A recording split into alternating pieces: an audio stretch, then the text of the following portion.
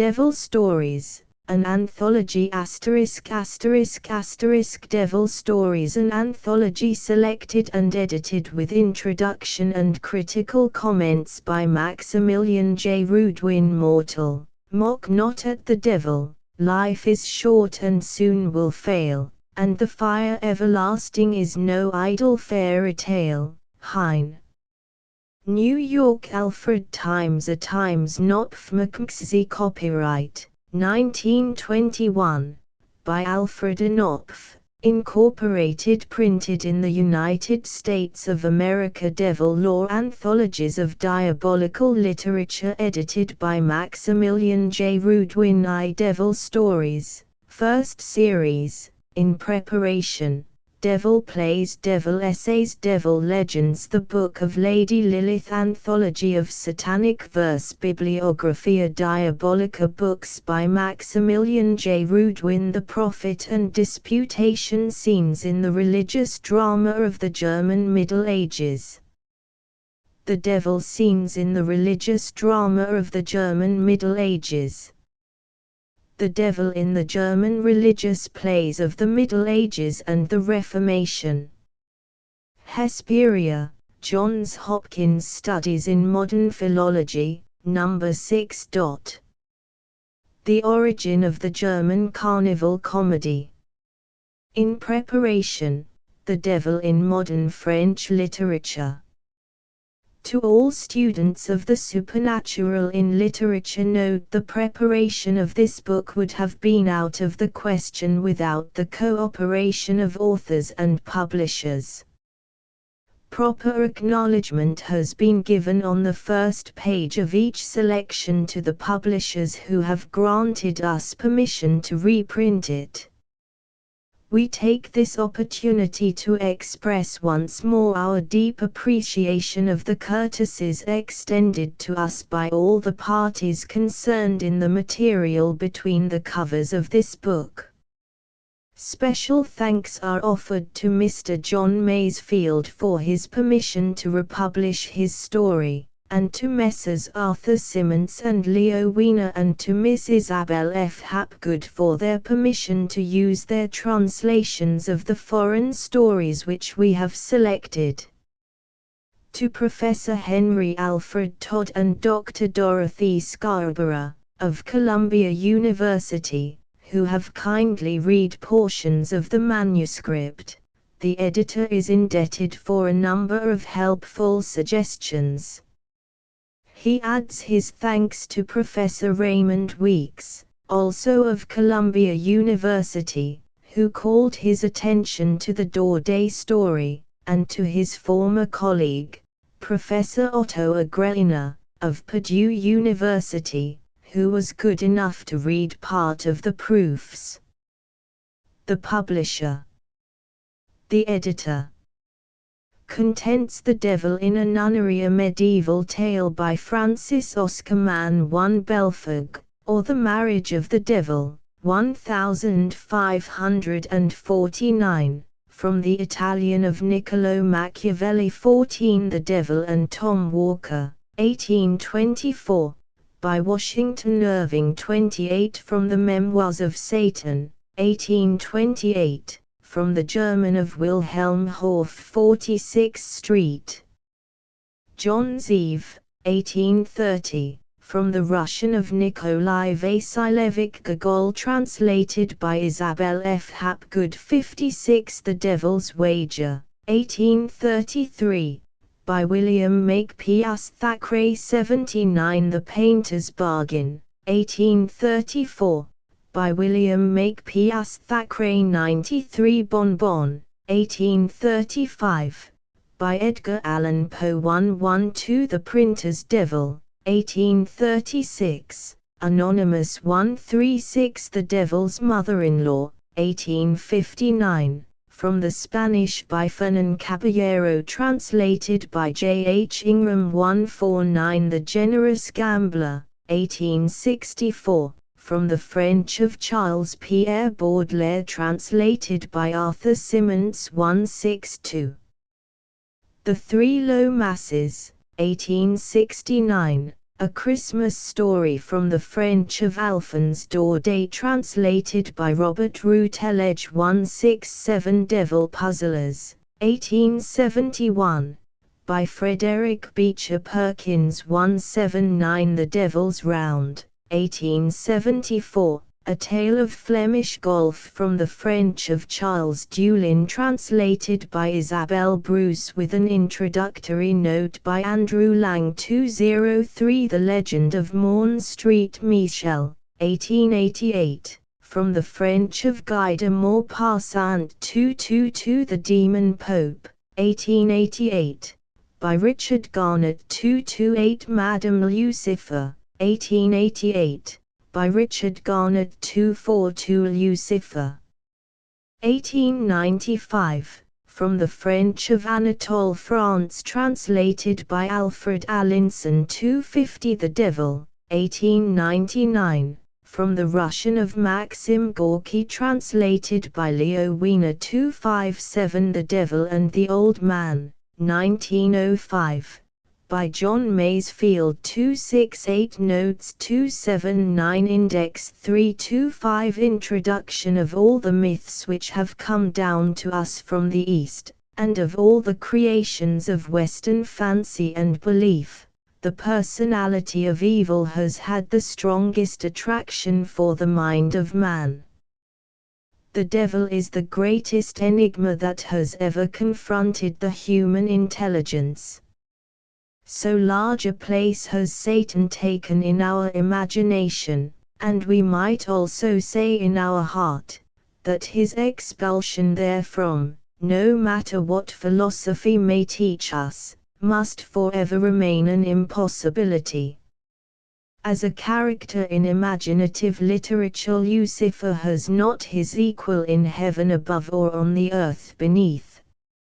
In contrast to the idea of good, which is the more exalted in proportion to its freedom from anthropomorphism, the idea of evil owes to the presence of this element its chief value as a poetic theme. The discrowned archangel may have been inferior to Saint Michael in military tactics, but he certainly is his superior in matters literary. The fair angels, all frankness and goodness, are beyond our comprehension, but the fallen angels, with all their faults and sufferings, are kin to us. There is a legend that the devil has always had literary aspirations. The German theosophist Jacob Bohm relates that when Satan was asked to explain the cause of God's enmity to him and his consequent downfall, he replied, "I wanted to be an author." Whether or not the devil has ever written anything over his own signature, he has certainly helped others compose their greatest works. It is a significant fact that the greatest imaginations have discerned an attraction in Diabolus. What would the world's literature be if from it we eliminated Dante's Divine Comedy, Calderon's Marvelous Magician, Milton's Paradise Lost, Goethe's Faust, Byron's Cain, Venizelos, and Lermontov's Demon? Sorry indeed would have been the plight of literature without a judicious admixture of the diabolical. Without the devil there would simply be no literature, because without his intervention there would be no plot, and without a plot the story of the world would lose its interest. Even now, when the belief in the devil has gone out of fashion, and when the very mention of his name, far from causing men to cross themselves, brings a smile to their faces, Satan has continued to be a puissant personage in the realm of letters. As a matter of fact, Beelzebub has perhaps received his greatest elaboration at the hands of writers who believed in him just as little as Shakespeare did in the ghost of Hamlet's father. Commenting on Anatole France's The Revolt of the Angels, An American critic has recently written, "It is difficult to rehabilitate Beelzebub, not because people are of one mind concerning Beelzebub, but because they are of no mind at all." How this demon must have laughed when he read these lines. Why, he needs no rehabilitation. The devil has never been absent from the world of letters, just as he has never been missing from the world of men. Since the days of Job, Satan has taken a deep interest in the affairs of the human race, and while most writers content themselves with recording his activities on this planet, there never have been lacking men of sufficient courage to call upon the Prince of Darkness in his proper dominions in order to bring back to us, for our instruction and edification, a report of his work there. The most distinguished poet His Infernal Highness has ever entertained at his court, it will be recalled, was Dante. The mark which the scorching fires of hell left on Dante's face, was to his contemporaries sufficient proof of the truth of his story. The subject matter of literature may always have been in a state of flux, but the devil has been present in all the stages of literary evolution. All schools of literature in all ages and in all languages set themselves, whether consciously or unconsciously, to represent and interpret the devil, and each school has treated him in its own characteristic manner. The devil is an old character in literature. Perhaps he is as old as literature itself. He is encountered in the story of the paradisiacal sojourn of our first ancestors, and from that day on, Satan has appeared unfailingly, in various forms and with various functions, in all the literatures of the world. His person and his power continued to develop and to multiply with the advance of the centuries, so that in the Middle Ages the world fairly pullulated with demons. From his minor place in the biblical books, the devil grew to a position of paramount importance in medieval literature. The Reformation, which was a movement of progress in so many respects, left his position intact. Indeed, it rather increased his power by withdrawing from the saints the right of intercession in behalf of the sinners.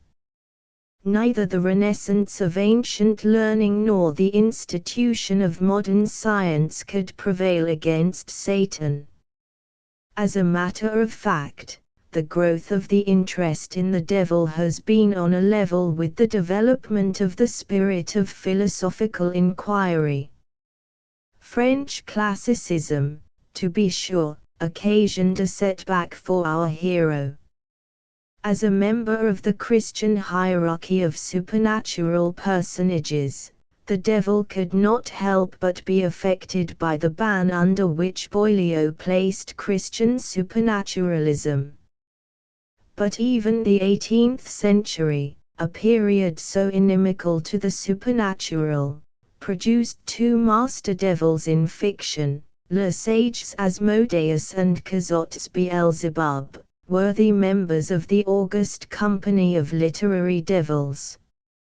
But as if to make amends for its long lack of appreciation of the devil's literary possibilities, France, in the beginning of the 19th century, brought about a distinct reaction in his favor.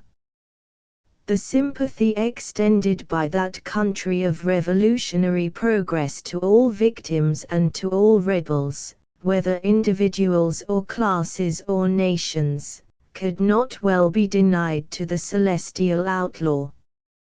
The fighters for political, social, intellectual, and emotional liberty on earth, could not withhold their admiration from the angel who demanded freedom of thought and independence of action in heaven.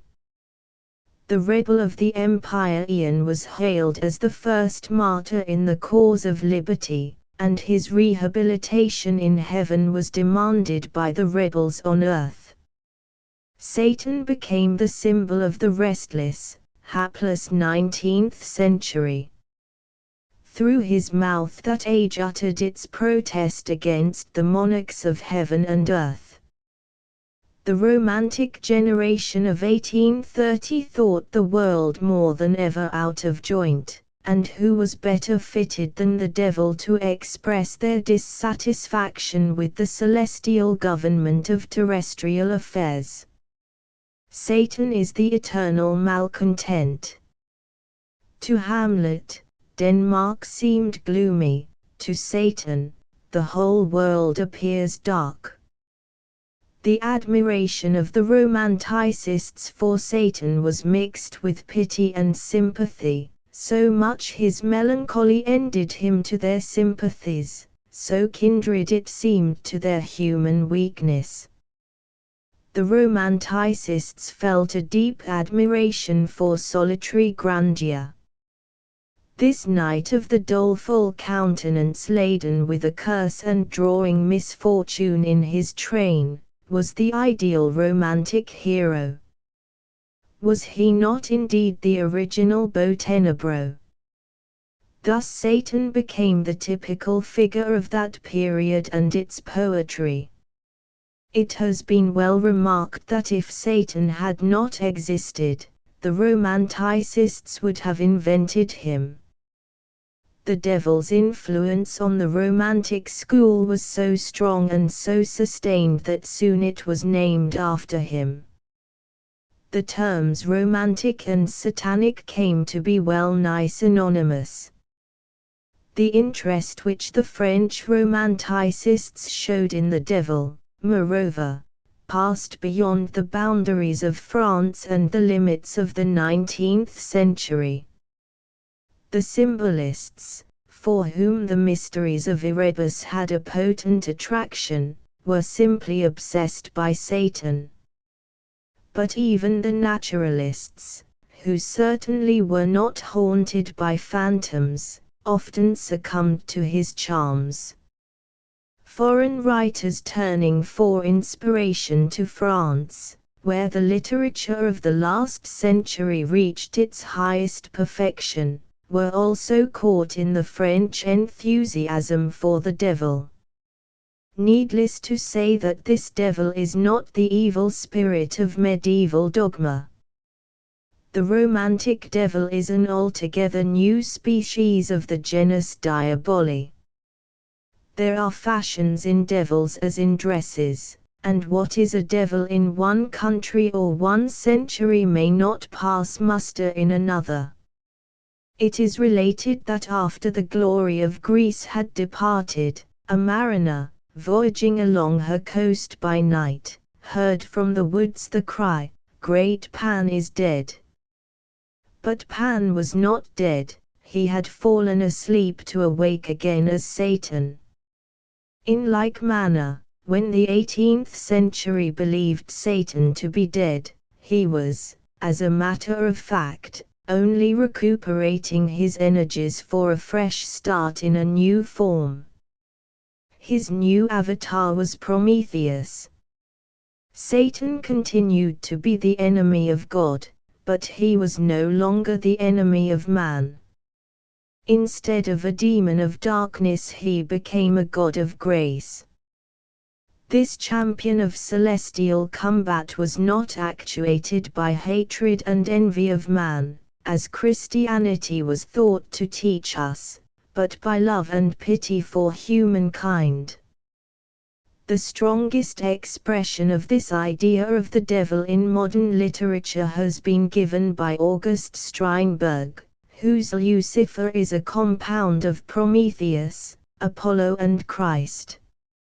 However, this interpretation of the devil, whatever value it may have from the point of view of originality, is aesthetically as well as theologically not acceptable. Such a revaluation of an old value offends our intellect while it touches our heart. All successful treatment of the devil in literature and art must be made to correspond with the norm of popular belief. In art we are all orthodox, whatever our views may be in religion. This new conception of Satan will be found chiefly in poetry, while the popular concept has been continued in prose. But even here a gradual evolution of the idea of the devil will be observed. The 19th century demon is an improvement on his confrère of the 13th.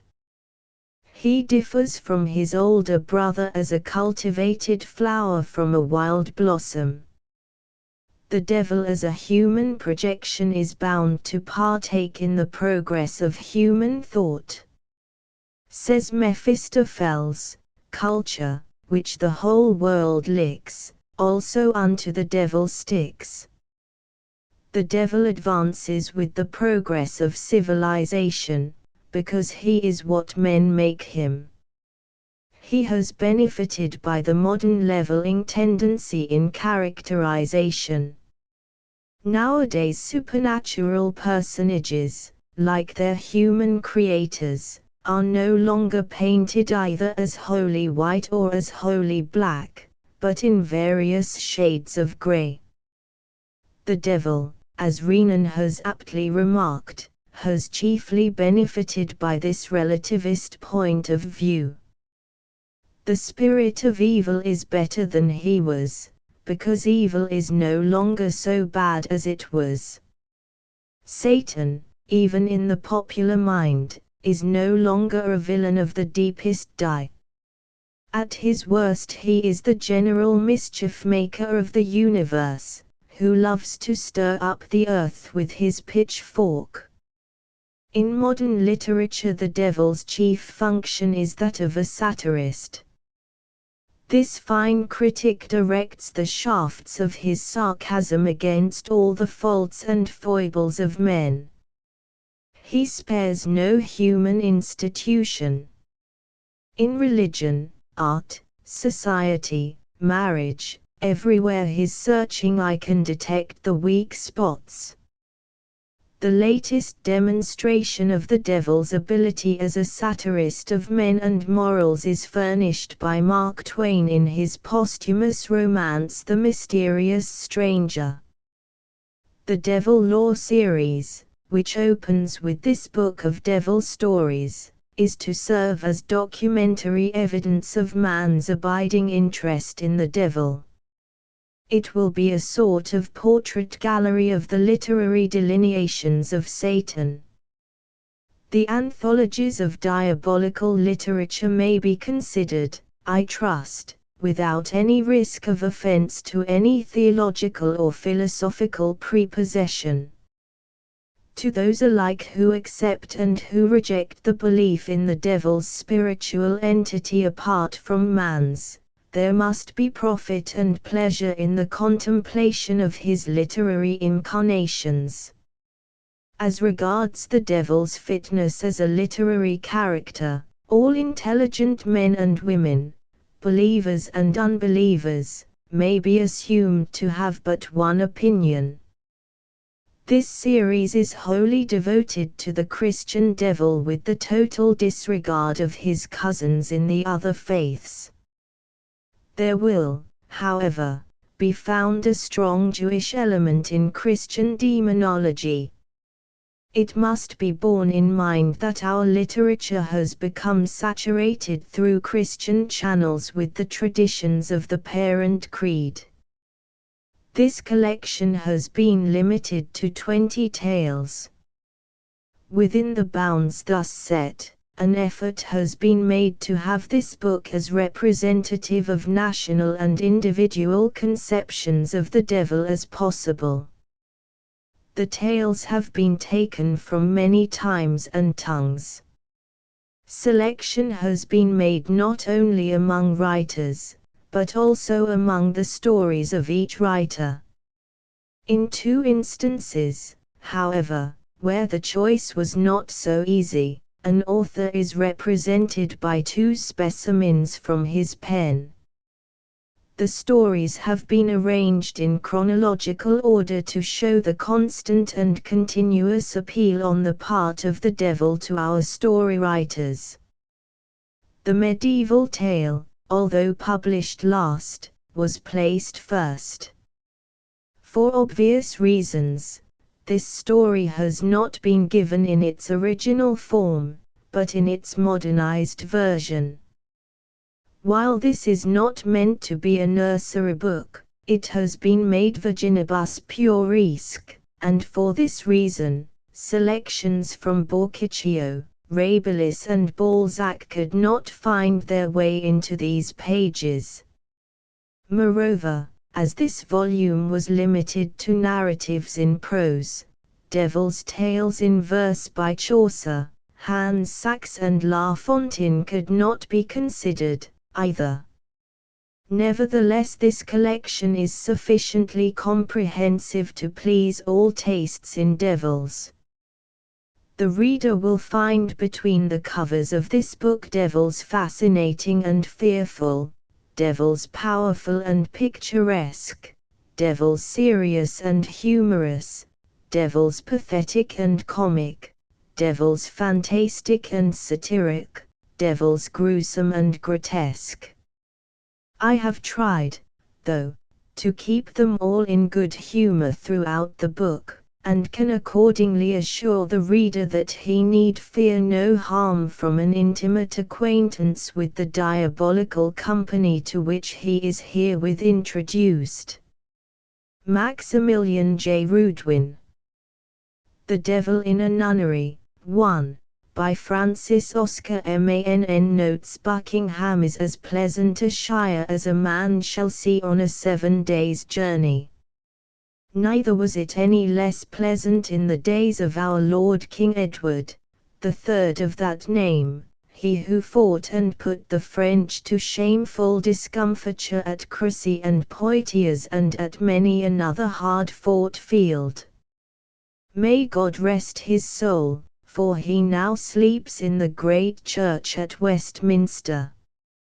Buckinghamshire is full of smooth round hills and woodlands of hawthorn and beech, and it is a famous country for its brooks and shaded waterways running through the low hay meadows. Upon its hills feed 1,000 sheep, scattered like the remnants of the spring snow, and it was from these that the merchants made themselves fat purses, sending the wool into Flanders in exchange for silver crowns. There were many strong castles there too, and rich abbeys, and the king's highway ran through it from north to south, upon which the pilgrims went in crowds to worship at the shrine of the blessed Saint Alban.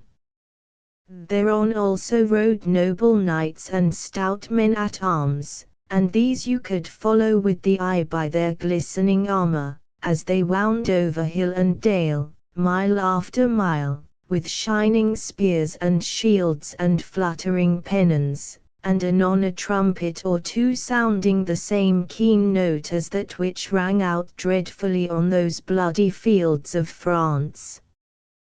The girls used to come to the cottage doors or run to hide themselves in the wayside woods to see them go trampling by, for Buckinghamshire girls love a soldier above all men. Nor, I warrant you, were jolly friars lacking in the highways and the byways and under the hedges, good men of religion, comfortable of penance and easy of life, who could tip a wink to a housewife, and drink and crack a joke with the good man, going on their several ways with tight paunches, skins full of ale and a merry salutation for every one. A fat pleasant land was this Buckinghamshire, always plenty to eat and drink therein, and pretty girls and lusty fellows, and God knows what more a man can expect in a world where all is vanity, as the preacher truly says.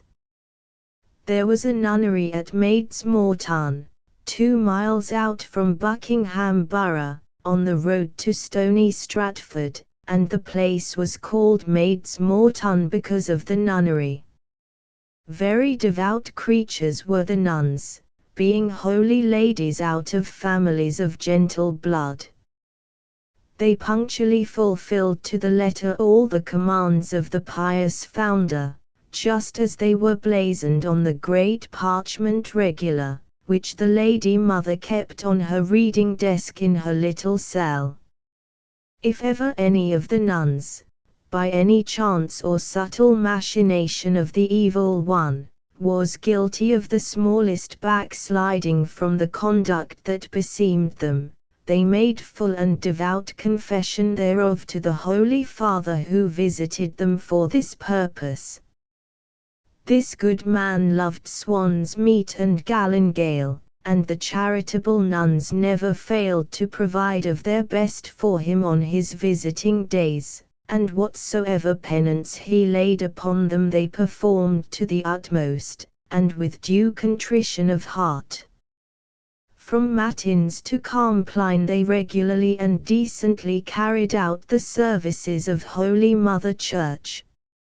After dinner, one read aloud to them from the rule, and again after supper there was reading from the life of some notable saint or virgin, that thereby they might find ensample for themselves on their own earthly pilgrimage.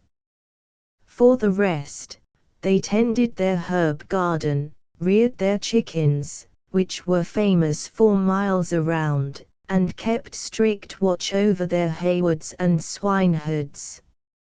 If time was when they had nothing more important on hand, they set to and made the prettiest blood bandages imaginable for the bishop, the bishop's chaplain, the archdeacon, the neighboring abbot and other godly men of religion round about, who were forced often to bleed themselves for their health's sake and their eternal salvation, so that these venerable men in process of time came to have by them great chests full of these useful articles. If little tongues wagged now and then as the sisters sat at their sewing in the great hall, who shall blame them, Eva Peccatrice? Not I. Besides, some of them were something stricken in years, and old women are garrulous and hard to be constrained from chattering and gossiping. But being devout women they could have spoken no evil. One evening after Vespers all these good nuns sat at supper, the abbess on her high dais and the nuns ranged up and down the hall at the long trestled tables. The abbess had just said gracias and the sisters had sung Qui vivit regnat per omnia saecula saeculorum, Amen, when in came the manciple mysteriously, and, with many deprecating bows and outstretchings of the hands, sidled himself up upon the dais, and, permission having been given him, spoke to the Lady Mother thus: Madam, there is a certain pilgrim at the gate who asks refreshment and a night's lodging. It is true he spoke softly, but little pink ears are sharp of hearing, and nuns, from their secluded way of life, love to hear news of the great world. Send him away, said the abbess. It is not fit that a man should lie within this house.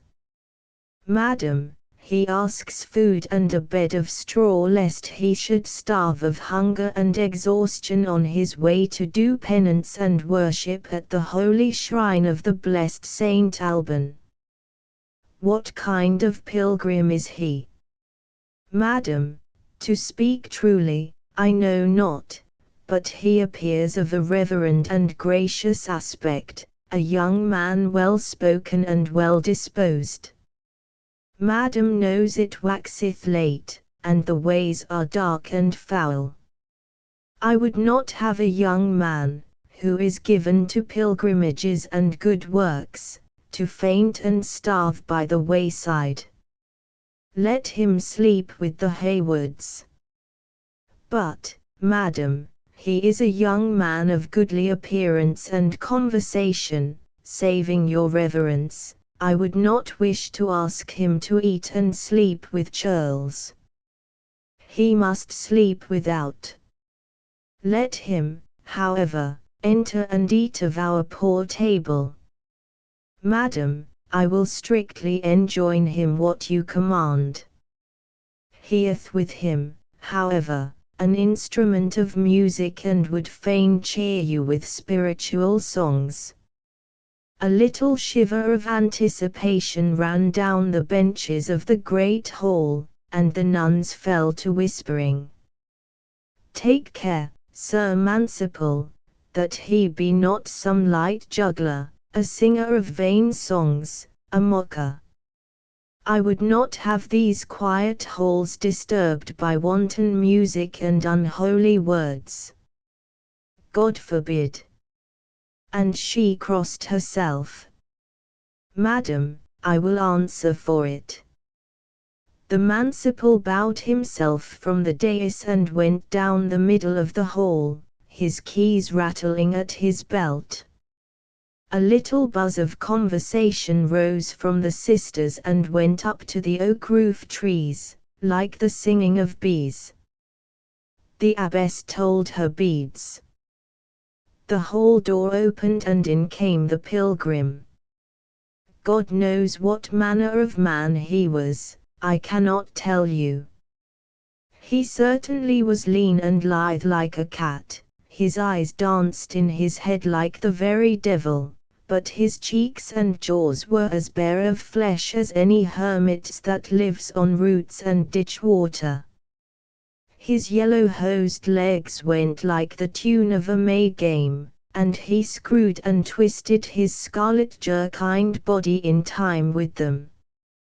In his left hand he held a cithern, on which he twanged with his right, making a cunning noise that titillated the backbones of those who heard it, and teased every delicate nerve in the body. Such a tune would have tickled the ribs of Death himself. A queer fellow to go pilgrimaging certainly, but why, when they saw him, all the young nuns tittered and the old nuns grinned, until they showed their red gums, it is hard to tell. Even the lady mother on the dais smiled, though she tried to frown a moment later. The pilgrim stepped lightly up to the dais, the infernal devil in his legs making the nuns think of the games the village folk play all night in the churchyard on St. John's Eve. Gracious Mother, he cried, bowing deeply and in comely wise, allow a poor pilgrim on his way to confess and do penance at the shrine of St. Alban to take food in your hall, and to rest with the Haywoods this night, and let me thereof make some small recompense with a few sacred numbers, such as your pious founder would not have disdained to hear. Young man, returned the abbess, right glad am I to hear that God has moved thy heart to godly works and to go on pilgrimages, and verily I wish it may be to thy soul's health and to the respite of thy pains hereafter. I am right willing that thou shouldst refresh thyself with meat and rest at this holy place. Madam, I thank thee from my heart, but as some slight token of gratitude for so large a favor, let me, I pray thee, sing one or two of my divine songs, to the uplifting of these holy sisters' hearts. Another burst of chatter, louder than before, from the benches in the hall. One or two of the younger sisters clapped their plump white hands and cried, "Oh!" The lady abbess held up her hand for silence.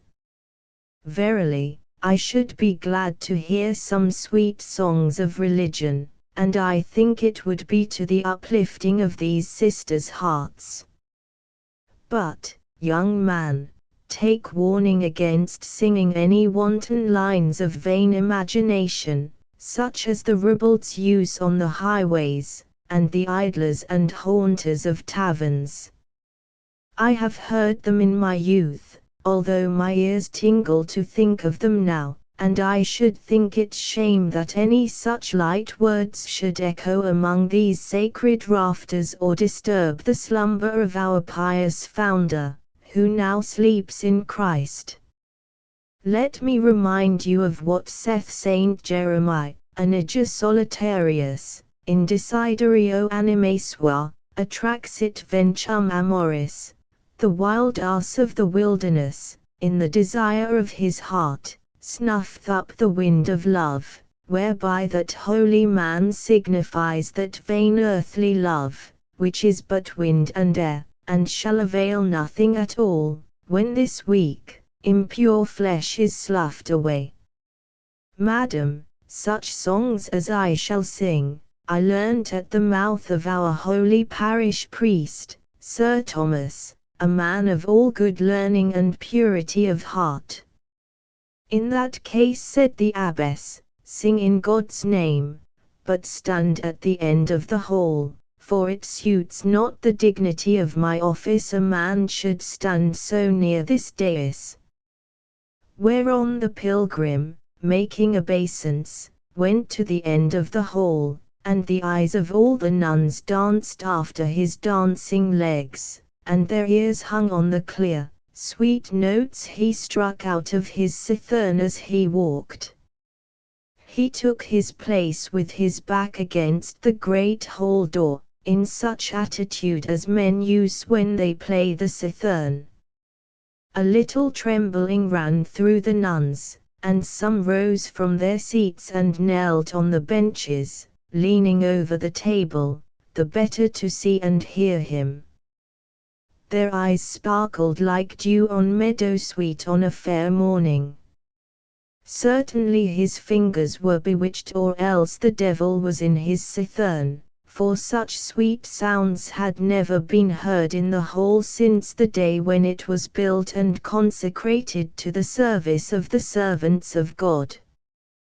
The shrill notes fell like a tinkling rain from the high roof in mad, fantastic trills and dying falls that brought all one's soul to one's lips to suck them in.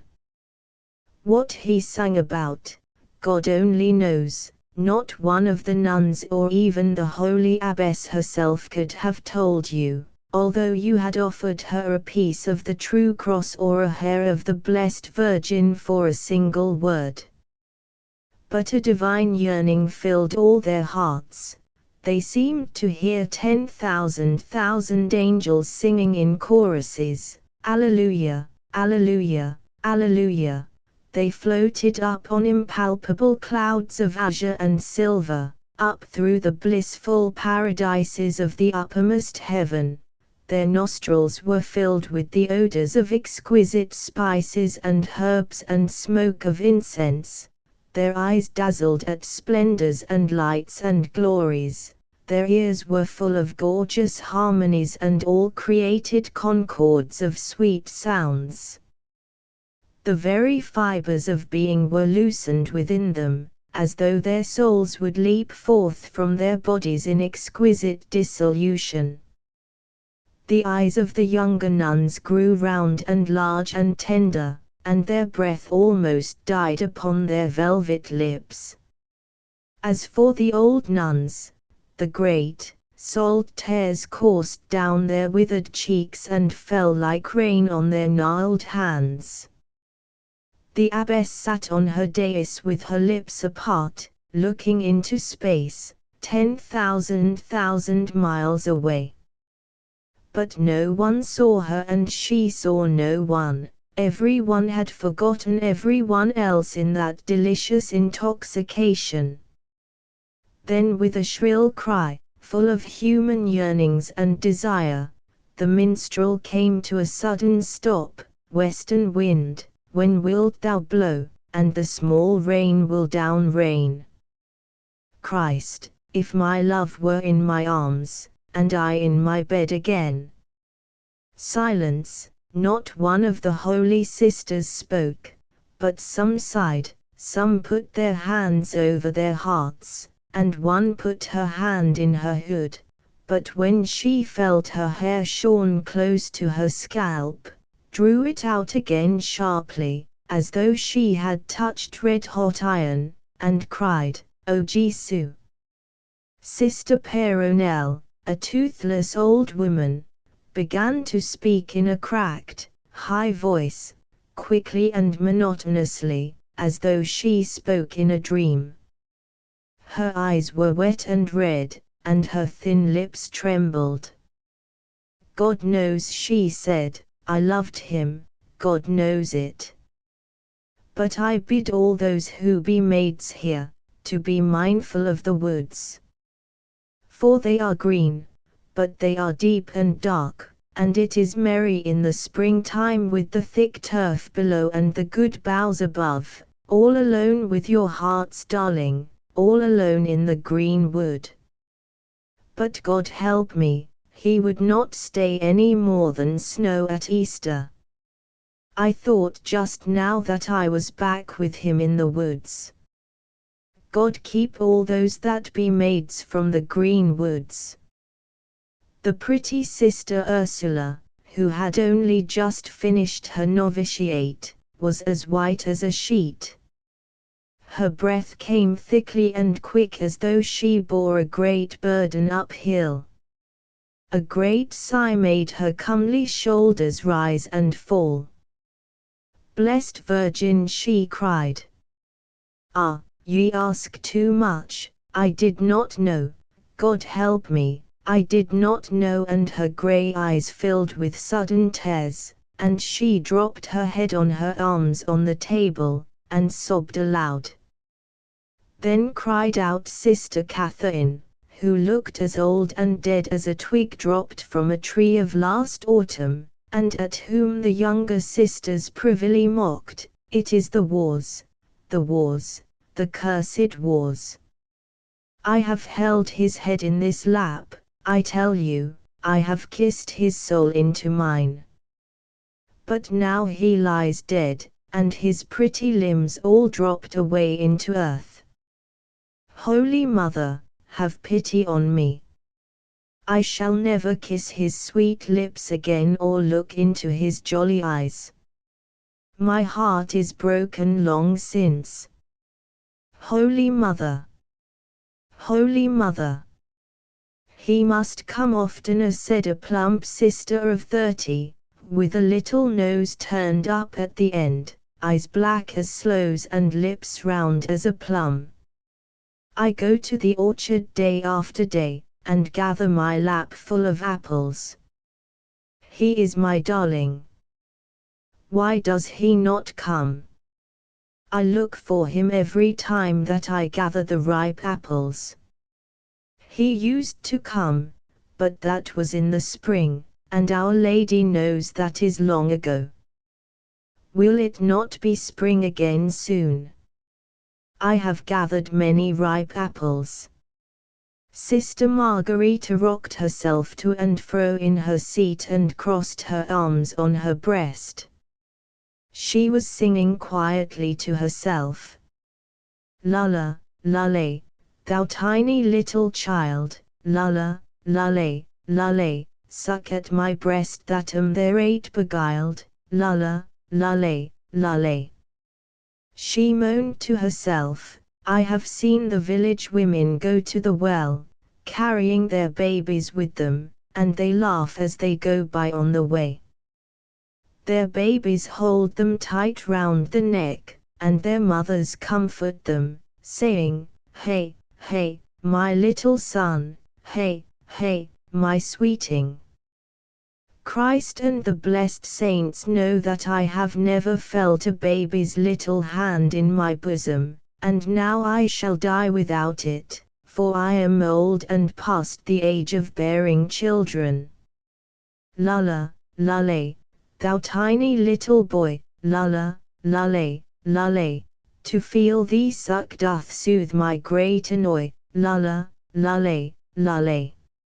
I have heard them on a May morning, with their pipes and tabours and jolly, jolly music, cried Sister Helen. I have seen them too, and my heart has gone with them to bring back the white hawthorn from the woods.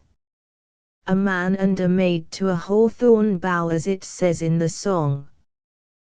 They sing outside my window all St. John's Eve, so that I cannot say my prayers for the wild thoughts they put into my brain, as they go dancing up and down in the churchyard. I cannot forget the pretty words they say to each other, sweet love, a kiss, kiss me, my love, nor let me go, as I went through the garden gate, a bonny black night, a bonny black night, and what will you give to me? A kiss, and no more than a kiss, under the wild rose tree. Oh, Mary Mother, have pity on a poor girl's heart. I shall die, if no one love me, I shall die. In faith, I am truly sorry, William, said Sister Agnes, who was gaunt and hollow-eyed with long vigils and over-fasting, for which the good Father had rebuked her time after time, saying that she overtasked the poor weak flesh. I am truly sorry that I could not wait. But the neighbors made such a clamor, and my father and mother buffeted me too sorely. It is under the oak tree, no more than a foot deep, and covered with the red and brown leaves. It was a pretty sight to see the red blood on its neck, as white as whalebone, and it neither cried nor wept, so I put it down among the leaves, the pretty poppet, and it was like thee, William, it was like thee. I am sorry I did not wait, and now I'm worn and wan for thy sake, this many a long year, and all in vain, for thou never canst. I am an old woman now, and I shall soon be quiet and not complain any more. Some of the sisters were sobbing as if their hearts would break, some sat quiet and still, and let the tears fall from their eyes unchecked, some smiled and cried together, some sighed a little and trembled like aspen leaves in a southern wind. The great candles in the hall were burning down to their sockets. One by one they spluttered out. A ghostly, flickering light fell upon the legend over the broad dais, Connubium mundum sed virginitas paradisum complet, marriage replenisheth the world, but virginity paradise. Dong, dong, dong. Suddenly the great bell of the nunnery began to toll. With a cry the abbess sprang to her feet, there were tear stains on her white cheeks, and her hand shook as she pointed fiercely to the door. Away, false pilgrim, she cried. Silence, foul blasphemer. Retro me, Satanas. She crossed herself again and again, saying Paternoster. The nuns screamed and trembled with terror. A little cloud of blue smoke arose from where the minstrel had stood. There was a little tongue of flame, and he had disappeared. It was almost dark in the hall. A few sobs broke the silence. The dying light of a single candle fell on the form of the Lady Mother. Tomorrow, she said, we shall fast and sing Placebo and Dirige and the 7 penitential psalms. May the Holy God have mercy upon us for all we have done and said and thought amiss this night. Amen. Footnotes 1. Taken by permission from The Devil in a Nunnery and Other Medieval Tales, by Francis Oscar Mann, published by P. Dutton and Company, New York, 1914. Belfug by Niccolo Machiavelli. Notes. We read in the ancient archives of Florence the following account, as it was received from the lips of a very holy man, greatly respected by everyone for the sanctity of his manners at the period in which he lived.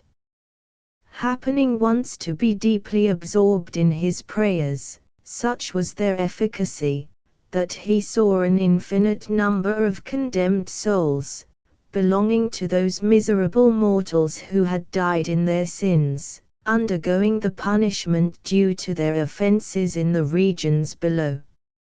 He remarked that the greater part of them lamented nothing so bitterly as their folly in having taken wives, attributing to them the whole of their misfortunes. Much surprised at this, Minos and Rhadamanthus, with the rest of the infernal judges, unwilling to credit all the abuse heaped upon the female sex, and wearied from day to day with its repetition, agreed to bring the matter before Pluto. It was then resolved that the conclave of infernal princes should form a committee of inquiry, and should adopt such measures as might be deemed most advisable by the court in order to discover the truth or falsehood of the calumnies which they heard. All being assembled in council, Pluto addressed them as follows: "Dearly beloved demons, though by celestial dispensation and the irreversible decree of fate this kingdom fell to my share, and I might strictly dispense with any kind of celestial or earthly responsibility, yet, as it is more prudent and respectful to consult the laws and to hear the opinion of others, I have resolved to be guided by your advice, particularly in a case that may chance to cast some imputation upon our government. For the souls of all men daily arriving in our kingdom still continue to lay the whole blame upon their wives, and as this appears to us impossible, we must be careful how we decide in such a business, lest we also should come in for a share of their abuse, on account of our too great severity, and yet judgment must be pronounced, lest we be taxed with negligence and with indifference to the interests of justice. Now, as the latter is the fault of a careless, and the former of an unjust judge, we, wishing to avoid the trouble and the blame that might attach to both, yet hardly seeing how to get clear of it, naturally enough apply to you for assistance, in order that you may look to it, and contrive in some way that, as we have hitherto reigned without the slightest imputation upon our character, we may continue to do so for the future. The affair appearing to be of the utmost importance to all the princes present, they first resolved that it was necessary to ascertain the truth, though they differed as to the best means of accomplishing this object. Some were of opinion that they ought to choose one or more from among themselves, who should be commissioned to pay a visit to the world, and in a human shape endeavor personally to ascertain how far such reports were grounded in truth. To many others it appeared that this might be done without so much trouble merely by compelling some of the wretched souls to confess the truth by the application of a variety of tortures. But the majority being in favor of a journey to the world, they abided by the former proposal. No one, however, being ambitious of undertaking such a task, it was resolved to leave the affair to chance. The lot fell upon the archdevil Belfug, who, previous to the fall, had enjoyed the rank of archangel in a higher world. Though he received his commission with a very ill grace, he nevertheless felt himself constrained by Pluto's imperial mandate, and prepared to execute whatever had been determined upon in council. At the same time he took an oath to observe the tenor of his instructions, as they had been drawn up with all due solemnity and ceremony for the purpose of his mission.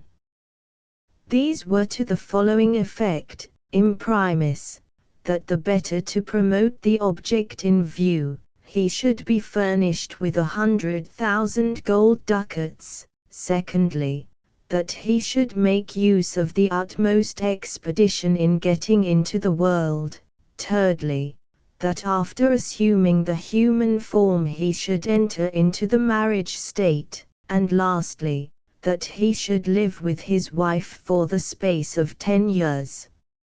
At the expiration of this period, he was to feign death and return home, in order to acquaint his employers, by the fruits of experience, what really were the respective conveniences and inconveniences of matrimony.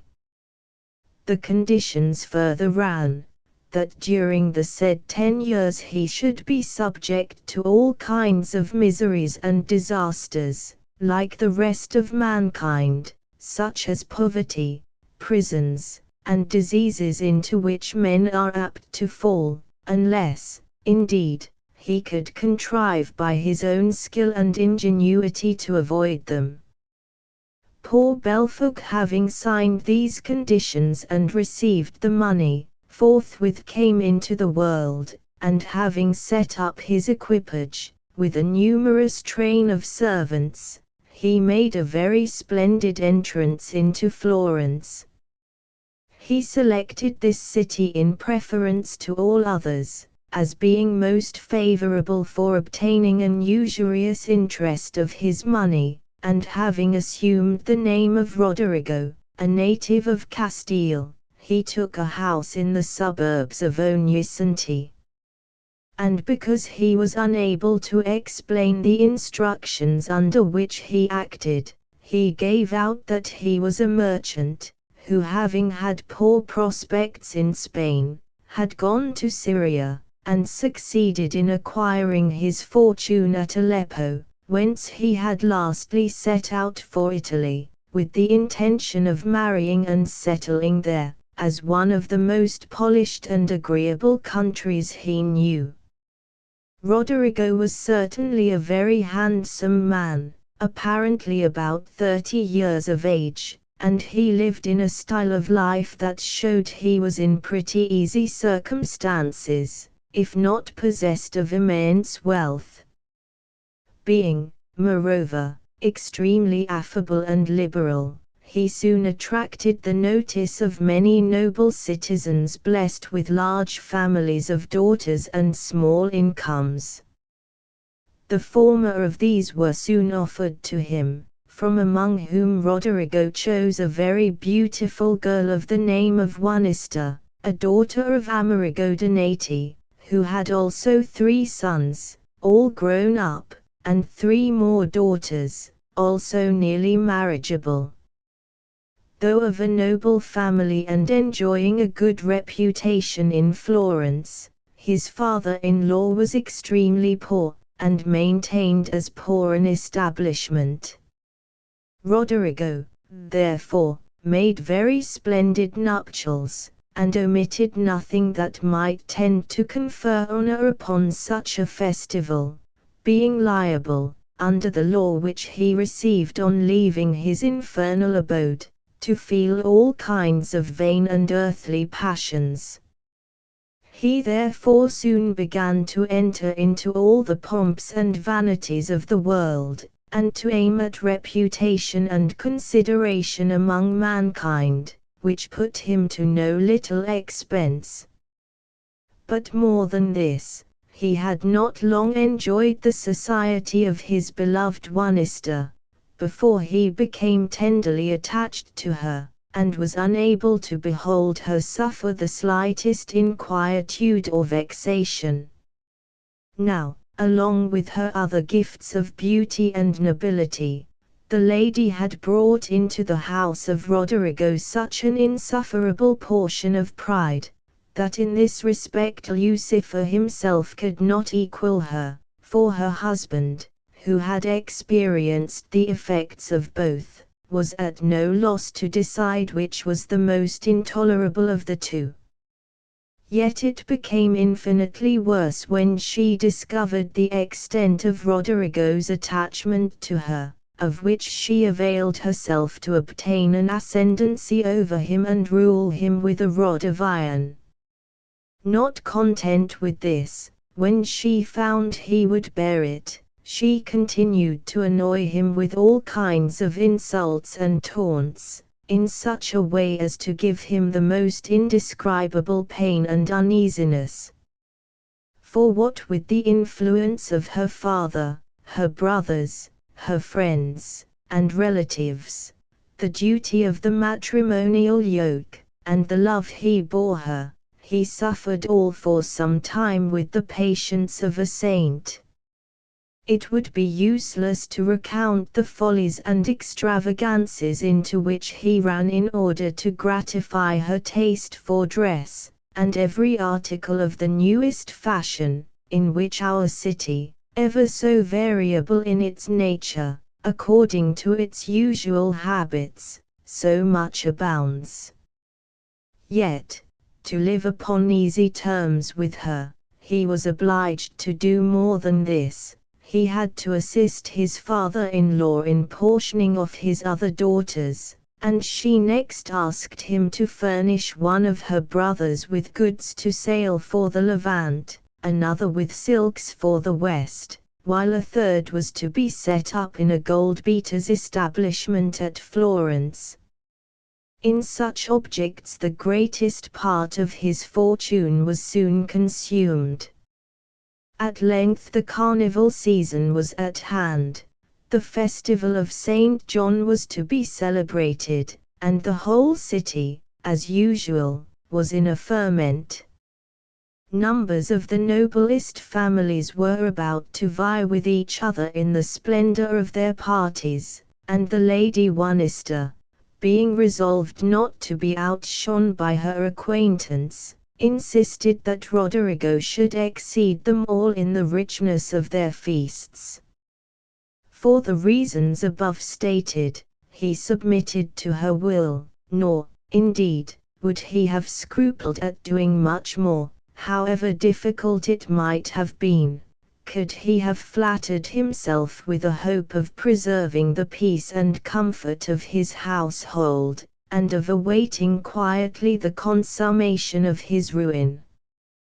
But this was not the case, inasmuch as the arrogant temper of his wife had grown to such a height of asperity by long indulgence, that he was at a loss in what way to act.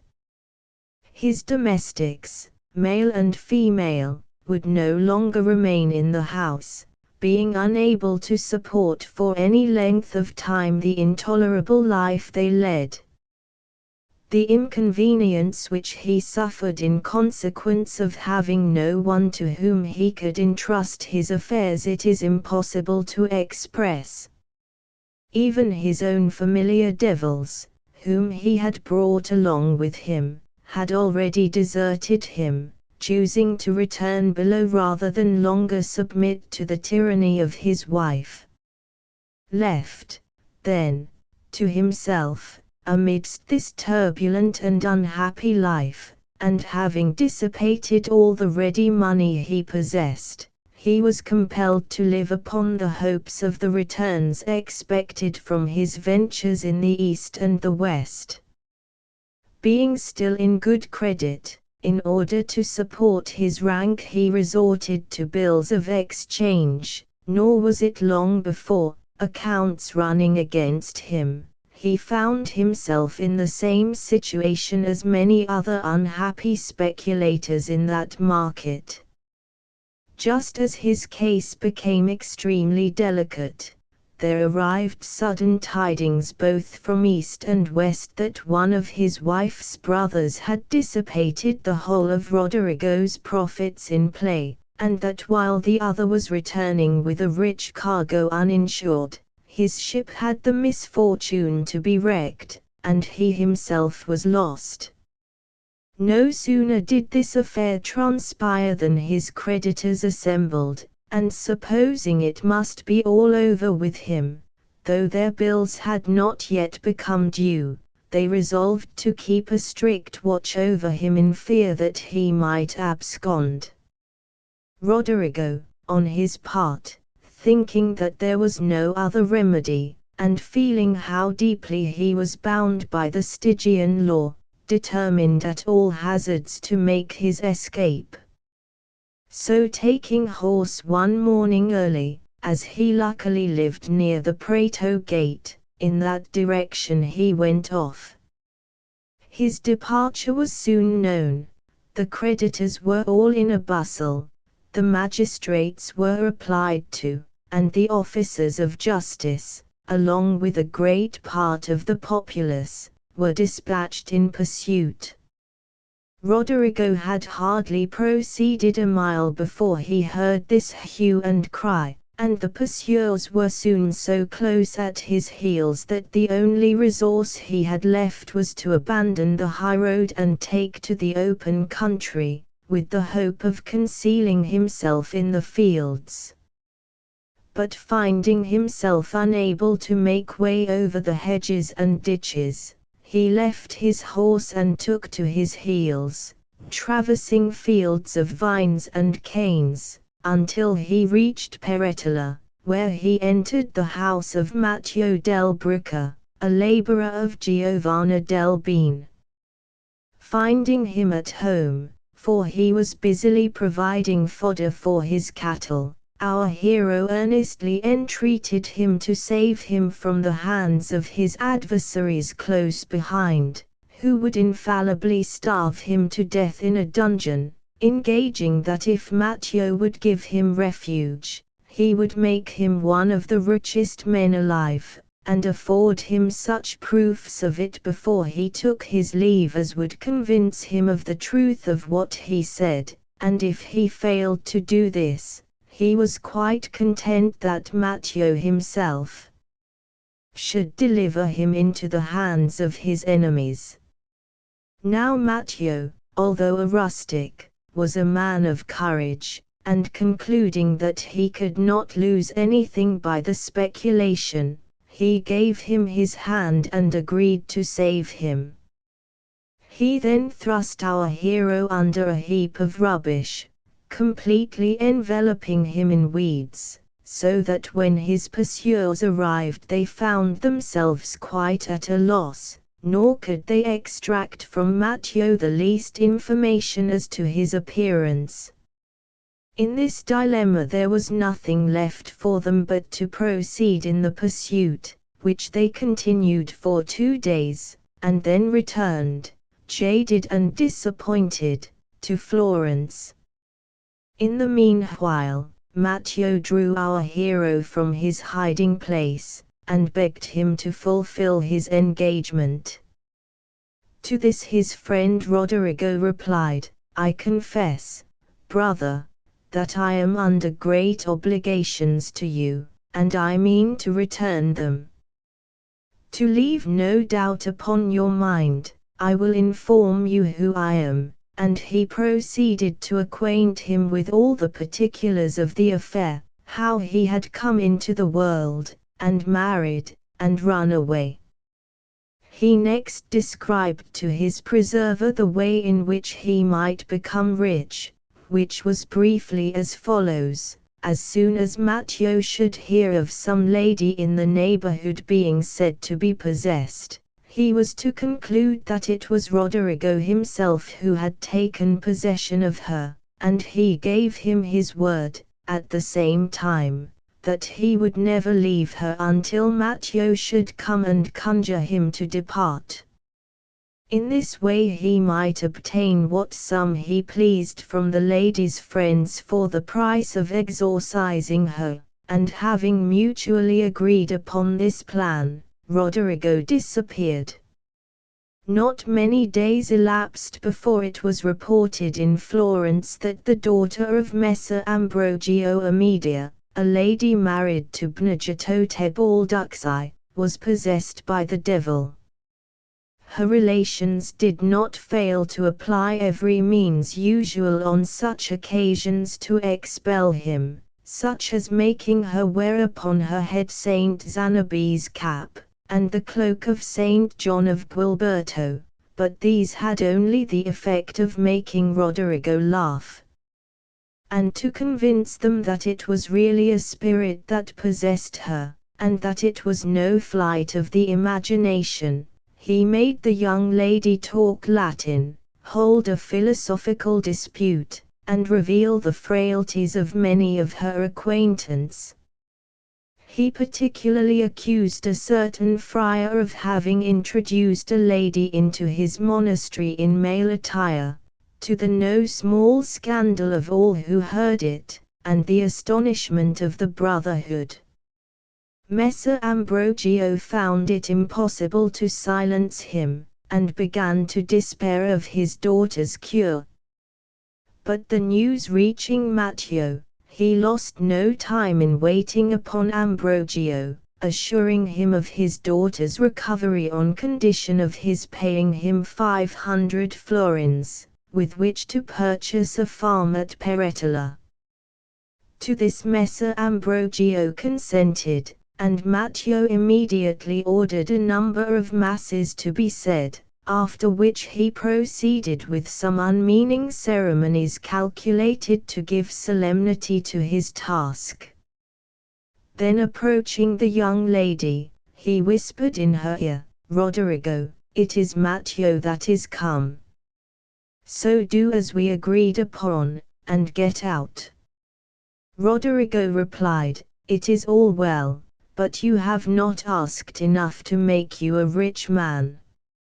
So when I depart I will take possession of the daughter of Charles, King of Naples, and I will not leave her till you come.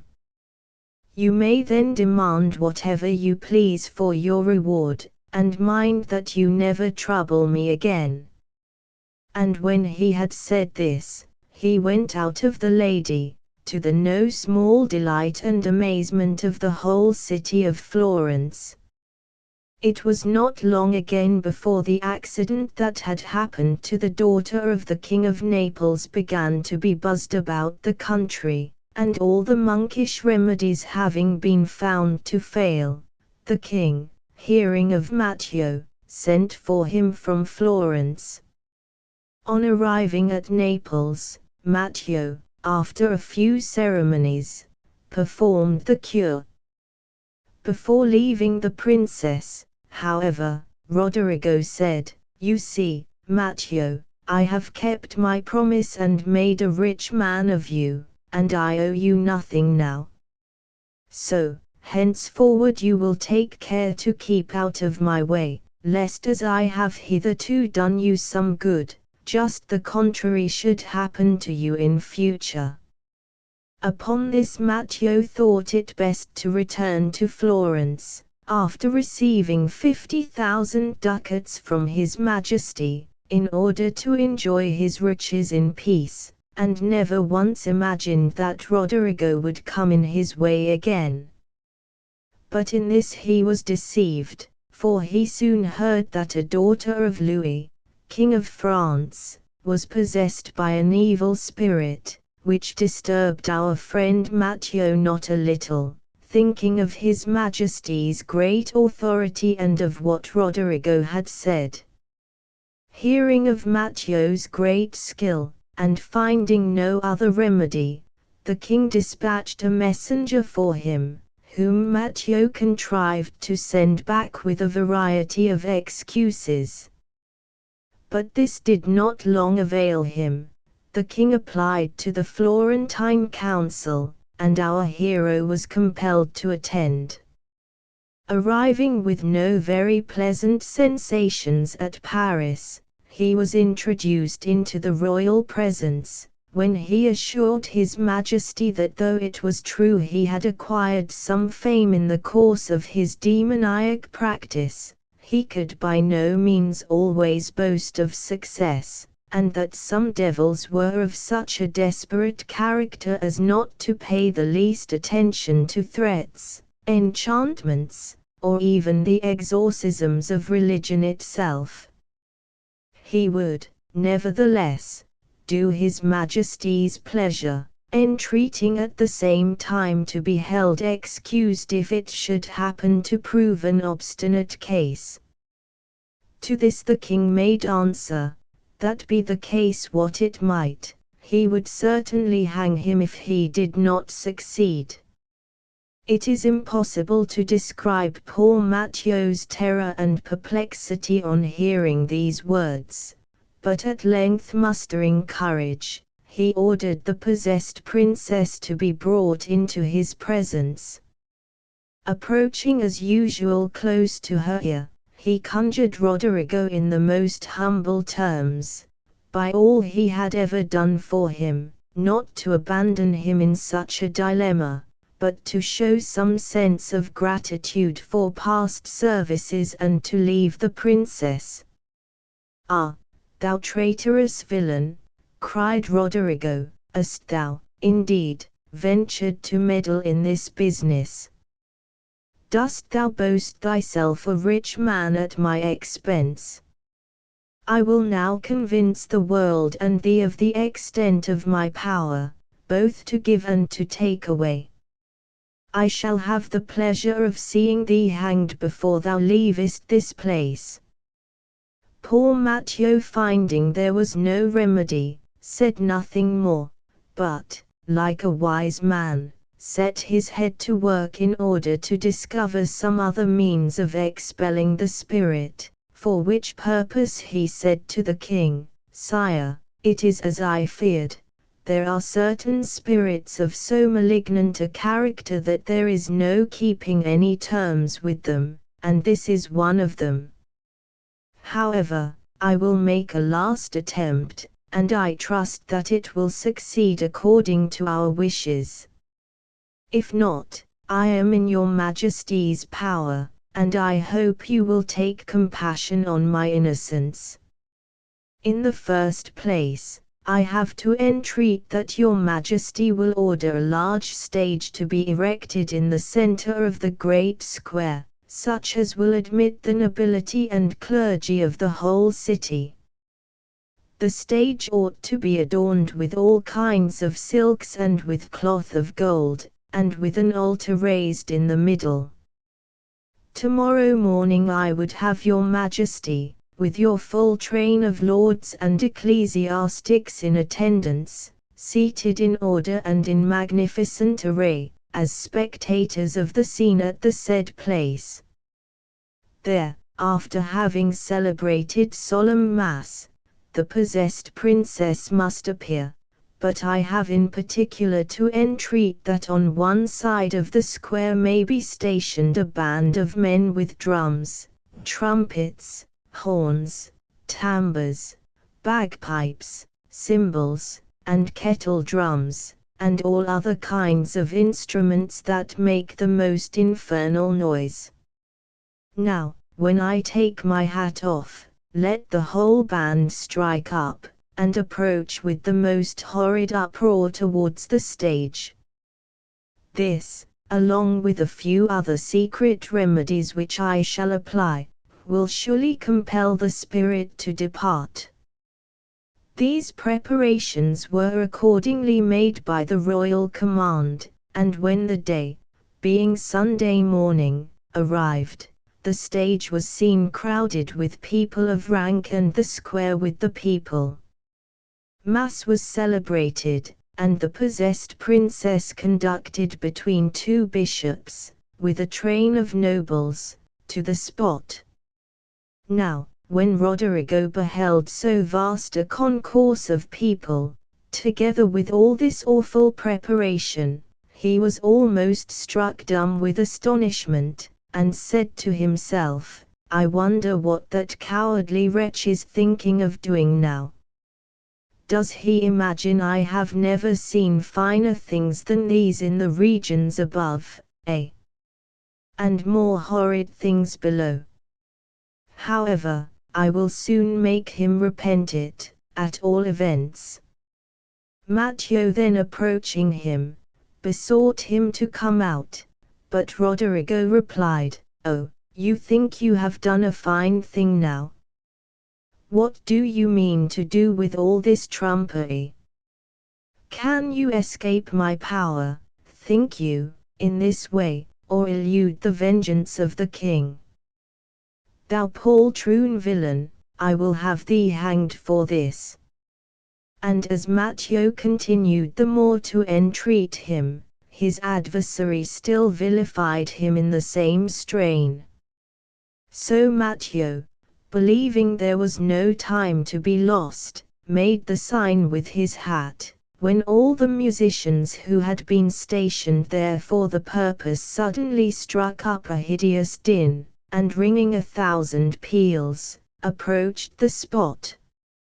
Roderigo pricked up his ears at the sound, quite at a loss what to think, and rather in a perturbed tone of voice he asked Matteo what it meant.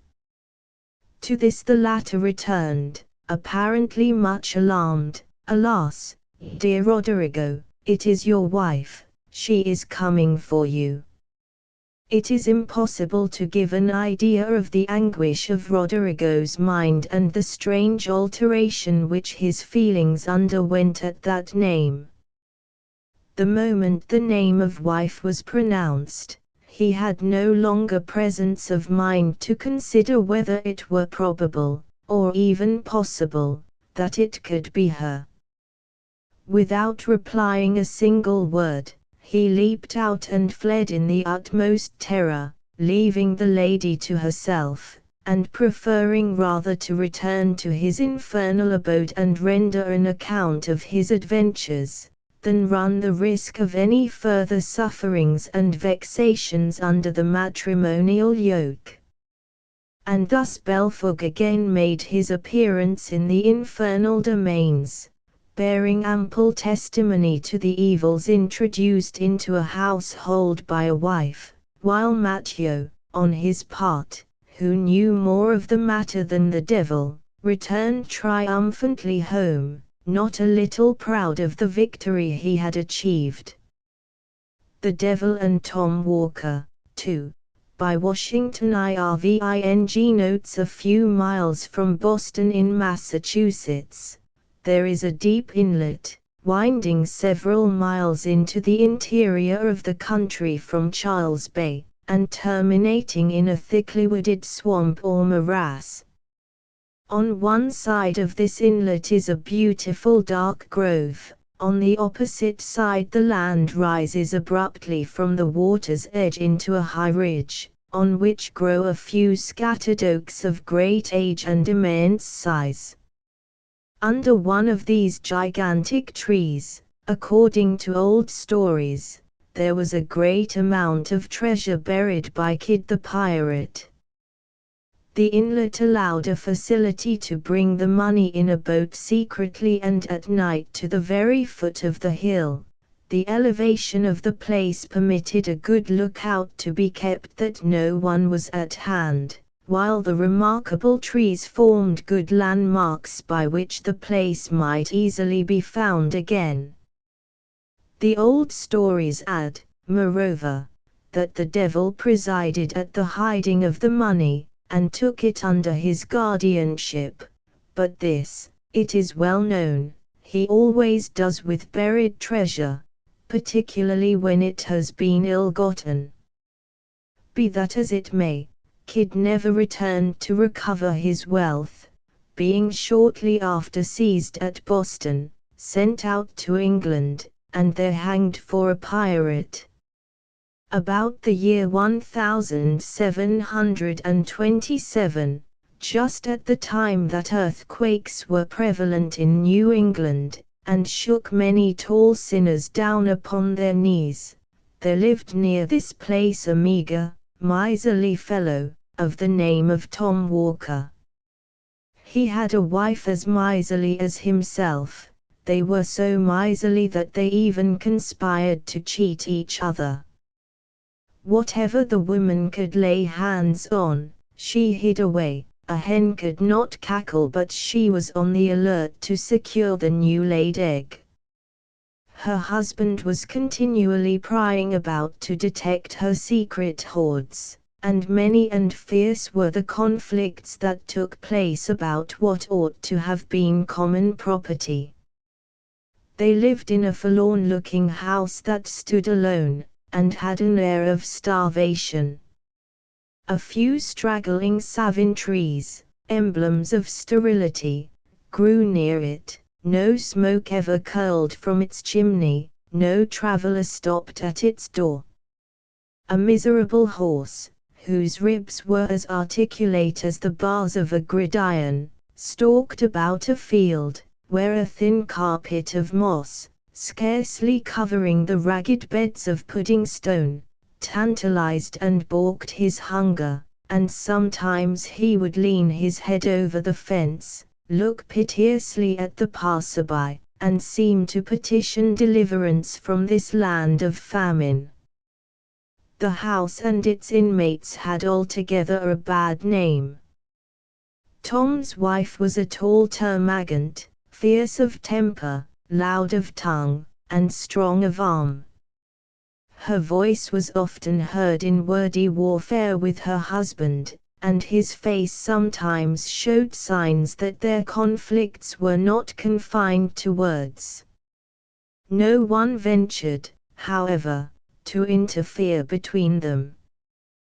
The lonely wayfarer shrunk within himself at the horrid clamour and clapper-clawing, eyed the den of discord askance, and hurried on his way, rejoicing, if a bachelor, in his celibacy. One day that Tom Walker had been to a distant part of the neighborhood, he took what he considered a short cut homeward, through the swamp. Like most short cuts, it was an ill-chosen route. The swamp was thickly grown with great gloomy pines and hemlocks, some of them 90 feet high, which made it dark at noonday, and a retreat for all the owls of the neighborhood.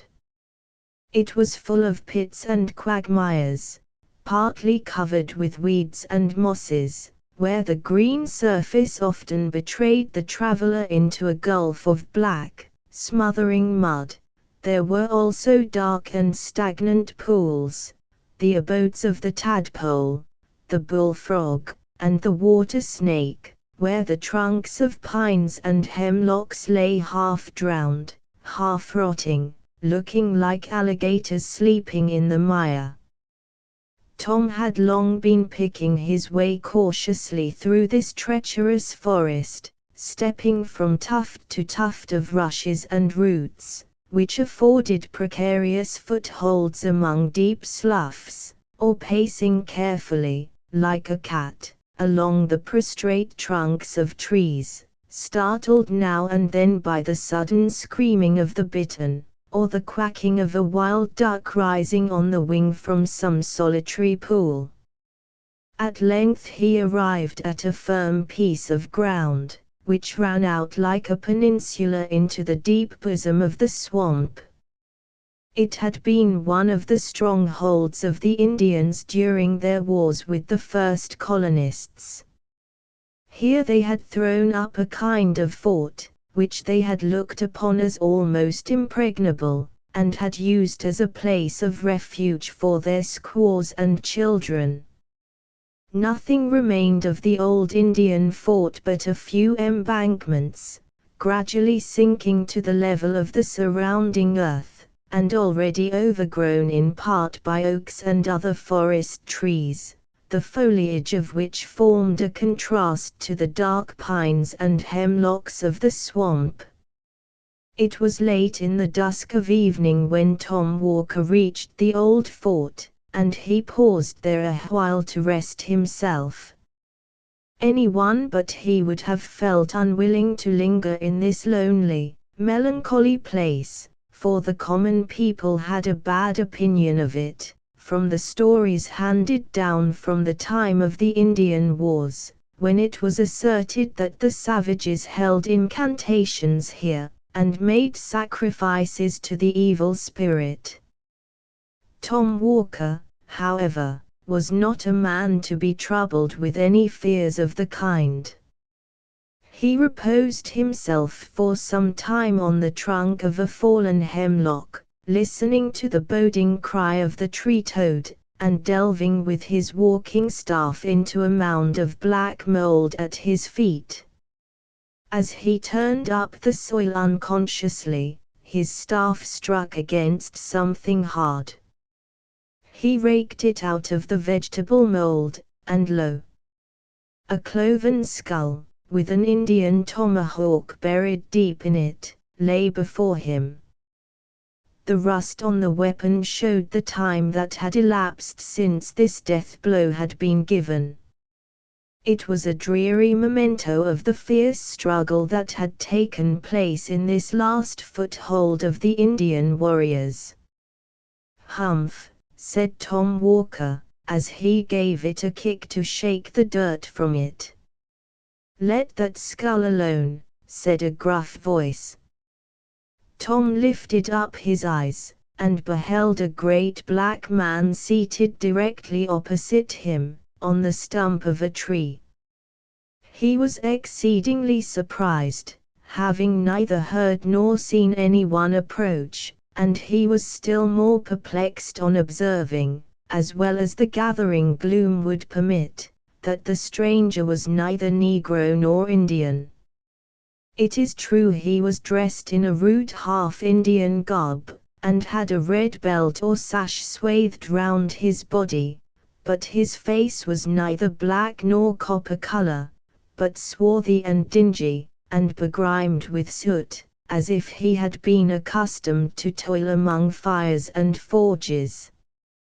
He had a shock of coarse black hair, that stood out from his head in all directions, and bore an axe on his shoulder. He scowled for a moment at Tom with a pair of great red eyes.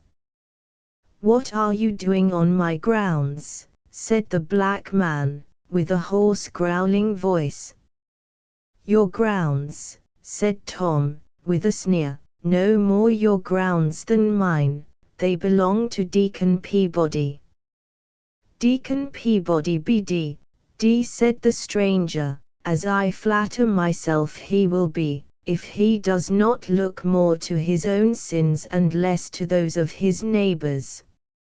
Look yonder, and see how Deacon Peabody is faring." Tom looked in the direction that the stranger pointed, and beheld one of the great trees, fair and flourishing without, but rotten at the core, and saw that it had been nearly hewn through, so that the first high wind was likely to blow it down.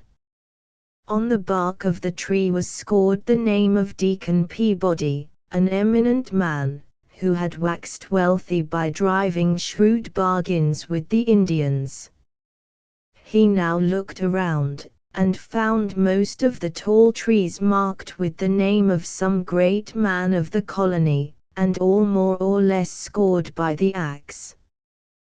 The one on which he had been seated, and which had evidently just been hewn down, bore the name of Crowninshield, and he recollected a mighty rich man of that name, who made a vulgar display of wealth, which it was whispered he had acquired by buccaneering. "He's just ready for burning," said the black man, with a growl of triumph.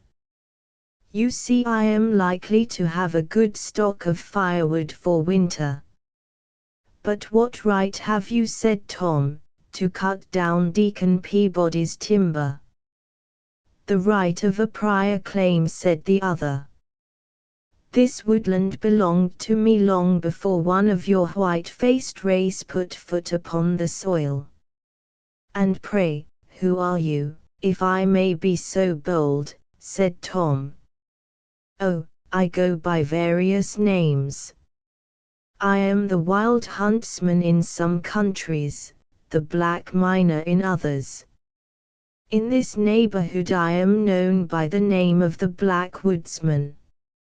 I am he to whom the red men consecrated this spot, and in honor of whom they now and then roasted a white man, by way of sweet-smelling sacrifice.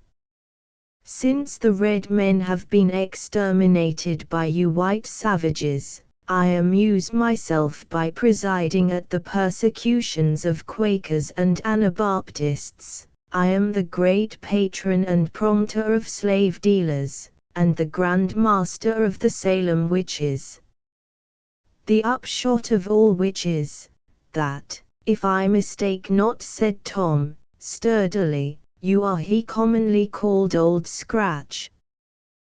The same, at your service, replied the black man, with a half-civil nod. Such was the opening of this interview, according to the old story, though it has almost too familiar an air to be credited.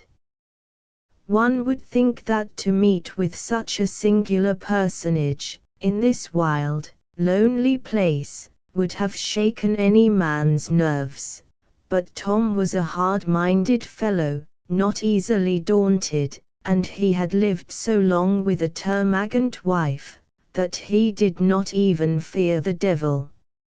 It is said that after this commencement they had a long and earnest conversation together, as Tom returned homeward. The black man told him of great sums of money buried by Kidd the pirate, under the oak trees on the high ridge, not far from the morass. All these were under his command, and protected by his power, so that none could find them but such as propitiated his favor. These he offered to place within Tom Walker's reach, having conceived an especial kindness for him, but they were to be had only on certain conditions. What these conditions were may be easily surmised, though Tom never disclosed them publicly. They must have been very hard, for he required time to think of them, and he was not a man to stick at trifles when money was in view. When they had reached the edge of the swamp, the stranger paused. "What proof have I that all you have been telling me is true?" said Tom. "There's my signature," said the black man, pressing his finger on Tom's forehead. So saying, he turned off among the thickets of the swamp, and seemed, as Tom said, to go down, down, down, into the earth, until nothing but his head and shoulders could be seen, and so on, until he totally disappeared. When Tom reached home, he found the black print of a finger burnt, as it were, into his forehead, which nothing could obliterate. The first news his wife had to tell him was the sudden death of Absalom Crowninshield, the rich buccaneer. It was announced in the papers with the usual flourish, that a great man had fallen in Israel.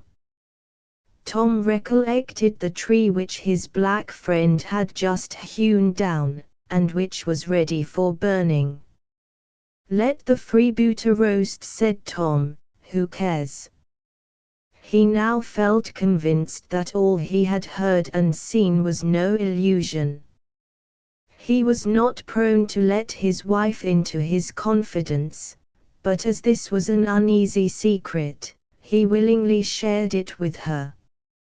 All her avarice was awakened at the mention of hidden gold, and she urged her husband to comply with the black man's terms, and secure what would make them wealthy for life.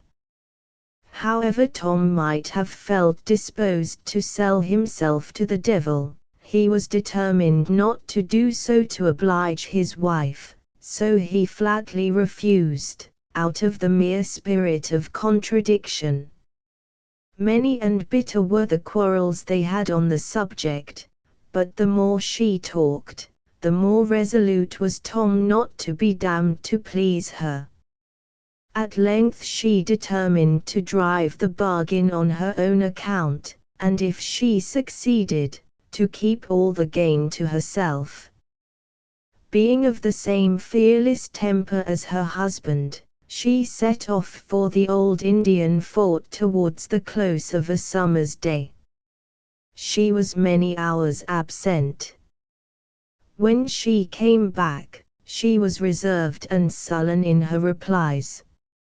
She spoke something of a black man, whom she had met about twilight hewing at the root of a tall tree. He was sulky, however, and would not come to terms. She was to go again with a propitiatory offering, but what it was she forbore to say. The next evening she set off again for the swamp, with her apron heavily laden. Tom waited and waited for her, but in vain. Midnight came, but she did not make her appearance. Morning, noon, night returned, but still she did not come. Tom now grew uneasy for her safety, especially as he found she had carried off in her apron the silver teapot and spoons, and every portable article of value. Another night elapsed, another morning came, but no wife. In a word, she was never heard of more.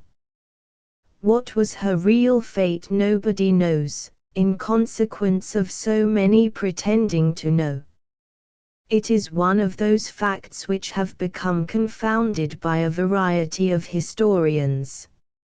Some asserted that she lost her way among the tangled mazes of the swamp, and sank into some pit or slough. Others, more charitable, hinted that she had eloped with the household booty, and made off to some other province, while others surmised that the tempter had decoyed her into a dismal quagmire, on the top of which her hat was found lying. In confirmation of this, it was said a great black man, with an axe on his shoulder, was seen late that very evening coming out of the swamp, carrying a bundle tied in a check apron, with an air of surly triumph.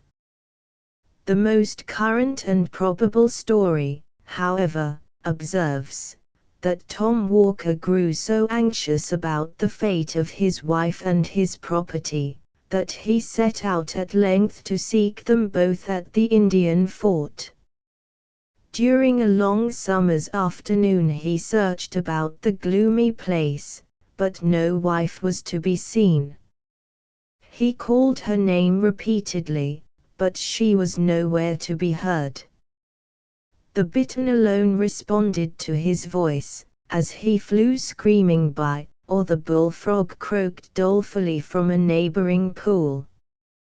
At length, it is said, just in the brown hour of twilight, when the owls began to hoot, and the bats to flit about, his attention was attracted by the clamor of carrion crows hovering about a cypress tree. He looked up, and beheld a bundle tied in a check apron, and hanging in the branches of the tree, with a great vulture perched hard by, as if keeping watch upon it. He leaped with joy, for he recognized his wife's apron, and supposed it to contain the household valuables. "Let us get hold of the property," said he, consolingly to himself, "and we will endeavor to do without the woman." As he scrambled up the tree, the vulture spread its wide wings, and sailed off, screaming, into the deep shadows of the forest. Tom seized the checked apron, but, woeful sight! Found nothing but a heart and liver tied up in it. Such, according to this most authentic old story, was all that was to be found of Tom's wife.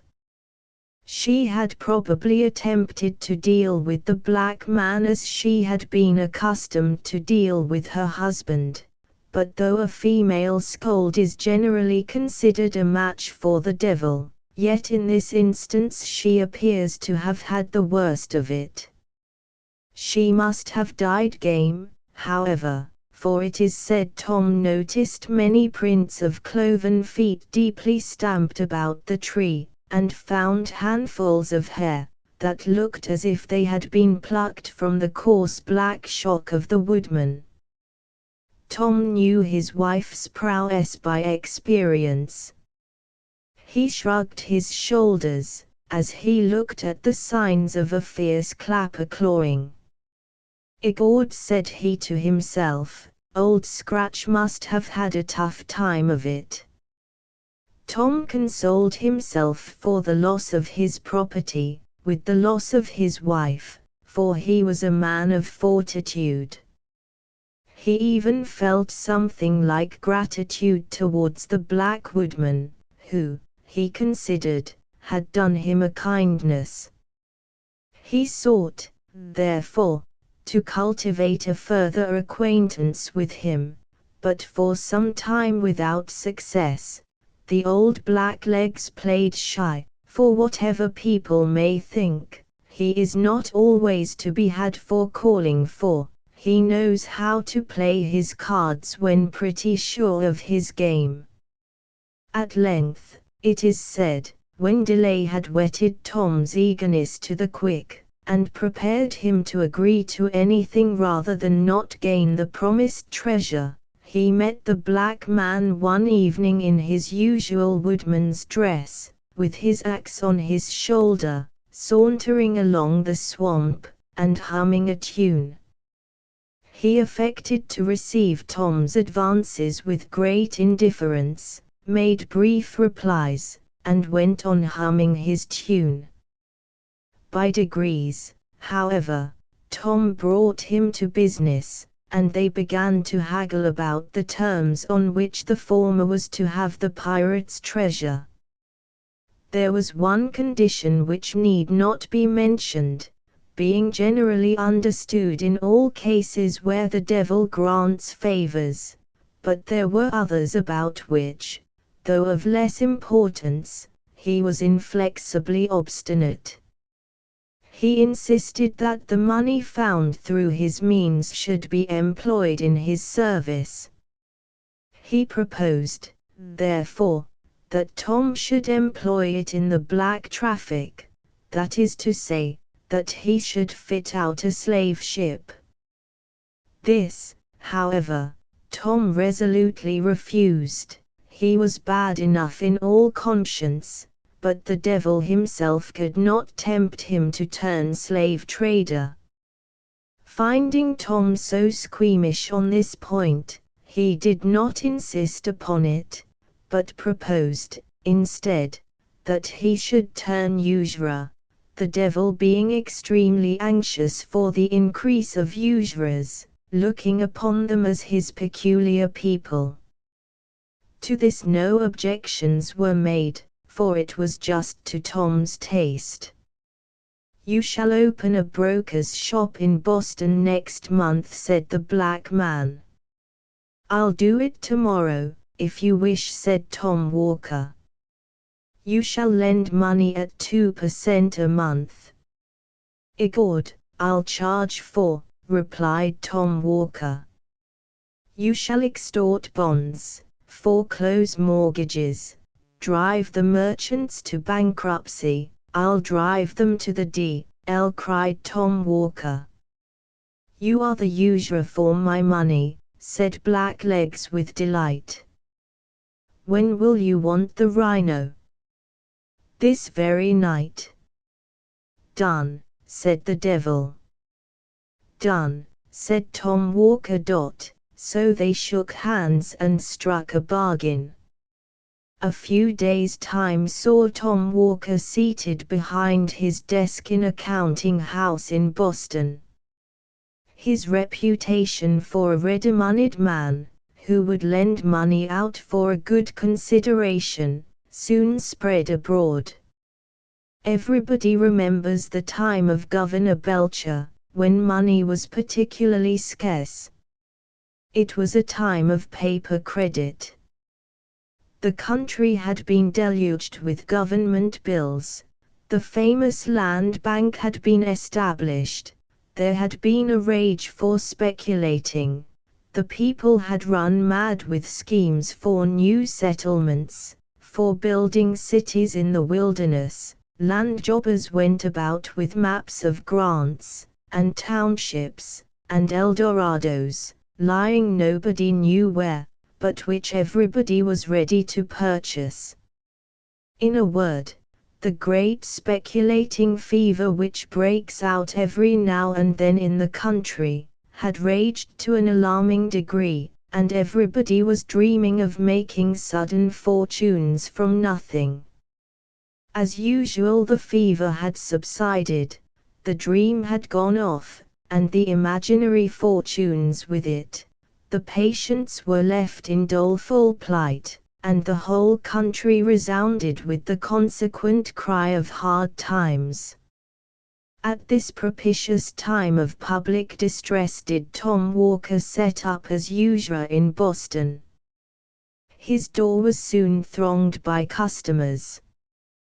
The needy and adventurous, the gambling speculator, the dreaming land jobber, the thriftless tradesman, the merchant with cracked credit, in short, everyone driven to raise money by desperate means and desperate sacrifices, hurried to Tom Walker. Thus Tom was the universal friend of the needy, and acted like a friend in need, that is to say, he always exacted good pay and good security. In proportion to the distress of the applicant was the hardness of his terms. He accumulated bonds and mortgages, gradually squeezed his customers closer and closer, and sent them at length, dry as a sponge, from his door. In this way he made money hand over hand, became a rich and mighty man, and exalted his cocked hat upon change. He built himself, as usual, a vast house, out of ostentation, but left the greater part of it unfinished and unfurnished, out of parsimony. He even set up a carriage in the fullness of his vainglory, though he nearly starved the horses which drew it, and as the ungreased wheels groaned and screeched on the axle trees, you would have thought you heard the souls of the poor debtors he was squeezing. As Tom waxed old, however, he grew thoughtful. Having secured the good things of this world, he began to feel anxious about those of the next. He thought with regret on the bargain he had made with his black friend, and set his wits to work to cheat him out of the conditions. He became, therefore, all of a sudden, a violent church-goer.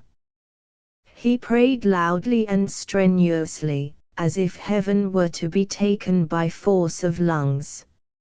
Indeed, one might always tell when he had sinned most during the week, by the clamor of his Sunday devotion. The quiet Christians who had been modestly and steadfastly traveling Zionward, were struck with self-reproach at seeing themselves so suddenly outstripped in their career by this new-made convert. Tom was as rigid in religious as in money matters. He was a stern supervisor and censurer of his neighbors, and seemed to think every sin entered up to their account became a credit on his own side of the page. He even talked of the expediency of reviving the persecution of Quakers and Anabaptists. In a word, Tom's zeal became as notorious as his riches. Still, in spite of all this strenuous attention to forms, Tom had a lurking dread that the devil, after all, would have his due.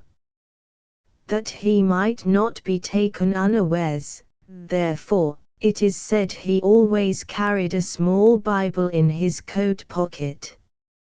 He had also a great folio Bible on his counting-house desk, and would frequently be found reading it when people called on business, On such occasions he would lay his green spectacles in the book, to mark the place, while he turned round to drive some usurious bargain.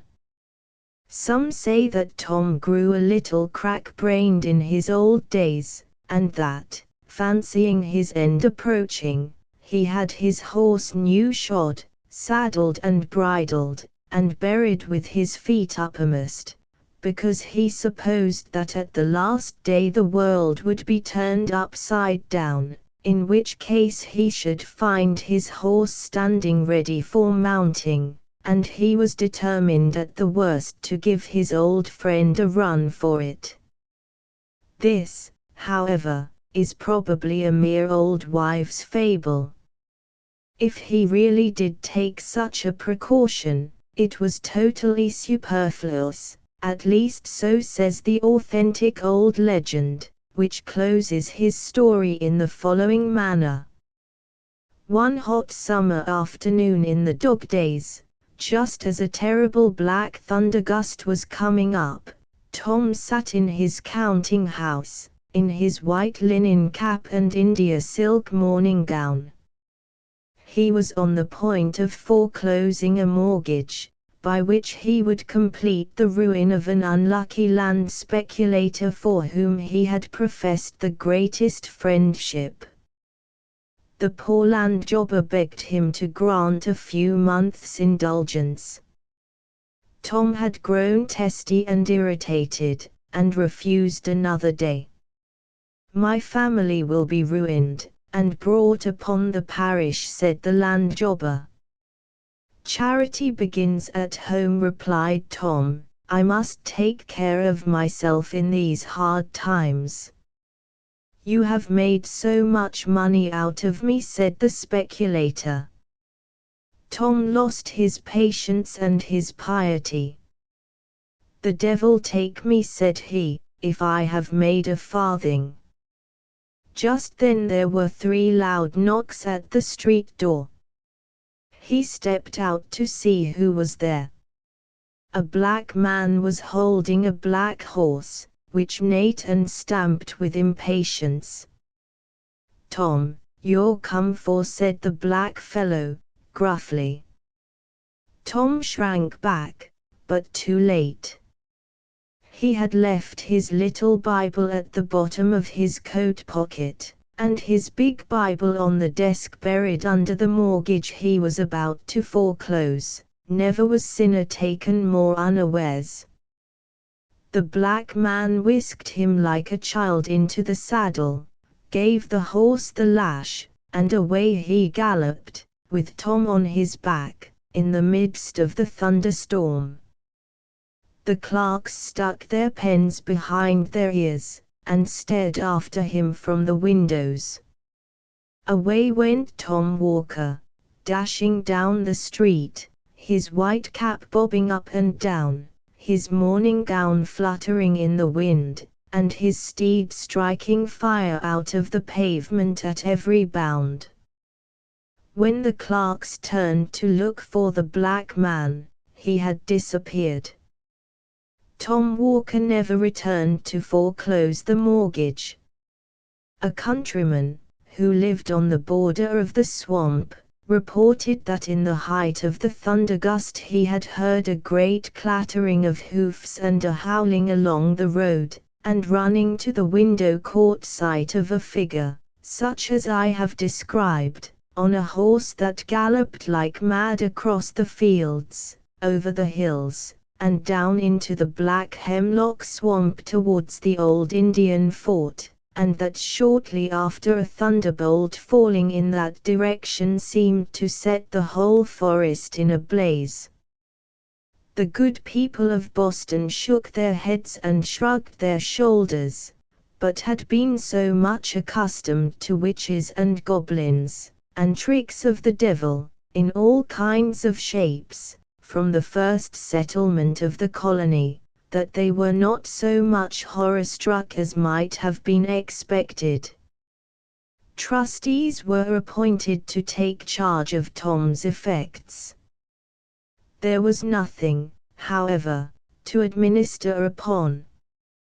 On searching his coffers, all his bonds and mortgages were found reduced to cinders. In place of gold and silver, his iron chest was filled with chips and shavings.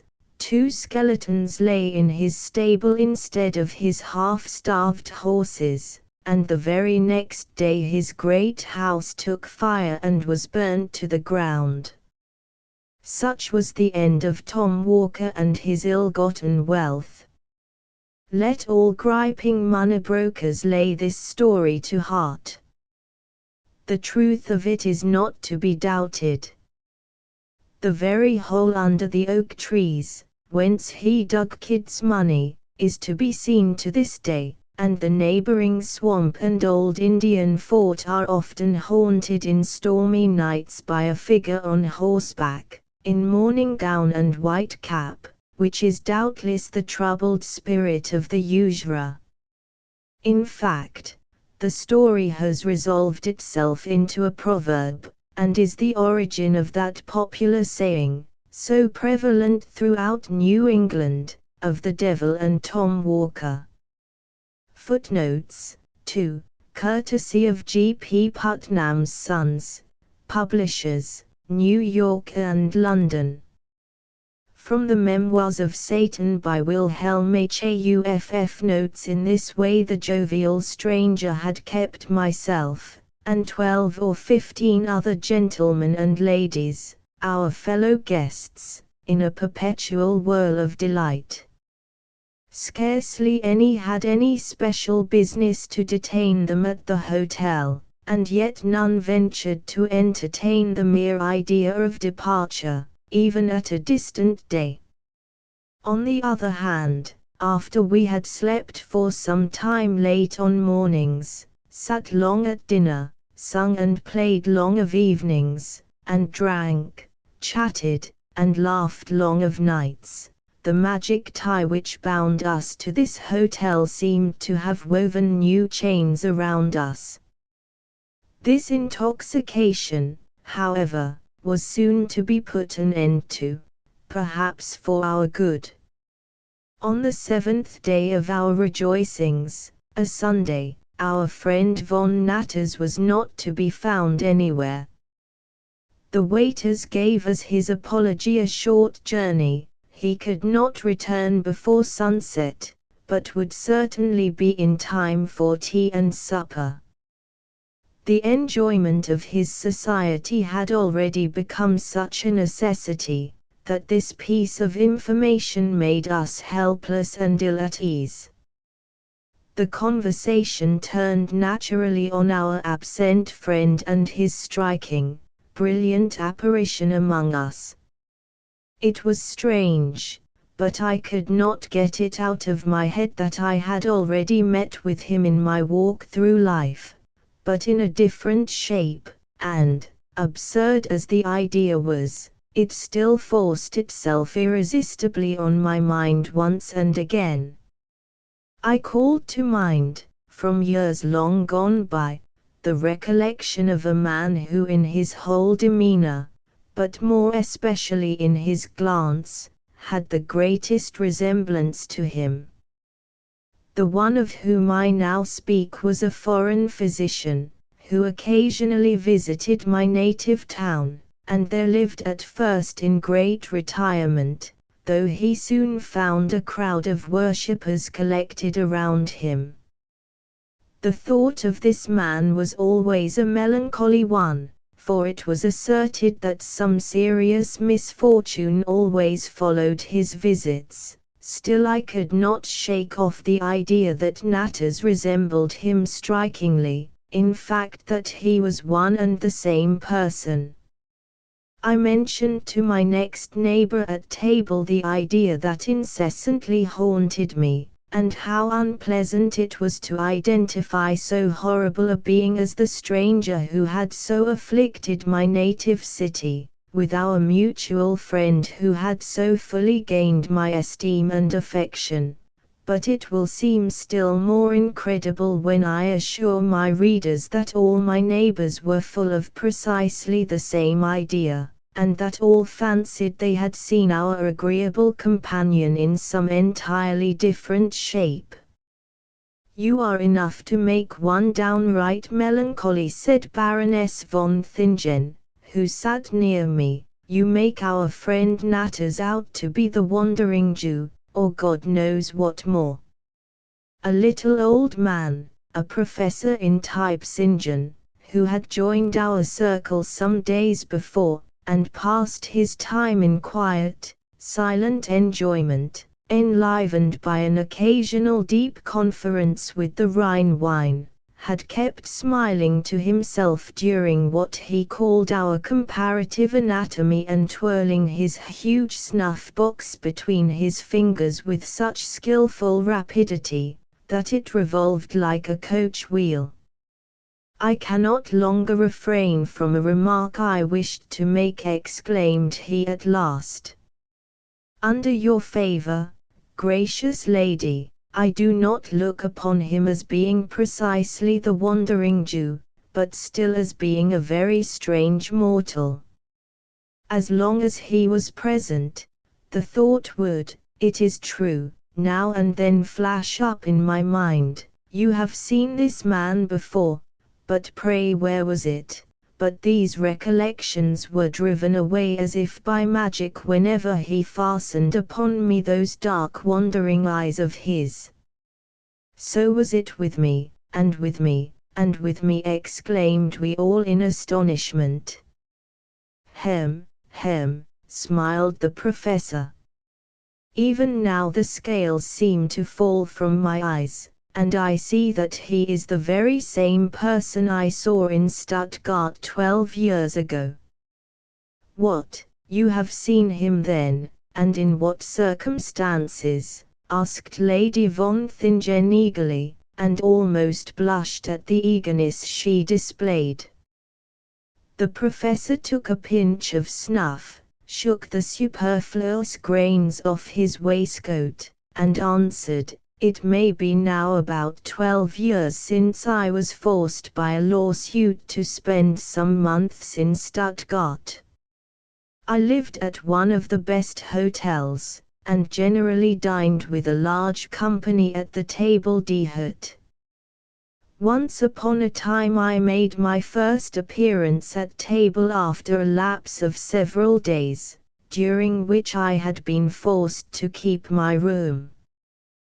The company were talking very eagerly about a certain Signor Barai, who for some time past had been delighting the other visitors with his lively wit, and his fluency in all languages.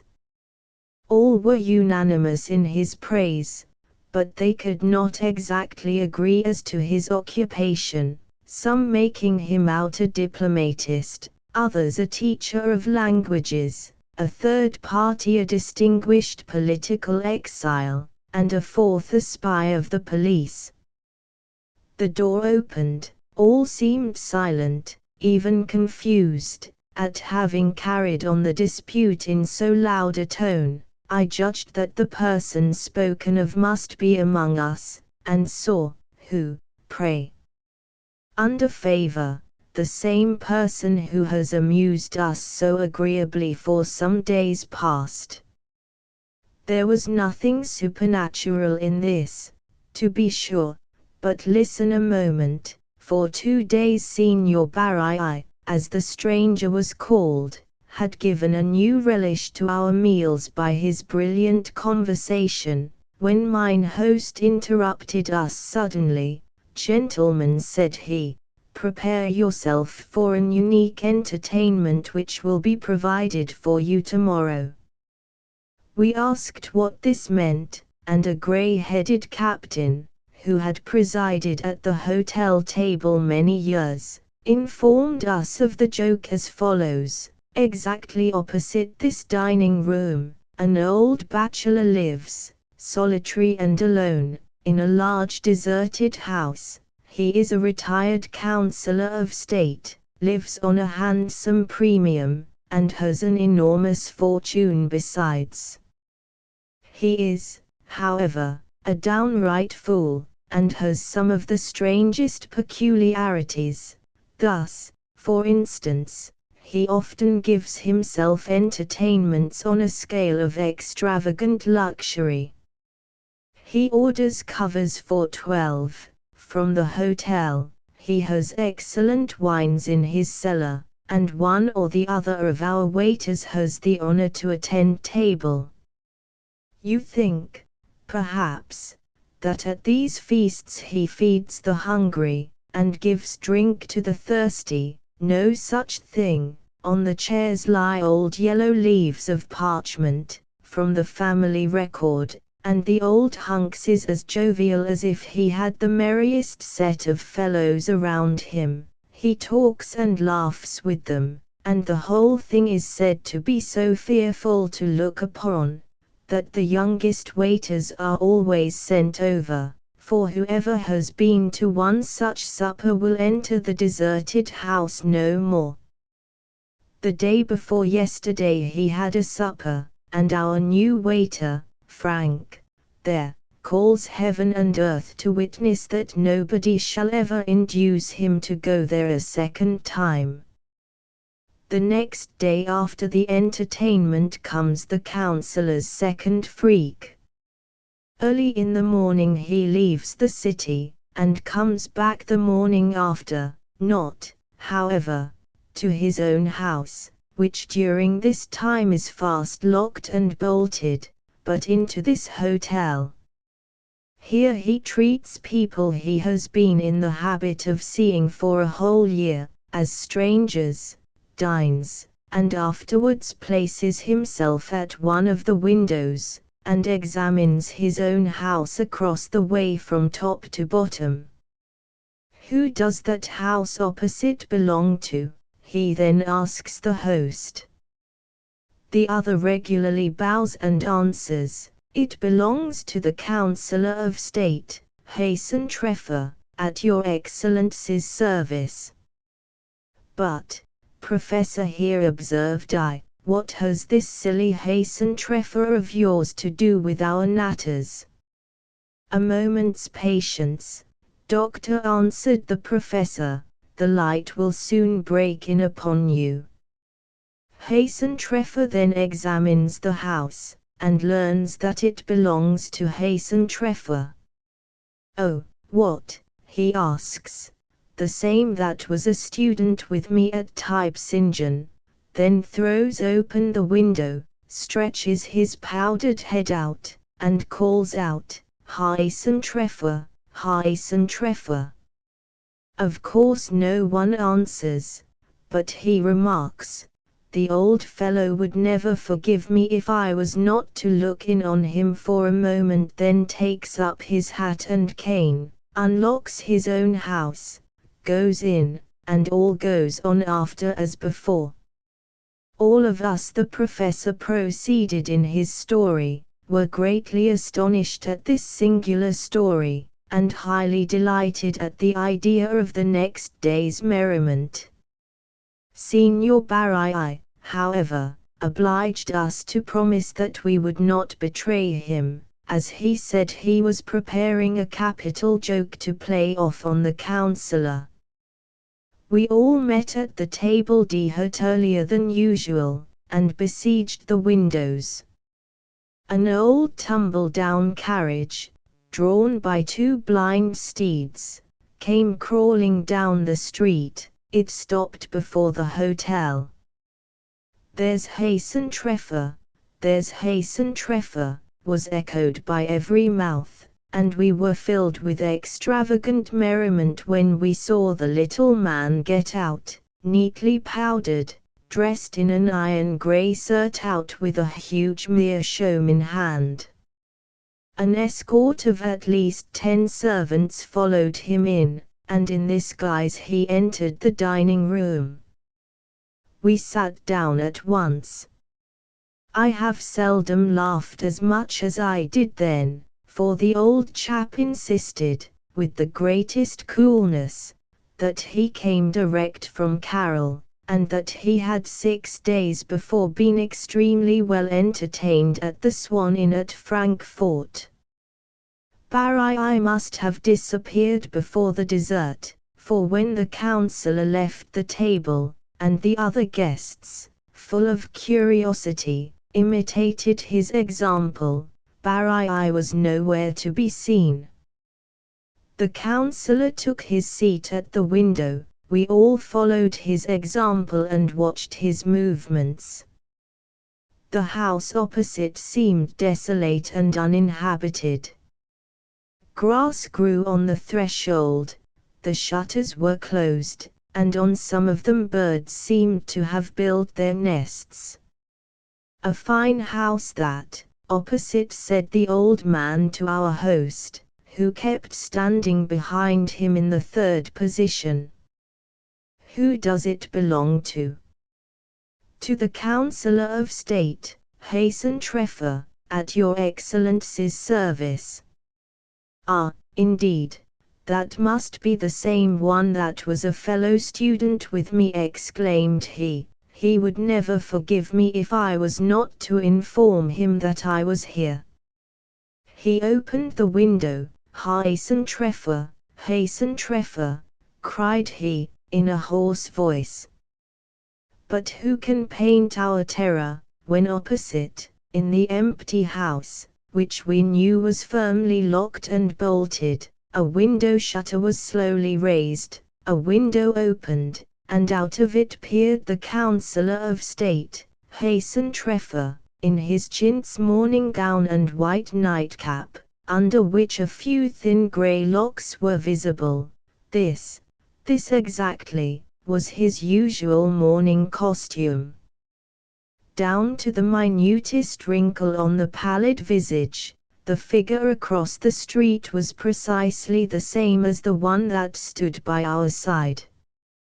But a panic seized us, when the figure in the morning gown called out across the street, in just the same hoarse voice, "What do you want? Who are you calling to? Hey? Are you the Councillor of State, Hasten Treffer?" said the one on our side of the way, pale as death, in a trembling voice, and quaking as he leaned against the window for support.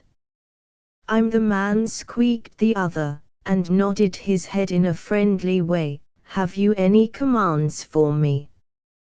"But I'm the man too," said our friend mournfully. "How can it be possible?" "You are mistaken, my dear friend," answered he across the way. "You are the 13th.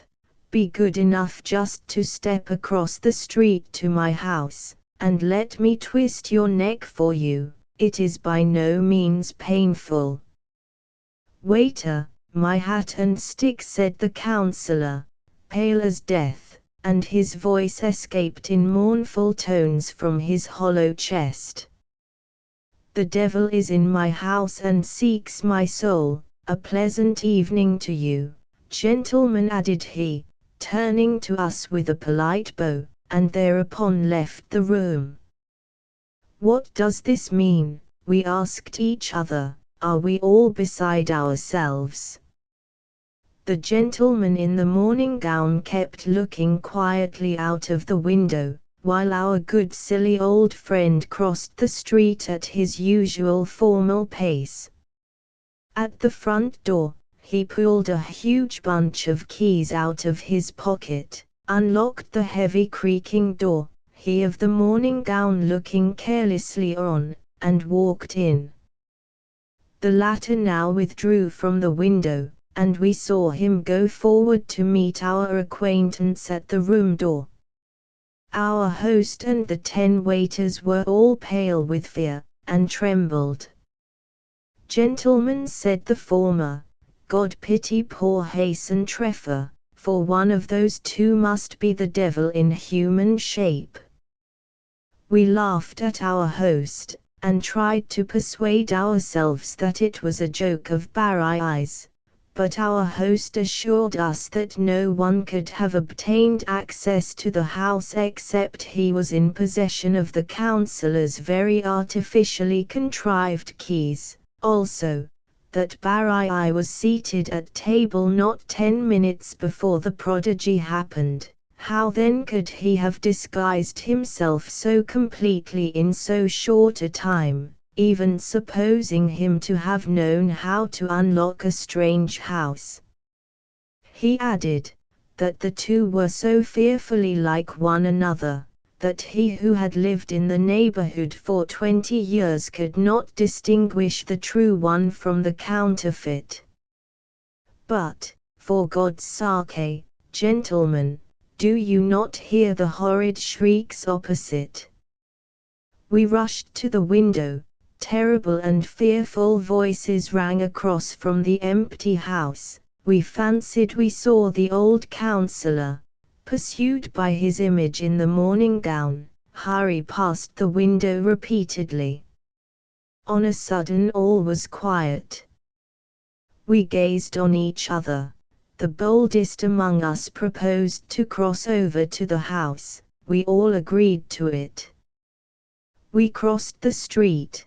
The huge bell at the old man's door was rung thrice, but nothing could be heard in answer. We sent to the police and to a blacksmith's. The door was broken open. The whole tide of anxious visitors poured up the wide silent staircase. All the doors were fastened. At length one was opened. In a splendid apartment, the councillor, his iron grey frock coat torn to pieces, his neatly dressed hair in horrible disorder, lay dead, strangled, on the sofa. Since that time no traces of Barai have been found, neither in Stuttgart nor elsewhere. St. John's Eve, 3. By Nikolai Vasilevich Gogonots. Toma Grigorovich had a very strange sort of eccentricity. To the day of his death, he never liked to tell the same thing twice. There were times when, if you asked him to relate a thing afresh, behold, he would interpolate new matter, or alter it so that it was impossible to recognize it. Once on a time, one of those gentlemen, it is hard for us simple people to put a name to them, to say whether they are scribblers, or not scribblers, but it is just the same thing as the usurers at our yearly fairs.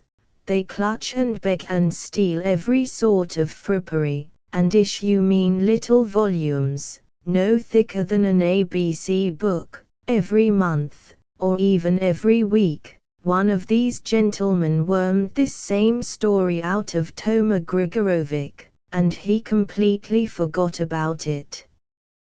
But that same young gentleman in the pea-green caftan, whom I have mentioned, and one of whose tales you have already read, I think, came from Poltava, bringing with him a little book, and, opening it in the middle, shows it to us. Toma Grigorovich was on the point of setting his spectacles astride of his nose, but recollected that he had forgotten to wind thread about them, and stick them together with wax, so he passed it over to me. As I understand something about reading and writing, and do not wear spectacles, I undertook to read it.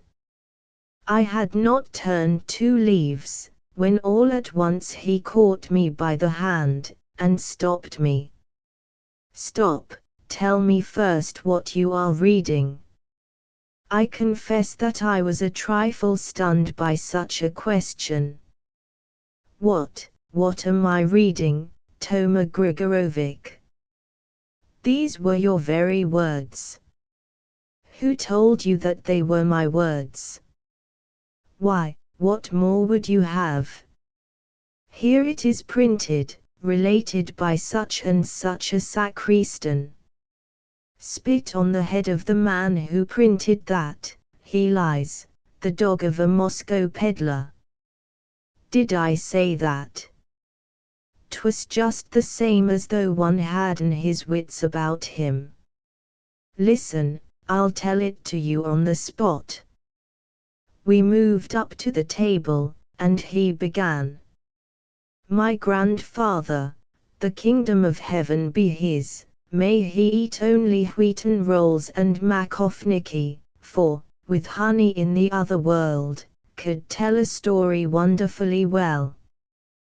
When he used to begin on a tale, you wouldn't stir from the spot all day, but keep on listening.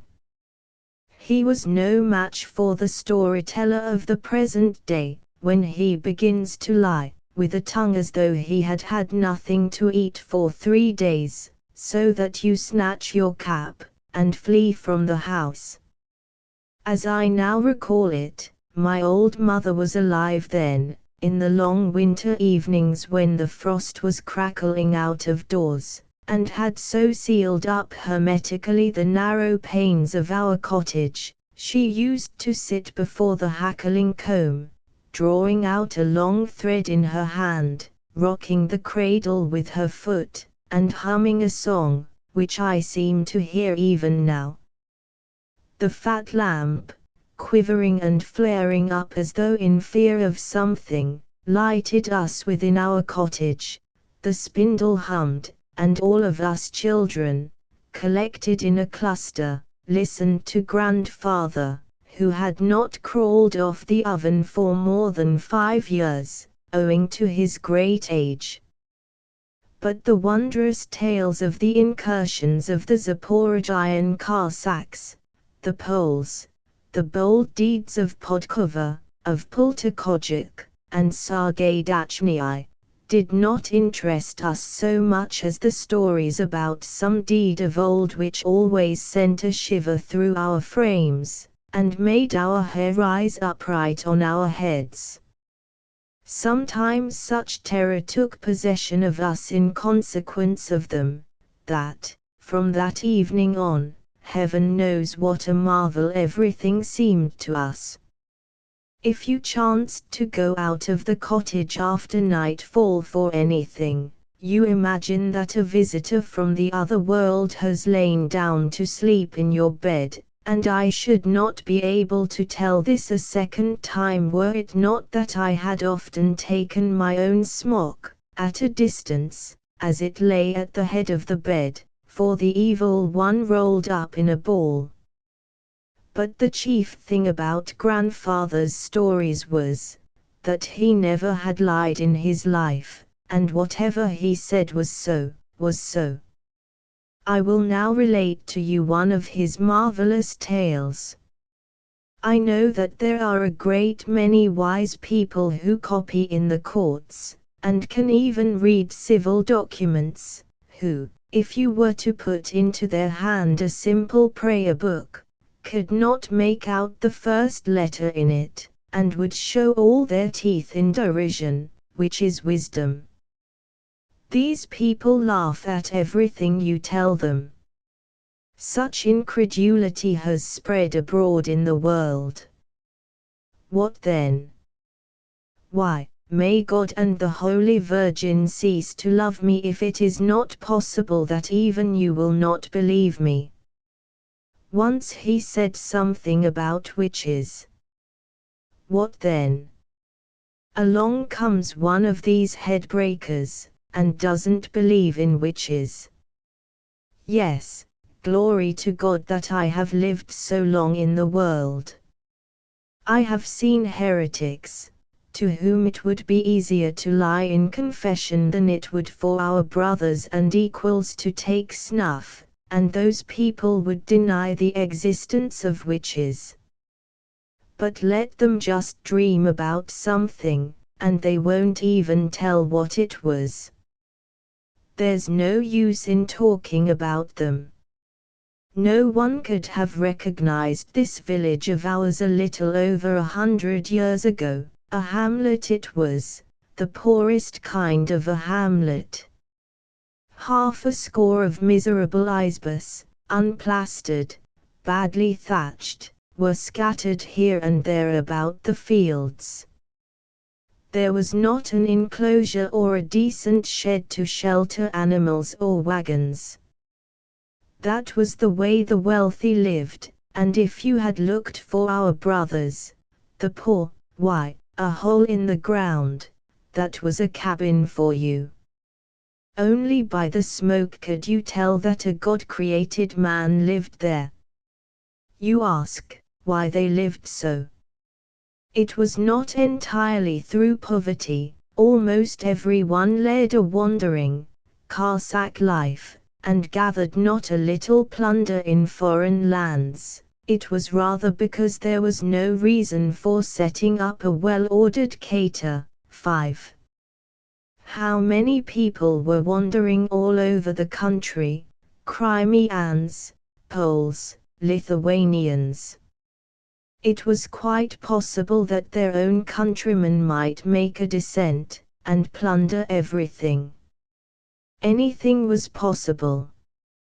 In this hamlet a man, or rather a devil in human form, often made his appearance.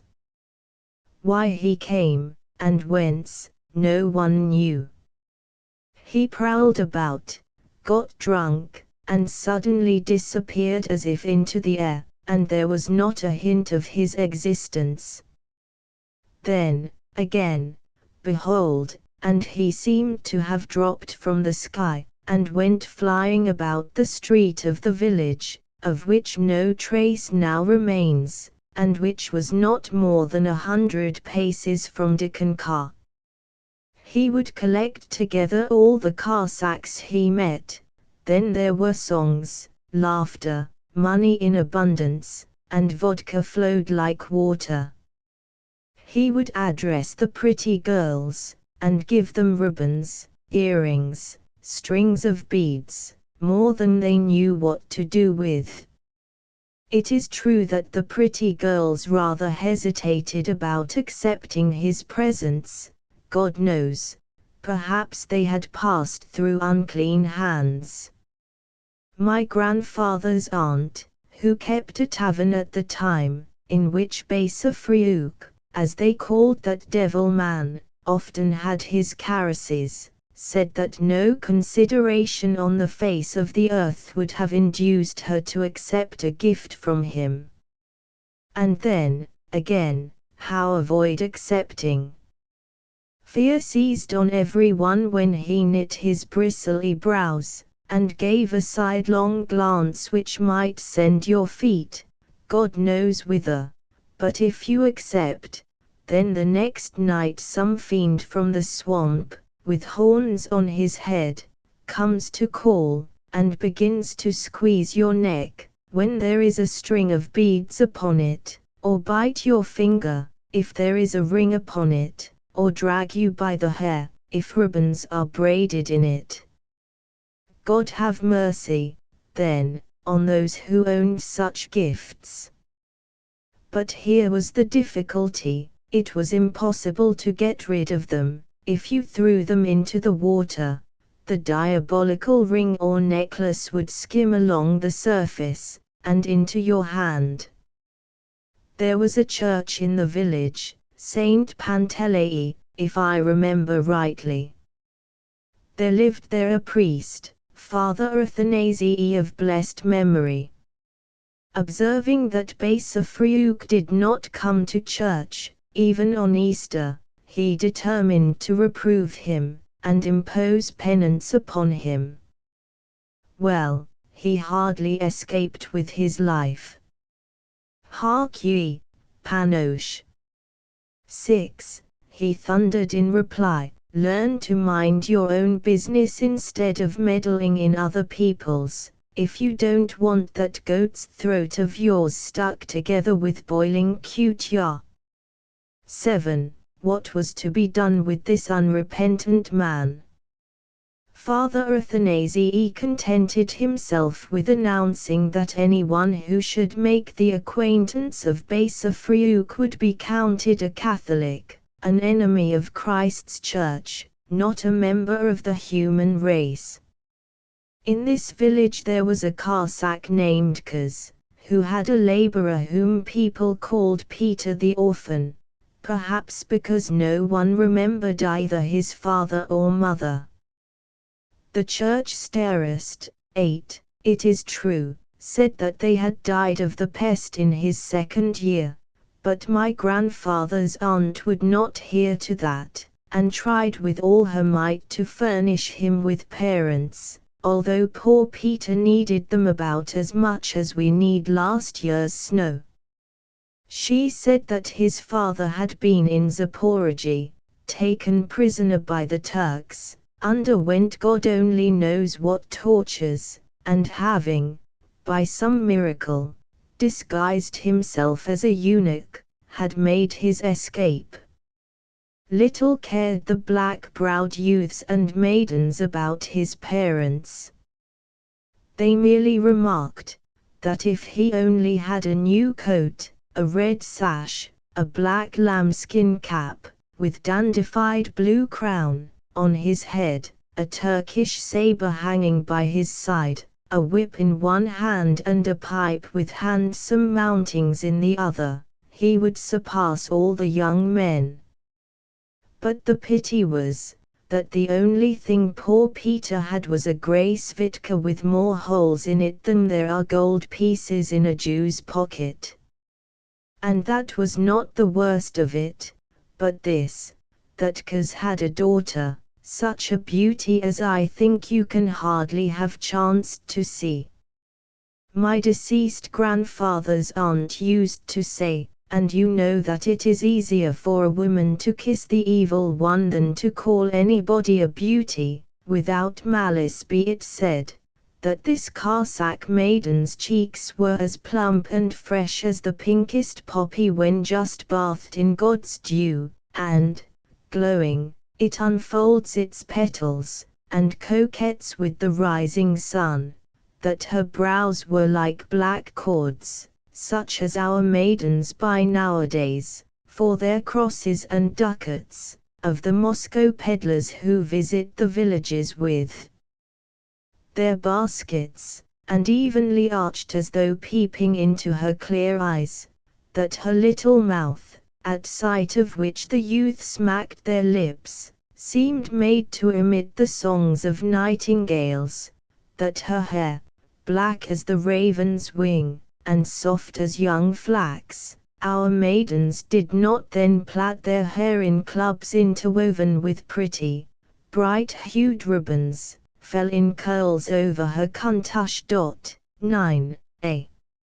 May I never intone another Alleluia in the choir, if I would not have kissed her, in spite of the grey which is making its way all through the old wool which covers my pate, and my old woman beside me, like a thorn in my side. Well, you know what happens when young men and maids live side by side. In the twilight the heels of red boots were always visible in the place where Pidorka chatted with her Petrus.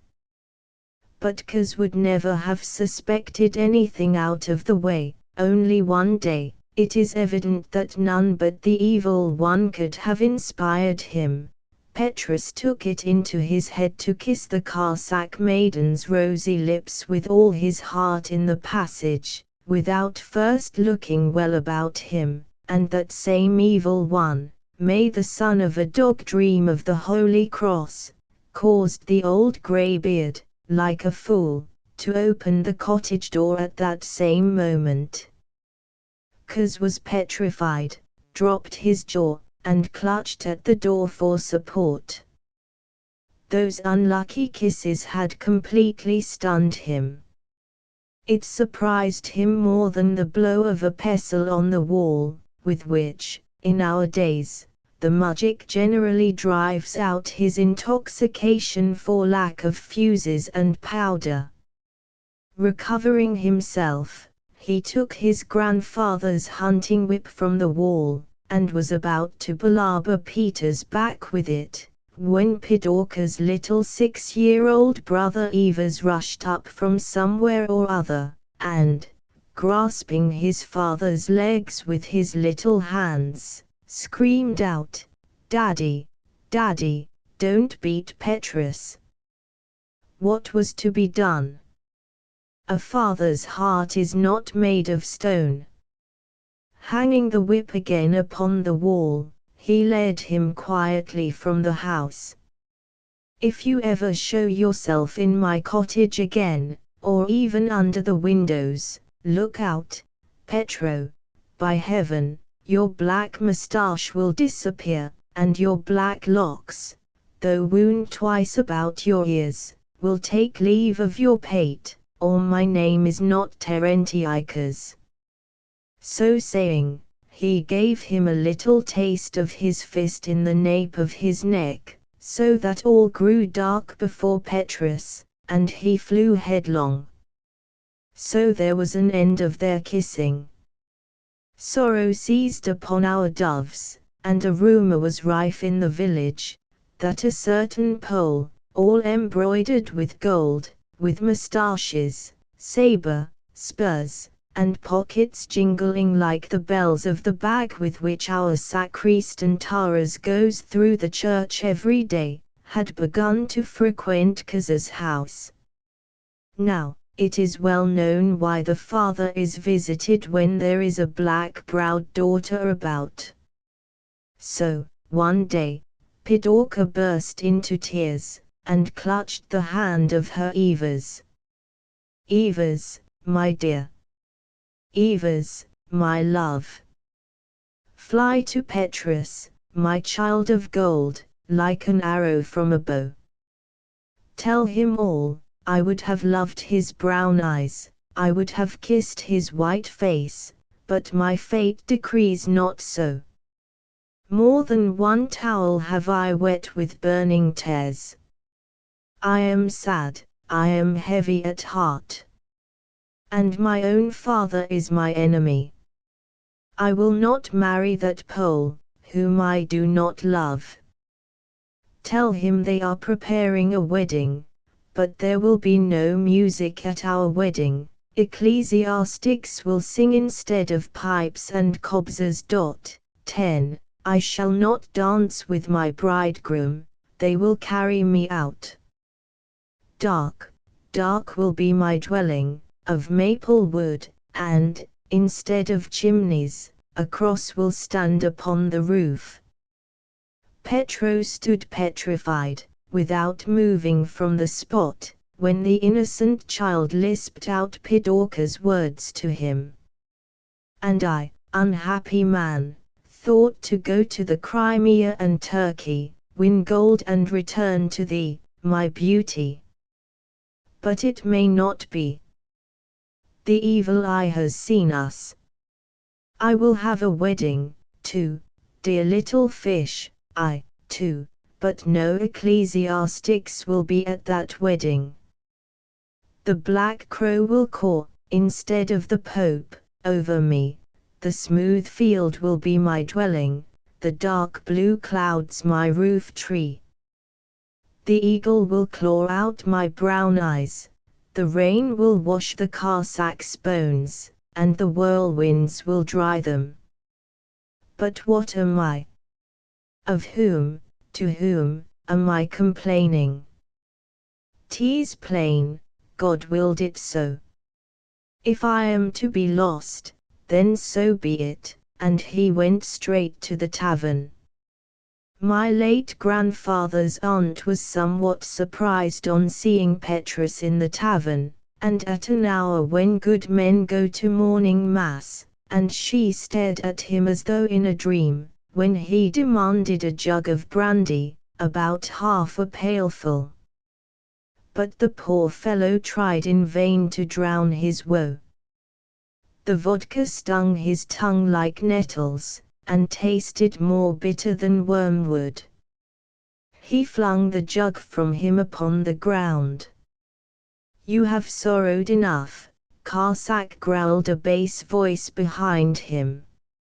He looked round, base a Friuk. Ah, what a face! His hair was like a brush, his eyes like those of a bull. I know what you lack, here it is.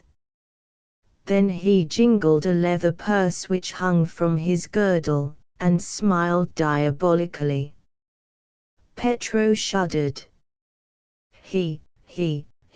Yes, how it shines, he roared, shaking out ducats into his hand,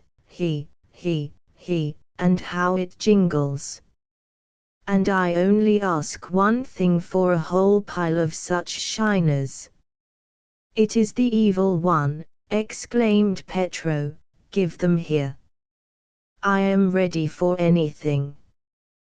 They struck hands upon it. "See here, Petro, you are ripe just in time. Tomorrow is Saint John the Baptist's day. Only on this one night in the year does the fern blossom. Delay not. I will await thee at midnight in the Bear's Ravine." I do not believe that chickens await the hour when the woman brings their corn, with as much anxiety as Petrus awaited the evening. And, in fact, he looked to see whether the shadows of the trees were not lengthening, if the sun were not turning red towards setting, and, the longer he watched, the more impatient he grew. How long it was! Evidently, God's day had lost its end somewhere. And now the sun is gone.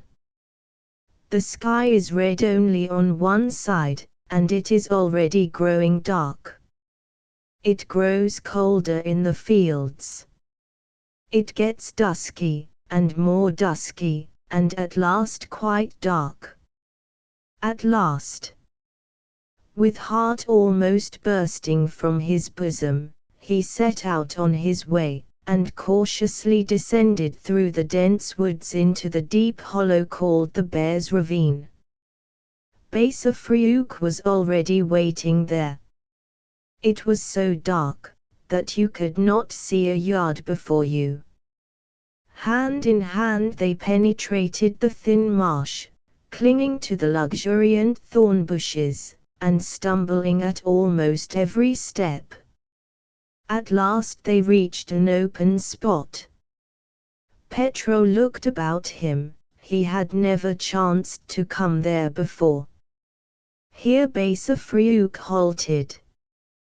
"Do you see, before you stand 3 hillocks? There are a great many sorts of flowers upon them. But may some power keep you from plucking even one of them. But as soon as the fern blossoms, seize it, and look not round, no matter what may seem to be going on behind thee." Petro wanted to ask, and behold, he was no longer there. He approached the 3 hillocks, where were the flowers? He saw nothing. The wild steppe grass darkled around, and stifled everything in its luxuriance. But the lightning flashed, and before him stood a whole bed of flowers, all wonderful, all strange, and there were also the simple fronds of fern. Petro doubted his senses, and stood thoughtfully before them, with both hands upon his sides. What prodigy is this? One can see these weeds 10 times in a day. What marvel is there about them? Was not devil's face laughing at me? Behold! The tiny flower bud crimsons, and moves as though alive. It is a marvel, in truth. It moves, and grows larger and larger, and flashes like a burning coal. The tiny star flashes up, something bursts softly, and the flower opens before his eyes like a flame, lighting the others about it. Now is the time, thought Petro, and extended his hand. He sees hundreds of shaggy hands reach from behind him, also for the flower, and there is a running about from place to place, in the rear. He half shut his eyes, plucked sharply at the stalk, and the flower remained in his hand. All became still. Upon a stump sat Besa Friuk, all blue like a corpse. He moved not so much as a finger. His eyes were immovably fixed on something visible to him alone. his mouth was half open and speechless. All about, nothing stirred. Ah! It was horrible, but then a whistle was heard, which made Petro's heart grow cold within him, and it seemed to him that the grass whispered, and the flowers began to talk among themselves in delicate voices, like little silver bells. The trees rustled in waving contention. Beisa-Friuk's face suddenly became full of life and his eyes sparkled. "The witch has just returned," he muttered between his teeth. "See here, Petro, a beauty will stand before you in a moment. Do whatever she commands, if not, you are lost forever." Then he parted the thorn bush with a knotty stick, and before him stood a tiny iceberg, on chicken's legs, as they say. Beisa-Friuk smote it with his fist, and the wall trembled. A large black dog ran out to meet them, and with a whine, transforming itself into a cat, flew straight at his eyes. "Don't be angry, don't be angry, you old Satan," said Beisa-Friuk, employing such words as would have made a good man stop his ears. Behold, instead of a cat, an old woman with a face wrinkled like a baked apple, and all bent into a bow. Her nose and chin were like a pair of nutcrackers. A stunning beauty, thought Petro, and cold chills ran down his back. The witch tore the flower from his hand, bent over, and muttered over it for a long time, sprinkling it with some kind of water. Sparks flew from her mouth, froth appeared on her lips. "Throw it away," she said, giving it back to Petro. Petro threw it, and what wonder was this? The flower did not fall straight to the earth, but for a long while twinkled like a fiery ball through the darkness, and swam through the air like a boat. At last it began to sink lower, and fell so far away, that the little star, hardly larger than a poppy seed, was barely visible. "Here," croaked the old woman, in a dull voice, and Beisa-Friuk, giving him a spade, said, "Dig here, Petro, here you will find more gold than New Yorkers ever dreamed of."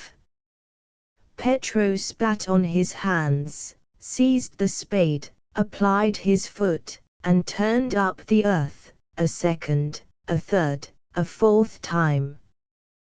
There was something hard, the spade clinked, and would go no farther.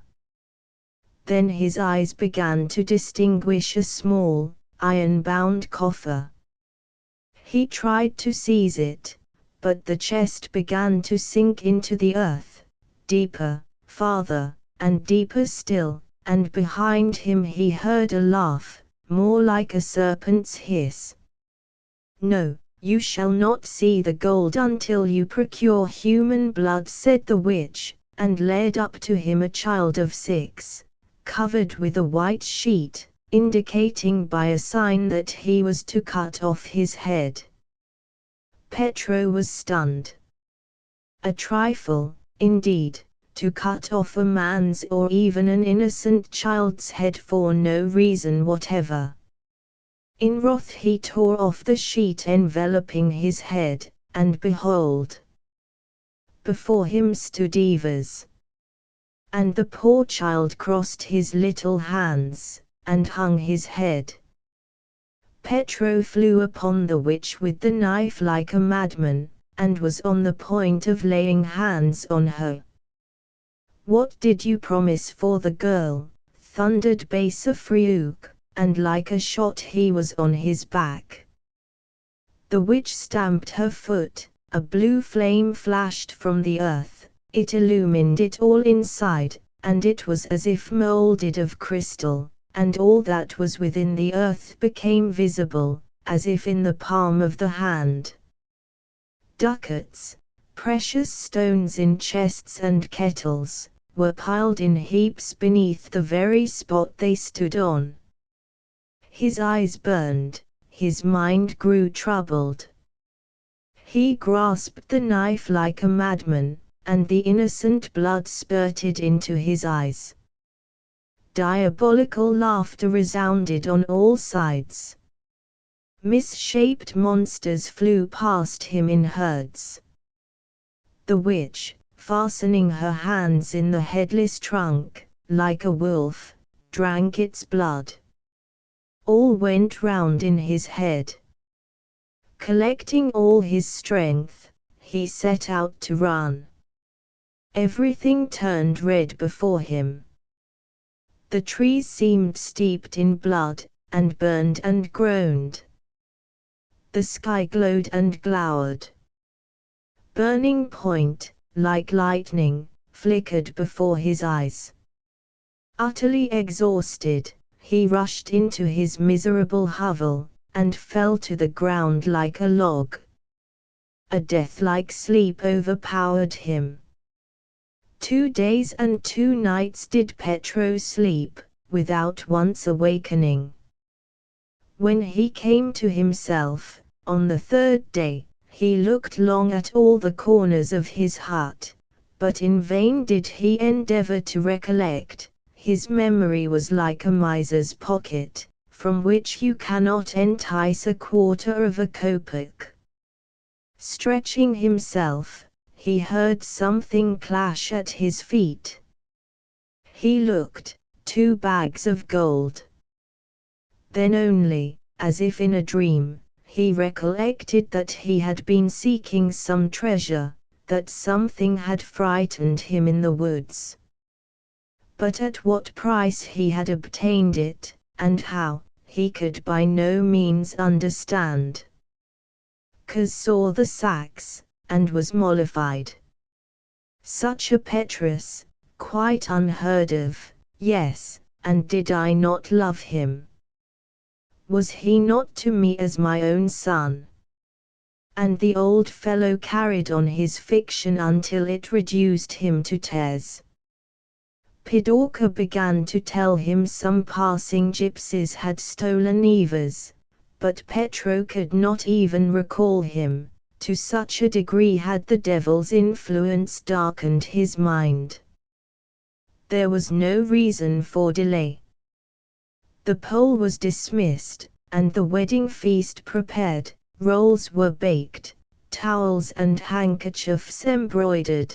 The young people were seated at table, the wedding loaf was cut, banduras, cymbals, pipes, kobzi, sounded, and pleasure was rife. A wedding in the olden times was not like one of the present day. My grandfather's aunt used to tell, what doings, how the maidens, in festive headdresses of yellow, blue, and pink ribbons, above which they bound gold braid, in thin chemisettes embroidered on all the seams with red silk, and strewn with tiny silver flowers, in morocco shoes, with high iron heels, danced the Gorlitzer as swimmingly as peacocks, and as wildly as the whirlwind, how the youths, with their ship-shaped caps upon their heads, the crowns of gold brocade, with a little slit at the nape, where the hairnet peeped through, and 2 horns projecting, one in front and another behind, of the very finest black lambskin, in contushes of the finest blue silk with red borders, stepped forward one by one, their arms akimbo in stately form, and executed the gopake. How the lads, in tall Cossack caps, and light cloth svitkas, girt with silver embroidered belts, their short pipes in their teeth, skipped before them, and talked nonsense. Even Kaz could not contain himself, as he gazed at the young people, from getting gay in his old age. Bandura in hand, alternately puffing at his pipe and singing, a brandy glass upon his head, the greybeard began the national dance amid loud shouts from the merrymakers. What will not people devise in merry mood? They even began to disguise their faces. They did not look like human beings. They are not to be compared with the disguises which we have at our weddings nowadays. What do they do now? Why, imitate gypsies and Moscow peddlers. No. Then one used to dress himself as a Jew, another as the devil. They would begin by kissing each other, and end by seizing each other by the hair. God be with them. You laughed till you held your sides. They dressed themselves in Turkish and Tartar garments. All upon them glowed like a conflagration, and then they began to joke and play pranks. Well, then away with the saints. An amusing thing happened to my grandfather's aunt, who was at this wedding. She was dressed in a voluminous Tartar robe, and, wine-glass in hand, was entertaining the company. The evil one instigated one man to pour vodka over her from behind. Another, at the same moment, evidently not by accident, struck a light, and touched it to her. The flame flashed up. Poor aunt, in terror, flung her robe from her, before them all. Screams, laughter, jests, arose, as if at a fair.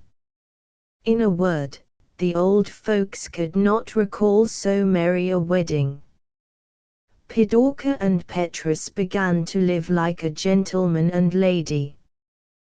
There was plenty of everything, and everything was handsome. But honest people shook their heads when they looked at their way of living. From the devil no good can come, they unanimously agreed. Whence, except from the tempter of orthodox people, came this wealth? Where else could he get such a lot of gold? Why, on the very day that he got rich, did Basa Friuk vanish as if into thin air? Say, if you can, that people imagine things. In fact, a month had not passed, and no one would have recognized Petrus. Why, what had happened to him? God knows. He sits in one spot, and says no word to anyone. He thinks continually, and seems to be trying to recall something. When Pidorka succeeds in getting him to speak, he seems to forget himself, carries on a conversation, and even grows cheerful. But if he inadvertently glances at the sacks, "Stop, stop! I have forgotten," he cries, and again plunges into reverie, and again strives to recall something. Sometimes when he has sat long in a place, it seems to him as though it were coming, just coming back to mind, and again all fades away. It seems as if he is sitting in the tavern. They bring him vodka, vodka stings him, vodka is repulsive to him. Someone comes along, and strikes him on the shoulder, but beyond that everything is veiled in darkness before him. The perspiration streams down his face, and he sits exhausted in the same place. What did not Pidorka do? She consulted the sorceress, and they poured out fear, and brewed stomachache, 11, but all to no avail. And so the summer passed. Many a Cossack had mowed and reaped, many a Cossack, more enterprising than the rest, had set off upon an expedition. Flocks of ducks were already crowding our marshes, but there was not even a hint of improvement. It was red upon the steppes. Ricks of grain, like Cossacks' caps, dotted the fields here and there. On the highway were to be encountered wagons loaded with brushwood and logs. The ground had become more solid, and in places was touched with frost. Already had the snow begun to besprinkle the sky, and the branches of the trees were covered with rime like rabbit skin. Already on frosty days the red-breasted finch hopped about on the snow heaps like a foppish Polish nobleman, and picked out grains of corn, and children, with huge sticks, chased wooden tops upon the ice, while their fathers lay quietly on the stove, issuing forth at intervals with lighted pipes in their lips, to growl, in regular fashion, at the orthodox frost, or to take the air, and thresh the grain spread out in the barn. At last the snow began to melt, and the ice rind slipped away, but Petro remained the same, and, the longer it went on, the more morose he grew. He sat in the middle of the cottage as though nailed to the spot, with the sacks of gold at his feet. He grew shy, his hair grew long, he became terrible, and still he thought of but one thing, still he tried to recall something, and got angry and ill-tempered because he could not recall it. Often, rising wildly from his seat, he gesticulates violently, fixes his eyes on something as though desirous of catching it. His lips move as though desirous of uttering some long-forgotten word, and remains speechless. Fury takes possession of him, he gnaws and bites his hands like a man half crazy, and in his vexation tears out his hair by the handful, until, calming down, he falls into forgetfulness, as it were, and again begins to recall, and is again seized with fury and fresh tortures. What visitation of God is this? Pidorka was neither dead nor alive. At first it was horrible to her to remain alone in the cottage, but, in course of time, the poor woman grew accustomed to her sorrow. But it was impossible to recognize the Pidorka of former days. No blush, no smile, she was thin and worn with grief, and had wept her bright eyes away. Once, someone who evidently took pity on her, advised her to go to the witch who dwelt in the Bear's Ravine, and enjoyed the reputation of being able to cure every disease in the world. She determined to try this last remedy. Word by word she persuaded the old woman to come to her. This was St. John's Eve, as it chanced. Petro lay insensible on the bench, and did not observe the newcomer. Little by little he rose, and looked about him.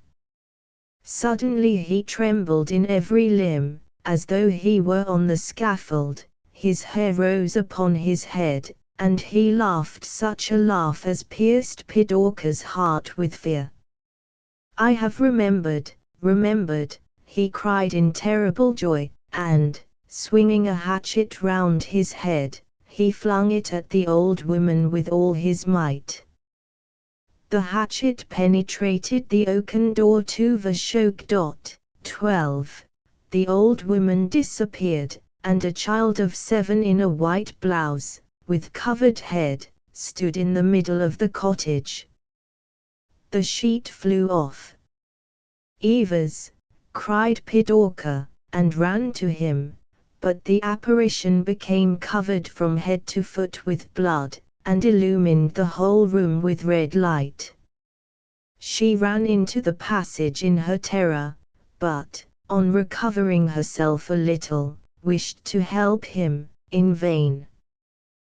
The door had slammed to behind her so securely that she could not open it.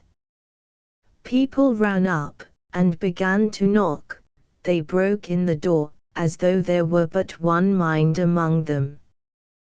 The whole cottage was full of smoke, and just in the middle, where Petrus had stood, was a heap of ashes, from which smoke was still rising. They flung themselves upon the sacks, only broken potsherds lay there instead of ducats. The Cossacks stood with staring eyes and open mouths, not daring to move a hair, as if rooted to the earth, such terror did this wonder inspire in them. I do not remember what happened next. Pidorka took a vow to go upon a pilgrimage, collected the property left her by her father, and in a few days it was as if she had never been in the village. Whither she had gone, no one could tell. Officious old women would have dispatched her to the same place whither Petro had gone, but a Cossack from Kiev reported that he had seen, in a cloister, a nun withered to a mere skeleton, who prayed unceasingly, and her fellow villagers recognized her as Pidorka, by all the signs, that no one had ever heard her utter a word, that she had come on foot, and had brought a frame for the icon of God's Mother, set with such brilliant stones that all were dazzled at the sight. But this was not the end, if you please. On the same day that the evil one made way with Petrus, Basa Friuk appeared again, but all fled from him. They knew what sort of a bird he was, none else than Satan, who had assumed human form in order to unearth treasures, and, since treasures do not yield to unclean hands, he seduced the young. That same year, all deserted their earth huts, and collected in a village, but, even there was no peace, on account of that accursed Basa Friuk. My late grandfather's aunt said that he was particularly angry with her, because she had abandoned her former tavern, and tried with all his might to revenge himself upon her. Once the village elders were assembled in the tavern, and, as the saying goes, were arranging the precedence at the table, in the middle of which was placed a small roasted lamb, shame to say. They chattered about this, that, and the other, among the rest about various marvels and strange things. Well, they saw something. It would have been nothing if only one had seen it, but all saw it, and it was this. The sheep raised his head, his goggling eyes became alive and sparkled, and the black, bristling moustache, which appeared for one instant, made a significant gesture at those present. All, at once, recognized Basa Friuk's countenance in the sheep's head. My grandfather's aunt thought it was on the point of asking for vodka. The worthy elders seized their hats, and hastened home. Another time, the church starist himself, who was fond of an occasional private interview with my grandfather's brandy glass, had not succeeded in getting to the bottom twice, when he beheld the glass bowing very low to him. Satan take you, let us make the sign of the cross over you. And the same marvel happened to his better half. She had just begun to mix the dough in a huge kneading trough, when suddenly the trough sprang up. Stop, stop, where are you going? Putting its arms akimbo, with dignity, it went skipping all about the cottage. You may laugh, but it was no laughing matter to your grandfathers. And in vain did Father Athanasii go through all the village with holy water, and chase the devil through the streets with his brush, and my late grandfather's aunt long complained, that, as soon as it was dark, some one came knocking at her door, and scratching at the wall. Well, all appears to be quiet now, in the place where our village stands. But it was not so very long ago, my father was still alive, that I remember how a good man could not pass the ruined tavern, which a dishonest race had long managed for their own interest.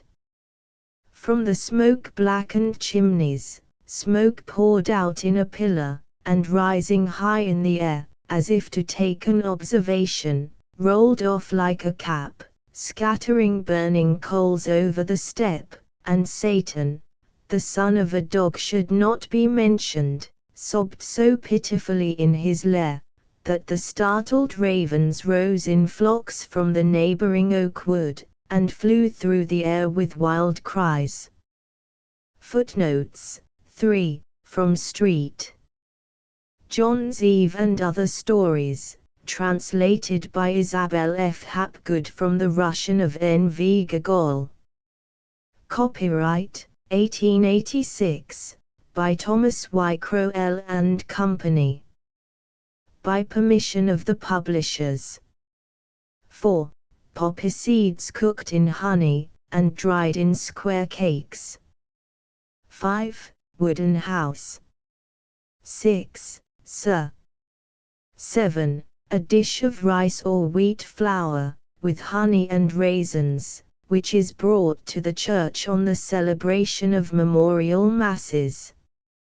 8. Elder. 9. Upper garment in Little Russia. 10. 8-stringed musical instrument.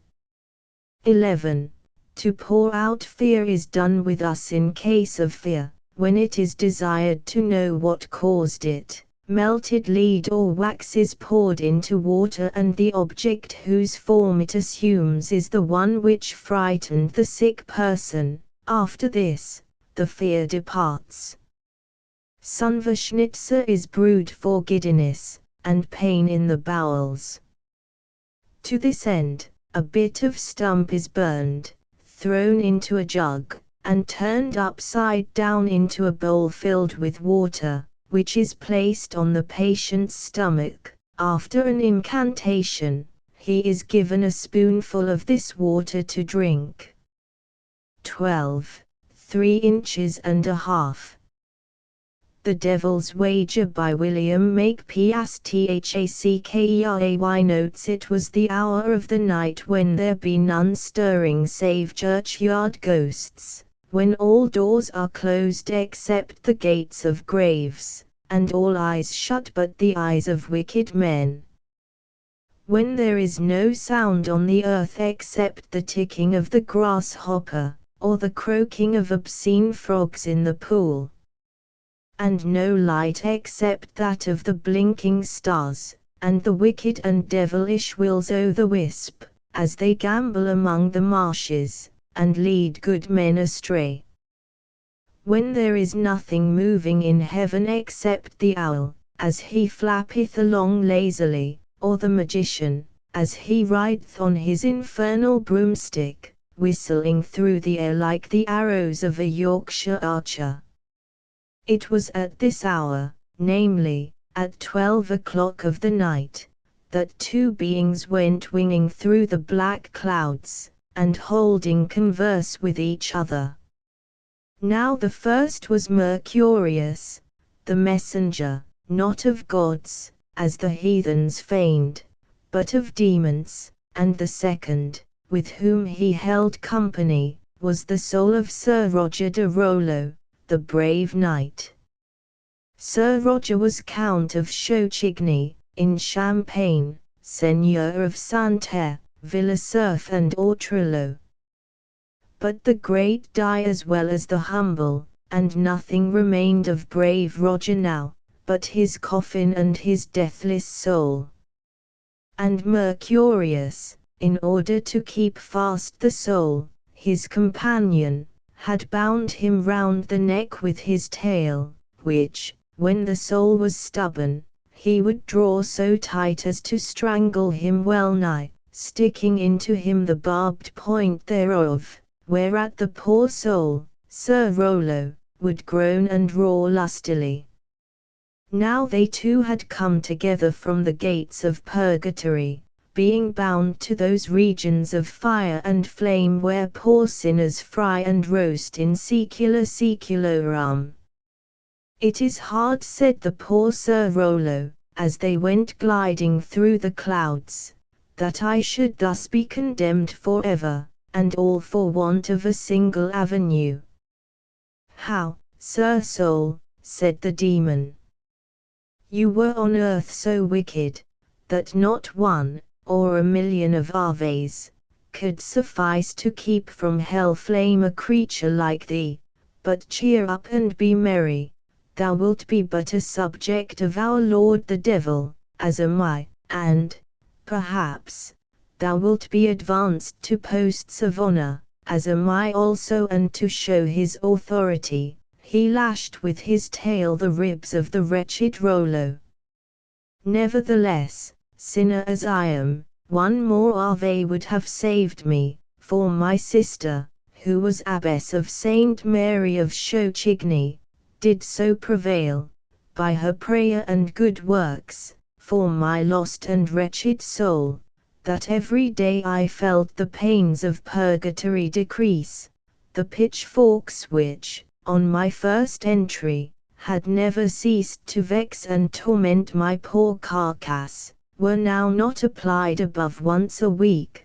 The roasting had ceased, the boiling had discontinued, only a certain warmth was kept up, to remind me of my situation. A gentle stew, said the demon. Yet, truly, I was but in a stew, and all from the effects of the prayers of my blessed sister. But yesterday, he who watched me in purgatory told me, that yet another prayer from my sister, and my bonds should be unloosed, and I, who am now a devil, should have been a blessed angel. And the other Ave, said the demon. She died, sir, my sister died, death choked her in the middle of the prayer. And hereat the wretched spirit began to weep and whine piteously, his salt tears falling over his beard, and scalding the tail of Mercurius the devil. It is, in truth, a hard case, said the demon, but I know of no remedy save patience, and for that you will have an excellent opportunity in your lodgings below.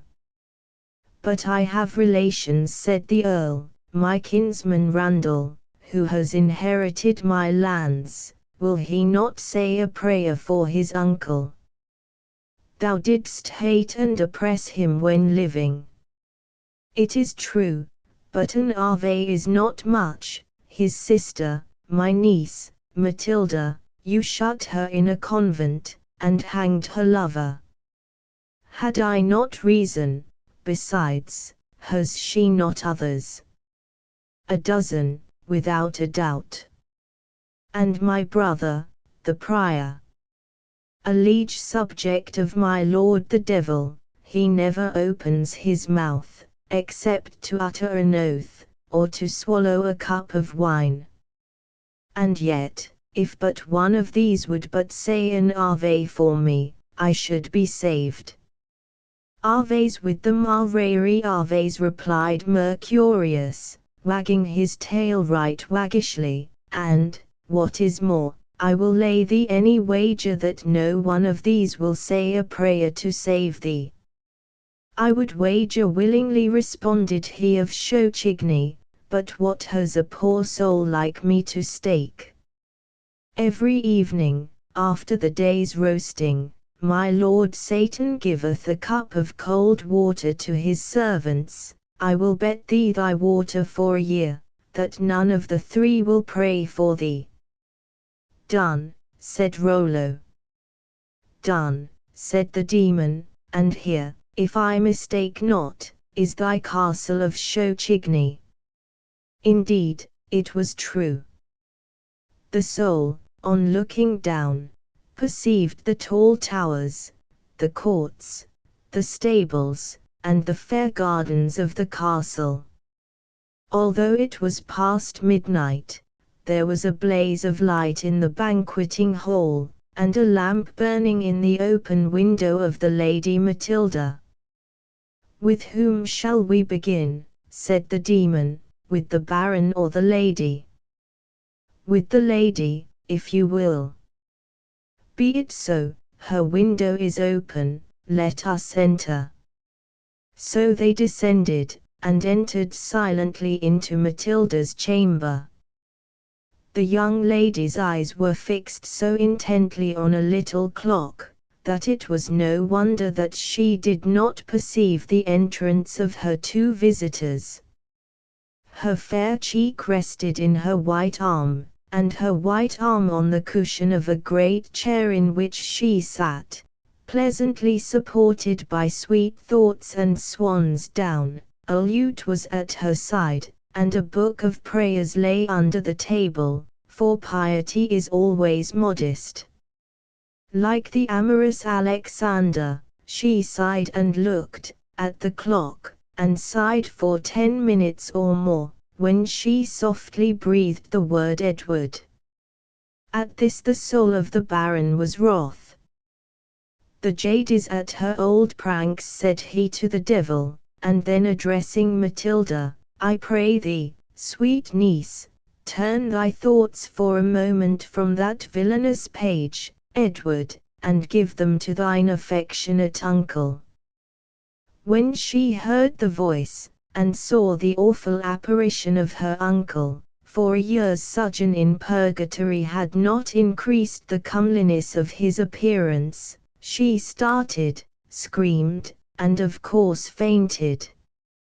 But the devil Mercurius soon restored her to herself.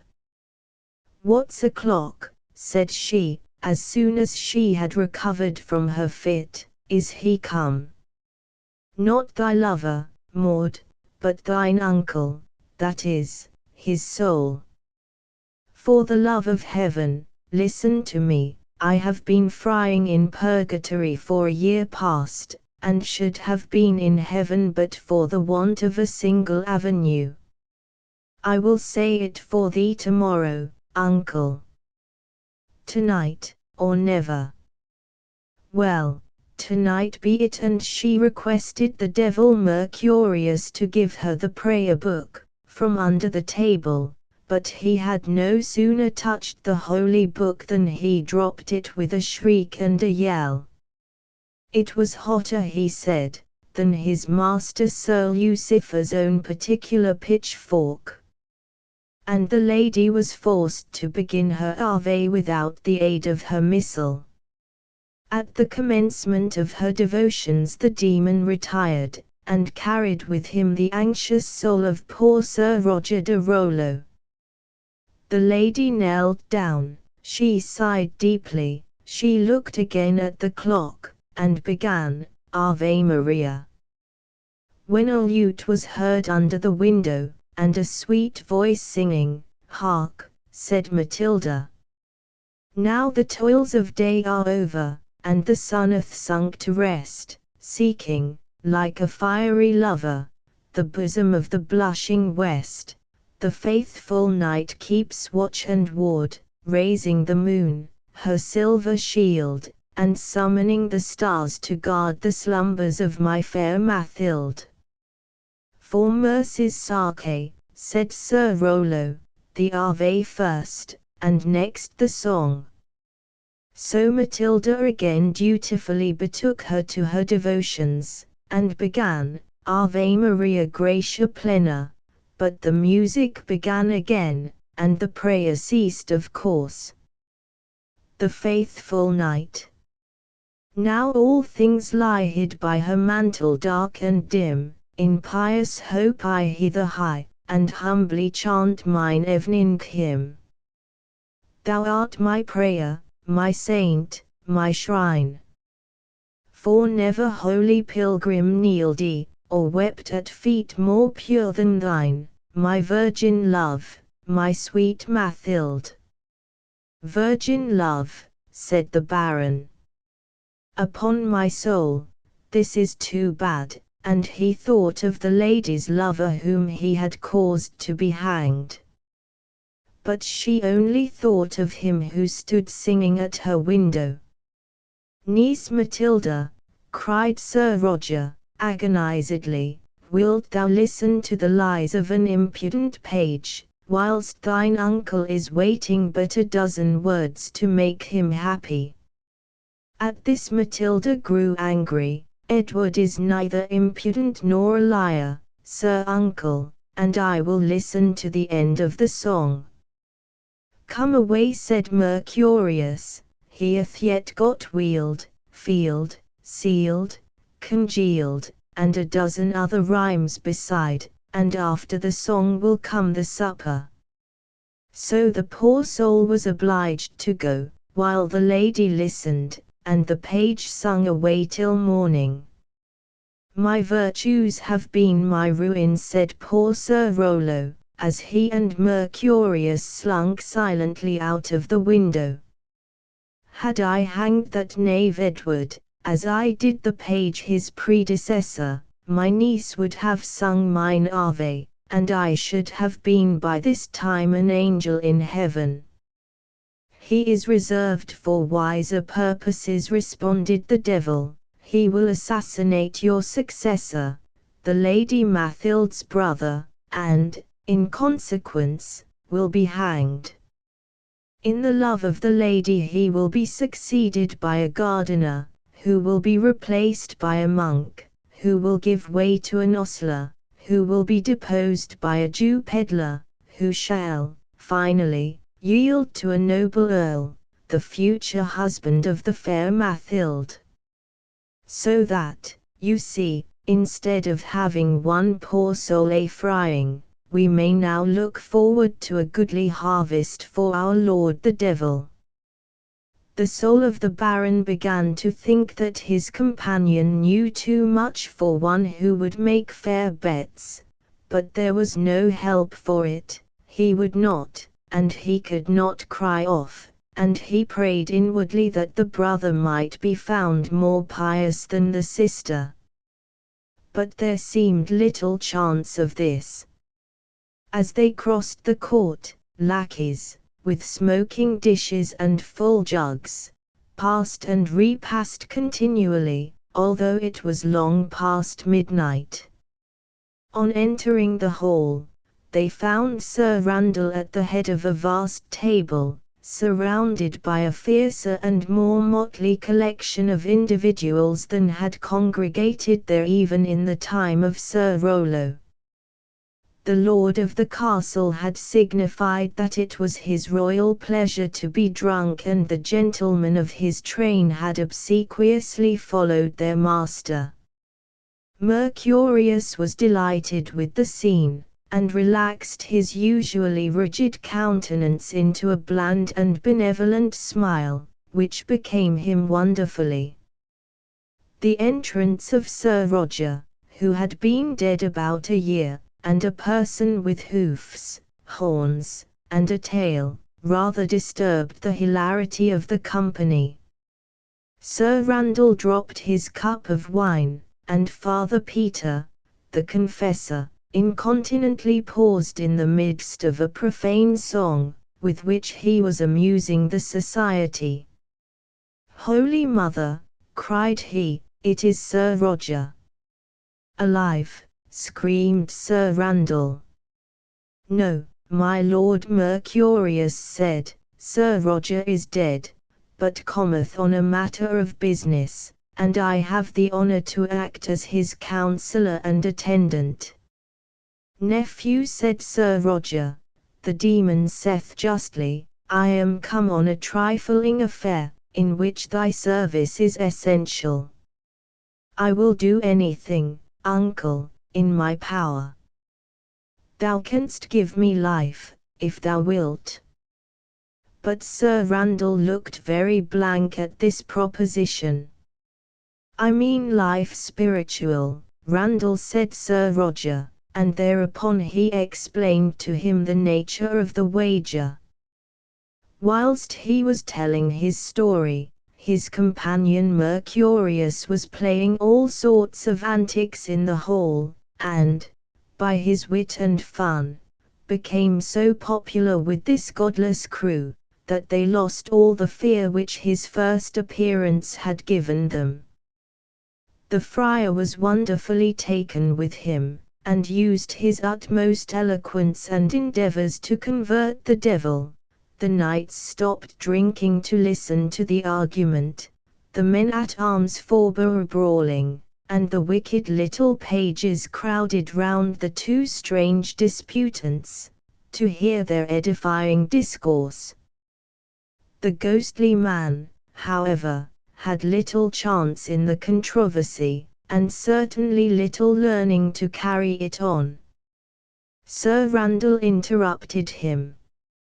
"Father Peter," said he, "our kinsman is condemned forever, for want of a single Ave. Wilt thou say it for him?"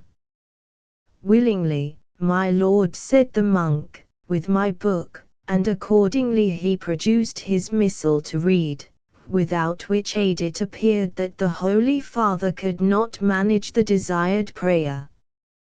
But the crafty Mercurius had, by his devilish art, inserted a song in the place of the Ave, so that Father Peter, instead of chanting an hymn, sang the following irreverent ditty: "Some love the matin chimes, which tell the hour of prayer to sinner, but better fast the midday bell, which speaks the hour of dinner. For when I see a smoking fish, or capon drowned in gravy, or noble haunch on silver dish, full glad I sing mine avenue. My pulpit is an ale-house bench, whereon I sit so jolly, a smiling rosy country wench, my saint and patron holy. I kiss her cheeks so red and sleek, I press her ringlets wavy, and in her willing ear I speak a most religious avenue. And if I'm blind, yet heaven is kind, and holy saints forgiving, for sure he leads a right good life who thus admires good living. Above, they say, our flesh is air, our blood celestial ichor. Oh, grant, mid all the changes there, they may not change our liquor." And with this pious wish the holy confessor tumbled under the table in an agony of devout drunkenness, whilst the knights, the men-at-arms, and the wicked little pages, rang out the last verse with a most melodious and emphatic glee. "I am sorry, fair uncle," hiccuped Sir Randall, "that, in the matter of the Ave, we could not oblige thee in a more orthodox manner, but the Holy Father has failed, and there is not another man in the hall who hath an idea of a prayer." "It is my own fault," said Sir Rollo, "for I hanged the last confessor." And he wished his nephew a surly good night, as he prepared to quit the room. "Au revoir, gentlemen," said the devil Mercurius, and once more fixed his tail round the neck of his disappointed companion. The spirit of poor Rollo was sadly cast down. The devil, on the contrary, was in high good humor. He wagged his tail with the most satisfied air in the world, and cut 100 jokes at the expense of his poor associate. On they sped, cleaving swiftly through the cold night winds, frightening the birds that were roosting in the woods, and the owls that were watching in the towers. In the twinkling of an eye, as it is known, devils can fly hundreds of miles, so that almost the same beat of the clock which left these two in Champagne found them hovering over Paris. They dropped into the court of the Lazarist convent, and winded their way, through passage and cloister, until they reached the door of the prior's cell. Now the prior, Rollo's brother, was a wicked and malignant sorcerer. His time was spent in conjuring devils and doing wicked deeds, instead of fasting, scourging, and singing holy psalms. This Mercurius knew, and he, therefore, was fully at ease as to the final result of his wager with poor Sir Roger. "You seem to be well acquainted with the road," said the knight. "I have reason," answered Mercurius, having, for a long period, had the acquaintance of his reverence, your brother, but you have little chance with him. "And why?" said Sir Rollo. "He is under a bond to my master, never to say a prayer, or else his soul and his body are forfeited at once." "Why, thou false and traitorous devil," said the enraged knight, "and thou knewest this when we made our wager?" "Undoubtedly. Do you suppose I would have done so had there been any chance of losing?" And with this they arrived at Father Ignatius's door. "Thy cursed presence threw a spell on my niece, and stopped the tongue of my nephew's chaplain. I do believe that had I seen either of them alone, my wager had been won. Certainly, therefore, I took good care to go with thee. However, thou mayest see the prior alone, if thou wilt, and lo, his door is open. I will stand without for 5 minutes when it will be time to commence our journey." It was the poor baron's last chance, and he entered his brother's room more for the 5 minutes' respite than from any hope of success. Father Ignatius, the prior, was absorbed in magic calculations. He stood in the middle of a circle of skulls, with no garment except his long white beard, which reached to his knees. He was waving a silver rod, and muttering imprecations in some horrible tongue. But Sir Rollo came forward and interrupted his incantation. "I am," said he, "the shade of thy brother Roger de Rollo, and have come, from pure brotherly love, to warn thee of thy fate." "Whence camest thou?" "From the abode of the blessed in paradise," replied Sir Roger, who was inspired with a sudden thought. "It was but 5 minutes ago that the patron saint of thy church told me of thy danger, and of thy wicked compact with the fiend. Go," said he, "to thy miserable brother, and tell him there is but one way by which he may escape from paying the awful forfeit of his bond." "And how may that be?" said the prior. "The false fiend hath deceived me. I have given him my soul, but have received no worldly benefit in return." "Brother, dear brother, how may I escape?" "I will tell thee. As soon as I heard the voice of blessed Saint Mary Lazarus, the worthy Earl had, at a pinch, coined the name of a saint, I left the clouds, where, with other angels, I was seated, and sped hither to save thee. Thy brother," said the saint, "hath but 1 day more to live, when he will become for all eternity the subject of Satan. If he would escape, he must boldly break his bond, by saying an avenue." "It is the express condition of the agreement," said the unhappy monk. "I must say no prayer, or that instant I become Satan's, body and soul." "It is the express condition of the saint," answered Roger, fiercely. "Pray, brother, pray, or thou art lost forever." So the foolish monk knelt down, and devoutly sung out an Avenue Amen, said Sir Roger, devoutly. Amen, said Mercurius, as, suddenly, coming behind, he seized Ignatius by his long beard, and flew up with him to the top of the church steeple. The monk roared, and screamed, and swore against his brother, but it was of no avail. Sir Roger smiled kindly on him, and said, "Do not fret, brother, it must have come to this in a year or two." And he flew alongside of Mercurius to the steeple top, but this time the devil had not his tail round his neck. "I will let thee off thy bet," said he to the demon, for he could afford, now, to be generous. "I believe, my lord," said the demon, politely, "that our ways separate here." Sir Roger sailed gaily upwards, while Mercurius, having bound the miserable monk faster than ever, he sunk downwards to earth, and perhaps lower. Ignatius was heard roaring and screaming as the devil dashed him against the iron spikes and buttresses of the church.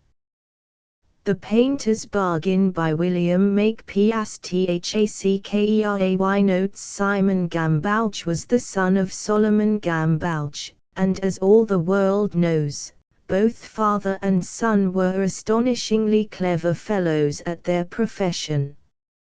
Solomon painted landscapes, which nobody bought, and Simon took a higher line, and painted portraits to admiration, only nobody came to sit to him.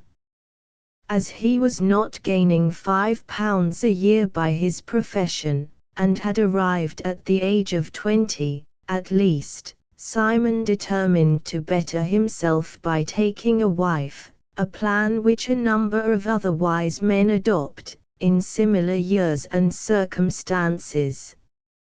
So Simon prevailed upon a butcher's daughter, to whom he owed considerable for cutlets, to quit the meat shop and follow him.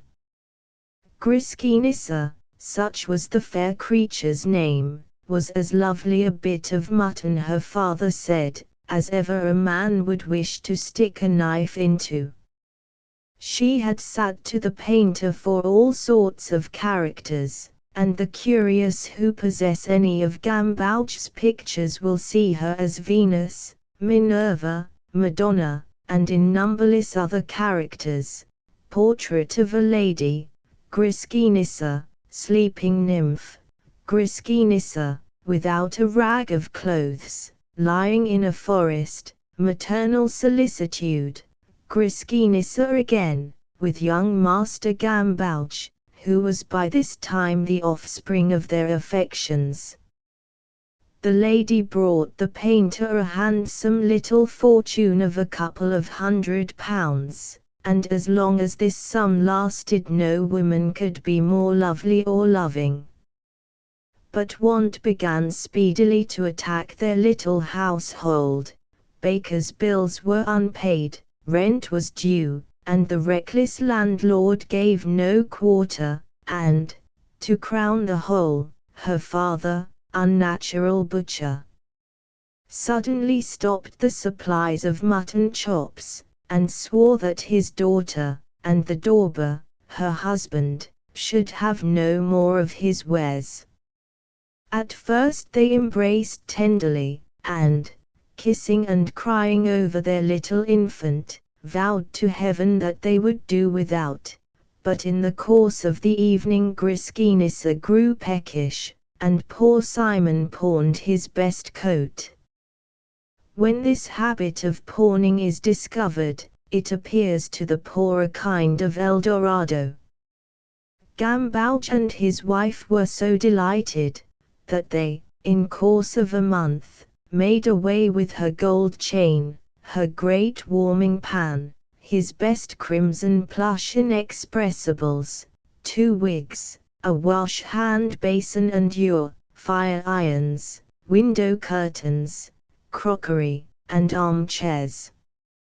Griskinissa said, smiling, that she had found a second father in her uncle, a base pun, which showed that her mind was corrupted, and that she was no longer the tender, simple Griskinissa of other days. I am sorry to say that she had taken to drinking. She swallowed the warming pan in the course of 3 days, and fuddled herself one whole evening with the crimson plush breeches. Drinking is the devil, the father, that is to say, of all vices.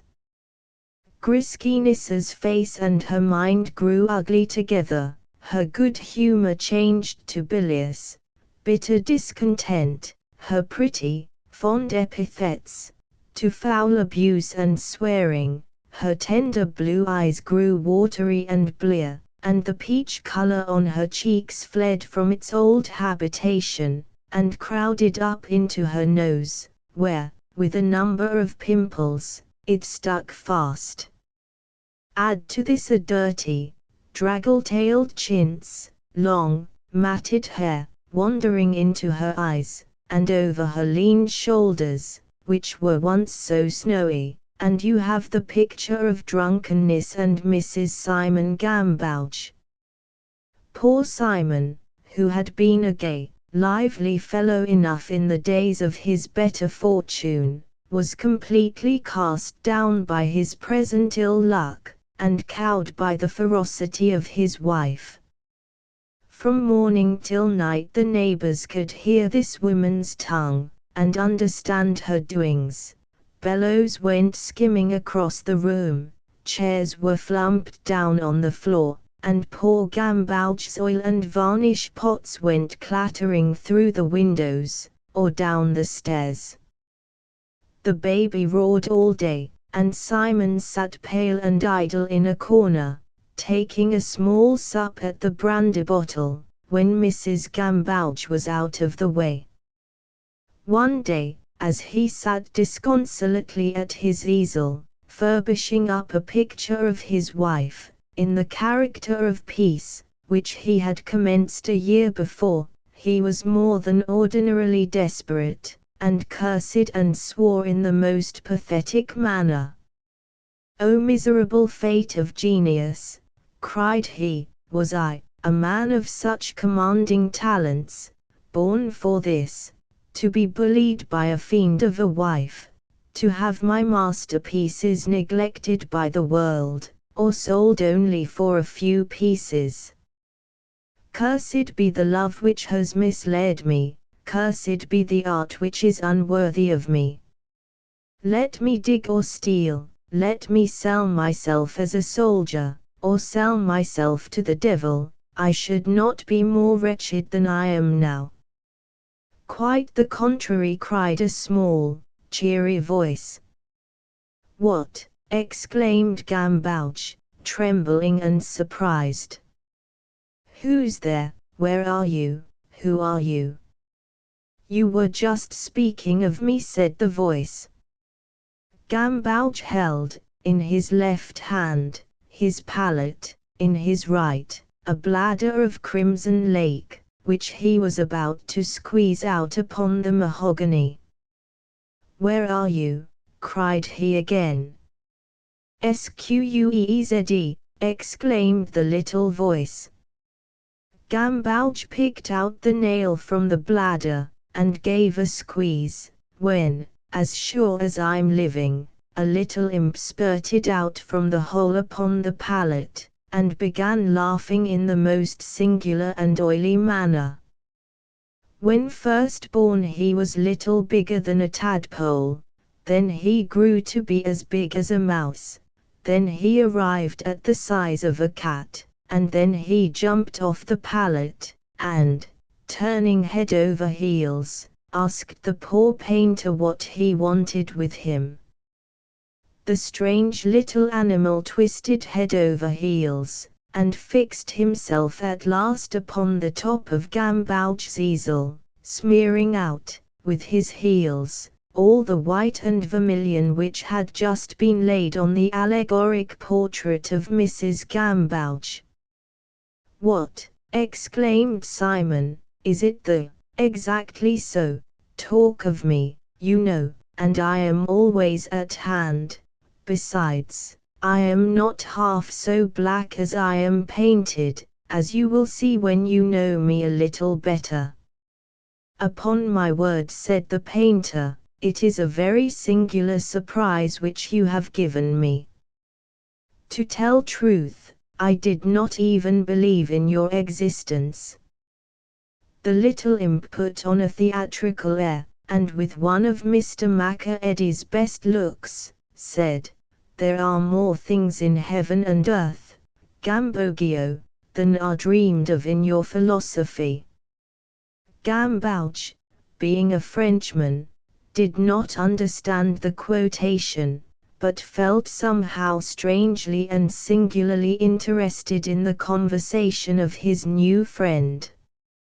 Diabolus continued, "You are a man of merit, and want money. You will starve on your merit, you can only get money from me. Come, my friend, how much is it?"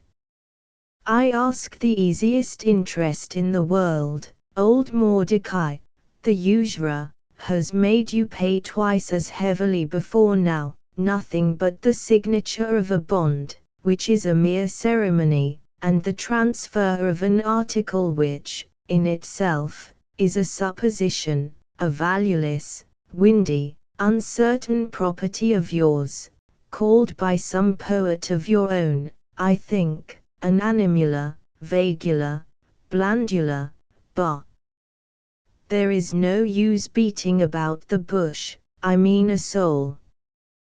Come, let me have it. You know you will sell it some other way, and not get such good pay for your bargain." And, having made this speech, the devil pulled out from his fob a sheet as big as a double Times, only there was a different stamp in the corner. It is useless and tedious to describe law documents, lawyers only love to read them, and they have as good in chitty as any that are to be found in the devil's own, so nobly have the apprentices emulated the skill of the master. Suffice it to say, that poor Gambauge read over the paper, and signed it. He was to have all he wished for 7 years, and at the end of that time was to become the property of the, provided that during the course of the 7 years, every single wish which he might form should be gratified by the other of the contracting parties, otherwise the deed became null and non avenue, and Gambauge should be left to go to his own way. "You will never see me again," said Diabolus, in shaking hands with poor Simon, on whose fingers he left such a mark as is to be seen at this day, "never, at least, unless you want me, for everything you ask will be performed in the most quiet and everyday manner. Believe me, it is the best and most gentlemanlike, and avoids anything like scandal. But if you set me about anything which is extraordinary, and out of the course of nature, as it were, come I must, you know, and of this you are the best judge." So saying, Diabolus disappeared, but whether up the chimney, through the keyhole, or by any other aperture or contrivance, nobody knows. Simon Gambauge was left in a fever of delight, as, Heaven forgive me, I believe many a worthy man would be, if he were allowed an opportunity to make a similar bargain. "Hi-ho," said Simon. "I wonder whether this be a reality or a dream. I am sober, I know, for who will give me credit for the means to be drunk? And as for sleeping, I'm too hungry for that. I wish I could see a capon and a bottle of white wine." "Monsieur Simon," cried a voice on the landing place. "Say I see I," quoth Gambauge, hastening to open the door. He did so, and lo! There was a restaurateur's boy at the door, supporting a tray, a tin-covered dish, and plates on the same, and, by its side, a tall amber-colored flask of Sauterne. "I am the new boy, sir," exclaimed this youth, on entering, "but I believe this is the right door, and you asked for these things." Simon grinned, and said, "Certainly, I did ask for these things." But such was the effect which his interview with the demon had had on his innocent mind, that he took them, although he knew they were for old Simon, the Jew dandy, who was mad after an opera girl, and lived on the floor beneath. "Go, my boy," he said, "it is good. Call in a couple of hours, and remove the plates and glasses." The little waiter trotted downstairs, and Simon sat greedily down to discuss the capon and the white wine. He bolted the legs, he devoured the wings, he cut every morsel of flesh from the breast, seasoning his repast with pleasant draughts of wine, and caring nothing for the inevitable bill which was to follow all. "Ye gods," said he, as he scraped away at the backbone, "what a dinner, what wine, and how gaily served up too! There were silver forks and spoons, and the remnants of the fowl were upon a silver dish." "Why, the money for this dish and these spoons," cried Simon, "would keep me and Mrs. G for a month. I wish," and here Simon whistled, and turned round to see that no one was peeping, "I wish the plate were mine. Oh, the horrid progress of the devil! Here they are," thought Simon to himself, "why should not I take them?" And take them he did. "Detection," said he, "is not so bad as starvation, and I would as soon live at the galleys as live with Madame Gambauge." So Gambauge shoveled dish and spoons into the flap of his surtout, and ran downstairs as if the devil were behind him, as, indeed, he was. He immediately made for the house of his old friend the pawnbroker, that establishment which is called in France the Monde à Piat. "I am obliged to come to you again, my old friend," said Simon, "with some family plate, of which I beseech you to take care." The pawnbroker smiled as he examined the goods. "I can give you nothing upon them," said he. "What?" cried Simon, "not even the worth of the silver?" "No, I could buy them at that price at the Café Morisot Rue de la Verrerie, where, I suppose, you got them a little cheaper."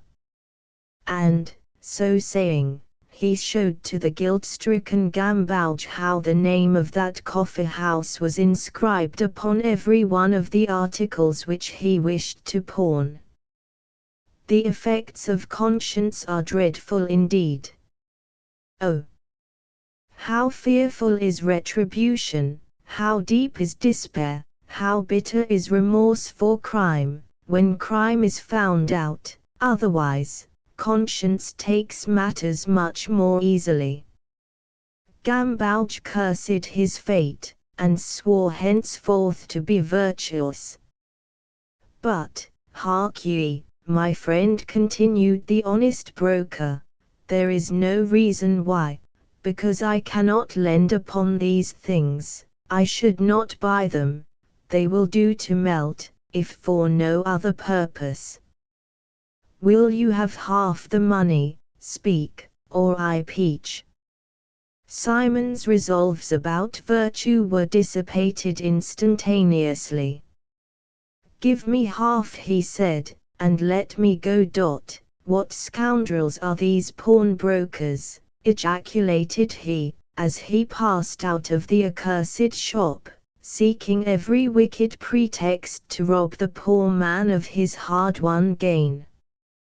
When he had marched forwards for a street or two, Gambauch counted the money which he had received, and found that he was in possession of no less than 100 francs. It was night, as he reckoned out his equivocal gains, and he counted them at the light of a lamp.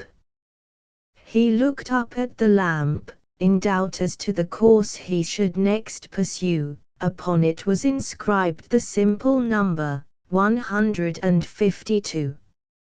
A gambling house, thought Gambauch.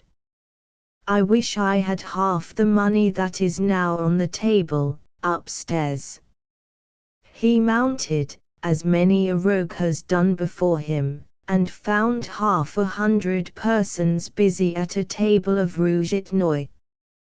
Gambauch's 5 napoleons looked insignificant by the side of the heaps which were around him, but the effects of the wine, of the theft, and of the detection by the pawnbroker, were upon him, and he threw down his capital stoutly upon the 00.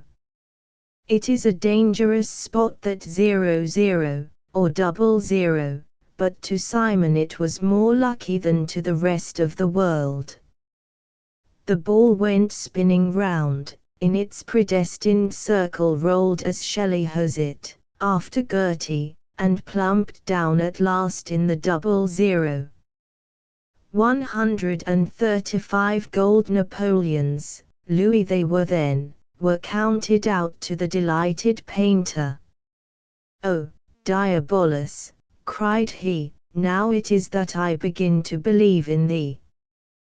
"Don't talk about merit," he cried, "talk about fortune.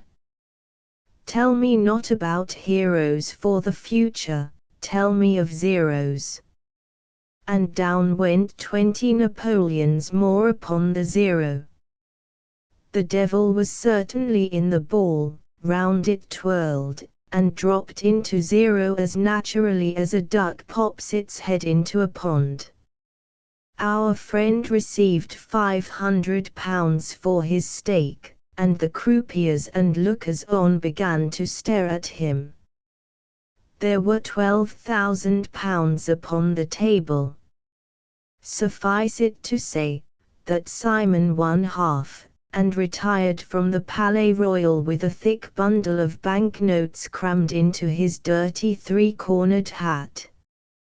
He had been but half an hour in the place, and he had won the revenues of a prince for half a year. Gambauch, as soon as he felt that he was a capitalist, and that he had a stake in the country, discovered that he was an altered man. He repented of his foul deed, and his base purloining of the restaurateur's plate. "O honesty," he cried, "how unworthy is an action like this of a man who has a property like mine." So he went back to the pawnbroker with the gloomiest face imaginable. "My friend," said he, "I have sinned against all that I hold most sacred. I have forgotten my family and my religion. Here is thy money. In the name of heaven, restore me the plate which I have wrongfully sold thee." But the pawnbroker grinned, and said, "Nay, Mr. Gambauch, I will sell that plate for 1,000 francs to you, or I will never sell it at all." "Well," cried Gambauch, "thou art an inexorable ruffian, Troisballs, but I will give thee all I am worth." And here he produced a billet of 500 francs. "Look," said he, "this money is all I own, it is the payment of 2 years' lodging. To raise it, I have toiled for many months, and, failing, I have been a criminal. O heaven! I stole that plate that I might pay my debt, and keep my dear wife from wandering houseless. But I cannot bear this load of ignominy, I cannot suffer the thought of this crime. I will go to the person to whom I did wrong. I will starve, I will confess, but I will do right. The broker was alarmed. Give me thy note, he cried, here is the plate. Give me an acquittal first, cried Simon, almost broken-hearted, sign me a paper, and the money is yours. So Troy Spalls wrote according to Gambauch's dictation, received, for 13 ounces of plate, 20 pounds. Monster of iniquity, cried the painter, fiend of wickedness, thou art caught in thine own snares. Hast thou not sold me 5 pounds worth of plate for 20? Have I it not in my pocket? Art thou not a convicted dealer in stolen goods?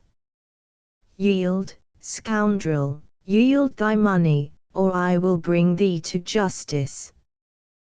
The frightened pawnbroker bullied and battled for a while, but he gave up his money at last, and the dispute ended. Thus it will be seen that Diabolus had rather a hard bargain in the wily Gambauch. He had taken a victim prisoner, but he had assuredly caught a Tartar. Simon now returned home, and, to do him justice, paid the bill for his dinner, and restored the plate. And now I may add, and the reader should ponder upon this, as a profound picture of human life, that Gambauch, since he had grown rich, grew likewise abundantly moral. He was a most exemplary father. He fed the poor, and was loved by them. He scorned a base action. And I have no doubt that Mr. Thurtell, or the late lamented Mr. Greenacre, in similar circumstances, would have acted like the worthy Simon Gambauch. There was but one blot upon his character, he hated Mrs. Gam. Worse than ever. As he grew more benevolent, she grew more virulent. When he went to plays, she went to Bible societies, and vice versa. In fact, she led him such a life as Xanthippe led Socrates, or as a dog leads a cat in the same kitchen. With all his fortune, for, as may be supposed, Simon prospered in all worldly things, he was the most miserable dog in the whole city of Paris. Only in the point of drinking did he and Mrs. Simon agree, and for many years, and during a considerable number of hours in each day, he thus dissipated, partially, his domestic chagrin. O philosophy! We may talk of thee, but, except at the bottom of the wine cup, where thou liest like truth in a well, where shall we find thee? He lived so long, and in his worldly matters prospered so much, there was so little sign of devilment in the accomplishment of his wishes, and the increase of his prosperity, that Simon, at the end of 6 years, began to doubt whether he had made any such bargain at all, as that which we have described at the commencement of this history. He had grown, as we said, very pious and moral. He went regularly to Mass, and had a confessor into the bargain. He resolved, therefore, to consult that reverend gentleman, and to lay before him the whole matter. I am inclined to think, holy sir, said Gambauch, after he had concluded his history, and shown how, in some miraculous way, all his desires were accomplished, that, after all, this demon was no other than the creation of my own brain, heated by the effects of that bottle of wine, the cause of my crime and my prosperity. The confessor agreed with him, and they walked out of church comfortably together, and entered afterwards a cafe, where they sat down to refresh themselves after the fatigues of their devotion. A respectable old gentleman, with a number of orders at his buttonhole, presently entered the room, and sauntered up to the marble table, before which reposed Simon and his clerical friend. "Excuse me, gentlemen," he said, as he took a place opposite them, and began reading the papers of the day. "Bah," said he, at last, "sont-ils grands ces journaux anglais?" "Look, sir," he said, handing over an immense sheet of the Times to Mr. Gambouch, "was ever anything so monstrous?" Gambouch smiled politely, and examined the proffered page. "It is enormous," he said, "but I do not read English." "Nay," said the man with the orders, "look closer at it, Signor Gambouch, it is astonishing how easy the language is." Wondering, Simon took the sheet of paper. He turned pale as he looked at it, and began to curse the ices and the waiter. "Come, M.L. Abbey," he said, "the heat and glare of this place are intolerable." The stranger rose with them. "Au plaisir de vous revoir, mon cher monsieur," said he. "I do not mind speaking before the Abbé here, who will be my very good friend one of these days, but I thought it necessary to refresh your memory concerning our little business transaction 6 years since, and could not exactly talk of it at church, as you may fancy." Simon Gambouch had seen, in the double-sheeted Times, the paper signed by himself, which the little devil had pulled out of his fob. There was no doubt on the subject, and Simon, who had but a year to live, grew more pious, and more careful than ever. He had consultations with all the doctors of the Sorbonne and all the lawyers of the Palais. But his magnificence grew as wearisome to him as his poverty had been before, and not one of the doctors whom he consulted could give him a pennyworth of consolation.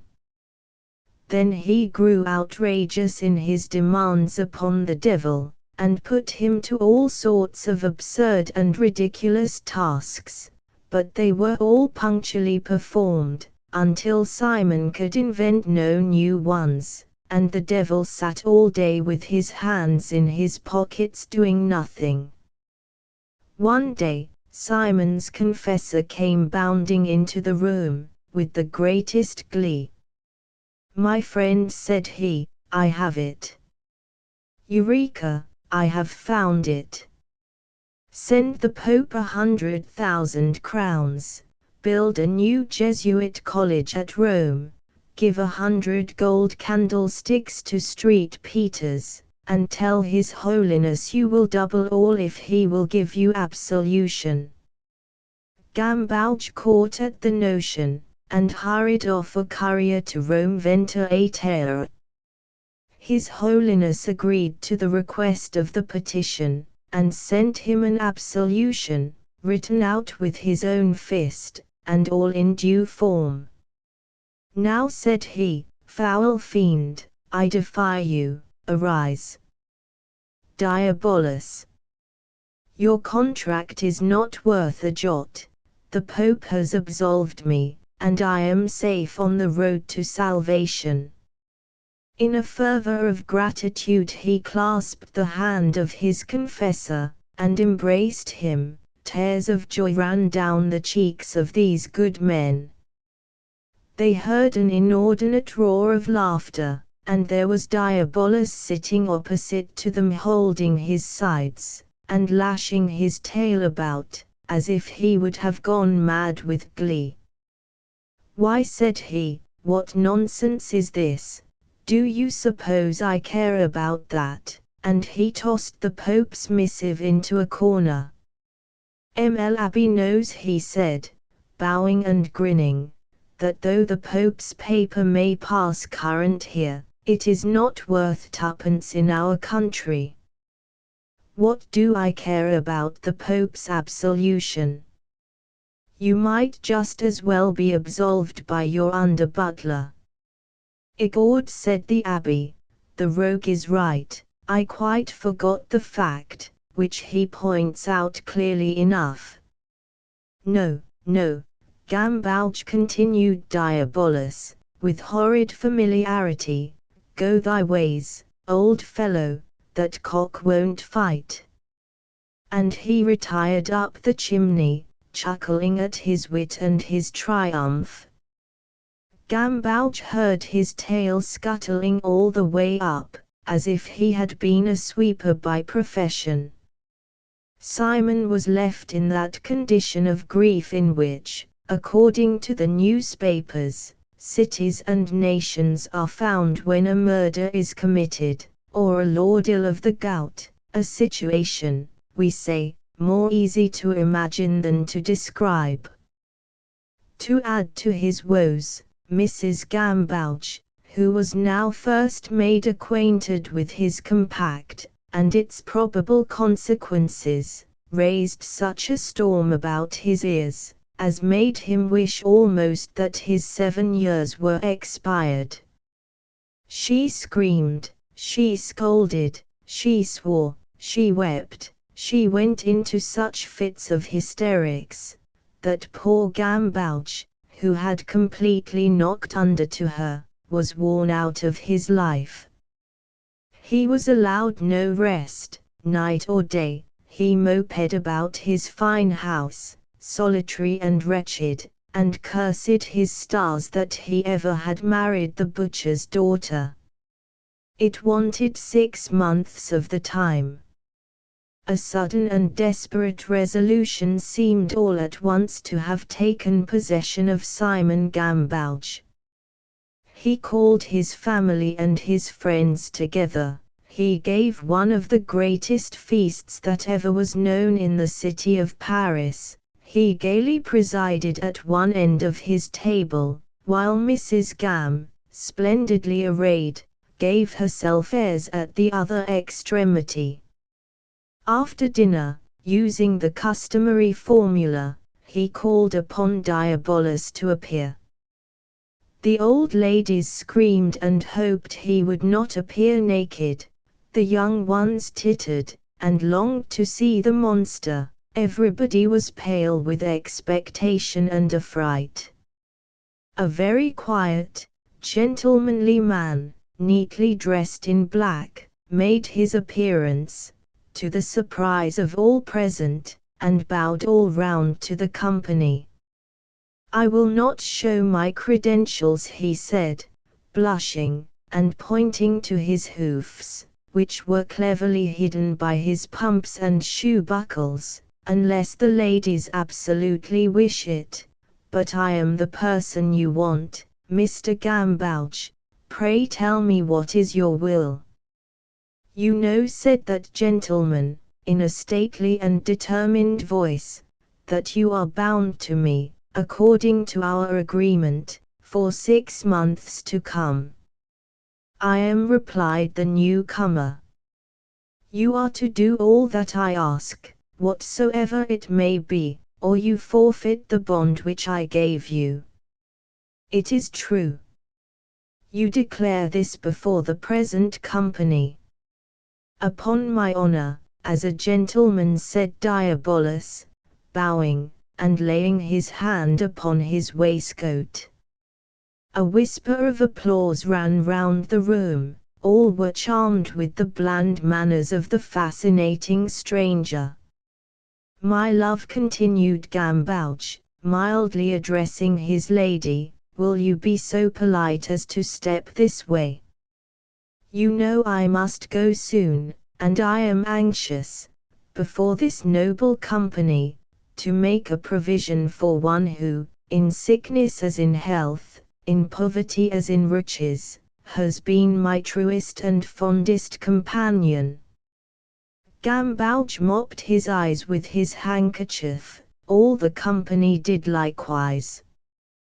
Diabolus sobbed audibly, and Mrs. Gambauch sidled up to her husband's side, and took him tenderly by the hand. "Simon," said she, "is it true, and do you really love your Griskinissa?"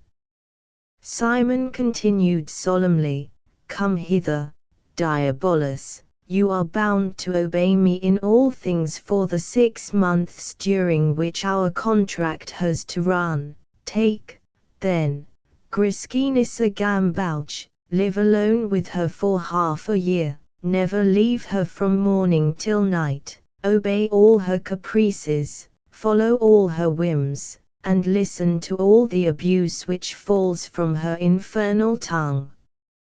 Do this, and I ask no more of you. I will deliver myself up at the appointed time. Not Lord G, when flogged by Lord B, in the house, not Mr. Cartledge, of Astley's amphitheatre, in his most pathetic passages, could look more crestfallen, and howl more hideously, than Diabolus did now. Take another year, Gambauch, screamed he, 2 more, 10 more, a century, roast me on Lawrence's gridiron, boil me in holy water, but don't ask that, don't bid me live with Mrs. Gambauch." Simon smiled sternly. "I have said it," he cried, "do this, or our contract is at an end." The devil, at this, grinned so horribly that every drop of beer in the house turned sour. He gnashed his teeth so frightfully that every person in the company well nigh fainted with the colic. He slapped down the great parchment upon the floor, trampled upon it madly, and lashed it with his hoofs and his tail, at last, spreading out a mighty pair of wings as wide as from here to Regent Street, he slapped Gambauch with his tail over one eye, and vanished, abruptly, through the keyhole. Gambauch screamed with pain and started up. "You drunken, lazy scoundrel!" cried a shrill and well-known voice, "you have been asleep these 2 hours!" And here he received another terrific box on the ear. It was too true, he had fallen asleep at his work, and the beautiful vision had been dispelled by the thumps of the tipsy Griskinissa. Nothing remained to corroborate his story, except the bladder of lake, and this was spurted all over his waistcoat and breeches. "I wish," said the poor fellow, rubbing his tingling cheeks, "that dreams were true," and he went to work again at his portrait.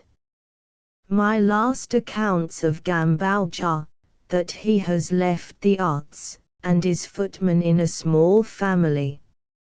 Mrs. Gam takes in washing, and it is said that her continual dealings with soap suds and hot water have been the only things in life which have kept her from spontaneous combustion.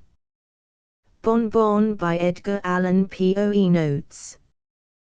Quant un bon vin mon estomec, je suis plus savant que Balzac, plus sage que Pibrac, mon bras seul faisant électrique de la nation carseque, la metroit au sac, de Karen je passerois le lac en dormant dans son bac, je irois au fire ek, sans que mon coeur fit tic ni tac.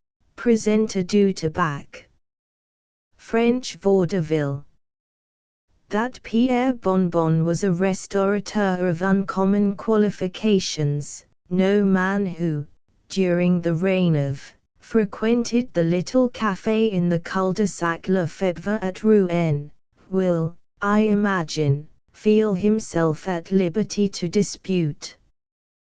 That Pierre Bonbon was, in an equal degree, skilled in the philosophy of that period is, I presume, still more especially undeniable. His pates à la fois were beyond doubt immaculate, but what pen can do justice to his essays sur la nature, his thoughts sur l'âme, his observations sur l'esprit? If his omelettes, if his fricandeau were inestimable, what literature of that day would not have given twice as much for an idée de bonbon as for all the trash of all the idées of all the rest of the savants? Bonbon had ransacked libraries which no other man had ransacked, had read more than any other would have entertained a notion of reading, had understood more than any other would have conceived the possibility of understanding, and although, while he flourished, there were not wanting some authors at Rouen to assert that his dicta evinced neither the purity of the Academy, nor the depth of the Lyceum, although, mark me, his doctrines were by no means very generally comprehended, still it did not follow that they were difficult of comprehension. It was, I think, on account of their self-evidency that many persons were led to consider them abstruse. It is to Bonbon, but let this go no further, it is to Bonbon that Kant himself is mainly indebted for his metaphysics. The former was indeed not a Platonist, nor strictly speaking an Aristotelian, nor did he, like the modern Leibniz, waste those precious hours which might be employed in the invention of a fricassee or, facili gradu, the analysis of a sensation, in frivolous attempts at reconciling the obstinate oils and waters of ethical discussion. Not at all. Bonbon was Ionic. Bonbon was equally italic. He reasoned a priori, he reasoned a posteriori. His ideas were innate, or otherwise. He believed in George of Trebizond, he believed in Borsarion. Bonbon was emphatically a bonbonist. I have spoken of the philosopher in his capacity of restaurateur. I would not, however, have any friend of mine imagine that, in fulfilling his hereditary duties in that line, our hero wanted a proper estimation of their dignity and importance. Far from it. It was impossible to say in which branch of his profession he took the greater pride. In his opinion, the powers of the intellect held intimate connection with the capabilities of the stomach. I am not sure, indeed, that he greatly disagreed with the Chinese, who hold that the soul lies in the abdomen. The Greeks at all events were right, he thought, who employed the same word for the mind and the diaphragm. 13. By this I do not mean to insinuate a charge of gluttony, or indeed any other serious charge to the prejudice of the metaphysician. If Pierre Bonbon had his failings, and what great man has not 1,000, if Pierre Bonbon, I say, had his failings, they were failings of very little importance, faults indeed which, in other tempers, have often been looked upon rather in the light of virtues. As regards one of these foibles, I should not even have mentioned it in this history but for the remarkable prominency, the extreme alto relievo, in which it jutted out from the plane of his general disposition. He could never let slip an opportunity of making a bargain.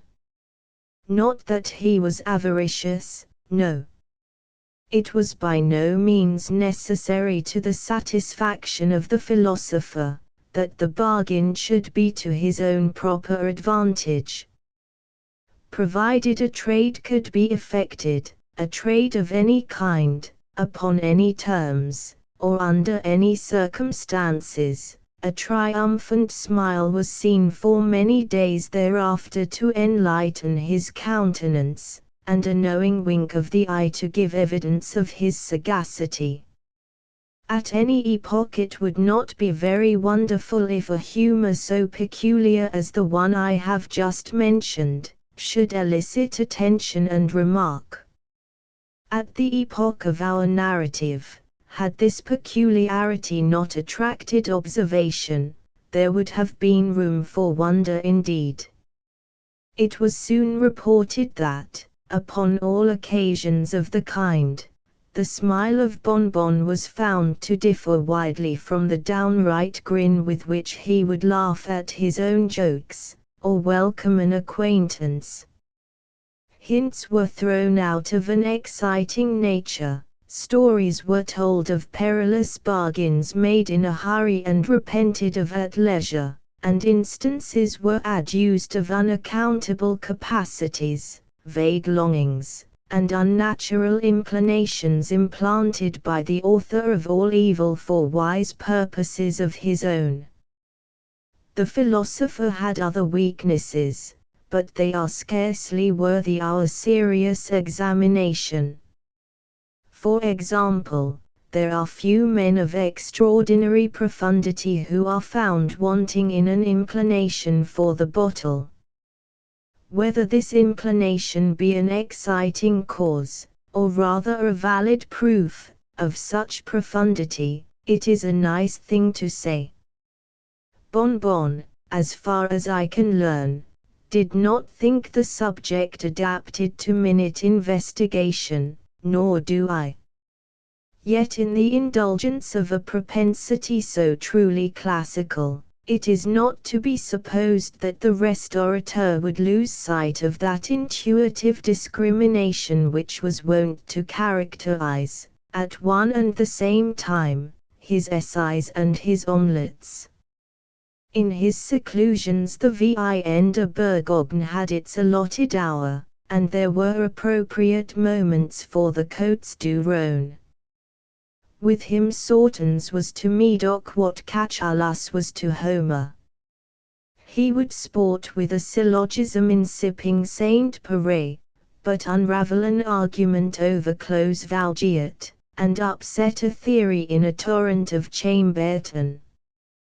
Well had it been if the same quick sense of propriety had attended him in the peddling propensity to which I have formerly alluded, but this was by no means the case. Indeed, to say the truth, that trait of mind in the philosophic Bon Bon did begin at length to assume a character of strange intensity and mysticism, and appeared deeply tinctured with the diabery of his favorite German studies. To enter the little café in the cul-de-sac Lefebvre was, at the period of our tale, to enter the sanctum of a man of genius. Bon Bon was a man of genius. There was not a sous cuisinier in Rouen who could not have told you that Bon Bon was a man of genius. His very cat knew it, and forbore to whisk her tail in the presence of the man of genius. His large water dog was acquainted with the fact, and upon the approach of his master, betrayed his sense of inferiority by a sanctity of deportment, a debasement of the ears, and a dropping of the lower jaw not altogether unworthy of a dog. It is, however, true that much of this habitual respect might have been attributed to the personal appearance of the metaphysician. A distinguished exterior will, I am constrained to say, have its way even with a beast, and I am willing to allow much in the outward man of the restaurateur calculated to impress the imagination of the quadruped. There is a peculiar majesty about the atmosphere of the little grate, if I may be permitted so equivocal an expression, which mere physical bulk alone will be found at all times inefficient in creating. If, However, Bonbon was barely 3 feet in height, and if his head was diminutively small, still it was impossible to behold the rotundity of his stomach without a sense of magnificence nearly bordering upon the sublime. In its size both dogs and men must have seen a type of his acquirements, in its immensity a fitting habitation for his immortal soul. I might here, if it so pleased me, dilate upon the matter of habiliment, and other mere circumstances of the external metaphysician.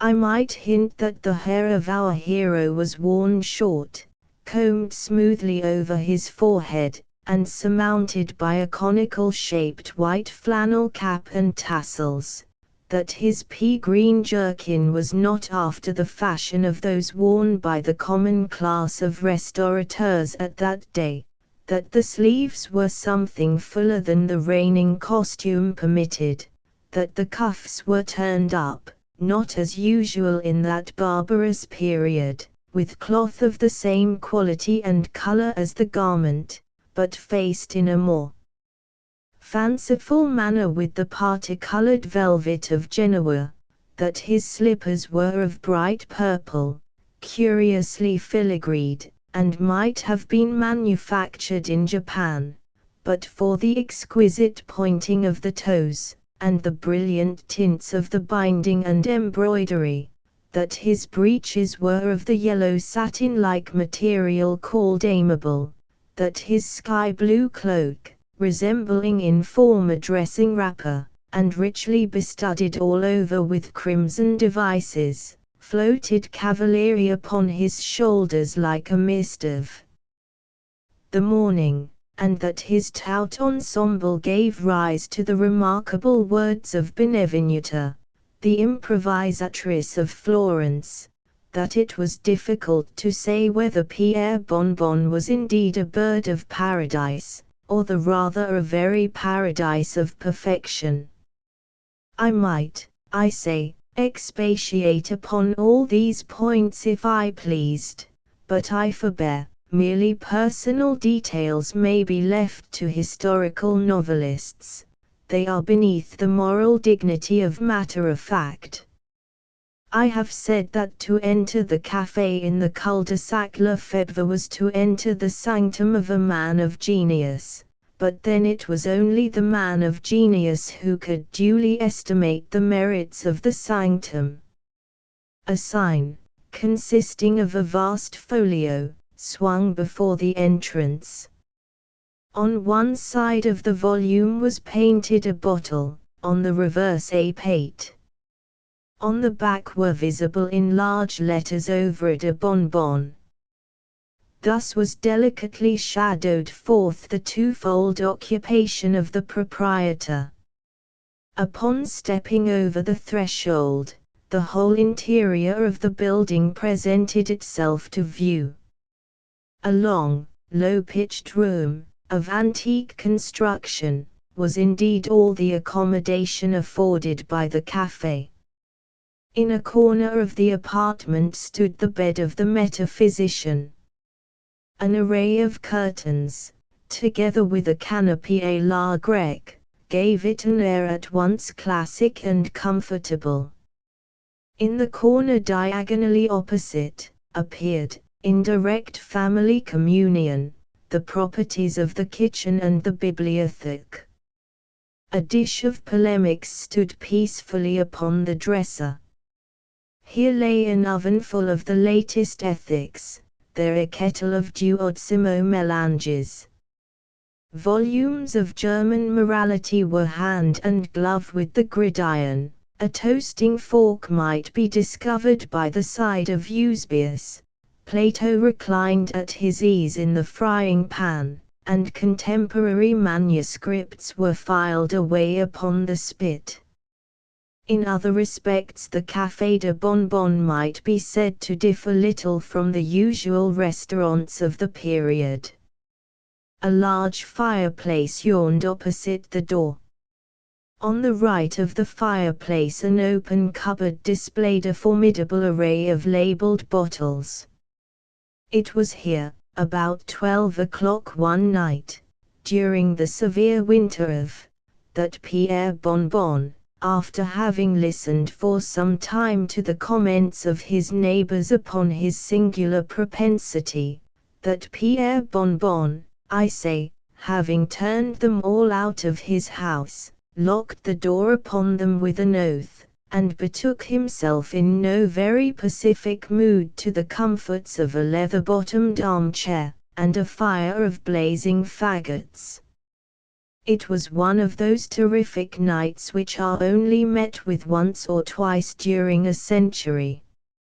It snowed fiercely, and the house tottered to its center with the floods of wind that, rushing through the crannies of the wall, and pouring impetuously down the chimney, shook awfully the curtains of the philosopher's bed, and disorganized the economy of his plate pans and papers.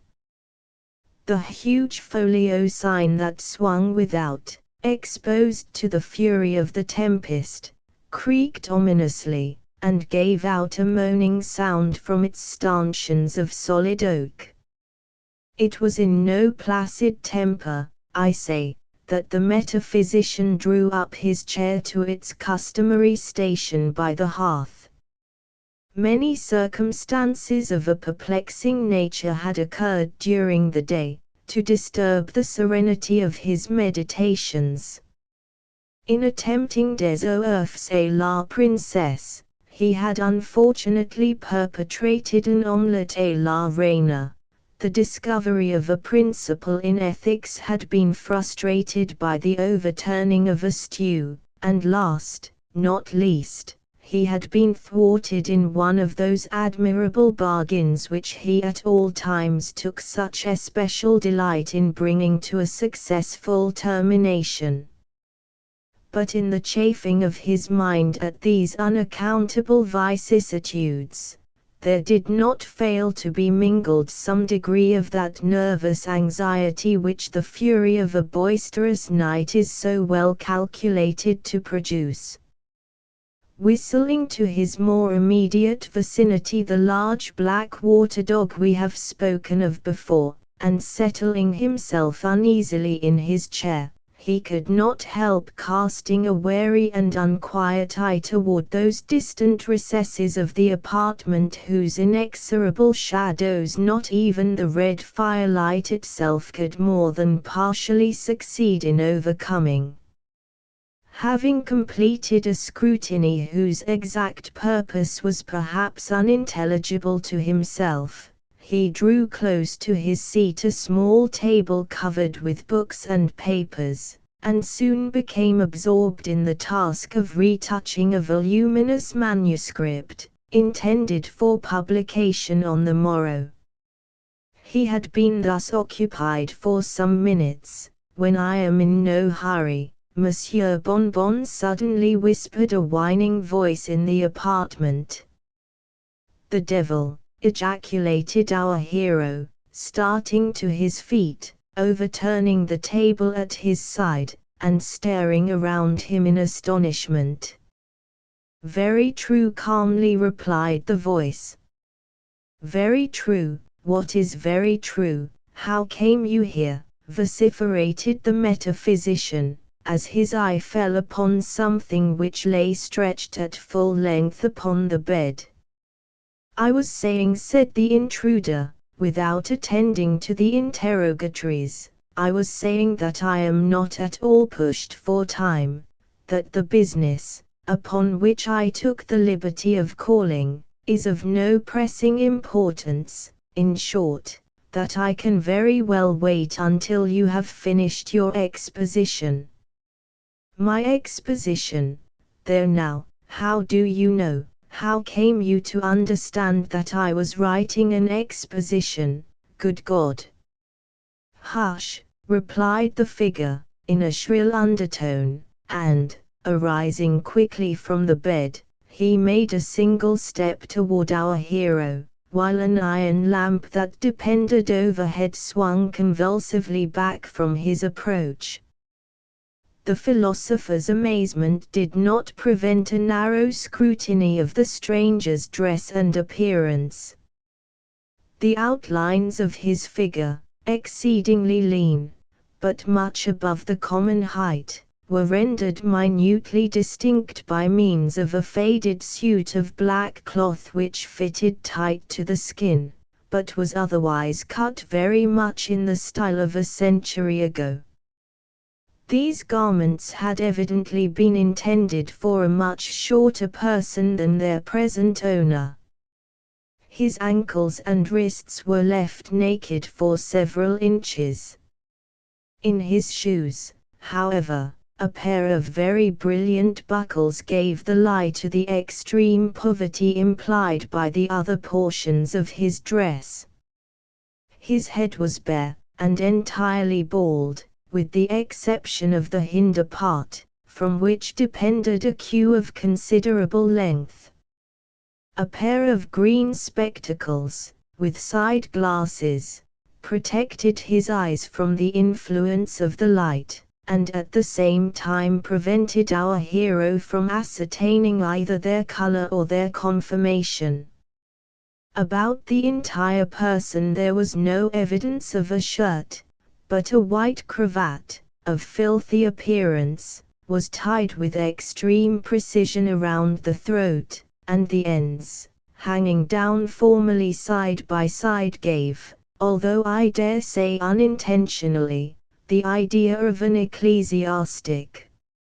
Indeed, many other points both in his appearance and demeanor might have very well sustained a conception of that nature. Over his left ear, he carried, after the fashion of a modern clerk, an instrument resembling the stylus of the ancients. In a breast pocket of his coat appeared conspicuously a small black volume fastened with clasps of steel. This book, whether accidentally or not, was so turned outwardly from the person as to discover the words Ritual Catholic in white letters upon the back. His entire physiognomy was interestingly saturnine, even cadaverously pale. The forehead was lofty, and deeply furrowed with the ridges of contemplation. The corners of the mouth were drawn down into an expression of the most submissive humility. There was also a clasping of the hands, as he stepped towards our hero, a deep sigh, and altogether a look of such utter sanctity as could not have failed to be unequivocally prepossessing. Every shadow of anger faded from the countenance of the metaphysician, as, having completed a satisfactory survey of his visitor's person, he shook him cordially by the hand, and conducted him to a seat. There would however be a radical error in attributing this instantaneous transition of feeling in the philosopher to any one of those causes which might naturally be supposed to have had an influence. Indeed, Pierre Bonbon, from what I have been able to understand of his disposition, was of all men the least likely to be imposed upon by any speciousness of exterior deportment. It was impossible that so accurate an observer of men and things should have failed to discover, upon the moment, the real character of the personage who had thus intruded upon his hospitality. To say no more, the conformation of his visitor's feet was sufficiently remarkable. He maintained lightly upon his head an inordinately tall hat. There was a tremulous swelling about the hinder part of his breeches, and the vibration of his coat tail was a palpable fact. Judge, then, with what feelings of satisfaction our hero found himself thrown thus at once into the society of a person for whom he had at all times entertained the most unqualified respect.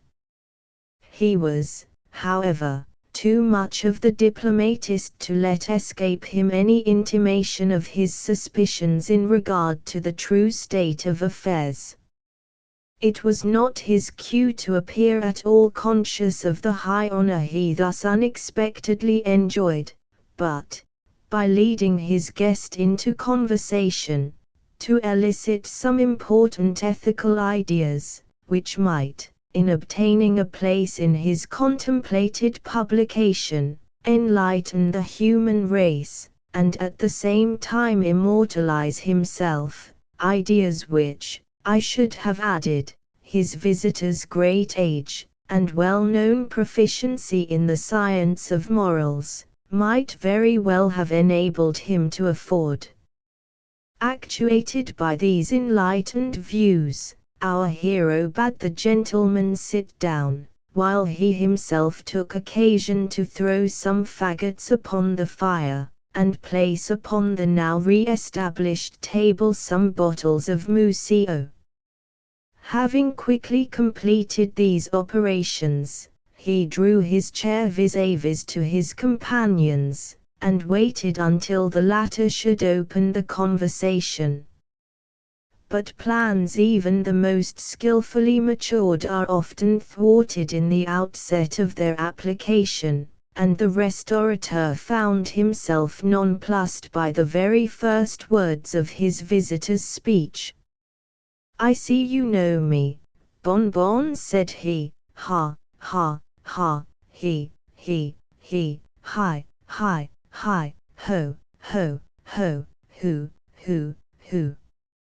And the devil, dropping at once the sanctity of his demeanor, opened to its fullest extent a mouth from ear to ear, so as to display a set of jagged and fang-like teeth, and, throwing back his head, laughed long, loudly, wickedly, and uproariously, while the black dog, crouching down upon his haunches, joined lustily in the chorus, and the tabby cat, flying off a tangent, stood up on end, and shrieked in the farthest corner of the apartment.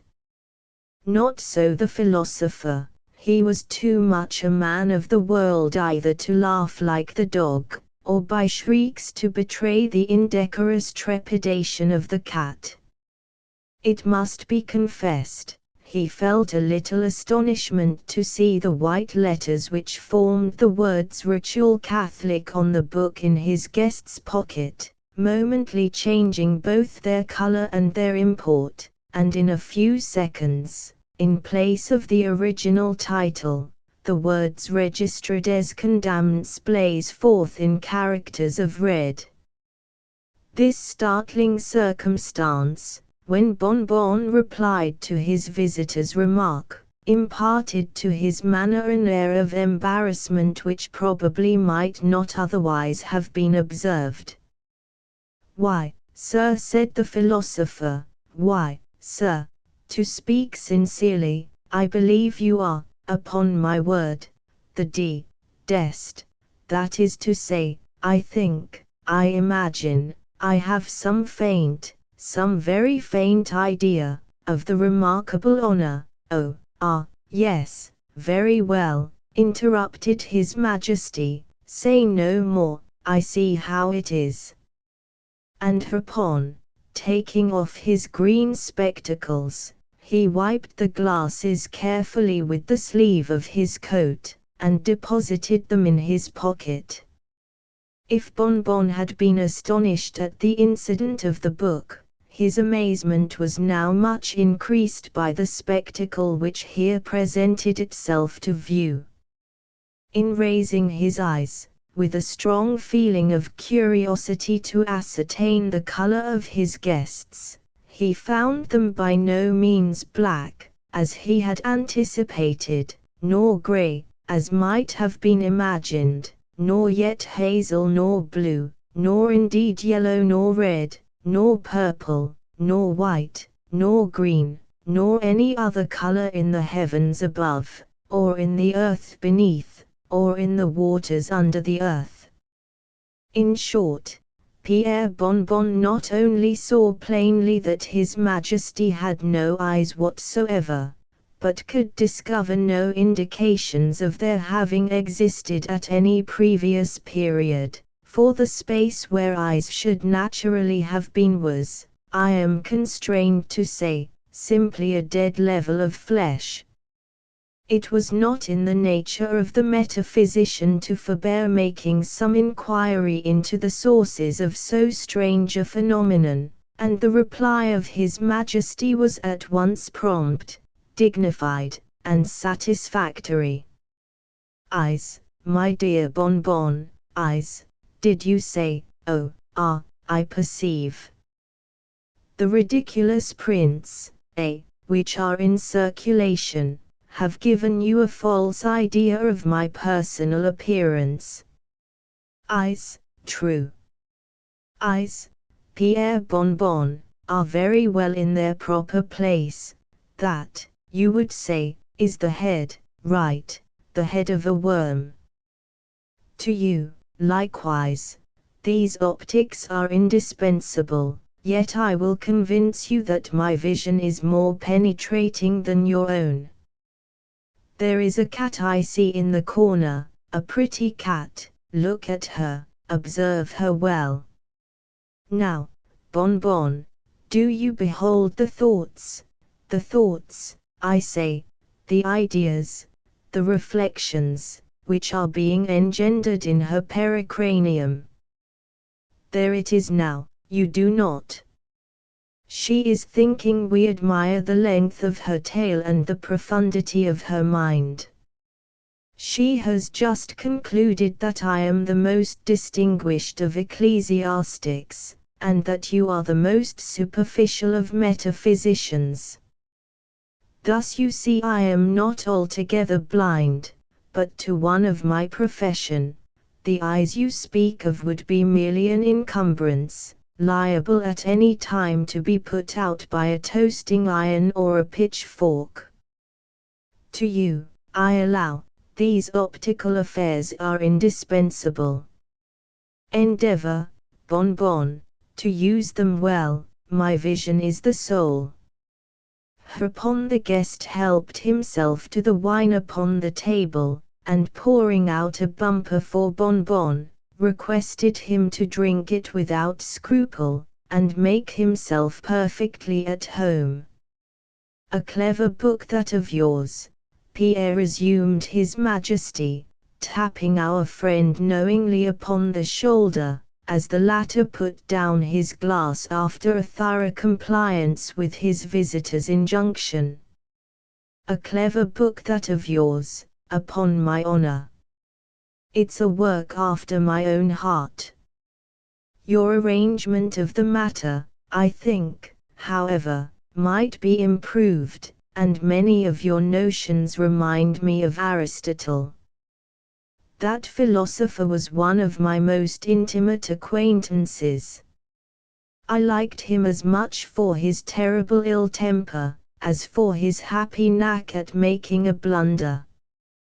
There is only one solid truth in all that he has written, and for that I gave him the hint out of pure compassion for his absurdity. I suppose, Pierre Bonbon, you very well know to what divine moral truth I am alluding. Cannot say that I, indeed, why it was I who told Aristotle that, by sneezing, men expelled superfluous ideas through the proboscis. Which is, hiccup, undoubtedly the case, said the metaphysician, while he poured out for himself another bumper of Museo, and offering his snuff-box to the fingers of his visitor. There was Plato, too, continued His Majesty, modestly declining the snuff-box and the compliment it implied. There was Plato, too, for whom I, at one time, felt all the affection of a friend. You knew Plato, Bonbon? Ah, no, I beg 1,000 pardons. He met me at Athens, one day, in the Parthenon, and told me he was distressed for an idea. I bade him write down that dot. He said that he would do so, and went home, while I stepped over to the pyramids. But my conscience smote me for having uttered a truth, even to aid a friend, and hastening back to Athens, I arrived behind the philosopher's chair as he was inditing the dot. Giving the lambda a fillip with my finger, I turned it upside down. So the sentence now reads, and is, you perceive, the fundamental doctrine in his metaphysics. Were you ever at Rome? Asked the restaurateur, as he finished his second bottle of Museo, and drew from the closet a larger supply of Chambertin. But once, Monsieur Bonbon, but once. There was a time, said the devil, as if reciting some passage from a book, there was a time when occurred an anarchy of 5 years, during which the Republic, bereft of all its officers, had no magistracy besides the tribunes of the people, and these were not legally vested with any degree of executive power. At that time, Monsieur Bonbon, at that time only I was in Rome, and I have no earthly acquaintance, consequently, with any of its philosophy. 14. What do you think of, Epicurus? What do I think of whom? Said the devil, in astonishment. You surely do not mean to find any fault with Epicurus. What do I think of Epicurus? Do you mean me, sir? I am Epicurus. I am the same philosopher who wrote each of the 300 treatises commemorated by Diogenes Laertes. That's a lie, said the metaphysician, for the wine had gotten a little into his head. Very well, sir, very well, indeed, sir, said His Majesty, apparently much flattered. That's a lie, repeated the restaurateur, dogmatically, that's a lie. Well, have it your own way, said the devil, pacifically, and Bonbon, having beaten His Majesty at an argument, thought it his duty to conclude a second bottle of Chambertin. As I was saying, resumed the visitor, as I was observing a little while ago, there are some very outer notions in that book of yours, Monsieur Bonbon. What, for instance, do you mean by all that humbug about the soul? Pray, sir, what is the soul? The soul, replied the metaphysician, referring to his MS, is undoubtedly, no, sir. Indubitably, no, sir. Indisputably, no, sir. Evidently, no, sir. Incontrovertibly, no, sir. No, sir. And beyond all question, no, sir, the soul is no such thing. Here the philosopher, looking daggers, took occasion to make an end, upon the spot, of his third bottle of Chambertin. Then, pray, sir, what is it? That is neither here nor there, Monsieur Bonbon, replied His Majesty, musingly. I have tasted, that is to say, I have known some very bad souls, and some too, pretty good ones. Here he smacked his lips, and, having unconsciously let fall his hand upon the volume in his pocket, was seized with a violent fit of sneezing. He continued, there was the soul of Cratinus, passable, Aristophanes, racy, Plato, exquisite, not your Plato, but Plato the comic poet. Your Plato would have turned the stomach of Cerberus, for then let me see. There were Navius, and Andronicus, and Plautus, and Terentius. Then there were Lucilius, and Catullus, and Naso, and Quintus Flaccus, Diakinti, as I called him when he sang a seculaire for my amusement, while I toasted him, in pure good humor, on a fork. But they want flavor, these Romans. One fat Greek is worth a dozen of them, and besides will keep, which cannot be said of a Quirite. Let us taste your Sorton. Bonbon had by this time made up his mind to the nil admirari, and endeavored to hand down the bottles in question. He was, however, conscious of a strange sound in the room like the wagging of a tail. Of this, although extremely indecent in his majesty, the philosopher took no notice, simply kicking the dog, and requesting him to be quiet. The visitor continued, I found that Horace tasted very much like Aristotle. You know I am fond of variety. Terentius I could not have told from Menander. Naso, to my astonishment, was Nicander in disguise. Virgilius had a strong twang of Theocritus. Martial put me much in mind of Archilochus, and Titus Livius was positively Polybius and none other. Hiccup, here replied Bonbon, and his Majesty proceeded, but if I have a penchant, Monsieur Bonbon, if I have a penchant, it is for a philosopher. Yet, let me tell you, sir, it is not every dev, I mean it is not every gentleman who knows how to choose a philosopher. Long ones are not good, and the best, if not carefully shelled, are apt to be a little rancid on account of the gall. Shelled. I mean taken out of the carcass. What do you think of a hiccup, physician? Don't mention them, Here His Majesty retched violently. I never tasted but one, that rascal Hippocrates, smelt a vasa fetida, caught a wretched cold washing him in the Styx, and after all he gave me the cholera morbus. The hiccup, wretch, ejaculated Bonbon, the hiccup, abortion of a pill-box. And the philosopher dropped a tear.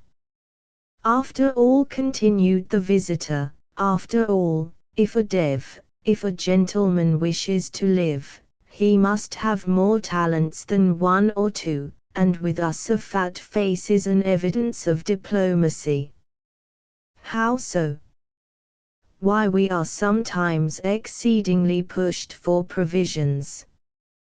You must know that, in a climate so sultry as mine, it is frequently impossible to keep a spirit alive for more than 2 or 3 hours, and after death, unless pickled immediately, and a pickled spirit is not good, they will smell, you understand, Putrefaction is always to be apprehended when the souls are consigned to us in the usual way.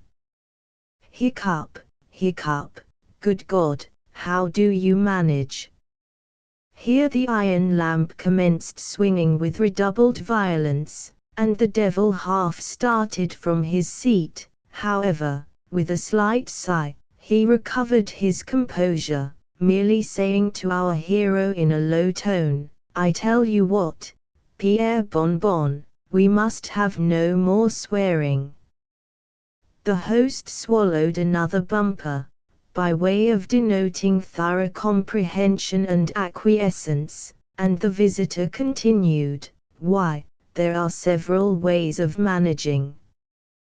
The most of us starve, some put up with the pickle. For my part I purchase my spirits vivant corpore, in which case I find they keep very well. But the body, hiccup, the body. The body, well, what of the body, oh, I perceive. Why, sir, the body is not at all affected by the transaction. I have made innumerable purchases of the kind in my day, and the parties never experienced any inconvenience. There were Cain and Nimrod, and Nero, and Caligula, and Dionysius, and Pisistratus, and 1,000 others, who never knew what it was to have a soul during the latter part of their lives, yet, sir, these men adorned society. Why isn't there a, now, whom you know as well as I? Is he not in possession of all his faculties, mental and corporeal? Who writes a keener epigram? Who reasons more wittily? Who, but, stay. I have his agreement in my pocket book. Thus saying, he produced a red leather wallet, and took from it a number of papers.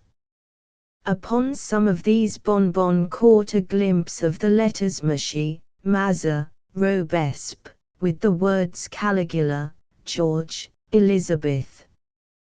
His Majesty selected a narrow slip of parchment, and from it read aloud the following words: "In consideration of certain mental endowments which it is unnecessary to specify, and in further consideration of 1,000 louis d'or, I, being aged 1 year and 1 month, do hereby make over to the bearer of this agreement all my right, title, and appurtenance in the shadow called my soul.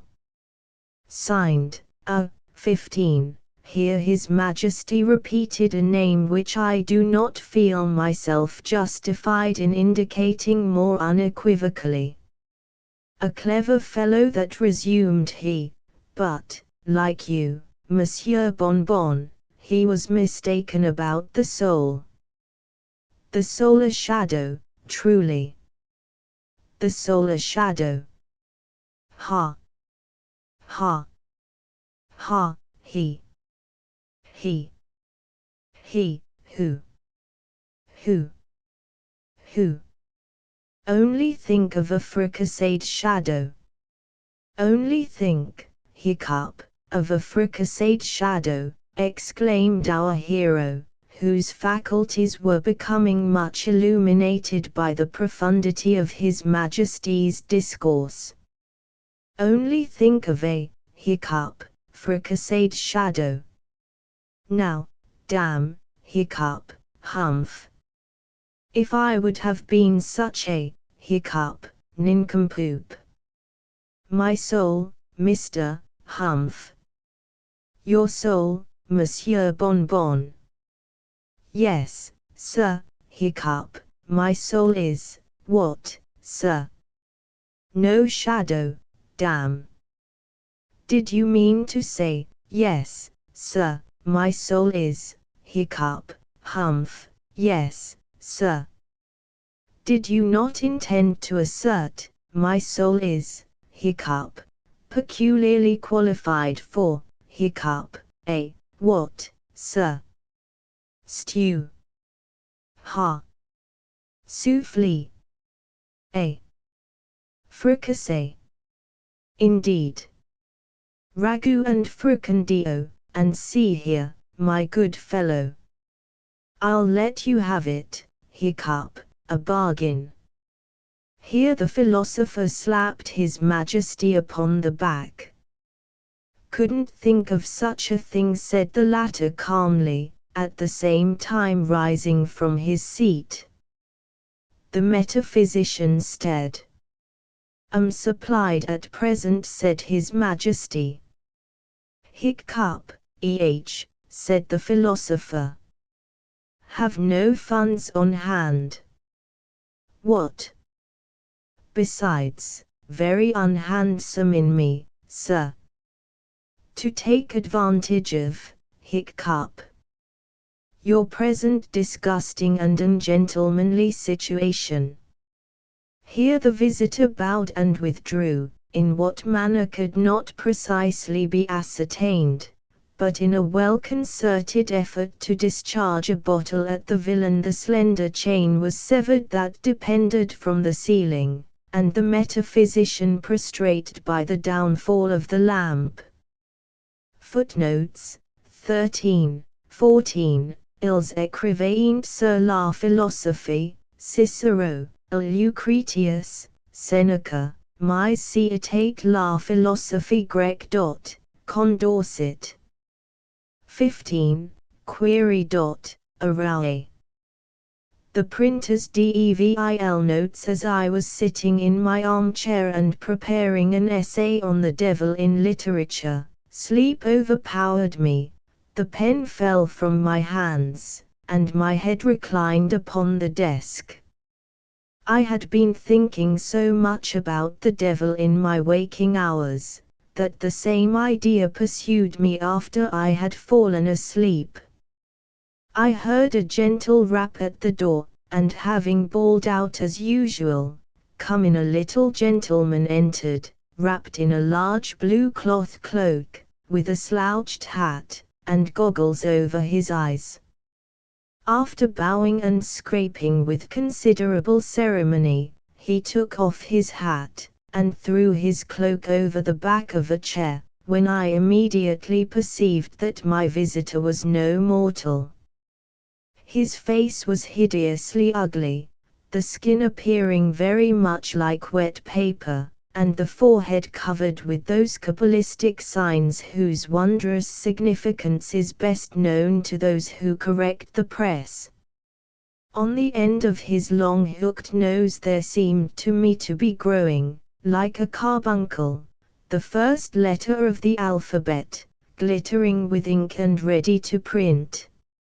I observed, also, that each of his fingers and toes, or rather claws, was in the same manner terminated by one of the letters of the alphabet, and as he slashed round his tail to brush a fly off his nose, I noticed that the letter Z formed the extremity of that useful member. While I was looking with no small astonishment and some trepidation at my extraordinary visitor, he took occasion to inform me that he had taken liberty to call, as he was afraid I might forget him in the treatise which I was writing, an omission which he assured me would cause him no little mortification. In me, says he, you behold the prince and patron of printers' devils. My province is to preside over the hell of books, and if you will only take the trouble to accompany me a little way, I will show you some of the wonders of that world. As my imagination had lately been much excited by perusing Dante's Inferno, I was delighted with an adventure which promised to turn out something like his wonderful journey, and I readily consented to visit my new friend's dominions, and we sallied forth together. As we pursued our way, my conductor endeavored to give me some information respecting the world I was about to enter, in order to prepare me for the wonders I should encounter there. You must know, remarked he, that books have souls as well as men, and the moment any work is published, whether successful or not, its soul appears in precisely the same form in another world, either in this domain, which is subject to me, or in a better region, over which I have no control. I have power only to exhibit the place of punishment for bad books, periodicals, pamphlets, and, in short, publications of every kind. We now arrived at the mouth of a cavern, which I did not remember to have ever noticed before, though I had repeatedly passed the spot in my walks. It looked to me more like the entrance to a coal mine than anything else, as the sides were entirely black. Upon examining them more closely, I found that they were covered with a black fluid which greatly resembled printer's ink, and which seemed to corrode and wear away the rocks of the cavern wherever it touched them. We have lately received a large supply of political publications, said my companion, and hell is perfectly saturated with their maliciousness. We carry on a profitable trade upon the earth, by retailing this ink to the principal political editors. Unfortunately, it is not found to answer very well for literary publications, though they have tried it with considerable success in printing the London Quarterly and several of the other important reviews. The cavern widened as we advanced, and we came presently into a vast open plain, which was bounded on one side by a wall so high that it seemed to reach the very heavens. As we approached the wall, I observed a vast gateway before us, closed up by folding doors. The gates opened at our approach, and we entered. I found myself in a warm sandy valley, bounded on one side by a steep range of mountains. A feeble light shone upon it, much like that of a sick chamber, and the air seemed confined and stifling like that of the abode of illness. My ears were assailed by a confused whining noise, as if all the litters of newborn puppies, kittens with their eyes unopened, and babes just come to light, in the whole world, were brought into one spot, and were whelping, mewing, and squalling at once. I turned in mute wonder to my guide for explanation, and he informed me that I now beheld the destined abode of all stillborn and abortive publications, and the infantine noises which I heard were only their feeble wailing for the miseries they had endured in being brought into the world. I now saw what the feebleness of the light had prevented my observing before, that the soil was absolutely covered with books of every size and shape, from the little diamond almanac up to the respectable quarto. I saw folios there. These books were crawling about and tumbling over each other like blind whelps, uttering, at the same time, the most mournful cries. I observed one, however, which remained quite still, occasionally groaning a little, and appeared like an overgrown toad oppressed with its own heaviness. I drew near, and read upon the back, "Resignation, a novel." The cover flew open, and the title page immediately began to address me. I walked off, however, as fast as possible, only distinguishing a few words about the injustice and severity of critics, bad taste of the public, very well considering, first effort, feminine mind and C. I presently discovered a very important-looking little book, stalking about among the rest in a great passion, kicking the others out of the way, and swearing like a trooper, till at length, apparently exhausted with its efforts, it sunk down to rise no more. "Aha!" exclaimed my little diabolical friend, "here is a newcomer, let's see who he is," and coming up, he turned it over with his foot so that we could see the back of it, upon which was printed the Monnikins, by the author of and C.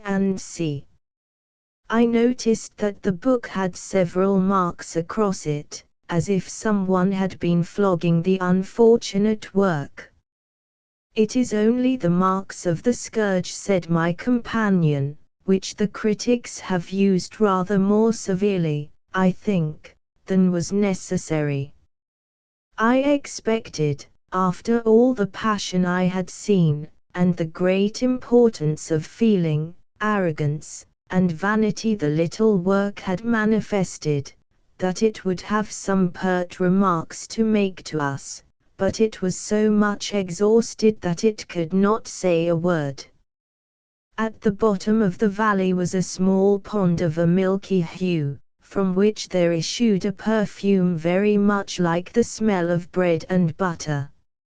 An immense number of thin, prettily bound manuscript books were soaking in this pond of milk, all of which, I was informed, were young ladies' albums, which it was necessary to souse in the slough, to prevent them from stealing passages from the various works about them. As soon as I heard what they were, I ran away with all my speed, having a mortal dread of these books. We had now traversed the valley, and, approaching the barrier of mountains, we found a passage cut through, which greatly resembled the Porzolipo, near Naples. It was closed on the side towards the valley, only with a curtain of white paper, upon which were printed the names of the principal reviews, which my conductor assured me were enough to prevent any of the unhappy works we had seen from coming near the passage. As we advanced through the mountains, occasional gleams of light appeared before us, and immediately vanished, leaving us in darkness. My guide, however, seemed to be well acquainted with the way, and we went on fearlessly till we emerged into an open field, lighted up by constant flashes of lightning, which glared from every side. The air was hot, and strongly impregnated with sulphur. "Each department of my dominions," said the devil, "receives its light from the works which are sent there. You are now surrounded by the glittering but evanescent coruscations of the more recent novels." This department of hell was never very well supplied till quite lately, though Fielding, Smollett, Maturin, and Godwin did what they could for us. Our greatest benefactors have been Disraeli, Bulwer, and Victor Hugo, and this glare of light, so painful to our eyes, proceeds chiefly from their books. There was a tremendous noise like the rioting of an army of drunken men, with horrible cries and imprecations, and fiend-like laughing, which made my blood curdle, and such a scrambling and fighting among the books, as I never saw before. I could not imagine at first what could be the cause of this, till I discovered at last a golden hill rising up like a cone in the midst of the plain, with just room enough for one book on the summit, and I found that the novels were fighting like so many devils for the occupation of this place. One work, however, had gained possession of it, and seemed to maintain its hold with a strength and resolution which bade defiance to the rest.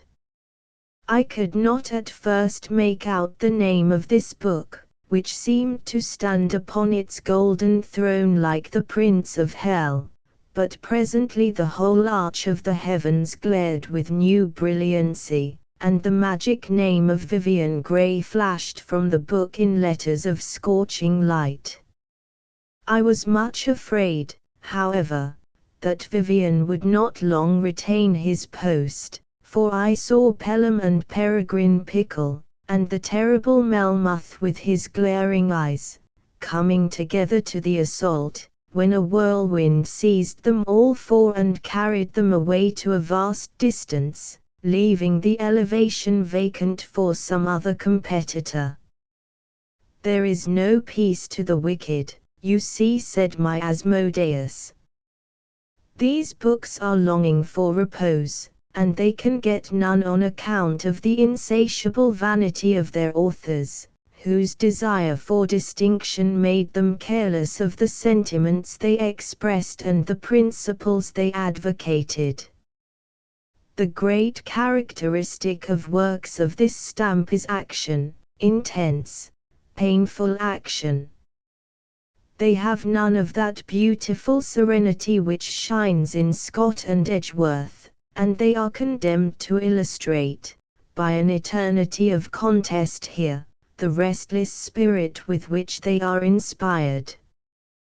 While I was looking on with fearful interest in the mad combat before me, the horizon seemed to be darkened, and a vast cloud rose up in the image of a gigantic eagle, whose wings stretched from the east to the west till he covered the firmament. In his talons he carried an open book, at the sight of which the battle around me was calmed, the lightning ceased to flash, and there was an awful stillness. Then suddenly there glared from the book a sheet of fire, which rose in columns 1,000 feet high, and filled the empire eon with intense light, the pillars of flame curling and wreathing themselves into monstrous letters, till they were fixed in one terrific glare, and I read, Byron. Even my companion quailed before the awful light, and I covered my face with my hands. When I withdrew them, the cloud and the book had vanished, and the contest was begun again. You have seen the prince of this division of hell, said my guide. We now began rapidly to descend into the bowels of the earth, and, after sinking some 1,000 feet, I found myself on terra firma again, and walking a little way, we came to a gate of massive ice, over which was written in vast letters, My heritage is despair. We passed through, and immediately found ourselves in a vast basin of lead, which seemed to meet the horizon on every side. A bright light shone over the whole region, but it was not like the genial light of the sun. It chilled me through, and every ray that fell upon me seemed like the touch of ice. The deepest silence prevailed, and though the valley was covered with books, not one moved or uttered a sound. I drew near to one, and I shivered with intense cold as I read upon it, Voltaire. Behold, said the demon, the hell of infidel books. The light which emanates from them is the light of reason, and they are doomed to everlasting torpor.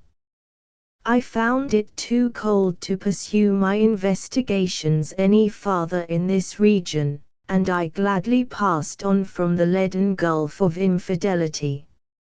I had no sooner passed the barrier which separated this department from the next, than I heard a confused sound like the quacking of myriads of ducks and geese, and a great flapping of wings, of which I soon saw the cause. You are in the hell of newspapers, said my guide. And sure enough, when I looked up I saw thousands of newspapers flying about with their great wooden backbones, and the padlock dangling like a bobtail at the end, flapping their wings and hawking at each other like mad. After circling about in the air for a little while, and biting and tearing each other as much as they could, they plumped down, head first, into a deep black-looking pool, and were seen no more. We place these newspapers deeper in hell than the infidel publications, said the devil, because they are so much more extensively read, and thereby do much greater mischief. It is a kind of pest of which there is no end, and we are obliged to allot the largest portion of our dominions to containing them. We now came to an immense pile of a leaden hue, which I found at last to consist of old worn-out type, which was heaped up to form the wall of the next division. A monstrous U, turned bottom upwards, in this way, formed the arch of a gateway through which we passed, and then traversed a drawbridge, which was thrown across a river of ink, upon whose banks millions of horrible little demons were sporting. I presently saw that they were employed in throwing into the black stream a quantity of books which were heaped up on the shore. As I looked down into the stream, I saw that they were immediately devoured by the most hideous and disgusting monsters which were floundering about there. I looked at one book, which had crawled out after being thrown into the river. It was dripping with filth, but I distinguished on the back the words, Don Juan. It had hardly climbed up the bank, however, when one of the demons gave it a kick, and sent it back into the stream, where it was immediately swallowed. On the back of some of the books which the little imps were tossing in, I saw the name of Rochester, which showed me the character of those which were sent into this division of the infernal regions. Beyond this region rose up a vast chain of mountains, which we were obliged to clamber over. After toiling for a long time, we reached the summit, and I looked down upon an immense labyrinth built upon the plain below, in which I saw a great number of large folios, stalking about in solemn pomp, each followed by a number of small volumes and pamphlets, like so many pages or footmen watching the beck of their master. You behold here, said the demon, all the false works upon theology which have been written since the beginning of the Christian era. They are condemned to wander about to all eternity in the hopeless maze of this labyrinth, each folio drawing after it all the minor works to which it gave origin. A faint light shone from these ponderous tomes, but it was like the shining of a lamp in a thick mist, shorn of its rays, and illuminating nothing around it. And if my companion had not held a torch before me, I should not have discerned the outlines of this department of the infernal world. As my eye became somewhat accustomed to the feeble light, I discovered beyond the labyrinth a thick mist, which appeared to rise from some river or lake. That, said my companion, is the distinct abode of German metaphysical works, and other treatises of a similar unintelligible character. They are all obliged to pass through a press, and if there is any sense in them, it is thus separated from the mass of nonsense in which it is imbedded, and is allowed to escape to a better world. Very few of the works, however, are found to be materially diminished by passing through the press. We had now crossed the plain, and stood near the impenetrable fog, which rose up like a wall before us. In front of it was the press managed by several ugly little demons, and surrounded by an immense number of volumes of every size and shape, waiting for the process which all were obliged to undergo. As I was watching their operations, I saw two very respectable German folios, with enormous clasps, extended like arms, carrying between them a little volume, which they were fondling like a pet child with marks of doting affection. These folios proved to be two of the most abstruse, learned, and incomprehensible of the metaphysical productions of Germany, and the bantling which they seemed to embrace with so much affection, was registered on the back, Records of a School. I did not find that a single ray of intelligence had been extracted from either of the two after being subjected to the press. As soon as the volumes had passed through the operation of yielding up all the little sense they contained, they plunged into the intense fog, and disappeared forever. We next approached the verge of a gulf, which appeared to be bottomless, and there was dreadful noise, like the war of the elements, and forked flames shooting up from the abyss, which reminded me of the crater of Vesuvius. "You have now reached the ancient limits of hell," said the demon, "and you behold beneath your feet the original chaos on which my domains are founded. But within a few years we have been obliged to build a yet deeper division beyond the gulf, to contain a class of books that were unknown in former times." "Pray, what class can be found?" I asked. "Worse than those which I have already seen, and for which it appears hell was not bad enough." "They are American reprints of English publications," replied he, "and they are generally works of such a despicable character, that they would have found their way here without being republished. But even where the original work was good, it is so degenerated by the form under which it reappears in America, that its merit is entirely lost, and it is only fit for the seventh and lowest division of hell." I now perceived a bridge spanning over the gulf, with an arch that seemed as lofty as the firmament. We hastily passed over, and found that the farthest extremity of the bridge was closed by a gate, over which was written 3 words.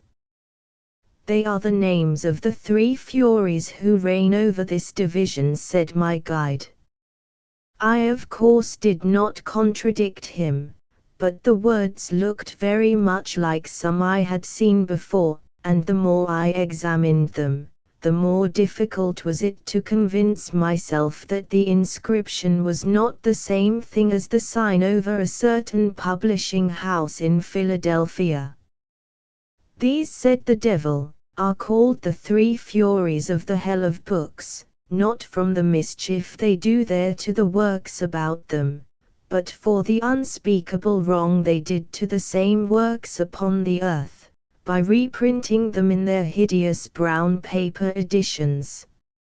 As soon as they beheld me, they rushed towards me with such piteous accents and heart-moving entreaties, that I would intercede to save them from their torment, that I was moved with the deepest compassion, and began to ask my conductor if there were no relief for them.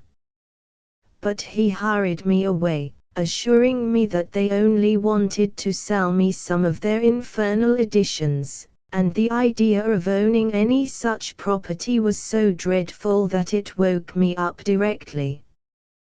The Devil's Mother-in-Law, 16, by Fernand Caballero. Notes: in a town named Villagananes, there was once an old widow uglier than the sergeant of Utrera, who was considered as ugly could be, drier than hay, older than foot-walking, and more yellow than the jaundice. Moreover, she had so cross-grained a disposition that Job himself could not have tolerated her. She had been nicknamed Mother Holofernes, and she had only to put her head out of doors to put all the lads to flight. Mother Holofernes was as clean as a new pin, and as industrious as an ant, and in these respects suffered no little vexation on account of her daughter Pamphila, who was, on the contrary, so lazy, and such an admirer of the Quietists, that an earthquake would not move her. So it came to pass that Mother Holofernes began quarrelling with her daughter almost from the day that the girl was born. "You are," she said, "as flaccid as Dutch tobacco, and it would take a couple of oxen to draw you out of your room. You fly work as you would the pest, and nothing pleases you but the window, you shameless girl. You are more amorous than Cupid himself, but, if I have any power, you shall live as close as a nun." On hearing all this, Pamphila got up, yawned, stretched herself, and turning her back on her mother, went to the street door. Mother Holofernes, without paying attention to this, began to sweep with most tremendous energy, accompanying the noise of the broom with a monologue of this tenor: "In my time girls had to work like men."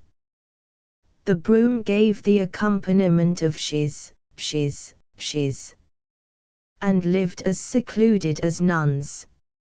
And the broom went shiz, shiz, shiz.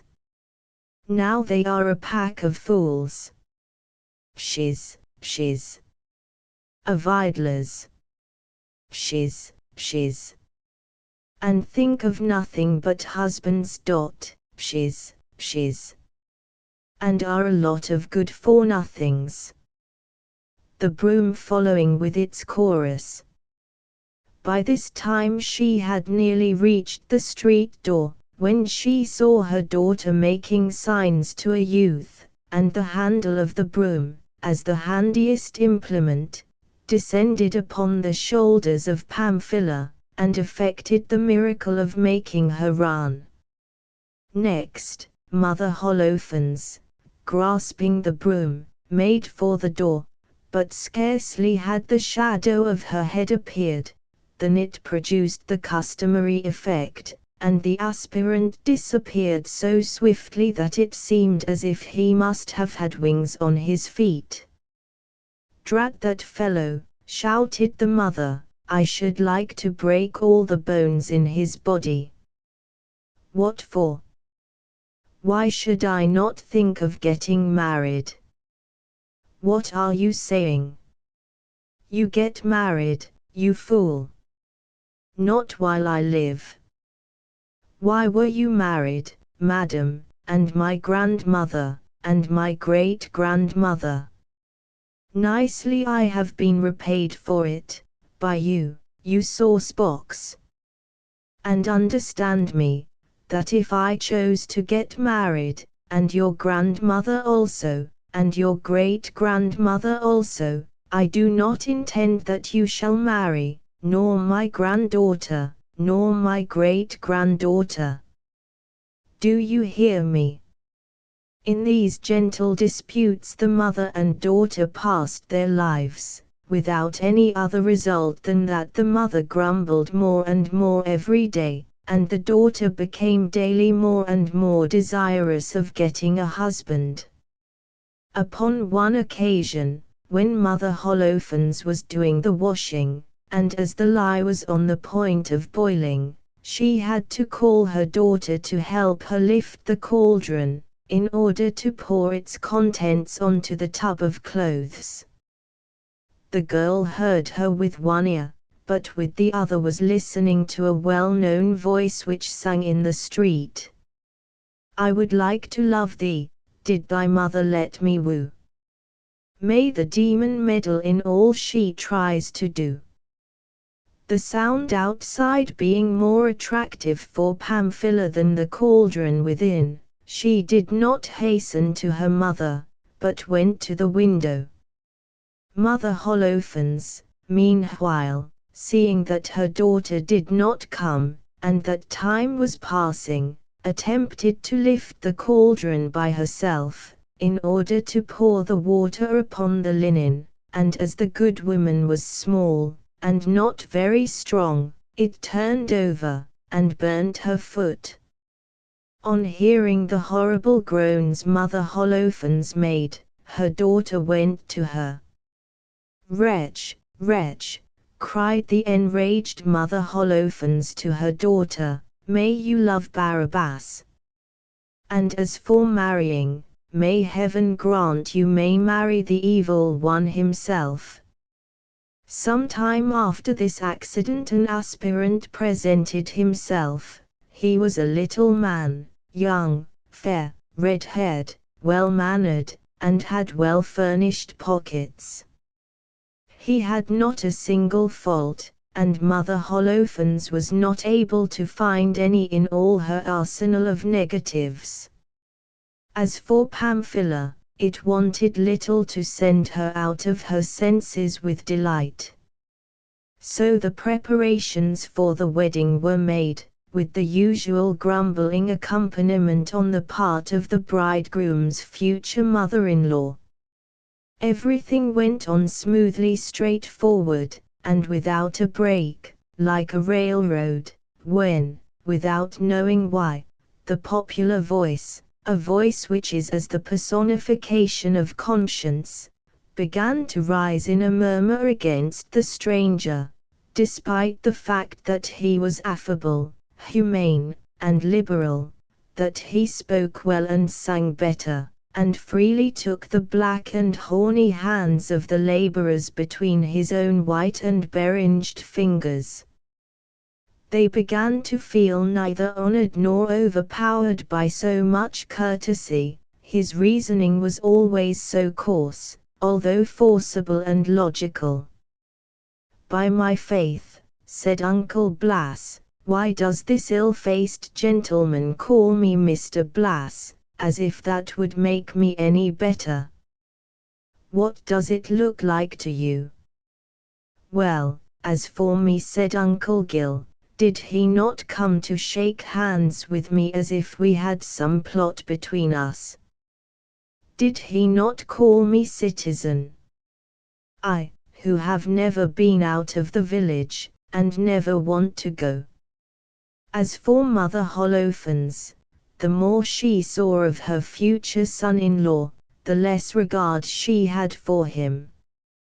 It seemed to her that between that innocent red hair and the cranium were located certain protuberances of a very curious kind, and she remembered with emotion that malediction she had uttered against her daughter on that ever memorable day on which her foot was injured and her washing spoilt. At last, the wedding day arrived. Mother Holofernes had made pastry and reflections, the former sweet, the latter bitter, a great ollepardrider for the food, and a dangerous project for supper. She had prepared a barrel of wine that was generous, and a line of conduct that was not. When the bridal pair were about to retire to the nuptial chamber, Mother Holofernes called her daughter aside, and said, "When you are in your room, be careful to close the door and windows, shut all the shutters, and do not leave a single crevice open but the keyhole of the door. Take with you this branch of consecrated olive, and beat your husband with it as I advise you. This ceremony is customary at all marriages, and signifies that the woman is going to be master, and is followed in order to sanction and establish the rule." Pamphila, for the first time obedient to her mother, did everything that she had prescribed. No sooner did the bridegroom espy the branch of consecrated olive in the hands of his wife, than he attempted to make a precipitous retreat. But when he found the doors and windows closed, and every crevice stopped up, seeing no other means of escape than by passing through the keyhole, he crept into that. This spruce, red and white, and well-spoken bachelor being, as Mother Holofernes had suspected, neither more nor less than the evil one himself, who, availing himself of the right given him by the anathema launched against Pamphila by her mother, thought to amuse himself with the pleasures of a marriage, and encumber himself with a wife of his own, whilst so many husbands were supplicating him to take theirs off their hands. But this gentleman, despite his reputation for wisdom, had met with a mother-in-law who knew more than he did, and Mother Holofernes was not the only specimen of that genus. Therefore, scarcely had his lordship entered into the keyhole, congratulating himself upon having, as usual, discovered a method of escape, than he found himself in a file, which his foreseeing mother-in-law had ready on the other side of the door, and no sooner had he got into it than the provident old dame sealed the vessel hermetically. In a most tender voice, and with most humble supplications, and most pathetic gestures, her son-in-law addressed her, and desired that she would grant him his liberty.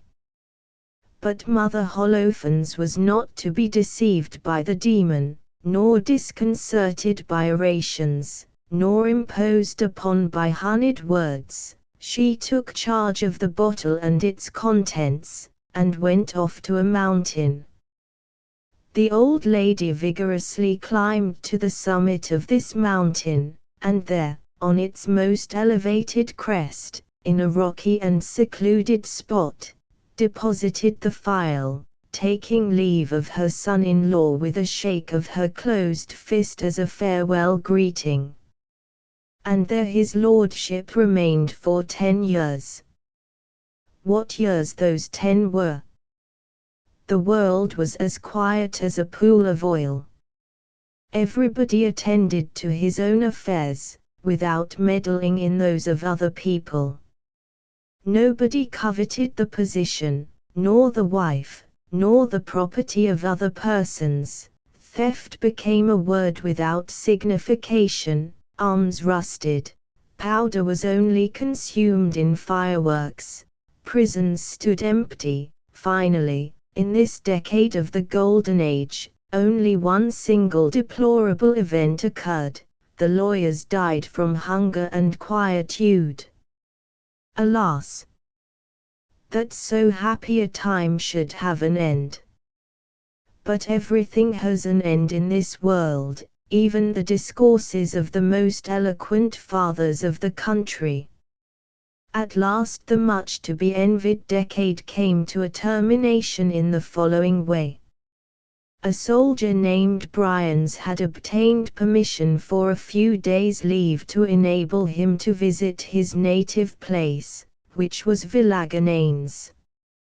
He took the road which led to the lofty mountain upon whose summit the son-in-law of Mother Holofernes was cursing all mothers-in-law, past, present, and future, promising as soon as ever he regained his power to put an end to that class of vipers, and by a very simple method, the abolition of matrimony. Much of his time was spent in composing and reciting satires against the invention of washing linen, the primal cause of his present trouble. Arrived at the foot of the mountain, Bryans did not care to go round the mountain like the road, but wished to go straight ahead, assuring the carriers who were with him, that if the mountain would not go to the right about for him he would pass over its summit, although it were so high that he should knock his head against the sky. When he reached the summit, Bryans was struck with amazement on seeing the phial borne like a pimple on the nose of the mountain. He took it up, looked through it, and on perceiving the demon, who with years of confinement and fasting, the sun's rays, and sadness, had dwindled and become as dried as a prune, exclaimed in surprise, "Whatever vermin is this? What a phenomenon!" "I am an honorable and meritorious demon," said the captive, humbly and courteously. "The perversity of a treacherous mother-in-law, into whose clutches I fell, has held me confined here during the last 10 years. Liberate me, valiant warrior, and I will grant any favor you choose to solicit." I should like my demission from the army, said Bryans. You shall have it, but uncork quickly, for it is a most monstrous anomaly to have thrust into a corner, in these revolutionary times, the first revolutionist in the world. Bryans drew the cork out slightly, and a noxious vapor issued from the bottle and ascended to his brain. He sneezed, and immediately replaced the stopper with such a violent blow from his hand that the cork was suddenly depressed, and the prisoner, squeezed down, gave a shout of rage and pain. "What are you doing, vile earthworm, more malicious and perfidious than my mother-in-law?" he exclaimed. "There is another condition," responded Bryans, "that I must add to our treaty. It appears to me that the service I am going to do you is worth it." "And what is this condition, tardy liberator?" inquired the demon. "I should like for thy ransom $4 daily during the rest of my life. Think of it, for upon that depends whether you stay in or come out." "Miserable avaricious one," exclaimed the demon, "I have no money."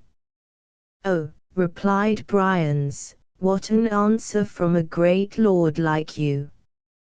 "Why, friend, that is the Minister of War's answer. If you can't pay me, I cannot help you." "Then you do not believe me," said the demon, "only let me out, and I will aid you to obtain what you want, as I have done for many others." "Let me out, I say, let me out," gently responded the soldier. "There is nothing to hurry about. Understand me that I shall have to hold you by the tail until you have performed your promise to me, and if not, I have nothing more to say to you." "Insolent! Do you not trust me then?" shouted the demon. "No," responded Bryans. "What you desire is contrary to my dignity," said the captive, with all the arrogance that a being of his size could express. "Now I must go," said Bryans. "Goodbye," said the demon, in order not to say adieu. But seeing that Bryans went off, the captive made desperate jumps in the file, shouting loudly to the soldier.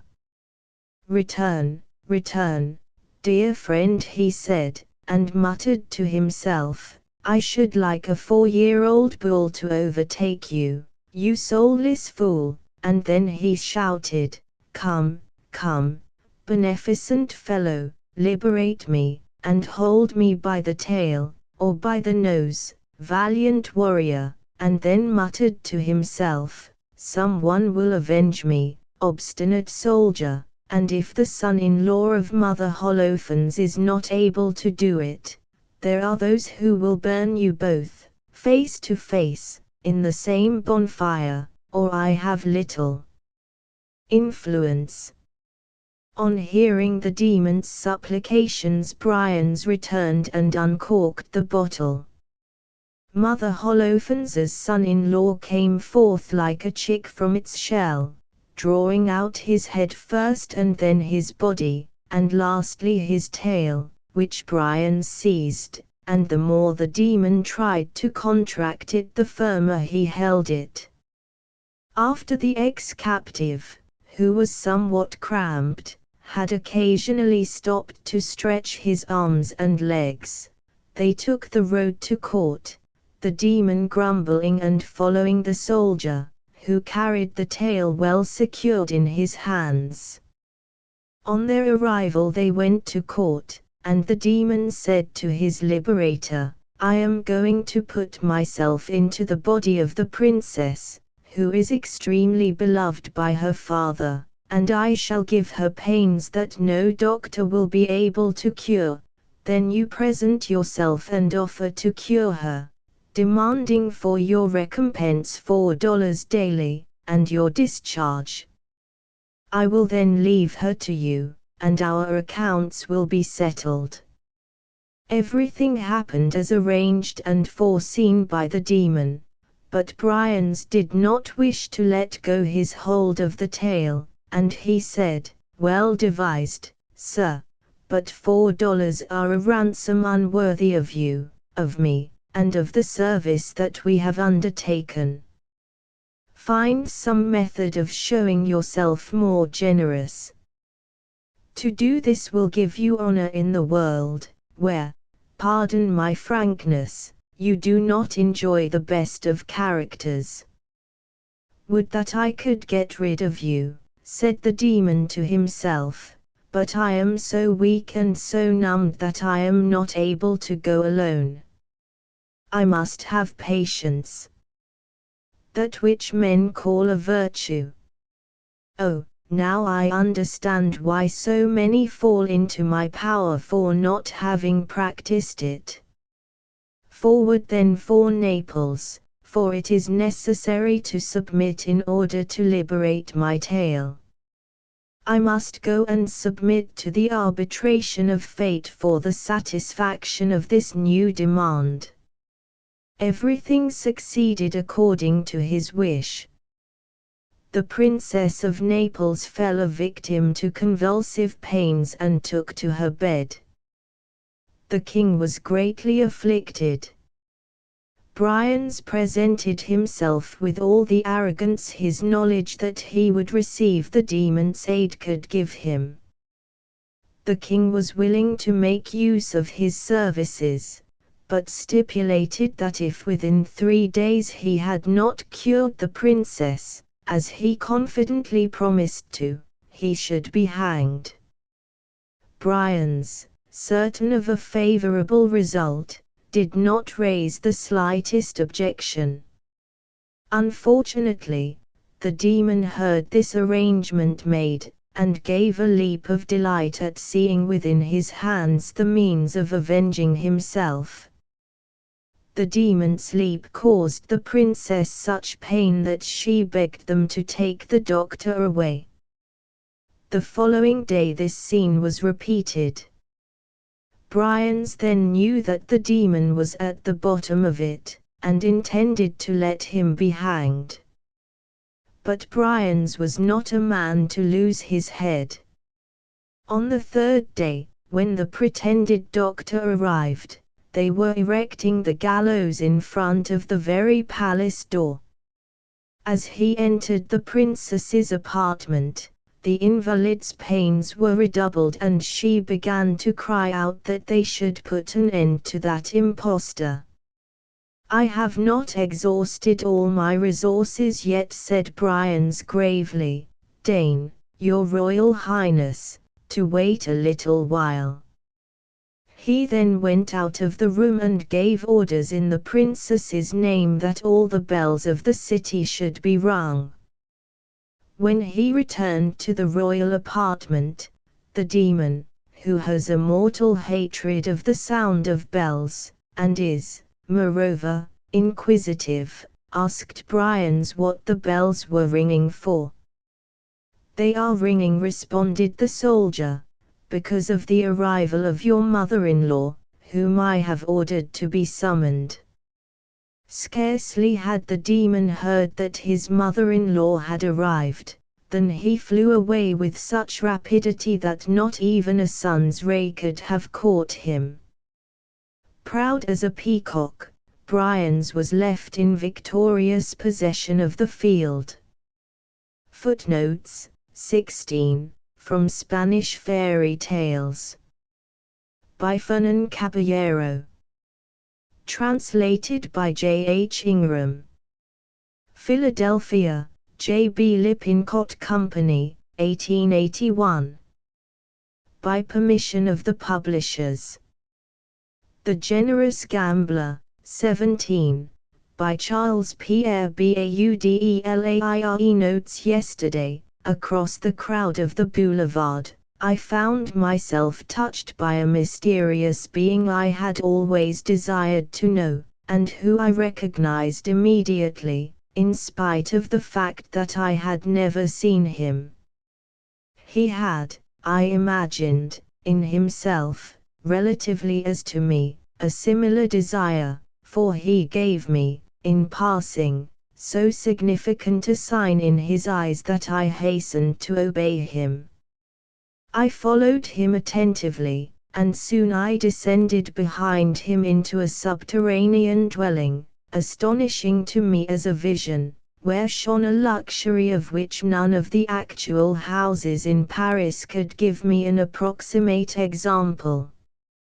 It seemed to me singular that I had passed so often that prodigious retreat without having discovered the entrance. There reigned an exquisite, an almost stifling atmosphere, which made one forget almost instantaneously all the fastidious horrors of life. There I breathed a somber sensuality, like that of opium smokers when, set on the shore of an enchanted island, over which shone an eternal afternoon, they felt born in them, to the soothing sounds of melodious cascades, the desire of never again seeing their households, their women, their children, and of never again being tossed on the decks of ships by storms.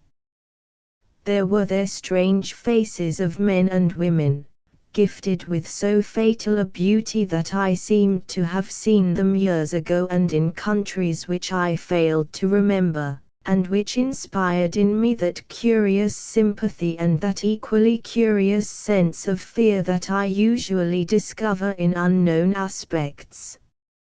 If I wanted to define in some fashion or other the singular expression of their eyes, I would say that never had I seen such magic radiance more energetically expressing the horror of ennui and of desire, of the immortal desire of feeling themselves alive. As for mine host and myself, we were already, as we sat down, as perfect friends as if we had always known each other. We drank immeasurably of all sorts of extraordinary wines, and, a thing not less bizarre, it seemed to me, after several hours, that I was no more intoxicated than he was. However, gambling, this superhuman pleasure, had cut, at various intervals, our copious libations, and I ought to say that I had gained and lost my soul, as we were playing, with an heroical carelessness and light-heartedness. The soul is so invisible a thing, often useless and sometimes so troublesome, that I did not experience, as to this loss, more than that kind of emotion I might have, had I lost my visiting card in the street.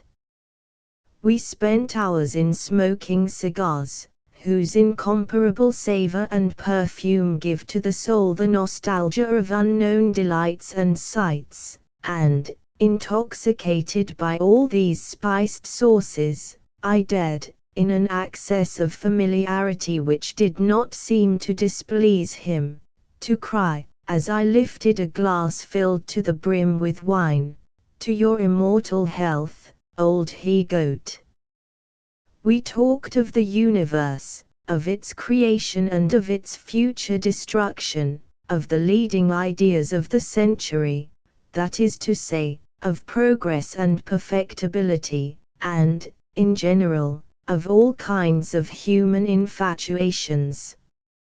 On this subject His Highness was inexhaustible in his irrefutable jests, and he expressed himself with a splendor of diction and with a magnificence in drollery such as I have never found in any of the most famous conversationalists of our age. He explained to me the absurdity of different philosophies that had so far taken possession of men's brains, and deigned even to take me in confidence in regard to certain fundamental principles, which I am not inclined to share with anyone.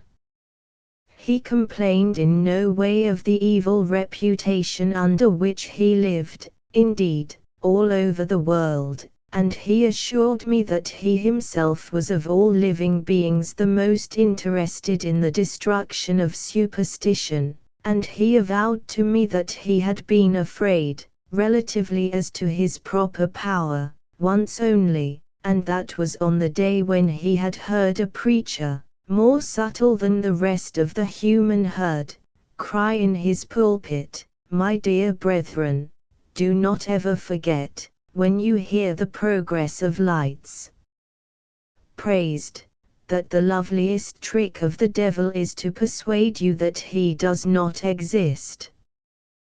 The memory of this famous orator brought us naturally on the subject of academies, and my strange host declared to me that he didn't disdain, in many cases, to inspire the pens, the words, and the consciences of pedagogues, and that he almost always assisted in person, in spite of being invisible, at all the scientific meetings. Encouraged by so much kindness, I asked him if he had any news of God, who has not his hours of impiety, especially as the old friend of the devil. He said to me, with a shade of unconcern united with a deeper shade of sadness, "We salute each other when we meet." But, for the rest, he spoke in Hebrew. It is uncertain if His Highness has ever given so long an audience to a simple mortal, and I feared to abuse it.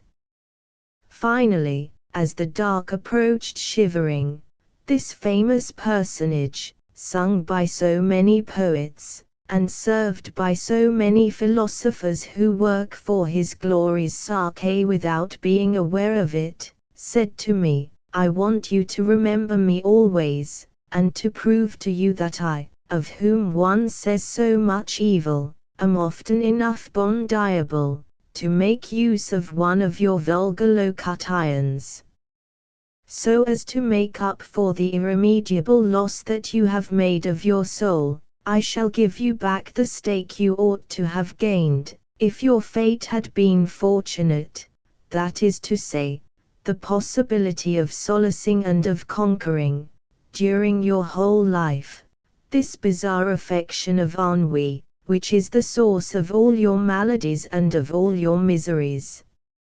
Never a desire shall be formed by you that I will not aid you to realize. You will reign over your vulgar equals, money and gold and diamonds, fairy palaces, shall come to seek you and shall ask you to accept them without your having made the least effort to obtain them. You can change your abode as often as you like. You shall have in your power all sensualities without lassitude, in lands where the climate is always hot, and where the women are as scented as the flowers." With this he rose up and said goodbye to me with a charming smile. If it had not been for the shame of humiliating myself before so immense an assembly, I might have voluntarily fallen at the feet of this generous gambler, to thank him for his unheard of munificence.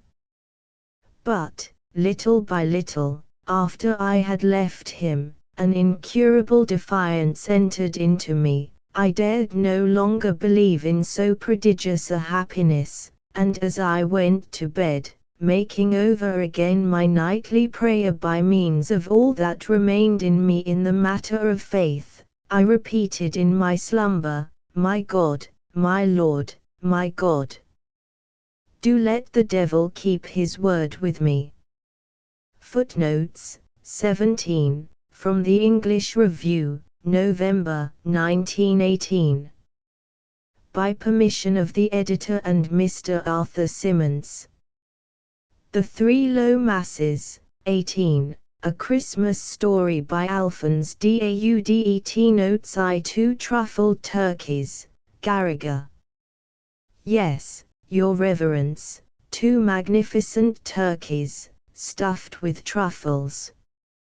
I should know something about it, for I myself helped to fill them.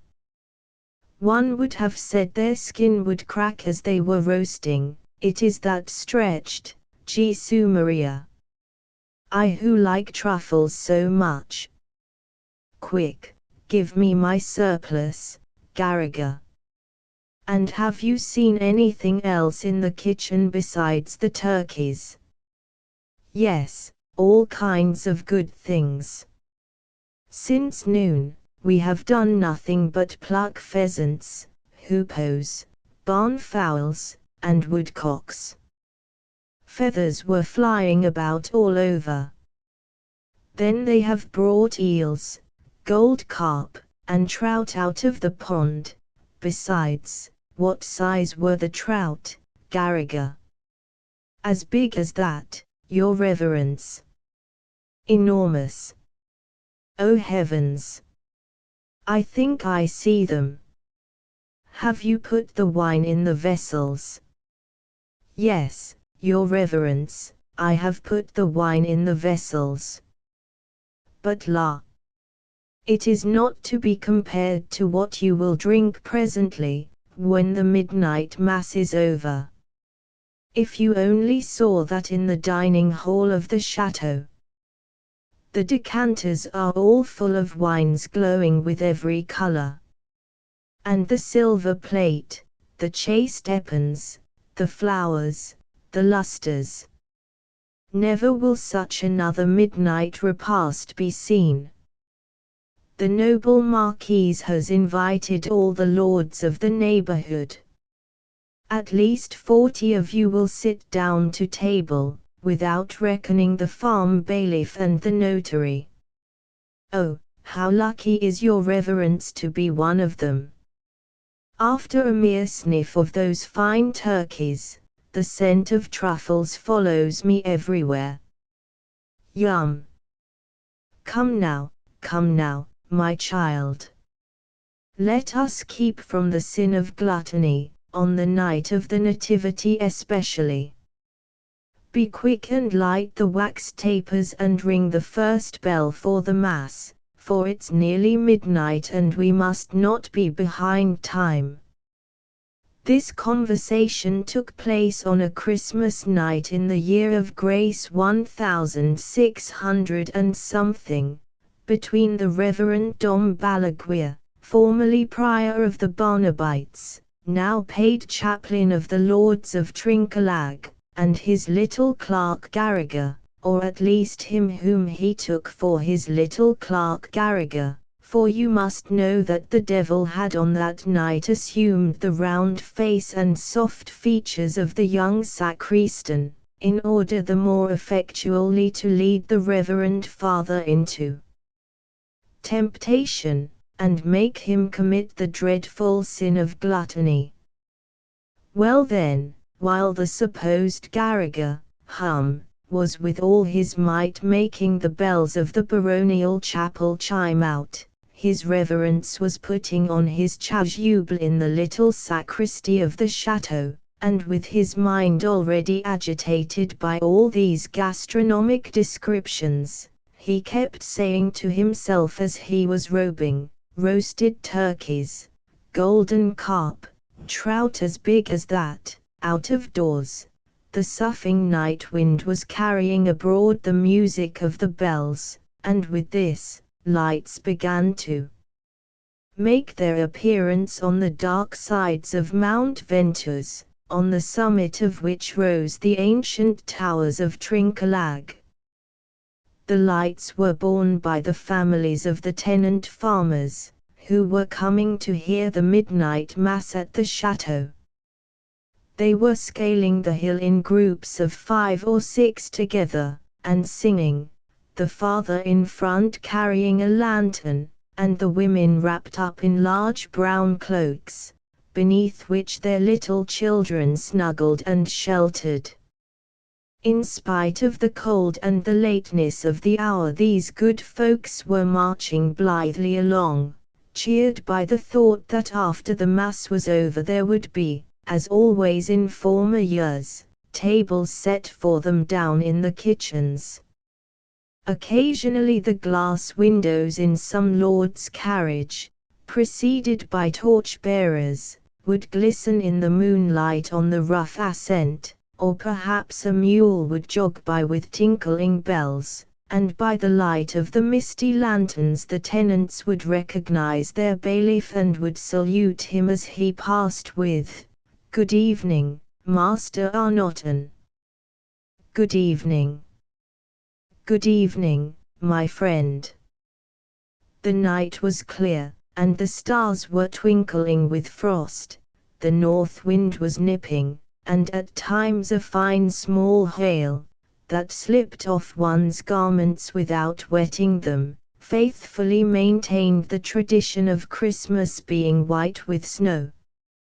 On the summit of the hill, as the goal towards which all were wending, gleamed the chateau, with its enormous mass of towers and gables, and its chapel steeple rising into the blue-black sky. A multitude of little lights were twinkling, coming, going, and moving about at all the windows. They looked like the sparks one sees running about in the ashes of burnt paper. After you had passed the drawbridge and the postern gate, it was necessary, in order to reach the chapel, to cross the first court, which was full of carriages, footmen and sedan chairs, and was quite illuminated by the blaze of torches and the glare of the kitchen fires. Here were heard the click of turnspits, the rattle of saucepans, the clash of glasses and silver plate in the commotion attending the preparation of the feast, while over all rose a warm vapor smelling pleasantly of roast meat, piquant herbs, and complex sauces, and which seemed to say to the farmers, as well as to the chaplain and to the bailiff, and to everybody, what a good midnight repast we are going to have after the Mass. Tooting a ring, a ring. The midnight Mass is beginning in the chapel of the chateau, which is a cathedral in miniature, with groined and vaulted roofs, oak woodwork as high as the walls, expanded draperies, and tapers all aglow. And what a lot of people! What grand dresses! First of all, seated in the carved stalls that line the choir, is the Lord of Trinquelague in a coat of salmon-colored silk, and about him are ranged all the noble lords who have been invited. On the opposite side, on velvet-covered praying stools, the old dowager marchioness in flame-colored brocade, and the youthful lady of Trinquelague wearing a lofty headdress of plaited lace in the newest fashion of the French court, have taken their places. Lower down, dressed in black, with punctilious wigs, and shaven faces, like two grave notes among the gay silks and the figured damasks, are seen the bailiff, Thomas Arnotton, and the notary Master Ambroise. Then come the stout majordomos, the pages, the horsemen, the stewards, Dame Barbara, with all her keys hanging at her side on a real silver ring. At the end, on the forms, are the lower class, the female servants, the cotter farmers and their families, and lastly, down there, near the door, which they open and shut very carefully, are messires the scullions, who enter in the interval between two sauces, to take a little whiff of Mass, and these bring the smell of the repast with them into the church, which now is in high festival and warm from the number of lighted tapers. Is it the sight of their little white caps that so distracts the celebrant? Is it not rather Garriger's bell? That mad little bell which is shaken at the altar foot with an infernal impetuosity that seems all the time to be saying, "Come, let us make haste, make haste. The sooner we shall have finished, the sooner shall we be at table." The fact is that every time this devil's bell tinkles the chaplain forgets his mass, and thinks of nothing but the midnight repast. He fancies he sees the cooks bustling about, the stoves glowing with forge-like fires, the two magnificent turkeys, filled, crammed, marbled with truffles. Then again he sees, passing along, files of little pages carrying dishes enveloped in tempting vapors, and with them he enters the great hall now prepared for the feast. O delight! There is the immense table all laden and luminous, peacocks adorned with their feathers, pheasants spreading out their reddish-brown wings, ruby-colored decanters, pyramids of fruit glowing amid green boughs, and those wonderful fish Garriga, yes, Garriga, had mentioned, laid on a couch of fennel, with their pearly scales gleaming as if they had just come out of the water, and bunches of sweet-smelling herbs in their monstrous snouts. So clear is the vision of these marvels that it seems to Dom Balaguer that all these wondrous dishes are served before him on the embroidered altar cloth, and 2 or 3 times instead of the Dominus vobiscum, he finds himself saying the Benedicite. Except these slight mistakes, the worthy man pronounces the service very conscientiously, without skipping a line, without omitting a genuflection, and all goes tolerably well until the end of the first Mass, for you know that on Christmas Day the same officiating priest must celebrate 3 consecutive Masses. "That's one done," says the chaplain to himself with a sigh of relief. Then, without losing a moment, he motioned to his clerk, or to him whom he supposed to be his clerk, and ting a ring, ting a ring, a ring. Now the second Mass is beginning, and with it begins also Dom Balaguer's sin. "Quick, quick, let us make haste!" Garriga's bell cries out to him in its shrill little voice, and this time the unhappy celebrant, completely given over to the demon of gluttony, fastens upon the missal and devours its pages with the eagerness of his over-excited appetite. Frantically he bows down, rises up, merely indicates the sign of the cross and the genuflections, and curtails all his gestures in order to get sooner finished. Scarcely has he stretched out his arms at the Gospel, before he is striking his breast at the Confiteor. It is a contest between himself and the clerk as to who shall mumble the faster. Versicles and responses are hurried over and run one into another. The words, half pronounced, without opening the mouth, which would take up too much time, terminate in unmeaning murmurs. Almost P.S., P.S., P.S. Me culpa, pa, pa. Like vintagers in a hurry pressing grapes in the vat, these two paddle in the Mass Latin, sending splashes in every direction. "Dom, scum," says Balaguer. "Sticho," replies Garriga, and all the time the cursed little bell is tinkling there in their ears, like the jingles they put on post horses to make them gallop fast. You may imagine at that speed a low mass is quickly disposed of. "That makes 2," says the chaplain quite panting, then without taking time to breathe, red and perspiring, he descends the altar steps and ting a ring, ting a ring, now the third Mass is beginning.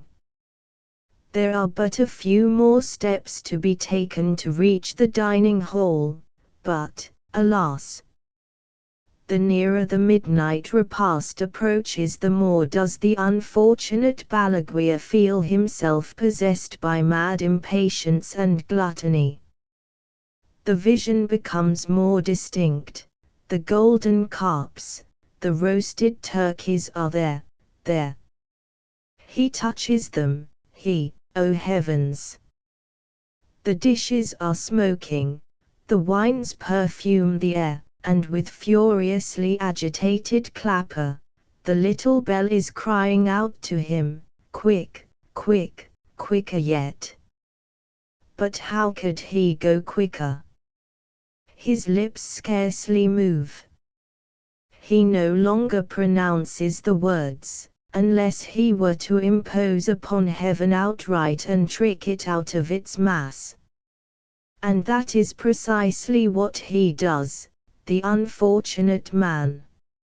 From temptation to temptation, he begins by skipping a verse, then two.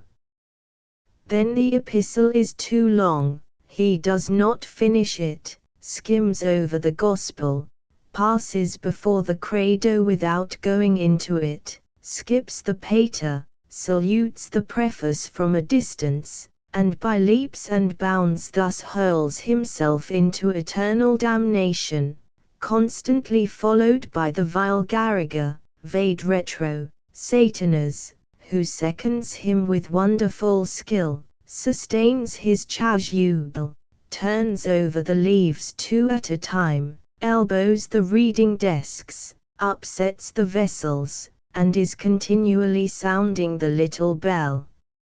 Louder and louder, quicker and quicker. You should have seen the scared faces of all who were present, as they were obliged to follow this mass by mere mimicry of the priest, without hearing a word. Some rise when others kneel, and sit down when the others are standing up, and all the phases of this singular service are mixed up together in the multitude of different attitudes presented by the worshippers on the benches. The abbey goes too fast. One can't follow him, murmured the old dowager, shaking her headdress in confusion. Master Arnotton, with great steel spectacles on his nose, is searching in his prayer book to find where the dickens they are. But at heart all these good folks, who themselves are thinking about feasting, are not sorry that the mass is going on at this post-haste, and when Dom Balaguer with radiant face turns towards those present and cries with all his might, "Ite, Miserist," they all respond to him a Deo gratias in but one voice, and that as joyous and enthusiastic, as if they thought themselves already seated at the midnight repast and drinking the first toast. 5 minutes afterwards the crowd of nobles were sitting down in the great hall, with the chaplain in the midst of them. The chateau, illuminated from top to bottom, was resounding with songs, with shouts, with laughter, with uproar, and the venerable Dom Balaguer was thrusting his fork into the wing of a fowl, and drowning all remorse for his sin in streams of regal wine and the luscious juices of the viands. He ate and drank so much, the dear, holy man, that he died during the night of a terrible attack, without even having had time to repent, and then in the morning when he got to heaven, I leave you to imagine how he was received. He was told to withdraw on account of his wickedness. His fault was so grievous that it effaced a whole lifetime of virtue. He had robbed them of a midnight mass. He should have to pay for it with 300, and he should not enter into paradise until he had celebrated in his own chapel these 300 Christmas masses in the presence of all those who had sinned with him and by his fault. And now this is the true legend of Dom Balaguer as it is related in the Olive country. At the present time the chateau of Trinquelague no longer exists, but the chapel still stands on the top of Mount Ventouse, amid a cluster of green oaks. Its decayed door rattles in the wind, and its threshold is choked up with vegetation. There are birds' nests at the corners of the altar, and in the recesses of the lofty windows, from which the stained glass has long ago disappeared. It seems, however, that every year at Christmas, a supernatural light wanders amid these ruins, and the peasants, in going to the masses and to the midnight repasts, see this phantom of a chapel illuminated by invisible tapers that burn in the open air, even in snow and wind. You may laugh at it if you like, but a vine-dresser of the place, named Garrigue, doubtless a descendant of Garriga, declared to me that one Christmas night, when he was a little tipsy, he lost his way on the hill of Trinquelague, and this is what he saw. Till 11 o'clock, nothing. All was silent, motionless, inanimate. Suddenly, about midnight, a chime sounded from the top of the steeple, an old chime, which seemed as if it were 10 leagues off. Very soon Garrigue saw lights flitting about, and uncertain shadows moving in the road that climbs the hill. They passed on beneath the chapel porch, and murmured, "Good evening, Master Arnauton." "Good evening, my friends." When all had entered, my vine-dresser, who was very courageous, silently approached, and when he looked through the broken door, a singular spectacle met his gaze. All those he had seen pass were seated round the choir, and in the ruined nave, just as if the old seats still existed. Fine ladies in brocade, with lace headdresses, lords adorned from head to foot, peasants in flowered jackets such as our grandfathers had, all with an old, faded, dusty, tired look.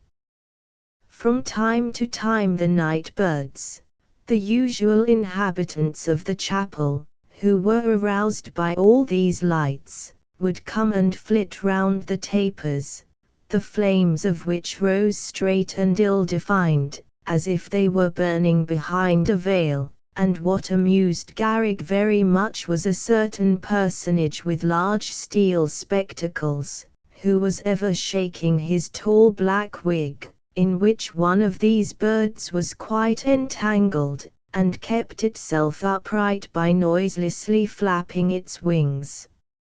At the farther end, a little old man of childish figure was on his knees in the middle of the choir, desperately shaking a clapperless and soundless bell, whilst a priest, clad in ancient gold, was coming and going before the altar, reciting prayers of which not a word was heard. Most certainly this was Dom Balaguer in the act of saying his third low mass. Footnotes 18, from The Fig and the Idler, an Algerian legend, and other stories, by Alphonse Daudet. London, T. Fisher Unwin, 1892. By permission of the publisher. Devil Puzzlers, 19, by Frederick Beecher Perkins. Notes it will not do at all to disbelieve in the existence of a personal devil. It is not so many years ago that one of our profoundest divines remarked with indignation upon such disbelief. "No such person," cried the doctor with energy. "Don't tell me." I can hear his tail snap and crack about amongst the churches any day. And if the enemy is, in truth, still as vigorously active among the sons of God as he was in the days of Job, that is to say, in the time of Solomon, when, as the critics have found out, the book of Job was written, then surely still more is he vigilant and sly in his tricks for foreclosing his mortgages upon the souls of the wicked. And once more, still more than ever is his personal appearance probable in these latter days. The everlasting tooting of the wordy coming has proclaimed the end of all things for a quarter of a century, and he will surely see his prophecy fulfilled if he can only keep it up long enough. But, though we discredit the sapient Second Adventist as to the precise occasion of the diabolic avatar, has there not been a strange coincidence between his noisy declarations, and other evidences of an approximation of the spiritual to the bodily sphere of life? Is not this same quarter of a century that of the Spiritists? Has it not witnessed the development of OD and of clairvoyance? And have not the doctrines of ghosts, and reappearances of the dead, and of messages from them, risen into a prominence entirely new, and into a coherence and semblance at least of fact and fixed law such as was never known before? Yet, verily, of all times in the world's history, to reject out of one's beliefs either good spirits or bad, angelology or diabology, chief good being, or chief bad being, this is the most improper. Dr. Hickok was trebly liable to the awful temptation, under which he had assuredly fallen, over and above the fact that he was a prig, which makes one feel the more glad that he was so handsomely come up with in the end, such a prig that everybody who knew him, invariably called him, when he wasn't by, Hickokalorum. This charming surname had been conferred on him by a crazy old fellow with whom he once got into a dispute. Lunatics have the most awfully tricky ways of dodging out of pinches in reasoning, but Hickok knew too much to know that, and so he acquired his fine title to teach him one thing more. Trebly liable, we said. The three reasons are: 1. He was foreign born. 2. He was a Scotchman. 3. He was a physician and surgeon. The way in which these causes operated was as follows. I wish it were allowable to use Artemus Ward's curiously satisfactory vocable thusly: like Mrs. Wiggles' soothing syrup, it supplies a real want. Being foreign born, Dr. Hickok had not the unfailing moral stamina of a Native American, and therefore was comparatively easily beset by sin. Being, secondly, a Scotchman, he was not only thoroughly conceited, with a conceit as immovable as the base rock, just as other folks sometimes are, but, in particular, he was perfectly sure of his utter mastery of metaphysics, logic and dialectics, or, as he used to call it, with a snobbish Teutonicalization, dialectic. Now, in the latter two, the Scotch can do something, but in metaphysics they are simply imbecile, which quality, in the inscrutable providence of God, has been joined with an equally complete conviction of the exact opposite. Let not man, therefore, put those trays asunder, not so much by reason of any divine ordinance, as because no man in his senses would try to convince a Scotchman, or anybody else, for that matter.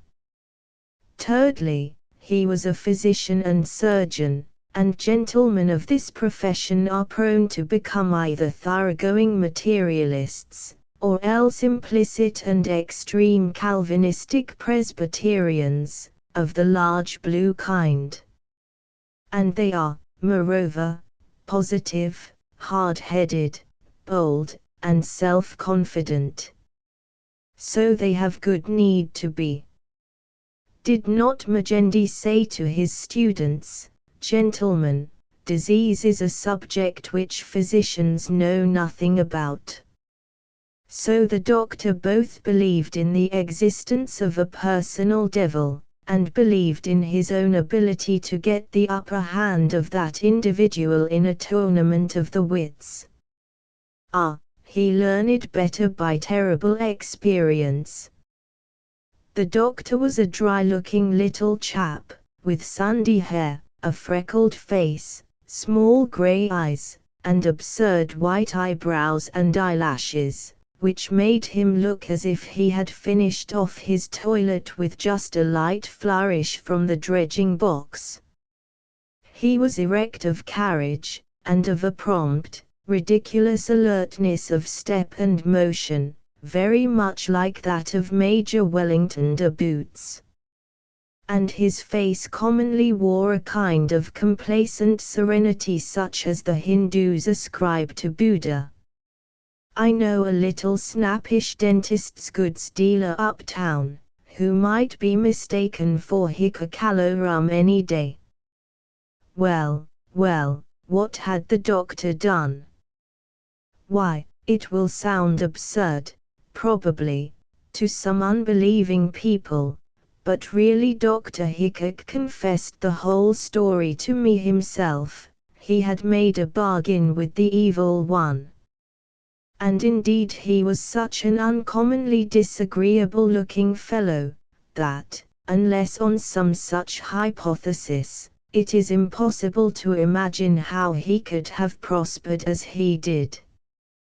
He gained patients, and cured them too, made money, invested successfully, bought a brownstone front, a house, not a wiglet, then bought other real estate, began to put his name on charity subscription lists, and to be made vice president of various things. Chiefest of all, it must have been by some superhuman aid that Dr. Hickok married his wife, the then and present Mrs. Hickok. Dear me! I have described the doctor easily enough. But how infinitely more difficult it is to delineate beauty than the beast, did you ever think of it? All I can say is, that she is a very lovely woman now, and she must have been, when the doctor married her, one of the loveliest creatures that ever lived, a lively, graceful, bright-eyed brunette, with thick fine long black hair, penciled delicate eyebrows, little pink ears, thin high nose, great astonished brown eyes, perfect teeth, a little rosebud of a mouth, and a figure so extremely beautiful that nobody believed she did not pad, hardly even the artists who, those of them at least who work faithfully in the life school, are the very best judges extant of truth in costume and personal beauty.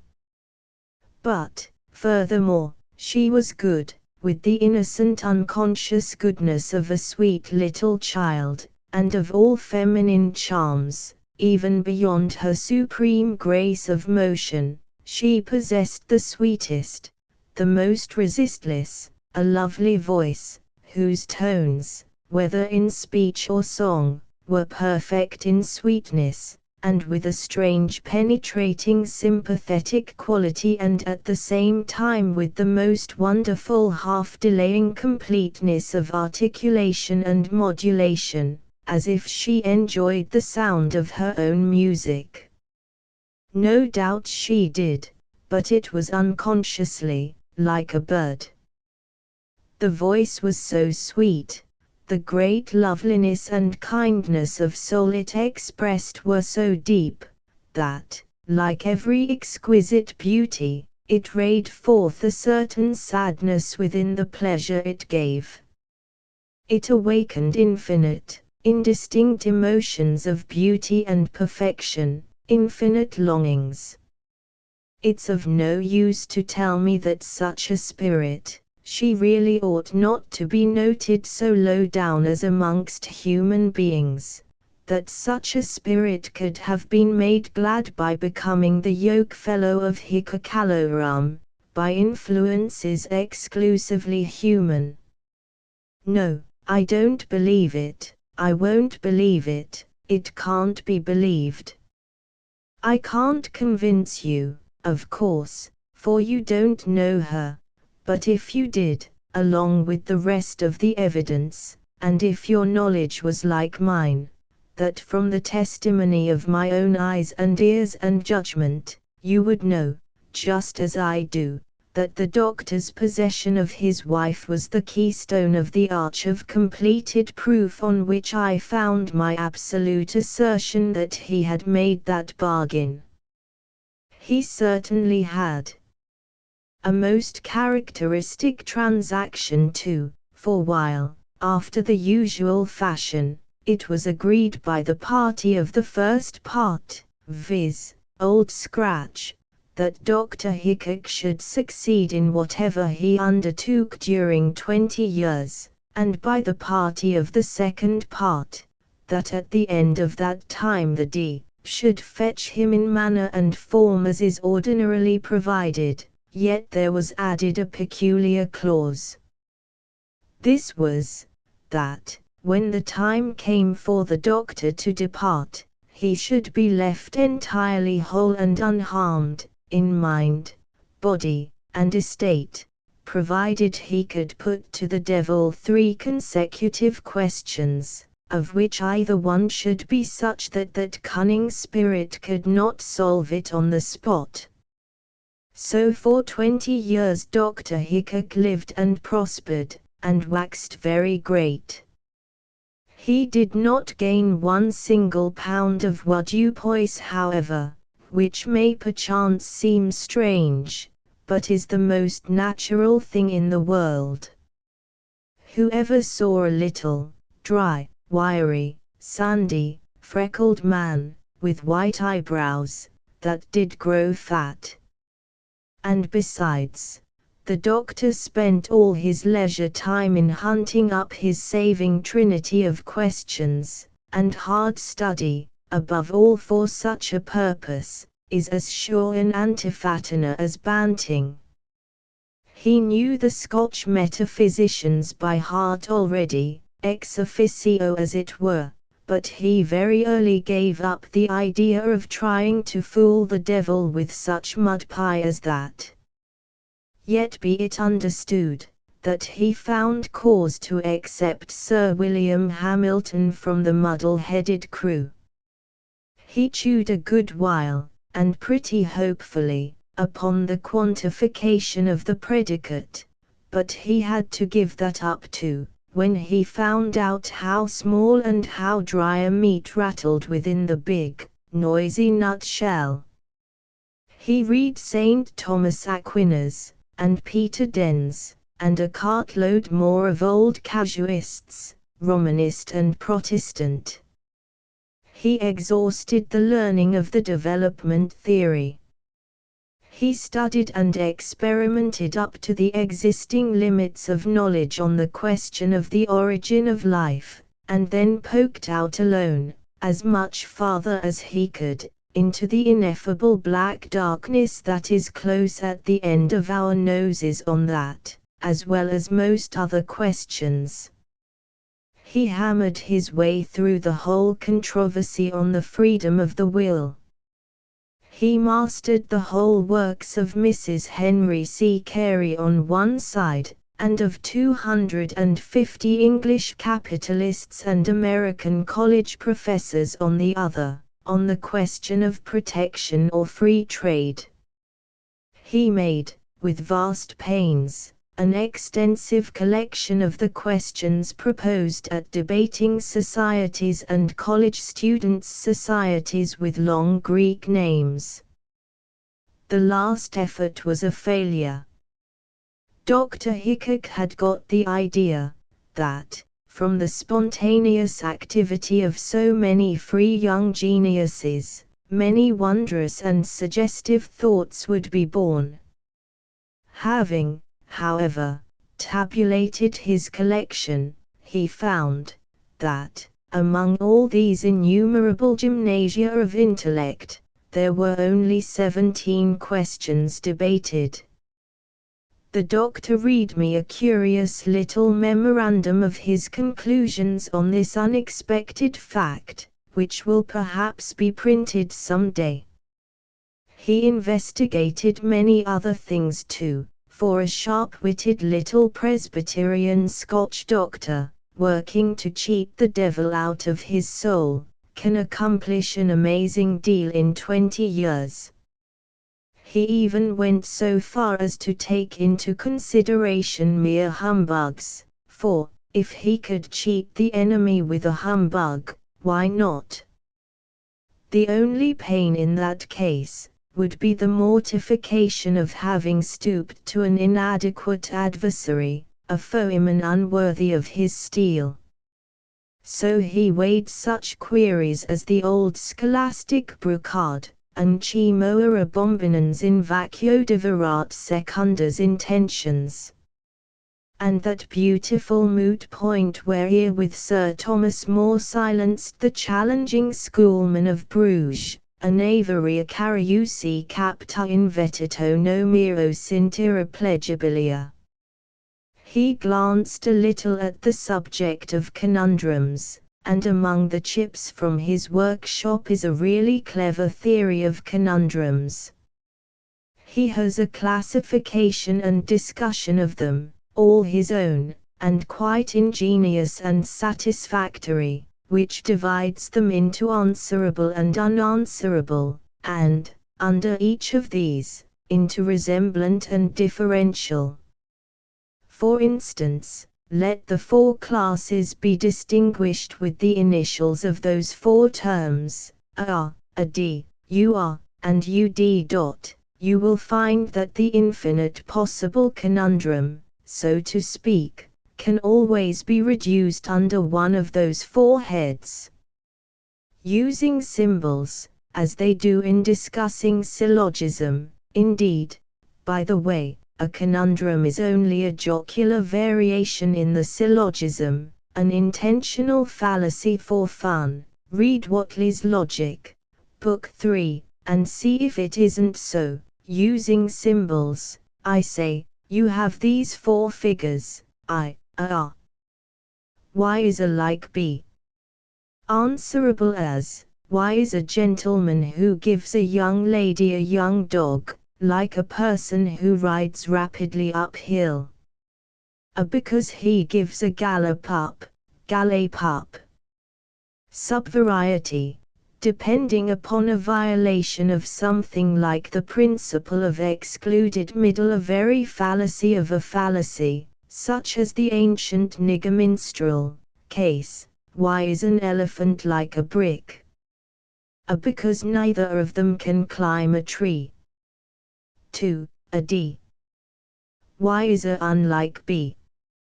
Answerable, usually put thus, what is the difference between a and b?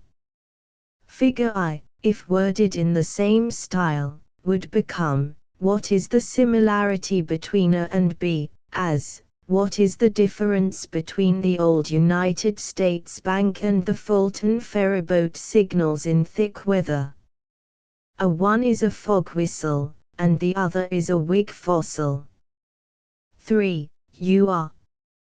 Why is a like B? Unanswerable as Charles Lamb's well-known question, is that your own hair, or a wig? 4. UD. Why is a unlike B? Unanswerable, i.e., what is the difference, and C, as, what is the difference between a FAC simile and a sick family, or between hydraulics and rawhide licks? But let me not diverge too far into frivolity. All the hopefully difficult questions Dr. Hickok set down and classified. He compiled a set of rules on the subject, and indeed developed a whole philosophy of it, by which he struck off, as soluble, questions or classes of them. Some he thought out himself, others were now and then answered in some learned book, that led the way through the very heart of one or another of his biggest millstones. So it was really none too much time that he had, and, in truth, he did not actually decide upon his 3 questions, until just a week before the fearful day when he was to put them. It came at last, as every day of reckoning surely comes, and Dr. Hickok, memorandum in hand, sat in his comfortable library about 3 o'clock on one beautiful warm summer afternoon, as pale as a sheet, his heart thumping away like Mr. Krupp's biggest steam hammer at Essen, his mouth and tongue parched and feverish, a pitcher of cold water at hand from which he sipped and sipped, though it seemed as if his throat repelled it into the globular state or dispersed it into steam, as red-hot iron does. Around him were the records of the vast army of doubters and quibblers in whose works he had been hunting, as a traveler labors through a jungle, for the deepest doubts, the most remote inquiries. Sometimes, with that sort of hardihood, rather than reason, which makes a desperate man try to believe by his will what he longs to know to be true, Dr. Hickok would say to himself, "I know I've got him."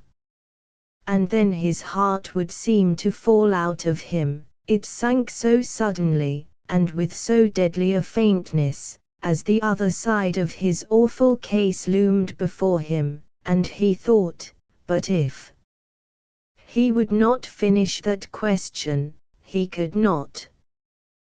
The furthest point to which he could bring himself was that of a sort of icy outer stiffening of acquiescence in the inevitable. There was a ring at the street door. The servant brought in a card, on a silver salver. "Mr. Apollo Leon, show the gentleman in," said the doctor. He spoke with difficulty, for the effort to control his own nervous excitement was so immense an exertion, that he hardly had the self-command and muscular energy even to articulate. The servant returned, and ushered into the library a handsome, youngish, middle-aged and middle-sized gentleman, pale, with large melancholy black eyes, and dressed in the most perfect and quiet style. The doctor arose, and greeted his visitor with a degree of steadiness and politeness that did him the greatest credit. "How do you do, sir?" he said. "I am happy," but it struck him that he wasn't, and he stopped short. "Very right, my dear sir," replied the guest, in a voice that was musical but perceptibly sad, or rather patient in tone. "Very right, how hollow those formulas are. I hate all forms and ceremonies. But I am glad to see you, doctor. Now, that is really the fact." "No doubt. Devil doubt him, as an Irishman would say. So is a cat glad to see a mouse in its paw." Something like these thoughts arose in the doctor's mind. He smiled as affably as he could, and requested the visitor to be seated. "Thanks," replied he, and took the chair which the doctor moved up to the table for him.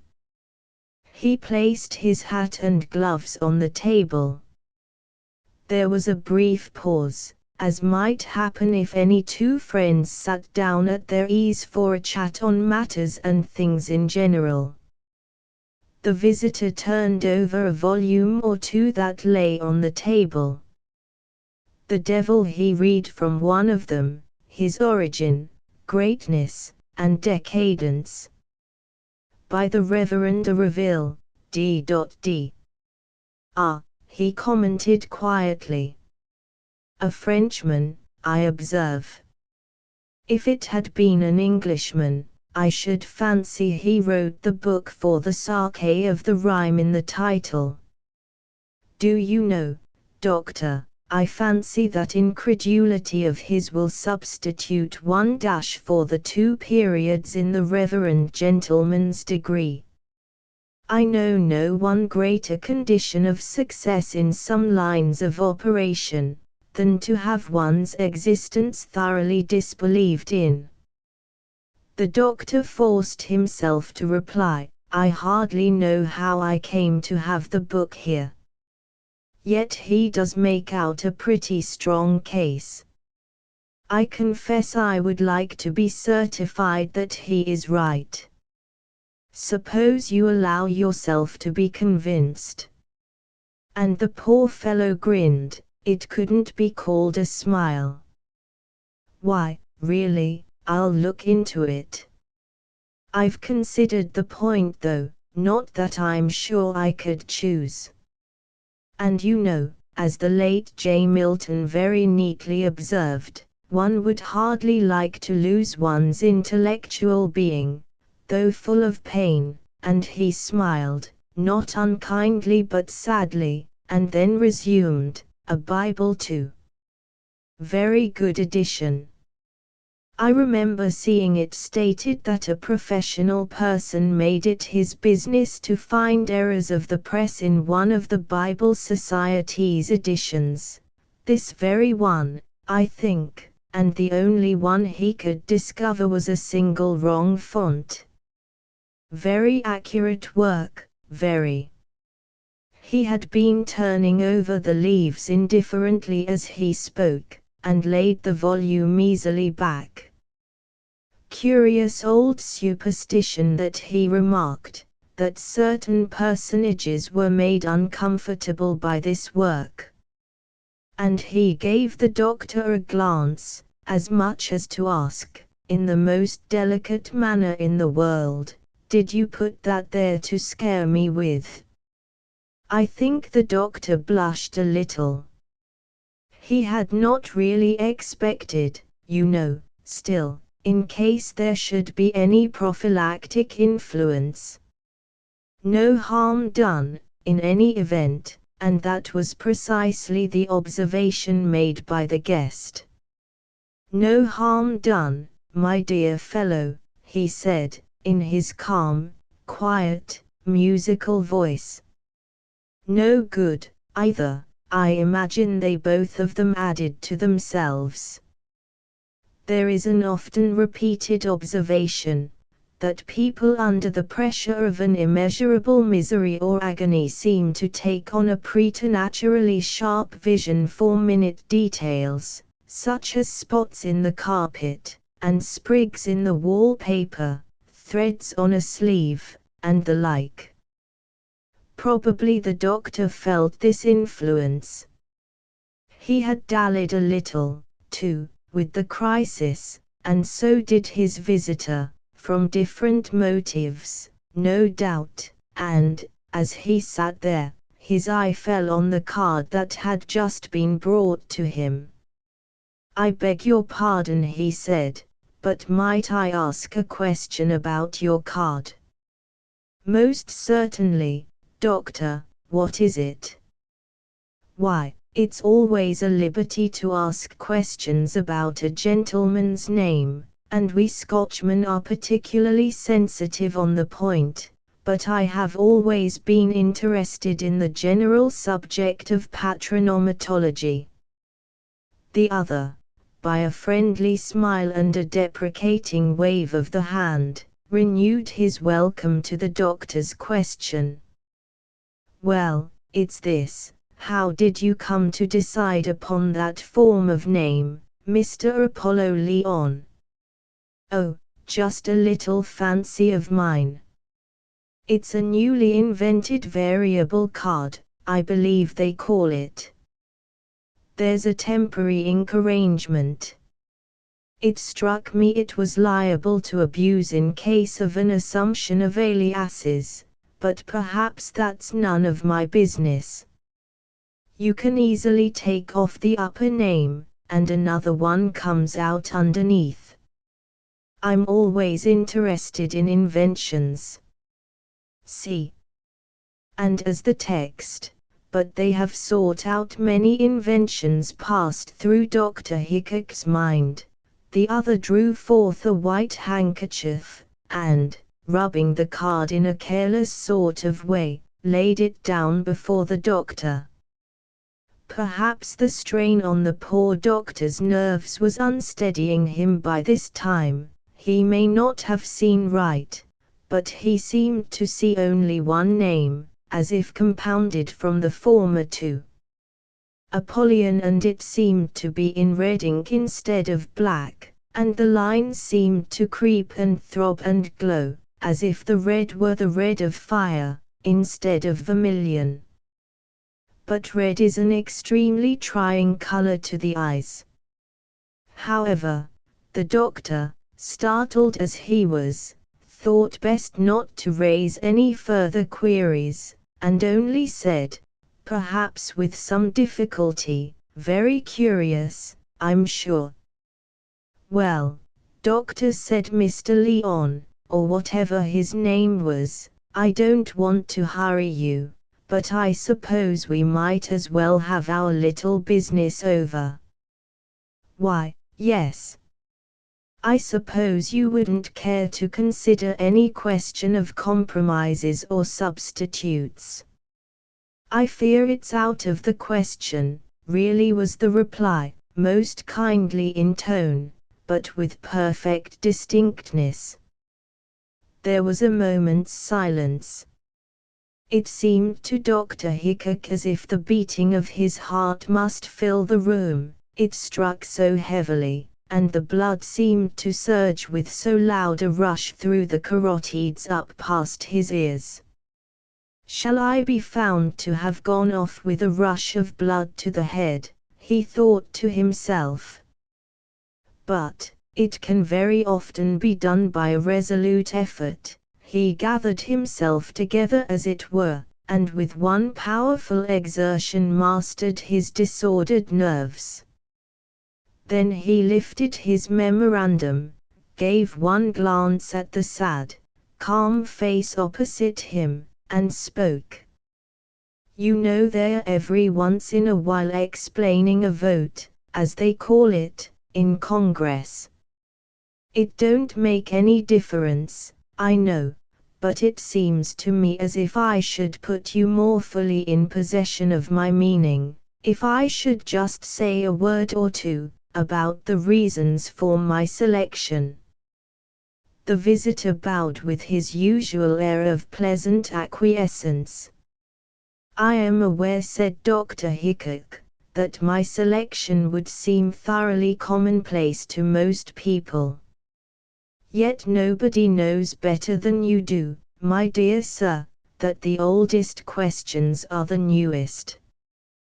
The same vitality which is so strong in them, as to raise them as soon as thought begins, is infinite, and maintains them as long as thought endures. Indeed, I may say to you frankly, that it is by no means on novelty, but rather on antiquity, that I rely. The doctor's hearer bowed with an air of approving interest. Very justly reasoned, he observed. The doctor went on, I have, I may say, and under the circumstances I shall not be suspected of conceit, made pretty much the complete circuit of unsolved problems.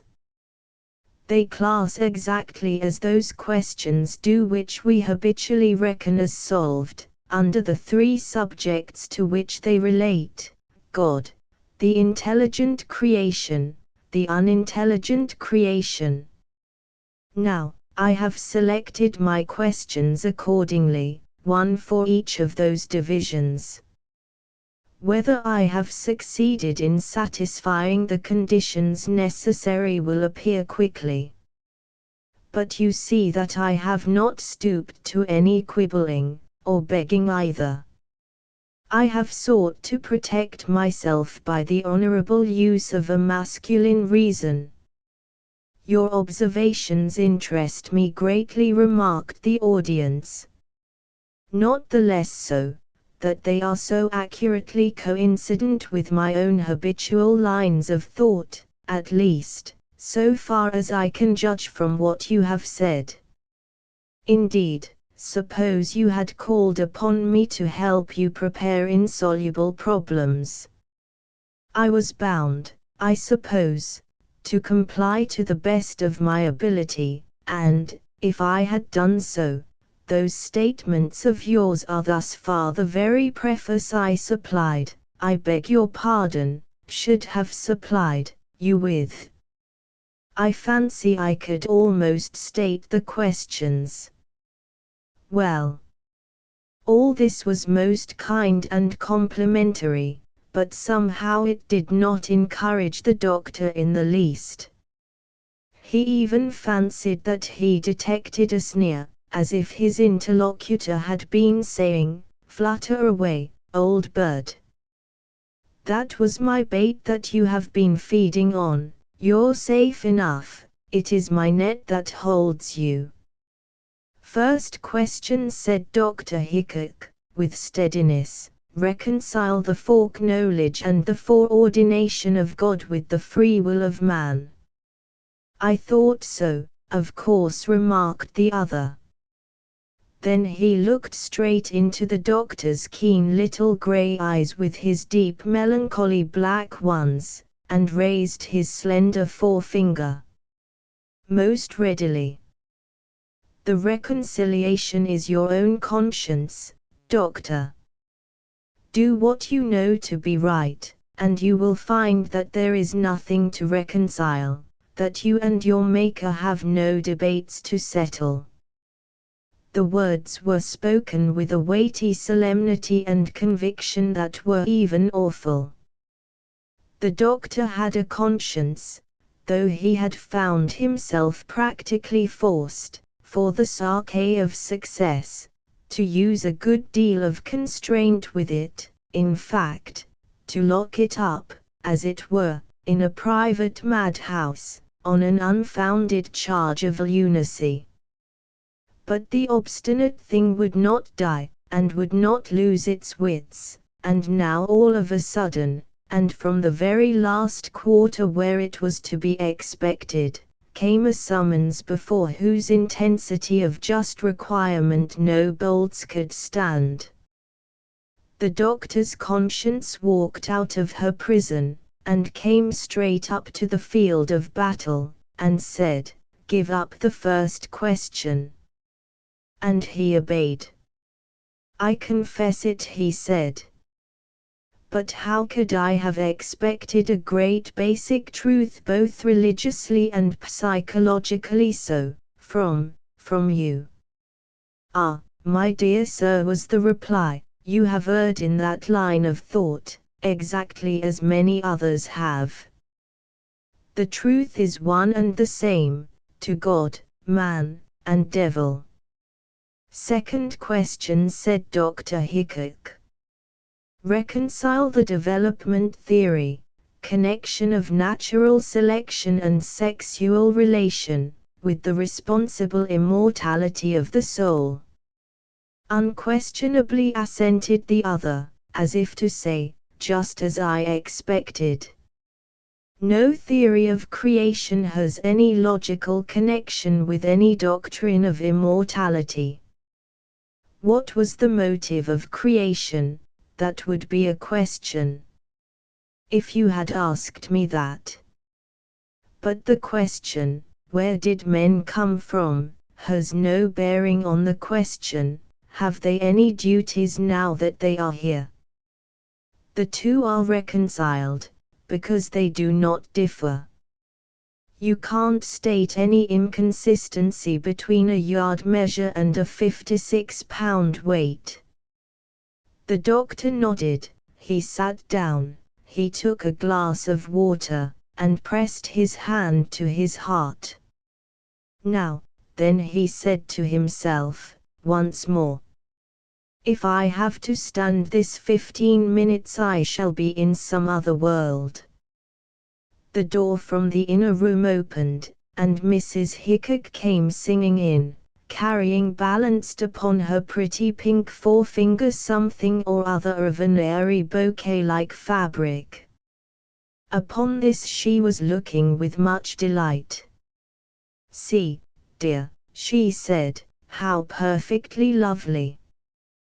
Both gentlemen started, and the lady started too.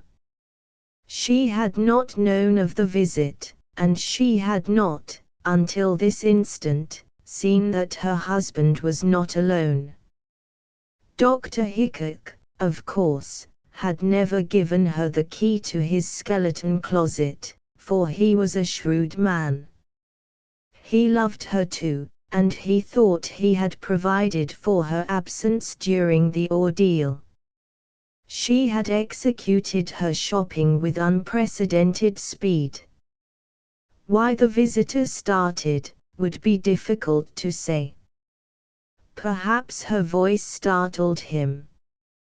The happy music in it was enough like a beautified duplicate of his own thrilling sweet tones, to have made him acknowledge her for a sister, from heaven. He started, at any rate. "Mr. Lyon, my wife," said the doctor, somewhat at a loss. Mr. Lyon bowed, and so did the lady. "I beg your pardon, gentlemen, I am sure," she said. "I did not know you were busy, dear. There is a thunder shower coming up. I drove home just in season." "Oh, only a little wager, about some conundrums," said the doctor. "Perhaps he may be excused for his fib." He did not want to annoy her unnecessarily. "Oh, do let me know," she said, with much eagerness. "You know how I enjoy them."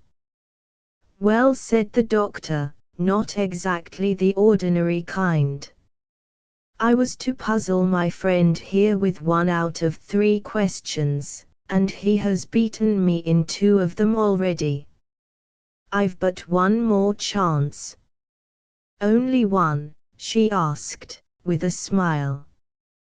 "What a bright man your friend must be.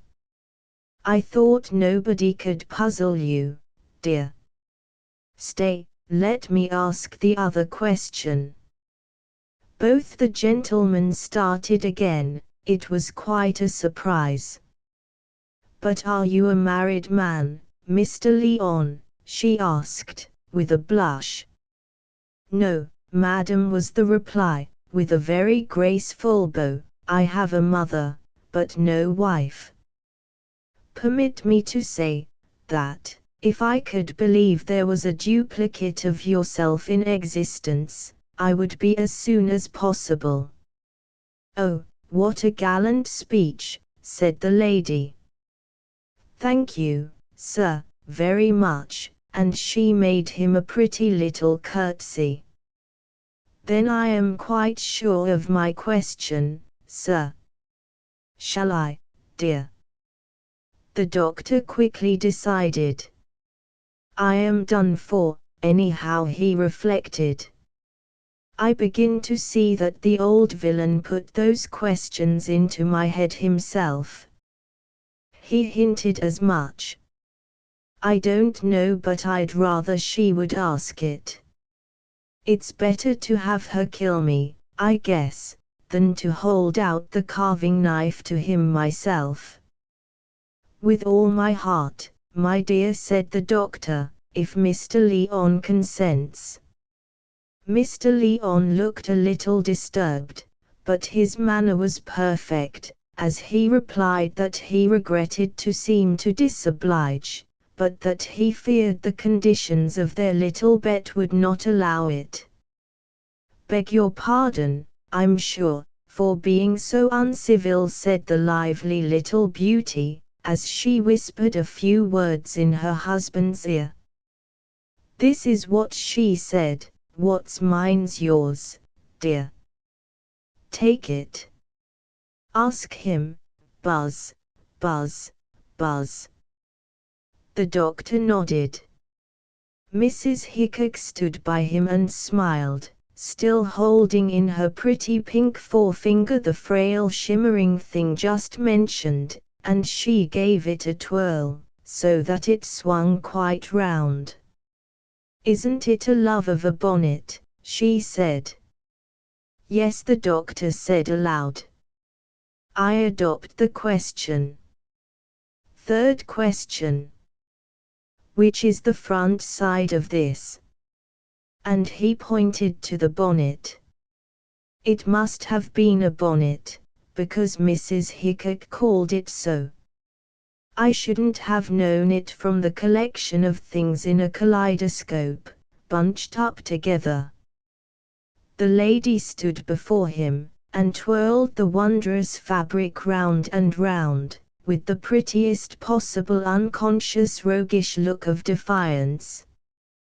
The doctor's very heart stood still. "Put it on, please," said Mr. Lyon, in the most innocent way in the world. "Oh, no," laughed she.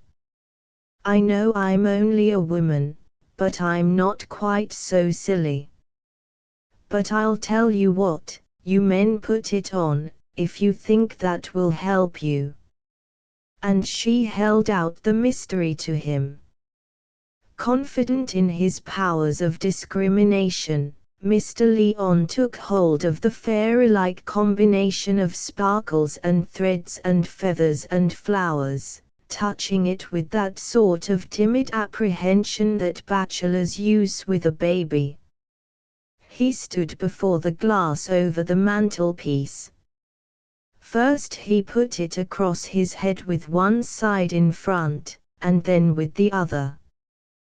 Then he put it lengthways of his head, and tried the effect of tying one of the two couples of strings under each of his ears. Then he put it on, the other side up, so that it swam on his head like a boat, with a high-mounted bow and stern. More than once he did all this, with obvious care and thoughtfulness. Then he came slowly back, and resumed his seat. It was growing very dark, though they had not noticed it, for the thunder shower had been hurrying on, and already its advanced guard of wind, heavy laden with the smell of the rain, could be heard, and a few large drops splashed on the window. The beautiful wife of the doctor laughed merrily to watch the growing discomposure of the visitor, who returned the bonnet, with undiminished courtesy, but with obvious constraint of manner. He looked down, he drummed on the table, he looked up, and both the doctor and the doctor's wife were startled at the intense sudden anger in the dark, handsome face. Then he sprang up, and went to the window. He looked out a moment, and then said, "Upon my word, that is going to be a very sharp squall. The clouds are very heavy. If I'm any judge, something will be struck. I can feel the electricity in the air." While he still spoke, the first thunderbolt crashed overhead. It was one of those close, sudden, overpoweringly awful explosions from clouds very heavy and very near, where the lightning and the thunder leap together out of the very air close about you, even as if you were in them. It was an unendurable burst of sound, and of the intense white sheety light of very near lightning. Dreadfully frightened, the poor little lady clung close to her husband. He, poor man, if possible yet more frightened, exhausted as he was by what he had been enduring, fainted dead away. Don't blame him, a cast-iron bulldog might have fainted. Mrs. Hickok, thinking that her husband was struck dead by the lightning, screamed terribly.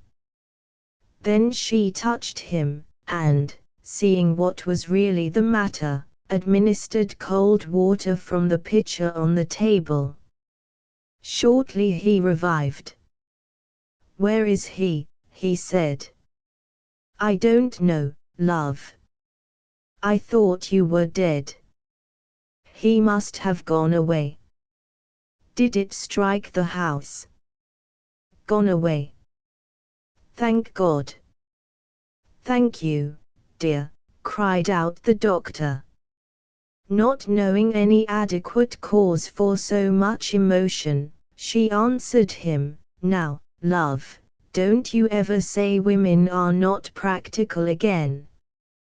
That was a practical question, you see." "But didn't it strike the house?" "What a queer smell." "Ozone, isn't that what you were telling me about?" "How funny, that lightning should have a smell." "I believe there's no doubt of it," observed Dr. Hickok. Mr. Apollo Leon had really gone, though just how or when, nobody could say. "My dear," said Dr. Hickok, "I do so like that bonnet of yours." I don't wonder it puzzled him. It would puzzle the devil himself. I firmly believe I shall call it your devil puzzler. But he never told her what the puzzle had been. Footnotes 19, by permission of G. P. Putnam's Sons, Publishers. New York and London. The Devil's Round, 20, A Tale of Flemish Golf by Charles Deulin. Notes. The following story, translated by Mrs. Abel Bruce from Le Grand Couleur of M. Charles Deulin, Contes du Roy Gambrinus, gives a great deal of information about French and Flemish golf. As any reader will see, this ancient game represents a stage of evolution between golf and hockey. The object is to strike a ball, in as few strokes as possible, to a given point, but, after every 3 strokes, the opponent is allowed to decoller, or make 1 stroke back, or into a hazard. Here the element of hockey comes in. Get rid of this element, let each man hit his own ball, and, in place of striking to a point, say, the cemetery gate, let men putt into holes, and the Flemish game becomes golf. It is of great antiquity. Ducange, in his Lexicon of Low Latin, gives chula, French chul equals globulus lignus qui clava propellitu, a wooden ball struck with a club. The head of the club was of iron, compare crosshair. This is borne out by a miniature in a missal of 1504, which represents peasants playing chul with clubs very like nibliks. Ducange quotes various MS references of 1353, 1357, and other dates older by a century than our earliest Scotch references to golf. At present the game is played in Belgium with a strangely shaped lofting iron and a ball of beech wood. M. Zola, Germinal, p. 310, represents his miners playing collie, or chul, and says that they hit drives of more than 500 yards. Experiments made at Wimbledon with a Belgian club sent over by M. Charles Michel suggest that M. Zola has overestimated the distance. But M. Zola and M. Deulin agree in making the players run after the ball. M. Henry Gaydos adds that a similar game, called Soul, is played in various departments of France. He refers to Lesnol de la Salle. The name collie may be connected with German Kolb, and golf may be the form which this word would assume in a Celtic language. All this makes golf very old, but the question arises, are the holes to which golfers play of Scotch or of Dutch origin? There are several old Flemish pictures of golf. Do any of them show players in the act of holing out? There is said to be such a picture at Newcastle. A language. Once upon a time there lived at the hamlet of Cock, near Candy-sur-l'Escaut, a wheelwright called Roger. He was a good fellow, untiring both at his sport and at his toil, and as skillful in lofting a ball with a stroke of his club as in putting together a cartwheel.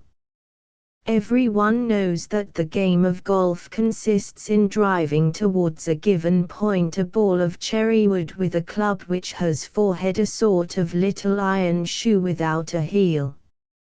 For my part, I do not know a more amusing game, and when the country is almost cleared of the harvest, men, women, children, everybody, drives his ball as you please, and there is nothing cheerier than to see them filing on a Sunday like a flight of starlings across potato fields and ploughed lands.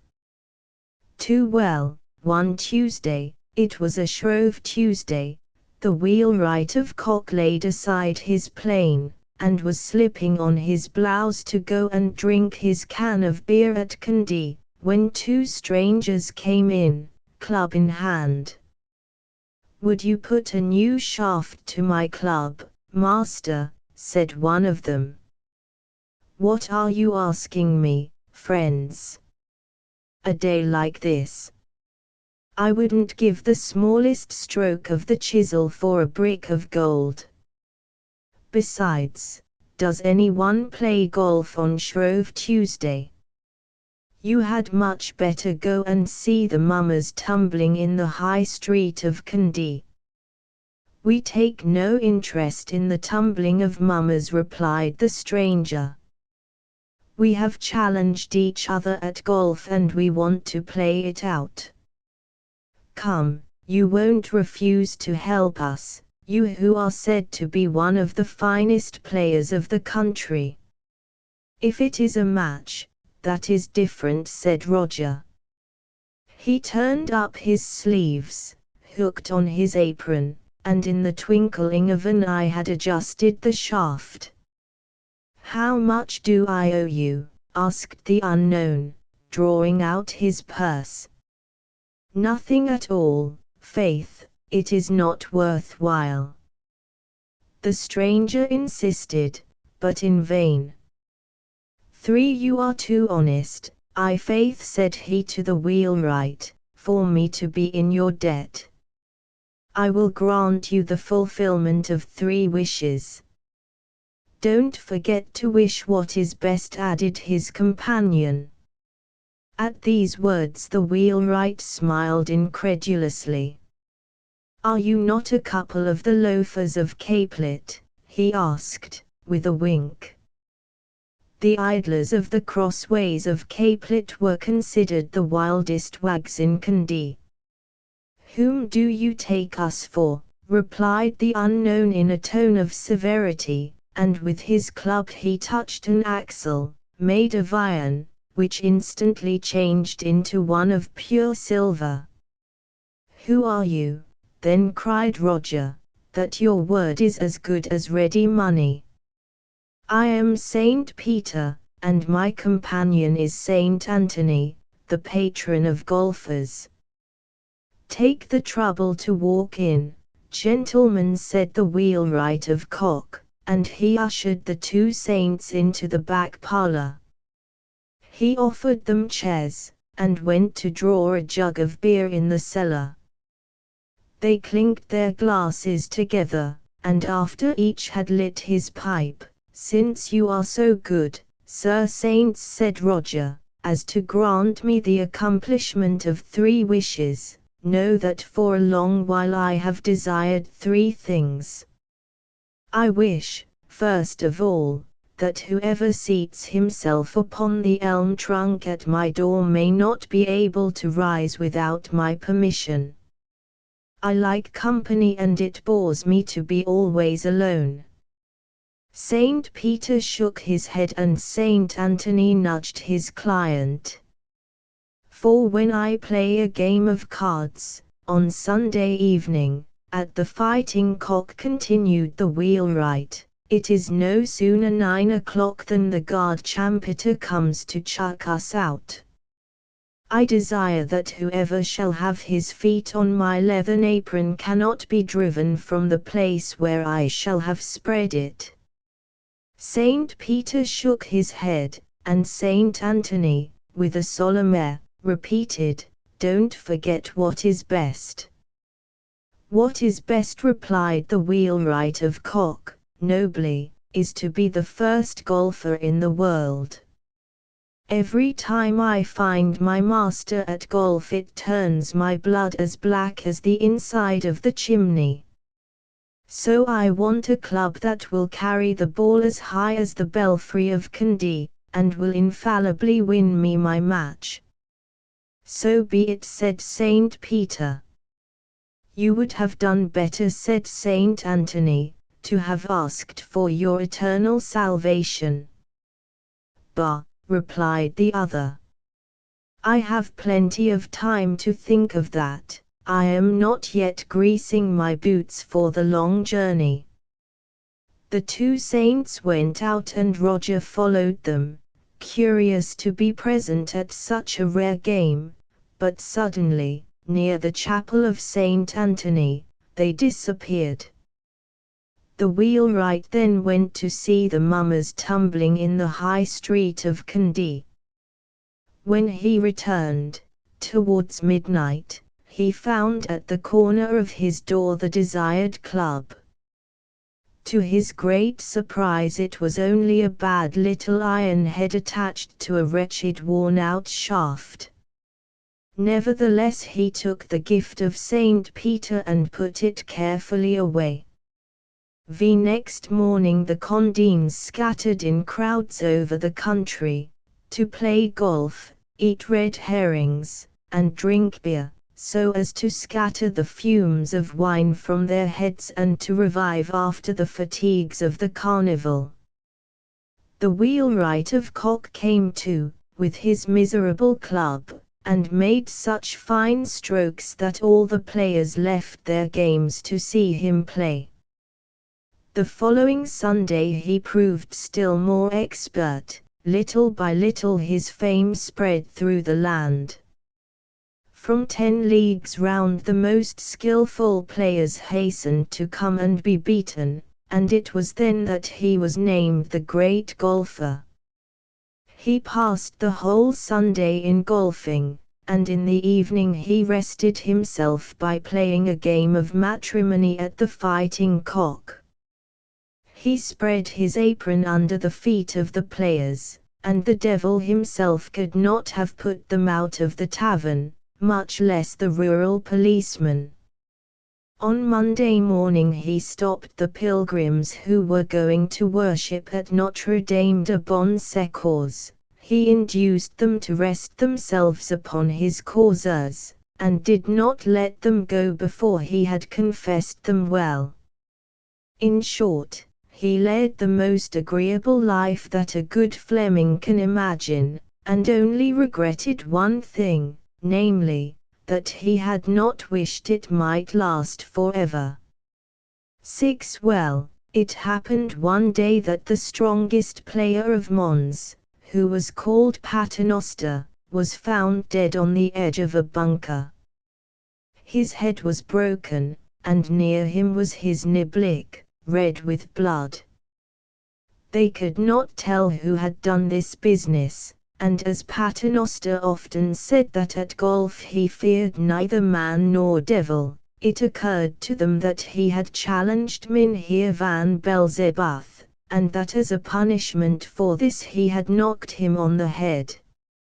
Mynheer van Belzebuth is, as everyone knows, the greatest gamester that there is upon or under the earth, but the game he particularly affects is golf. When he goes his round in Flanders one always meets him, club in hand, like a true Fleming. The wheelwright of Cock was very fond of Paternoster, who, next to himself, was the best golfer in the country. He went to his funeral with some golfers from the hamlets of Cock, La Sigan, and La Cuda Eliach. On returning from the cemetery they went to the tavern to drink, as they say, to the memory of the dead, 21, and there they lost themselves in talk about the noble game of golf. When they separated, in the dusk of evening, "A good journey to you," said the Belgian players, "and may Saint Anthony, the patron of golfers, preserve you from meeting the devil on the way." "What do I care for the devil?" replied Roger. "If he challenged me I should soon beat him." The companions trotted from tavern to tavern without misadventure, but the wolf bell had long tolled for retiring in the belfry of Candie when they returned each one to his own den. 7 As he was putting the key into the lock the wheelwright thought he heard a shout of mocking laughter. He turned, and saw in the darkness a man 6 feet high, who again burst out laughing. "What are you laughing at?" said he, crossly. "At what?" "Why, at the aplomb with which you boasted a little while ago that you would dare measure yourself against the devil." "Why not, if he challenged me?" "Very well, my master, bring your clubs." "I challenge you," said Mynheer van Belzebuth, for it was himself. Roger recognized him by a certain odor of sulphur that always hangs about his majesty. "What shall the stake be?" he asked resolutely. "Your soul." "Against what?" "Whatever you please." The wheelwright reflected. "What have you there in your sack?" "My spoils of the week." "Is the soul of Paternoster among them?" "To be sure, and those of 5 other golfers, dead, like him, without confession." "I play you my soul against that of Paternoster." "Done." 8 The 2 adversaries repaired to the adjoining field and chose for their goal the door of the cemetery of Candie. 22 Belzebuth teed a ball on a frozen heap, after which he said, according to custom, "From here, as you lie, in how many turns of 3 strokes will you run in?" "In 2," replied the great golfer. And his adversary was not a little surprised, for from there to the cemetery was nearly a quarter of a league. "But how shall we see the ball?" continued the wheelwright. "True," said Belzebuth. He touched the ball with his club, and it shone suddenly in the dark like an immense glowworm. "For," cried Roger. He hit the ball with the head of his club, and it rose to the sky like a star going to rejoin its sisters. In 3 strokes it crossed 3/4 of the distance. "That is good," said Belzebuth, whose astonishment redoubled. "My turn to play now." 23 With 1 stroke of the club he drove the ball over the roofs of Cock nearly to Maison Blanche, half a league away. The blow was so violent that the iron struck fire against a pebble. "Good Saint Anthony! I am lost," unless you come to my aid, murmured the wheelwright of Cock. He struck tremblingly, but, though his arm was uncertain, the club seemed to have acquired a new vigor. At the second stroke the ball went as if of itself and hit the door of the cemetery. "By the horns of my grandfather," cried Beelzebub, "it shall not be said that I have been beaten by a son of that fool Adam. Give me my revenge. What shall we play for?" "Your soul and that of Paternoster against the souls of two golfers." 9. The devil played up, pressing furiously, his club blazed at each stroke with showers of sparks. The ball flew from Candie to Bonsecours, to Pernuez, to Luz. Once it spun away to Tournai, 6 leagues from there. It left behind a luminous tail like a comet, and the two golfers followed, so to speak, on its track. Roger was never able to understand how he ran, or rather flew so fast, and without fatigue. In short, he did not lose a single game, and won the souls of the 6 defunct golfers. Beelzebub rolled his eyes like an angry tomcat. "Shall we go on?" said the wheelwright of Cock. "No," replied the other, "they expect me at the witches' Sabbath on the hill of Coppiement. That brigand," said he aside, "is capable of filching all my game." And he vanished. Returned home, the great golfer shut up his souls in a sack and went to bed, enchanted to have beaten Mynheer van Beelzebub. 2 years after, the wheelwright of Cock received a visit which he little expected. An old man, tall, thin and yellow, came into the workshop carrying a scythe on his shoulder. "Are you bringing me your scythe to Halfton New, master?" "No, faith, my scythe is never unhafted." "Then how can I serve you?" "By following me, your hour is come." "The devil," said the great golfer, "could you not wait a little till I have finished this wheel?" "Be it so. I have done hard work today and I have well earned a smoke." "In that case, master, sit down there on the causeuse. I have at your service some famous tobacco at 7 petards the pound." "That's good, faith, make haste." And Death lit his pipe and seated himself at the door on the elm trunk. Laughing in his sleeve, the wheelwright of Cock returned to his work. At the end of a quarter of an hour Death called to him, "Ho, faith, will you soon have finished?"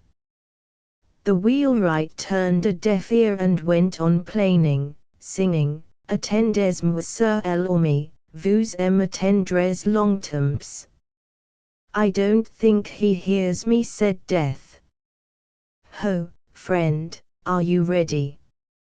"Vten voisils venant, Jean, vten voisils venant," replied the singer.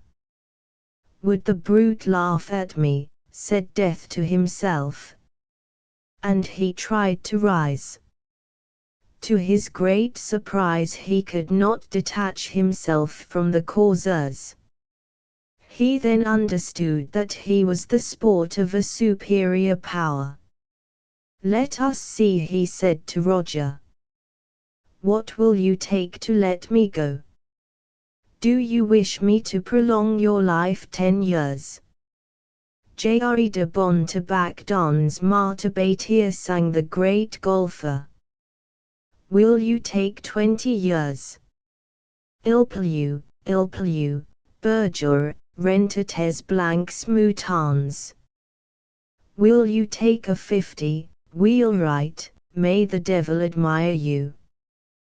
The wheelwright of Cock intoned, Bon voyage, cher du mollet, a Saint Malo de Barques sang naufrage. In the meanwhile the clock of Candie had just struck 4, and the boys were coming out of school. The sight of this great dry heron of a creature who struggled on the coursers, like a devil in a holy water pot, surprised and soon delighted them. Never suspecting that when seated at the door of the old, Death watches the young, they thought it funny to put out their tongues at him, singing in chorus, Bon voyage, cher du mollet, a Saint Malo de Barques sang naufrage. Will you take 100 years? Yelled Death. Hein. How? What? Were you not speaking of an extension of 100 years? I accept with all my heart, master, but let us understand, I am not such a fool as to ask for the lengthening of my old age. Then what do you want? From old age I only ask the experience which it gives by degrees. Si jeunesse savate, si vieillesse pauvate, says the proverb. I wish to preserve for 100 years the strength of a young man, and to acquire the knowledge of an old one. So be it, said Death, I shall return this day 100 years. Bon voyage, cher du mollet, a Saint Malo de Barques sang naufrage. 11. The great golfer began a new life. At first he enjoyed perfect happiness, which was increased by the certainty of its not ending for 100 years. Thanks to his experience, he so well understood the management of his affairs that he could leave his mallet and shut up shop. 24. He experienced, nevertheless, an annoyance he had not foreseen.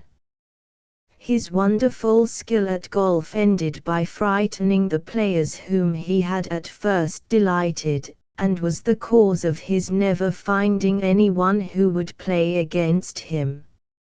He therefore quitted the canton and set out on his travels over French Flanders, Belgium, and all the greens where the noble game of golf is held in honor. At the end of 20 years he returned to Cock to be admired by a new generation of golfers, after which he departed to return 20 years later. Alas! In spite of its apparent charm, this existence before long became a burden to him. Besides that, it bored him to win on every occasion.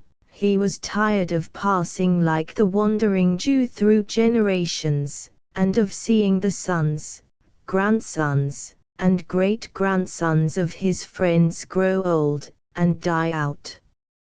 He was constantly reduced to making new friendships which were undone by the age or death of his fellows. All changed around him, he only did not change.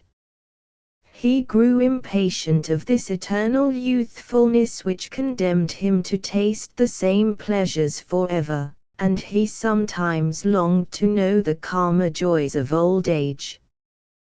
One day he caught himself at his looking-glass, examining whether his hair had not begun to grow white. Nothing seemed so beautiful to him now as the snow on the forehead of the old.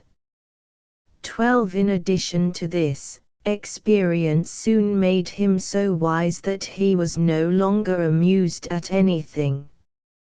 If sometimes in the tavern he had a fancy for making use of his apron to pass the night at cards, what is the good of this excess? Whispered experience, it is not sufficient to be unable to shorten one's days. One must also avoid making oneself ill. He reached the point of refusing himself the pleasure of drinking his pint and smoking his pipe. Why, indeed, plunge into dissipations which enervate the body and dull the brain? The wretch went further and gave up golf. Experience convinced him that the game is a dangerous one, which overheats one, and is eminently adapted to produce colds, catarrhs, rheumatism, and inflammation of the lungs. Besides, what is the use, and what great glory is it to be reputed the first golfer in the world? Of what use is glory itself? A vain hope, vain as the smoke of a pipe. When experience had thus bereft him one by one of his delusions, the unhappy golfer became mortally weary. He saw that he had deceived himself, that delusion has its price, and that the greatest charm of youth is perhaps its inexperience.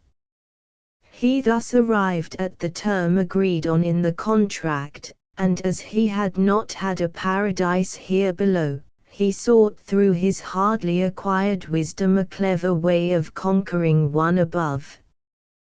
13 Death found him at cock at work in his shop. Experience had at least taught him that work is the most lasting of pleasures. "Are you ready?" said Death. "I am."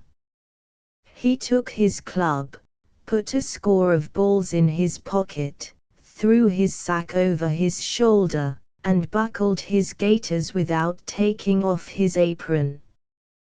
"What do you want your club for?" "Why, to golf in paradise with my patron Saint Anthony." "Do you fancy, then, that I am going to conduct you to paradise?"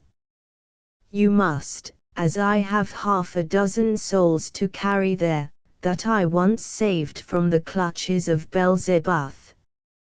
"Better have saved your own. En route, cher du mollet." The great golfer saw that the old reaper bore him a grudge, and that he was going to conduct him to the paradise of the lost. 25. Indeed, a quarter of an hour later the two travelers knocked at the gate of hell. "Tark, tark! Who is there?" "The wheelwright of Cock," said the great golfer. "Don't open the door," cried Beelzebub. "That rascal wins at every turn. He is capable of depopulating my empire." Roger laughed in his sleeve. "Oh, you are not saved," said Death. "I am going to take you where you won't be cold either." Quicker than a beggar would have emptied a poor's box they were in purgatory. "Tark, tark! Who is there?" "The wheelwright of Cock," said the great golfer. "But he is in a state of mortal sin," cried the angel on duty. "Take him away from here, he can't come in." "I cannot, all the same, let him linger between heaven and earth," said Death. "I shall shunt him back to Cock, where they will take me for a ghost." "Thank you. Is there not still paradise?" 14 They were there at the end of a short hour. "Tark, tark! Who is there?" "The wheelwright of Cock," said the great golfer. "Ah, my lad," said Saint Peter, half opening the door, "I am really grieved. Saint Anthony told you long ago you had better ask for the salvation of your soul." "That is true, Saint Peter," replied Roger with a sheepish air. "And how is he, that blessed Saint Anthony? Could I not come in for one moment to return the visit he once paid me?" "Why, here he comes," said Saint Peter, throwing the door wide open. In the twinkling of an eye the sly golfer had flung himself into paradise, unhooked his apron, let it fall to the ground, and seated himself down on it. "Good morning, Saint Anthony," said he with a fine salute. "You see, I had plenty of time to think of paradise, for here we are." "What? You here?" cried Saint Anthony. "Yes, I and my company," replied Roger, opening his sack and scattering on the carpet the souls of the 6 golfers. "Will you have the goodness to pack right off, all of you?" "Impossible," said the great golfer, showing his apron. "The rogue has made game of us," said Saint Anthony. "Come, Saint Peter, in memory of our game of golf, let him in with his souls. Besides, he has had his purgatory on earth." "It is not a very good precedent," murmured Saint Peter. "Bah," replied Roger, "if we have a few good golfers in paradise, where is the harm?" 15. Thus, after having lived long, golfed much and drunk many cans of beer, the wheelwright of Cock called the great golfer was admitted to paradise, but I advise no one to copy him, for it is not quite the right way to go, and Saint Peter might not always be so compliant, though great allowances must be made for golfers. Footnotes 20, from Longman's Magazine, Volume 14. Copyright 1889 by Longmans, Green and Company, London and New York. By permission of the publishers. 21. Bois Serval du Mort. 22. They play to points, not holes. 23. After each 3 strokes the opponent has 1 hit back, or into a hazard. 24. Viva a porte close. 25. Noirs Glaves. The Legend of Morne St. Michel by Guider Maupassant. Notes: I had first seen it from Cancale, this fairy castle in the sea. I got an indistinct impression of it as of a grey shadow outlined against the misty sky. I saw it again from Avranches at sunset. The immense stretch of sand was red, the horizon was red, the whole boundless bay was red. The rocky castle rising out there in the distance like a weird, seigneurial residence, like a dream palace, strange and beautiful, this alone remained black in the crimson light of the dying day. The following morning at dawn I went toward it across the sands, my eyes fastened on this gigantic jewel, as big as a mountain, cut like a cameo, and as dainty as lace. The nearer I approached the greater my admiration grew, for nothing in the world could be more wonderful or more perfect. As surprised as if I had discovered the habitation of a god, I wandered through those halls supported by frail or massive columns, raising my eyes in wonder to those spires which looked like rockets starting for the sky, and to that marvelous assemblage of towers, of gargoyles, of slender and charming ornaments, irregular fireworks of stone, granite lace, a masterpiece of colossal and delicate architecture. As I was looking up in ecstasy, a lower Normandy peasant came up to me and told me the story of the great quarrel between Saint Michael and the devil. A skeptical genius has said, God made man in his image and man has returned the compliment. This saying is an eternal truth, and it would be very curious to write the history of the local divinity of every continent, as well as the history of the patron saints in each one of our provinces. The Negro has his ferocious man-eating idols. The polygamous Mahometan fills his paradise with women. The Greeks, like a practical people, deified all the passions. Every village in France is under the influence of some protecting saint, modeled according to the characteristics of the inhabitants.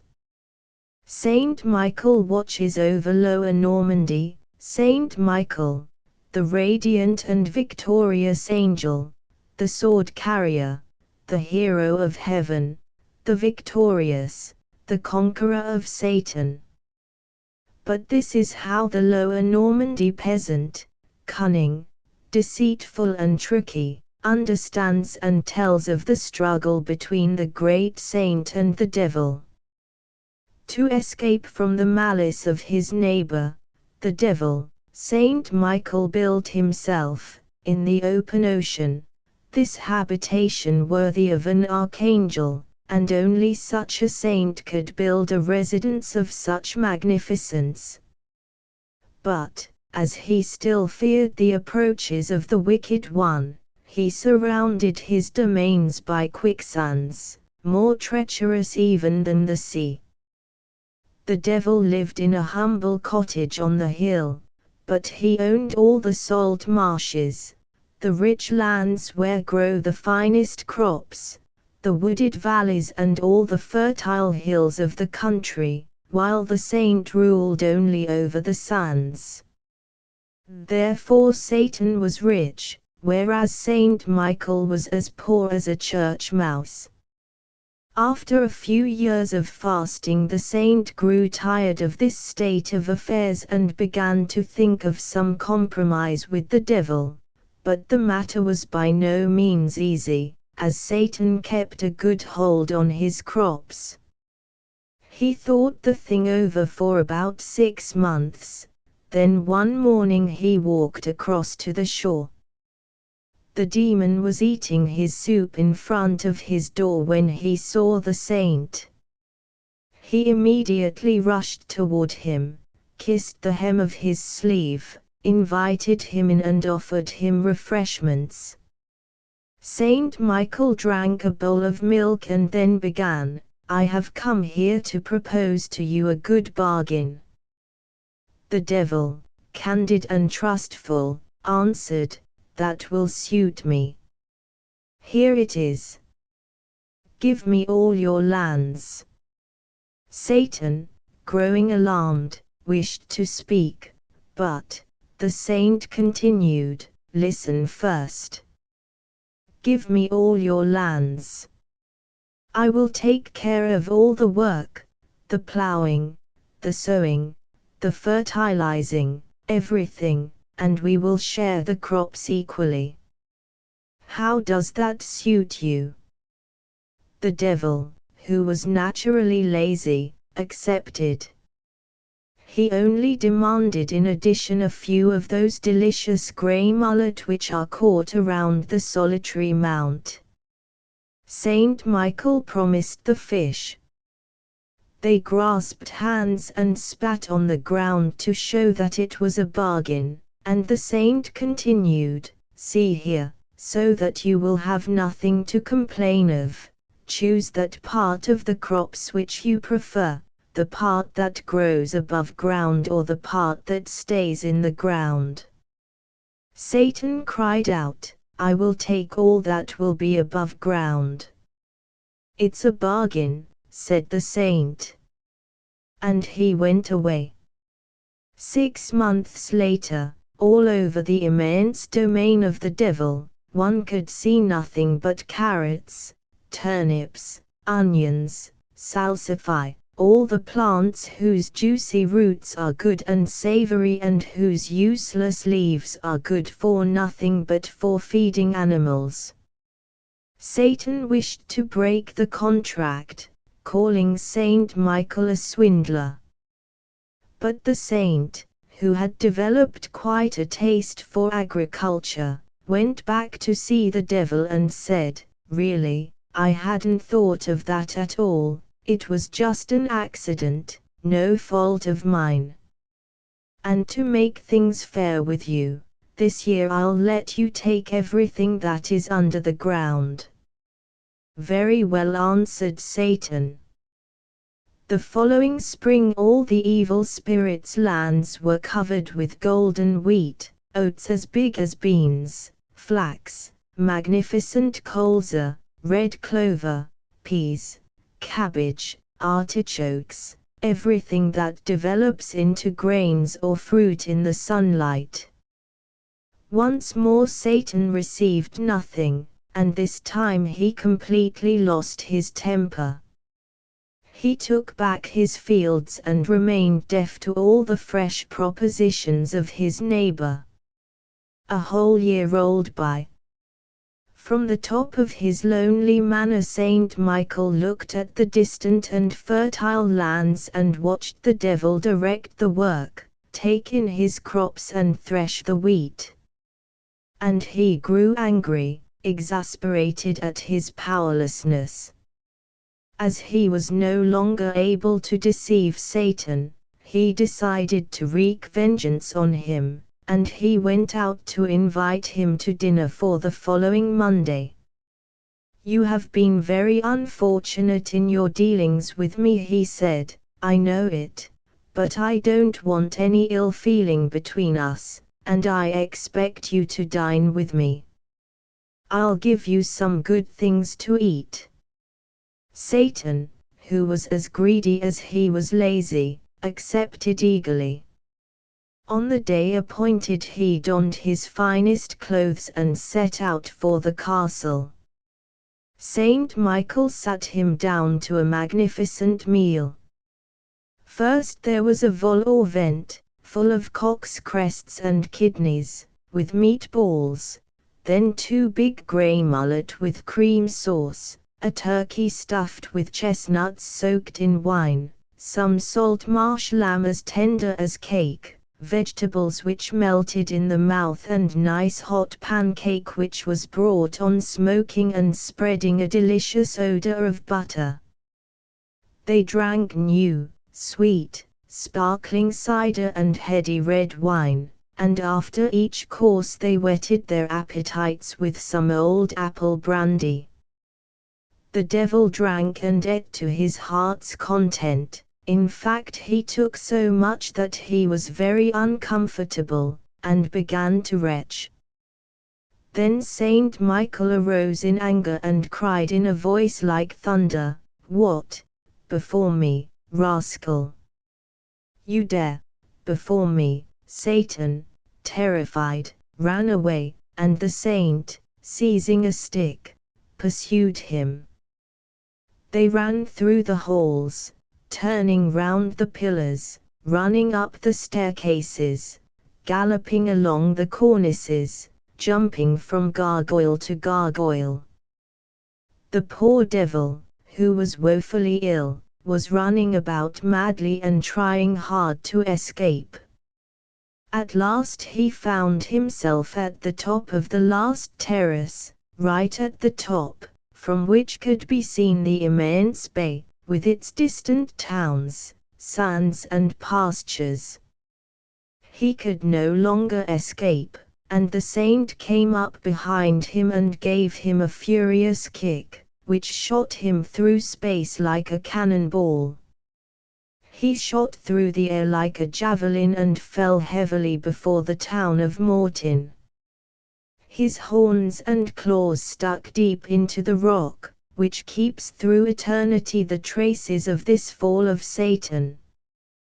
He stood up again, limping, crippled until the end of time, and as he looked at this fatal castle in the distance, standing out against the setting sun, he understood well that he would always be vanquished in this unequal struggle, and he went away limping, heading for distant countries, leaving to his enemy his fields, his hills, his valleys and his marshes. And this is how Saint Michael, the patron saint of Normandy, vanquished the devil. Another people would have dreamed of this battle in an entirely different manner. The Demon Pope, 26, by Richard Garnett. Notes: so you won't sell me your soul, said the devil. Thank you, replied the student, I had rather keep it myself, if it's all the same to you. But it's not all the same to me. I want it very particularly. Come, I'll be liberal. I said 20 years. You can have 30. The student shook his head. 40. Another shake. 50. As before. Now, said the devil. I know I'm going to do a foolish thing, but I cannot bear to see a clever, spirited young man throw himself away. I'll make you another kind of offer. We don't have any bargain at present, but I will push you on in the world for the next 40 years. This day 40 years I come back and ask you for a boon, not your soul, mind, or anything not perfectly in your power to grant. If you give it, we are quits, if not, I fly away with you. What say you to this? The student reflected for some minutes. Agreed, he said at last. Scarcely had the devil disappeared, which he did instantaneously, ere a messenger reined in his smoking steed at the gate of the University of Cordova. The judicious reader will already have remarked that Lucifer could never have been allowed inside a Christian seat of learning, and, inquiring for the student Gerbert, presented him with the Emperor Utho's nomination to the abbacy of Bobbio, in consideration, said the document, of his virtue and learning, well nigh miraculous in one so young. Such messengers were frequent visitors during Gerbert's prosperous career. Abbot, bishop, archbishop, cardinal, he was ultimately enthroned Pope on April 2, 999, and assumed the appellation of Sylvester II.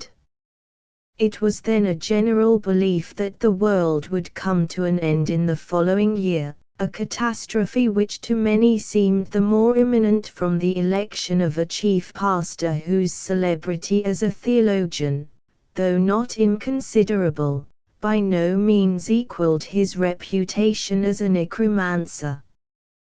The world, notwithstanding, revolved scatheless through the dreaded 12-month, and early in the first year of the 11th century Gerbert was sitting peacefully in his study, perusing a book of magic. Volumes of algebra, astrology, alchemy, Aristotelian philosophy, and other such light reading filled his bookcase, and on a table stood an improved clock of his invention. Next to his introduction of the Arabic numerals, his chief legacy to posterity. Suddenly a sound of wings was heard, and Lucifer stood by his side. "It is a long time," said the fiend, "since I have had the pleasure of seeing you. I have now called to remind you of our little contract, concluded this day 40 years. You remember," said Sylvester, "that you are not to ask anything exceeding my power to perform." "I have no such intention," said Lucifer. "On the contrary, I am about to solicit a favor which can be bestowed by you alone. You are Pope, I desire that you would make me a cardinal." "In the expectation, I presume," returned Gerbert, "of becoming Pope on the next vacancy." "An expectation," replied Lucifer, "which I may most reasonably entertain, considering my enormous wealth, my proficiency in intrigue, and the present condition of the Sacred College. You would doubtless, said Gerbert, endeavor to subvert the foundations of the faith, and, by a course of profligacy and licentiousness, render the Holy See odious and contemptible.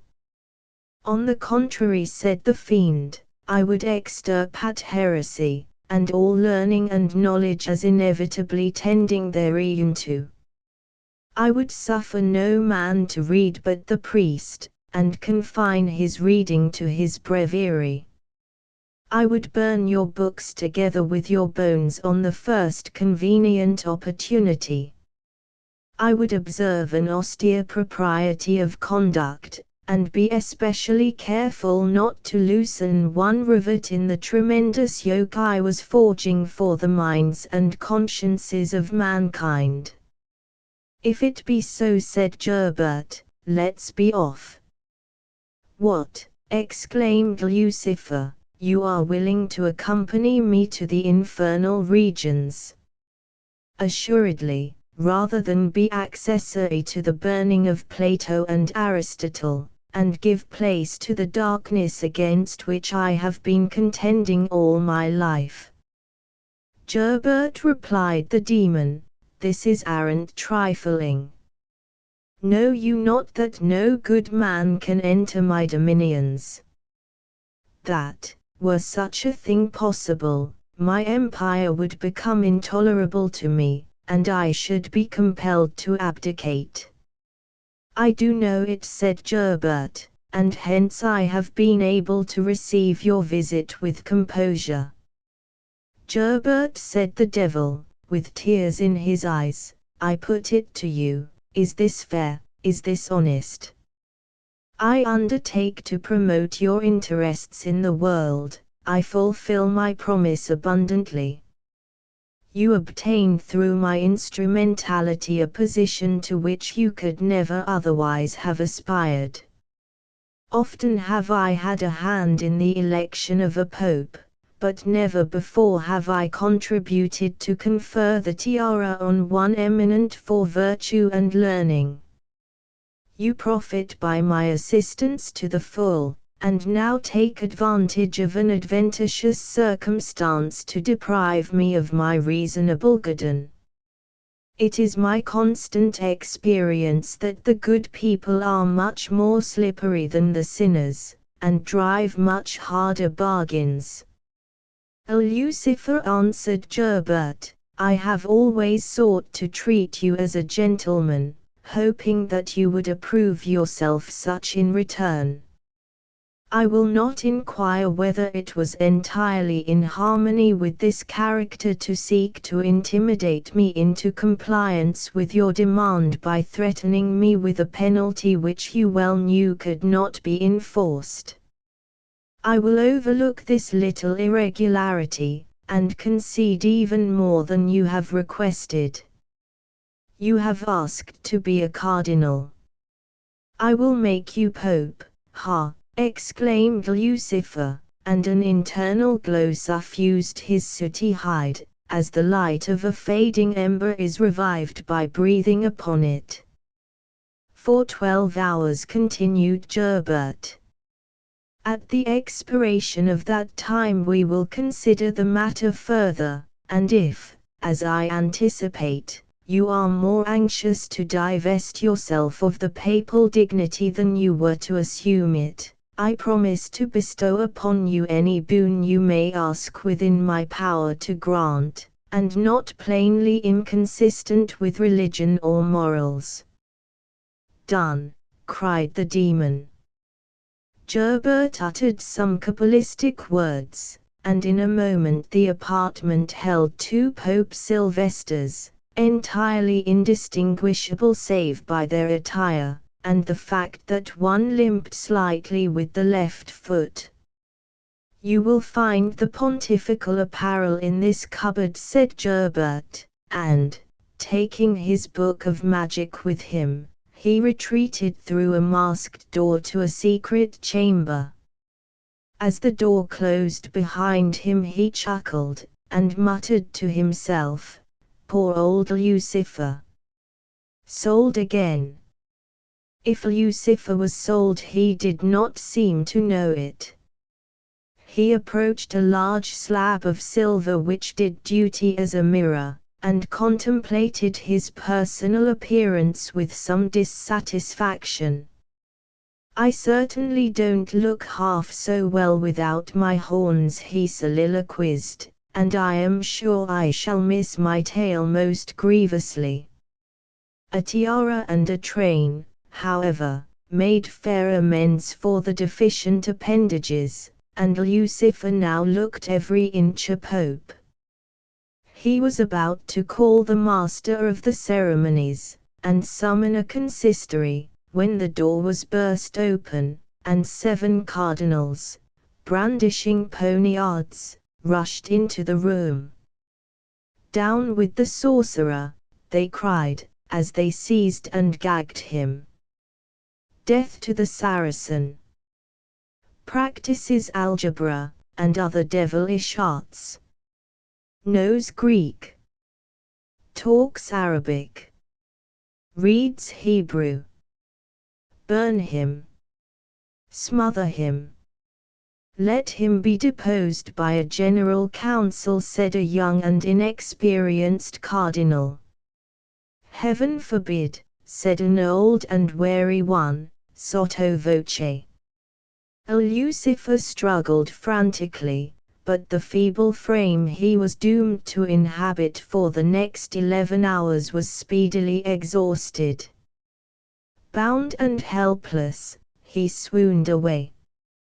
"Brethren," said one of the senior cardinals, "it hath been delivered by the exorcists that a sorcerer or other individual in league with the demon doth usually bear upon his person some visible token of his infernal compact.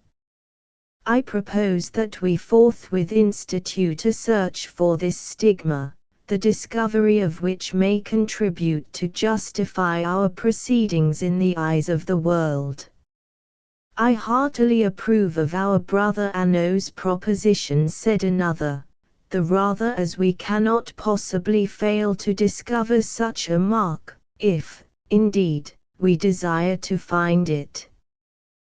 The search was accordingly instituted, and had not proceeded far ere a simultaneous yell from all the 7 cardinals indicated that their investigation had brought more light than they had ventured to expect. The Holy Father had a cloven foot. For the next 5 minutes the cardinals remained utterly stunned, silent, and stupefied with amazement. As they gradually recovered their faculties, it would have become manifest to a nice observer that the Pope had risen very considerably in their good opinion. "This is an affair requiring very mature deliberation," said one. "I always feared that we might be proceeding too precipitately," said another. "It is written, 'The devils believe,'" said a third. "The Holy Father, therefore, is not a heretic at any rate." "Brethren," said Anno, "this affair, as our brother Benno well remarks, doth indeed call for mature deliberation.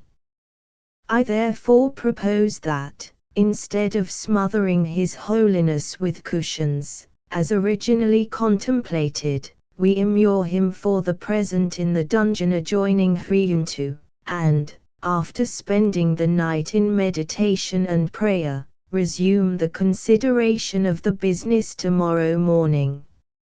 Informing the officials of the palace, said Benno, that His Holiness has retired for his devotions, and desires on no account to be disturbed. "A pious fraud," said Anno, "which not one of the fathers would for a moment have scrupled to commit." The cardinals accordingly lifted the still insensible Lucifer, and bore him carefully, almost tenderly, to the apartment appointed for his detention. Each would fain have lingered in hopes of his recovery, But each felt that the eyes of his 6 brethren were upon him, and all, therefore, retired simultaneously, each taking a key of the cell. Lucifer regained consciousness almost immediately afterwards. He had the most confused idea of the circumstances which had involved him in his present scrape, and could only say to himself that if they were the usual concomitants of the papal dignity, these were by no means to his taste, and he wished he had been made acquainted with them sooner. The dungeon was not only perfectly dark, but horribly cold, and the poor devil in his present form had no latent store of infernal heat to draw upon. His teeth chattered, he shivered in every limb, and felt devoured with hunger and thirst. There is much probability in the assertion of some of his biographers that it was on this occasion that he invented ardent spirits, but, even if he did, the mere conception of a glass of brandy could only increase his sufferings. So the long January night wore wearily on, and Lucifer seemed likely to expire from inanition, when a key turned in the lock, and Cardinal Anno cautiously glided in, bearing a lamp, a loaf, half a cold roast kid, and a bottle of wine. "I trust," he said, bowing courteously, "that I may be excused any slight breach of etiquette of which I may render myself culpable from the difficulty under which I labor of determining whether, under present circumstances, Your Holiness or Your Infernal Majesty be the form of address most befitting me to employ." Bub-boo went Lucifer, who still had the gag in his mouth. "Heavens!" exclaimed the Cardinal, "I crave your infernal holiness's forgiveness. What a lamentable oversight!" And, relieving Lucifer from his gag and bonds, he set out the refection, upon which the demon fell voraciously. "Why the devil, if I may so express myself," pursued Anno, "did not your Holiness inform us that you were the devil? Not a hand would then have been raised against you. I have myself been seeking all my life for the audience now happily vouchsafed me.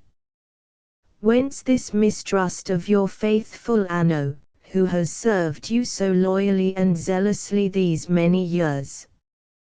Lucifer pointed significantly to the gag and fetters.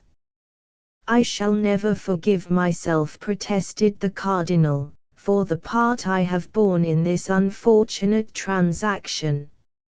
Next to ministering to your Majesty's bodily necessities, there is nothing I have so much at heart as to express my penitence.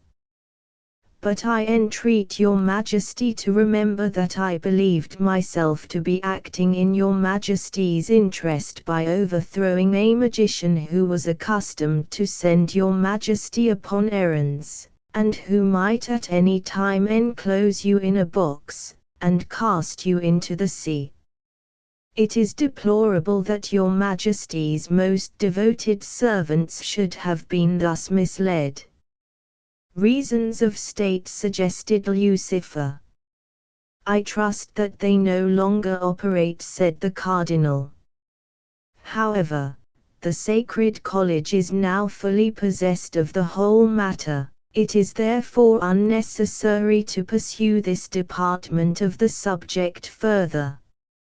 I would now humbly crave leave to confer with your Majesty, or rather, perhaps, Your Holiness, since I am about to speak of spiritual things, on the important and delicate point of Your Holiness's successor.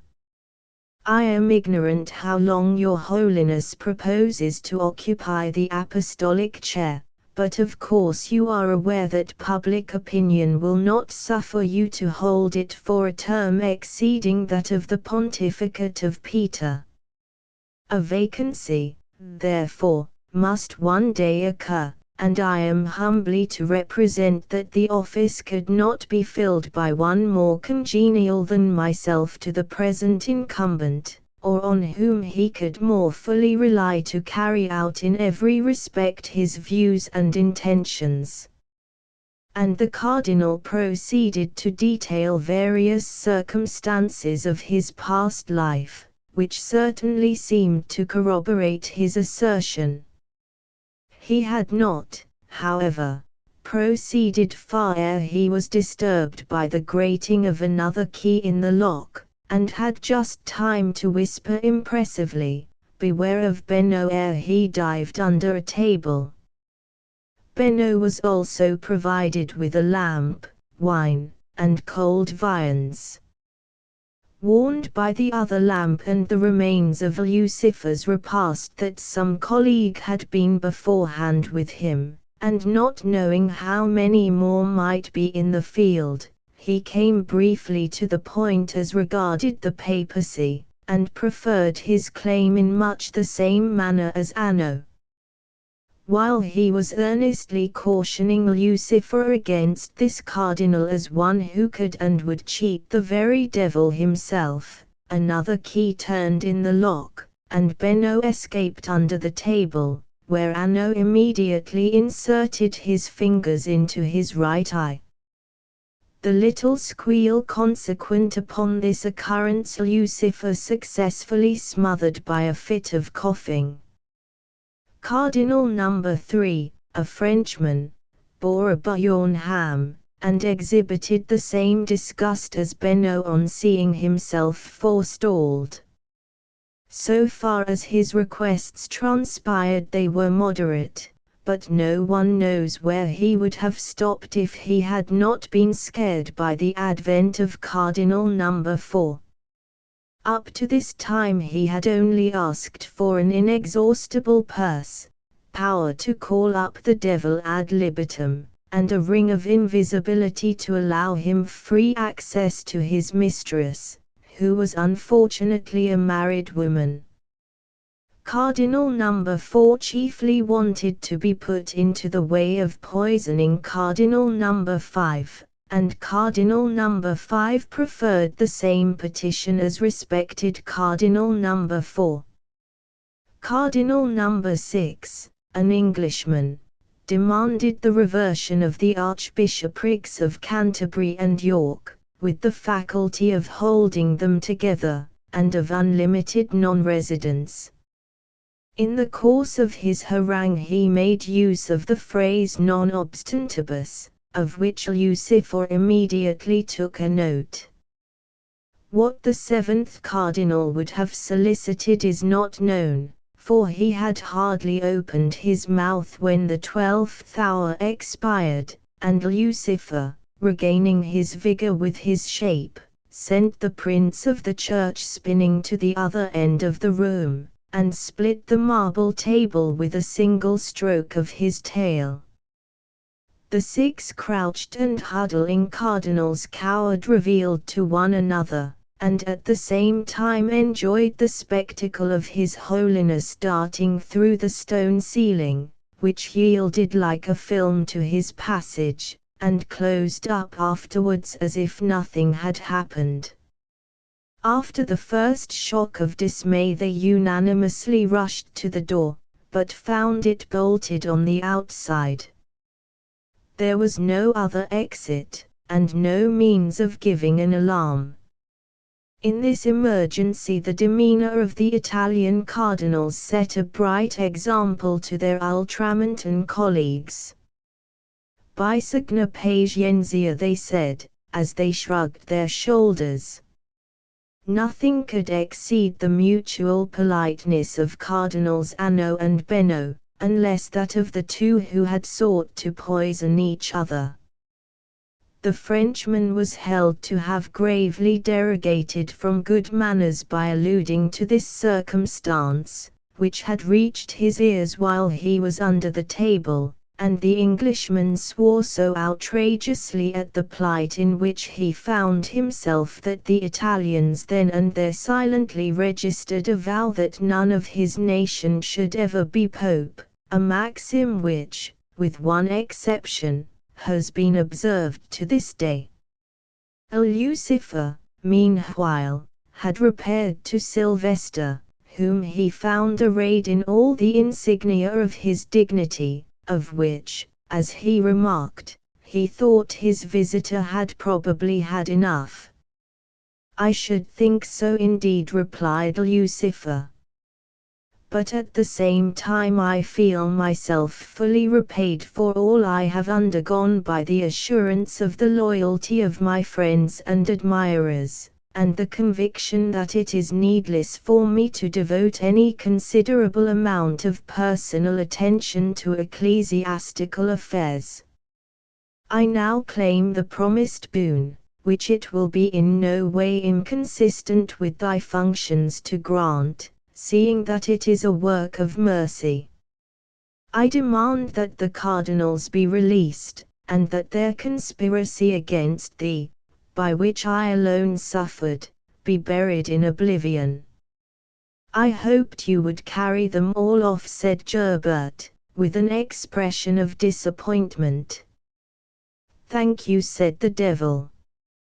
"It is more to my interest to leave them where they are." So the dungeon door was unbolted, and the cardinals came forth, sheepish and crestfallen. If, after all, they did less mischief than Lucifer had expected from them, the cause was their entire bewilderment by what had passed, and their utter inability to penetrate the policy of Gerbert, who henceforth devoted himself even with ostentation to good works.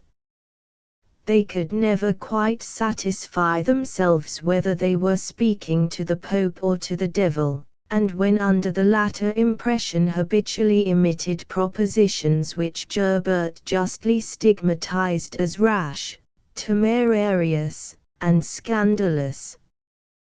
They plagued him with allusions to certain matters mentioned in their interviews with Lucifer, with which they naturally but erroneously supposed him to be conversant, and worried him by continual nods and titterings as they glanced at his nether extremities. To abolish this nuisance, and at the same time silence sundry unpleasant rumors which had somehow got abroad, Gerbert devised the ceremony of kissing the Pope's feet, which, in a grievously mutilated form, endures to this day. The stupefaction of the cardinals on discovering that the Holy Father had lost his hoof surpasses all description, and they went to their graves without having obtained the least insight into the mystery. Footnotes 26. Taken by permission from The Twilight of the Gods, by Richard Garnett. Published by John Lane Company, New York. Madame Lucifer, 27, by Richard Garnett. Notes: Lucifer sat playing chess with man for his soul. The game was evidently going ill for man. He had but pawns left, few and struggling. Lucifer had rooks, knights, and, of course, bishops. It was but natural under such circumstances that man should be in no great hurry to move. Lucifer grew impatient. "It is a pity," said he at last, "that we did not fix some period within which the player must move, or resign." "Oh, Lucifer," returned the young man, in heart-rending accents, "it is not the impending loss of my soul that thus unmans me, but the loss of my betrothed. When I think of the grief of the Lady Adeliza, the paragon of terrestrial loveliness." Tears choked his utterance. Lucifer was touched. Is the Lady Adeliza's loveliness in sooth so transcendent? He inquired. She is a rose, a lily, a diamond, a morning star. If that is the case, rejoined Lucifer, thou mayest reassure thyself. The Lady Adeliza shall not want for consolation. I will assume thy shape and woo her in thy stead. The young man hardly seemed to receive all the comfort from this promise which Lucifer no doubt designed. He made a desperate move. In an instant the devil checkmated him, and he disappeared. Upon my word, if I had known what a business this was going to be, I don't think I should have gone in for it, soliloquized the devil as, wearing his captive's semblance and installed in his apartments, he surveyed the effects to which he now had to administer. They included coats, shirts, collars, neckties, foils, cigars, and the like ad libitum, and very little else except 3 challenges, 10 writs, and 74 unpaid bills, elegantly disposed around the looking-glass. To the poor youth's praise be it said, there were no billets dows, except from the Lady Adeliza herself. Noting the address of these carefully, the devil sallied forth, and nothing but his ignorance of the topography of the hotel, which made him take the back stairs, saved him from the clutches of 2 bailiffs lurking on the principal staircase. Leaping into a cab, he thus escaped a perfumer and a bootmaker, and shortly found himself at the Lady Adeliza's feet. The truth had not been half told him. Such beauty, such wit, such correctness of principle. Lucifer went forth from her presence a lovesick fiend. Not Merlin's mother had produced half the impression upon him, and Adeliza on her part had never found her lover 100th part so interesting as he seemed that morning. Lucifer proceeded at once to the city, where, assuming his proper shape for the occasion, he negotiated a loan without the smallest difficulty. All debts were promptly discharged, and Adeliza was astonished at the splendor and variety of the presents she was constantly receiving. Lucifer had all but brought her to name the day, when he was informed that a gentleman of clerical appearance desired to wait upon him. "Wants money for a new church or mission, I suppose," said he. "Show him up." But when the visitor was ushered in, Lucifer found with discomposure that he was no earthly clergyman, but a celestial saint, a saint, too, with whom Lucifer had never been able to get on. He had served in the army while on earth, and his address was curt, precise, and peremptory. "I have called," he said, "to notify to you my appointment as Inspector of Devils." "What?" exclaimed Lucifer, in consternation. "To the post of my old friend Michael." "Too old," said the saint laconically. "Millions of years older than the world." "About your age, I think." Lucifer winced, remembering the particular business he was then about. The saint continued, "I am a new broom, and am expected to sweep clean.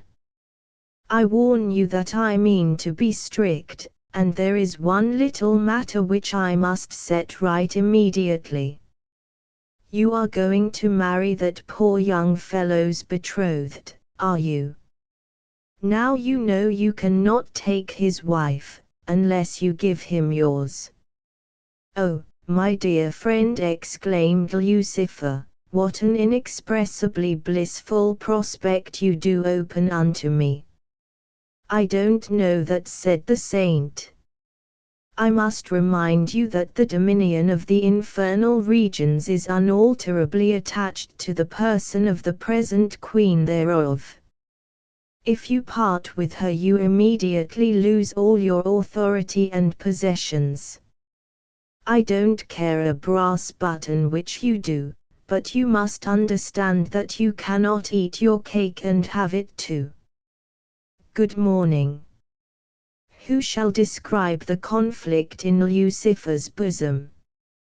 If any stronger passion existed therein at that moment than attachment to Adeliza, it was aversion to his consort, and the two combined were well nigh irresistible. But to disenthrone himself, to descend to the condition of a poor devil, feeling himself incapable of coming to a decision, he sent for Belial, unfolded the matter, and requested his advice. What a shame that our new inspector will not let you marry Adeliza, lamented his counselor. If you did, my private opinion is that 48 hours afterwards you would care just as much for her as you do now for Madame Lucifer, neither more nor less. Are your intentions really honorable? Yes, replied Lucifer, it is to be a Lucifer match. The more fool you, rejoined Belial. If you tempted her to commit a sin, she would be yours without any conditions at all. Oh, Belial, said Lucifer, I cannot bring myself to be a tempter of so much innocence and loveliness. And he meant what he said. Well then, let me try, proposed Belial. You, replied Lucifer contemptuously, do you imagine that Adeliza would look at you? Why not? Asked Belial, surveying himself complacently in the glass. He was humpbacked, squinting, and lame, and his horns stood up under his wig. The discussion ended in a wager, after which there was no retreat for Lucifer. The infernal Iachimo was introduced to Adeliza as a distinguished foreigner, and was soon prosecuting his suit with all the success which Lucifer had predicted. One thing protected while it baffled him, the entire inability of Adeliza to understand what he meant. At length he was constrained to make the matter clear by producing an enormous treasure, which he offered Adeliza in exchange for the abandonment of her lover. The tempest of indignation which ensued would have swept away any ordinary demon, but Belial listened unmoved. When Adeliza had exhausted herself, he smilingly rallied her upon her affection for an unworthy lover, of whose infidelity he undertook to give her proof. Frantic with jealousy, Adeliza consented, and in a trice found herself in the infernal regions. Adeliza's arrival in Pandemonium, as Belial had planned, occurred immediately after the receipt of a message from Lucifer, in whose bosom love had finally gained the victory, and who had telegraphed his abdication and resignation of Madame Lucifer to Adeliza's betrothed. The poor young man had just been hauled up from the lower depths, and was beset by legions of demons obsequiously pressing all manner of treasures upon his acceptance. He stared, helpless and bewildered, unable to realize his position in the smallest degree. In the background, grave and serious demons, the princes of the infernal realm, discussed the new departure, and consulted especially how to break it to Madame Lucifer, a commission of which no one seemed ambitious. "Stay where you are," whispered Belial to Adeliza, "stir not, you shall put his constancy to the proof within 5 minutes." Not all the hustling, mowing, and gibbering of the fiends would under ordinary circumstances have kept Adeliza from her lover's side, but what is all hell to jealousy? In even less time than he had promised, Belial returned, accompanied by Madame Lucifer. This lady's black robe, dripping with blood, contrasted agreeably with her complexion of sulphurous yellow.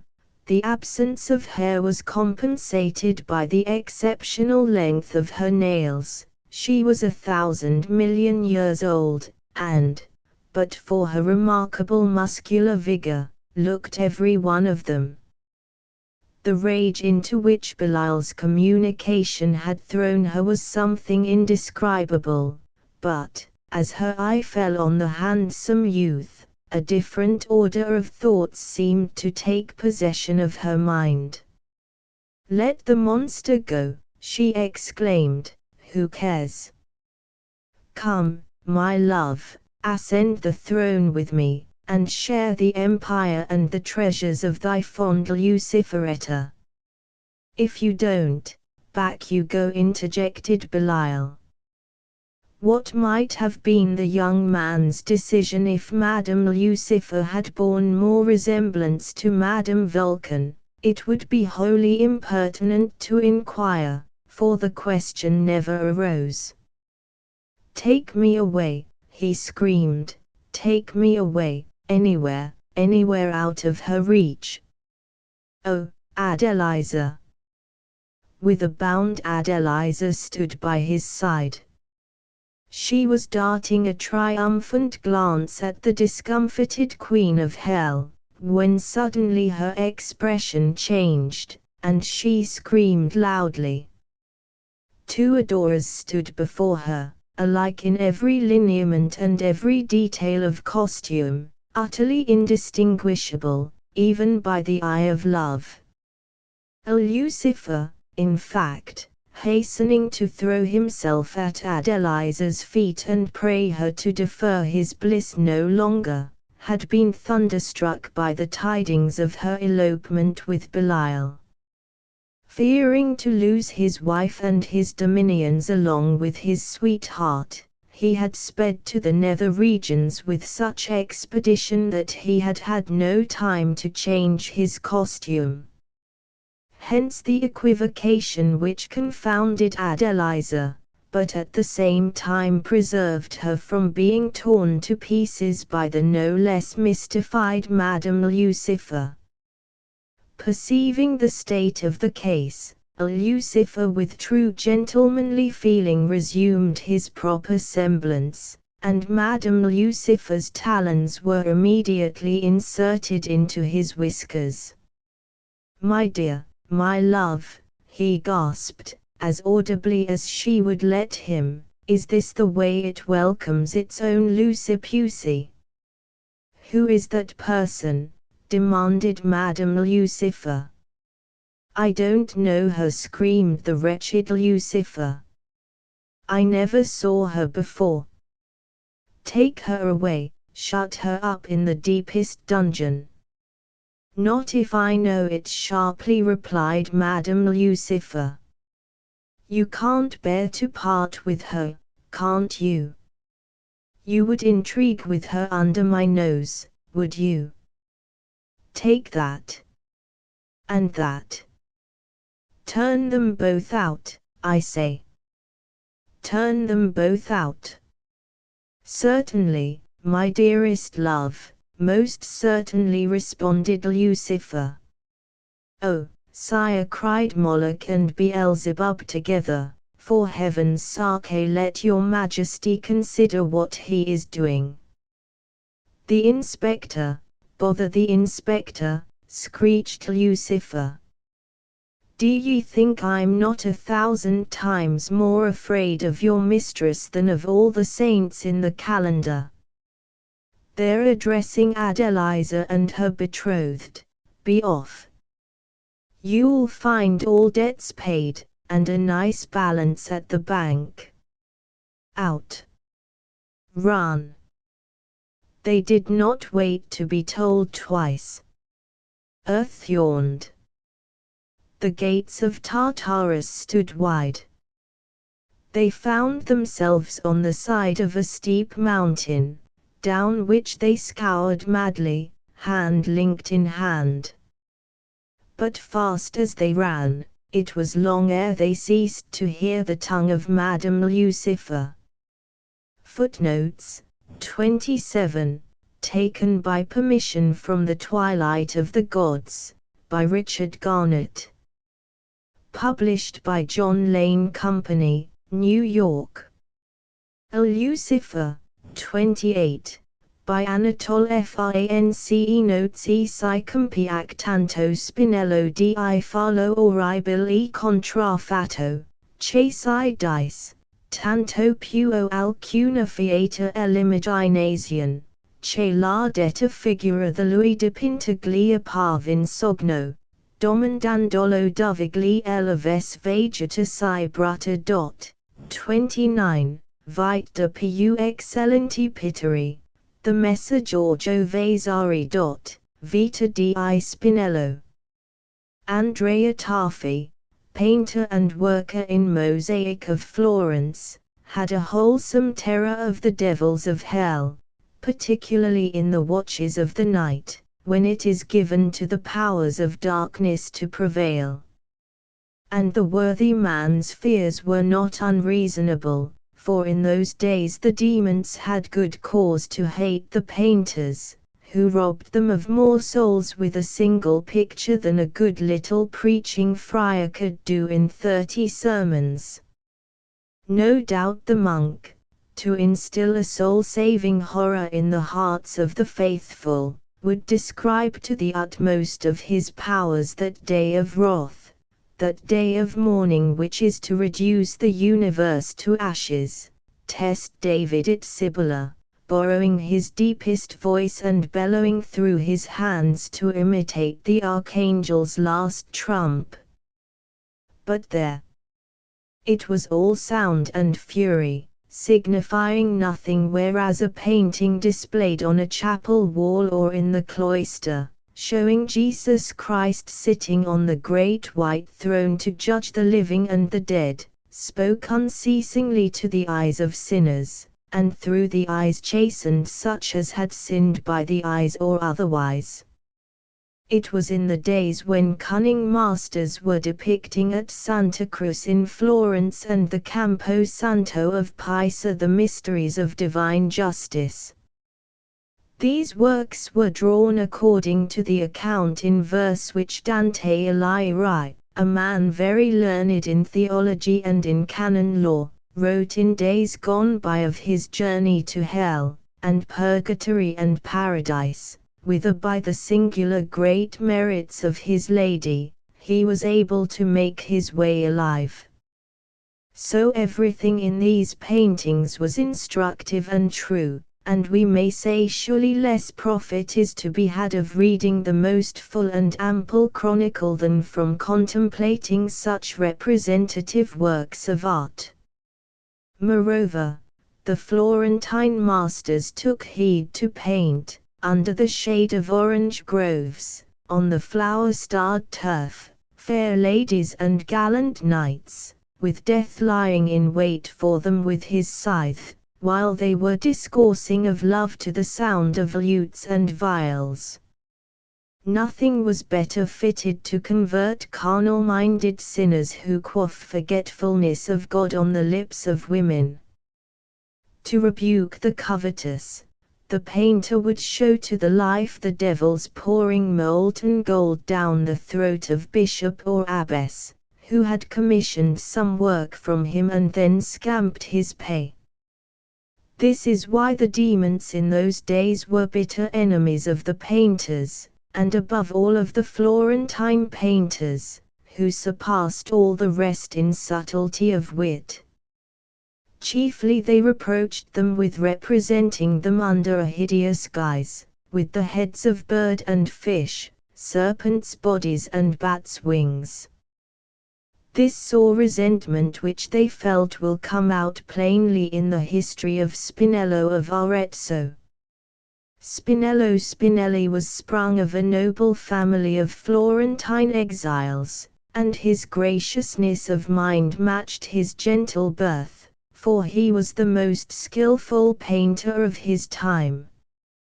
He wrought many and great works at Florence, and the Pisans begged him to complete Giotto's wall paintings in their Campo Santo, where the dead rest beneath roses in holy earth shipped from Jerusalem.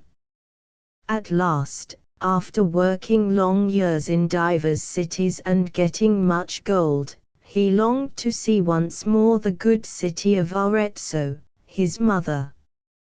The men of Arezzo had not forgotten how Spinello, in his younger days, being enrolled in the confraternity of Santa Maria della Misericordia, had visited the sick and buried the dead in the plague of 1383. They were grateful to him besides for having by his works spread the fame of their city over all Tuscany.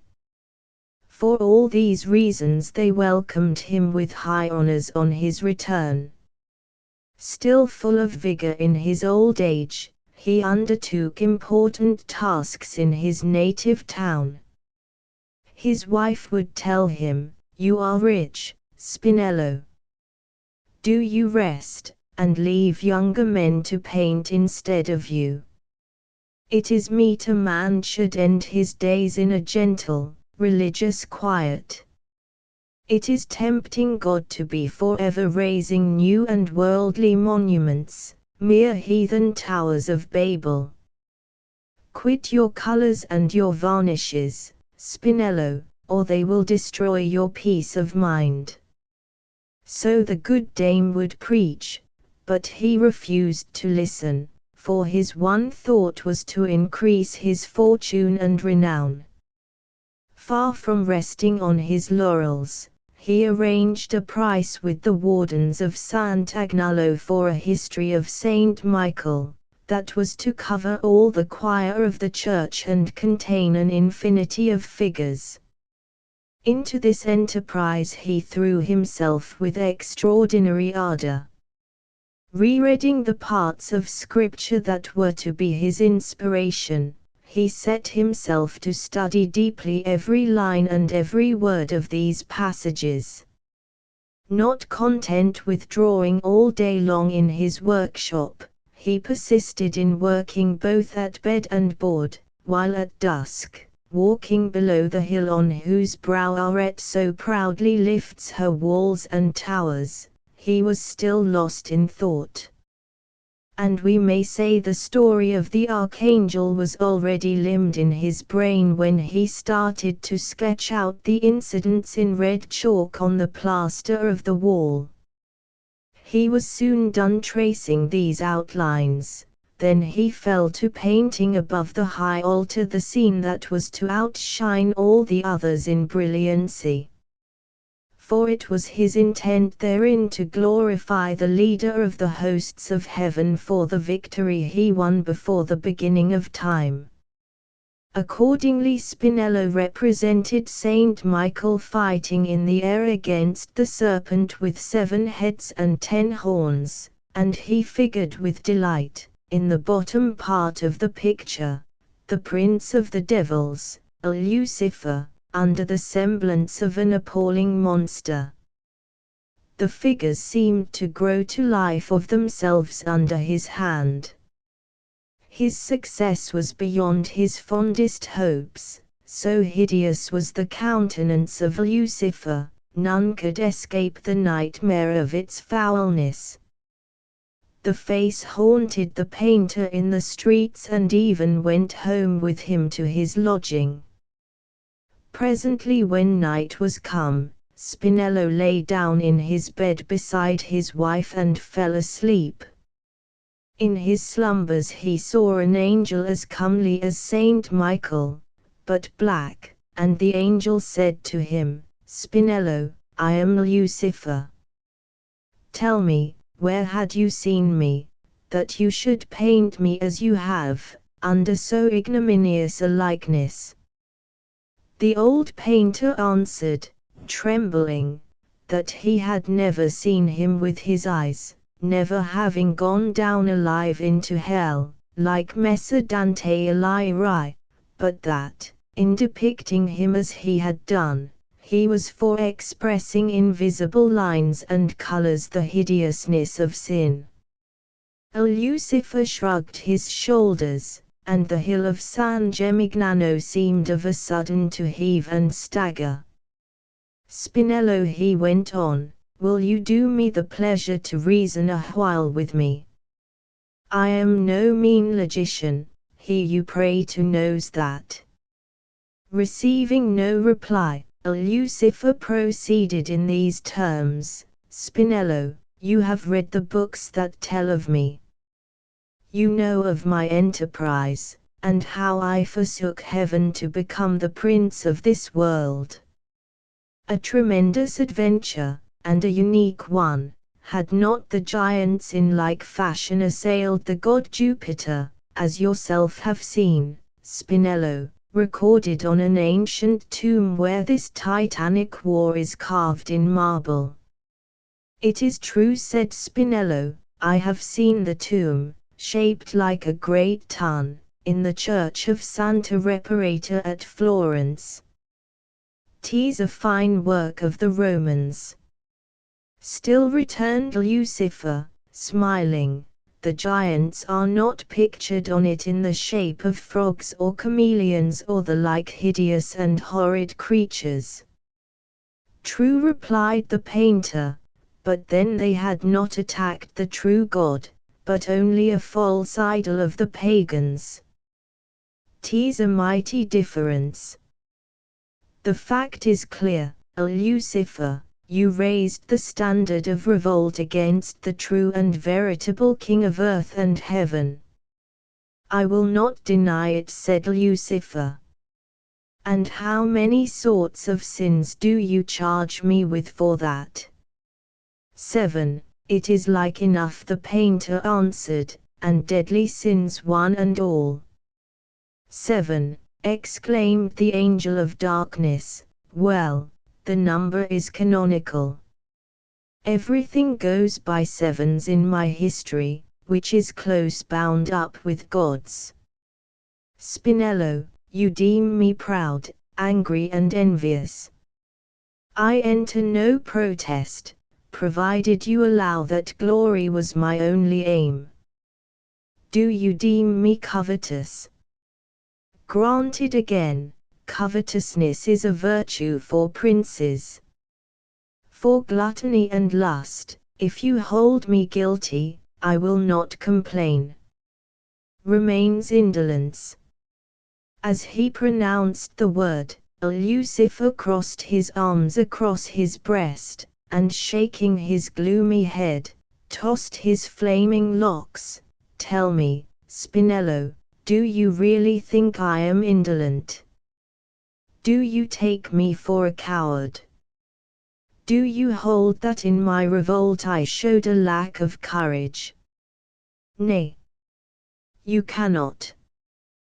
Then it was but just to paint me in the guise of a hero, with a proud countenance. You should wrong no one, not even the devil. Cannot you see that you insult him you make prayer to, when you give him for adversary a vile, monstrous toad? Spinello, you are very ignorant for a man of your age. I have a great mind to pull your ears, as they do to an ill-conditioned schoolboy. At this threat, and seeing the arm of Lucifer already stretched out towards him, Spinello clapped his hand to his head and began to howl with terror. His good wife, waking up with a start, asked him what ailed him. He told her with chattering teeth, how he had just seen Lucifer and had been in terror for his ears. I told you so, retorted the worthy dame, I knew all those figures you will go on painting on the walls would end by driving you mad. I am not mad, protested the painter. I saw him with my own eyes, and he is beautiful to look on, albeit proud and sad. First thing tomorrow I will blot out the horrid figure I have drawn and set in its place the shape I beheld in my dream. For we must not wrong even the devil himself. You had best go to sleep again, scolded his wife.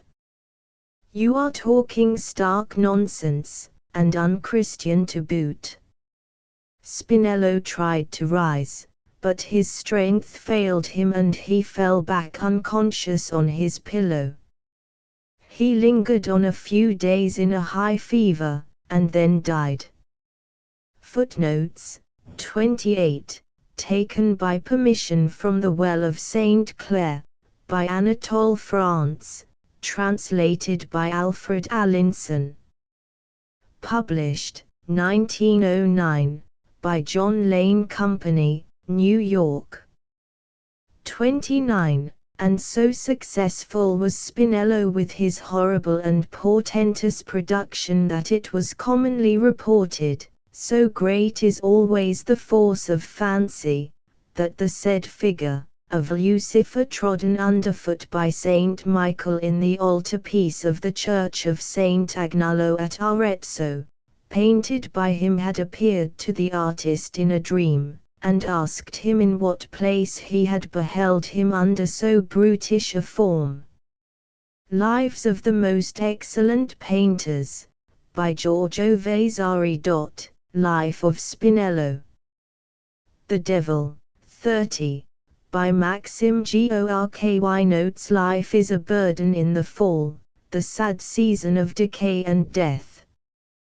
The grey days, the weeping, sunless sky, the dark nights, the growling, whining wind, the heavy, black autumn shadows, all that drives clouds of gloomy thoughts over the human soul, and fills it with a mysterious fear of life where nothing is permanent, all is in an eternal flux, things are born, decay, die. Why?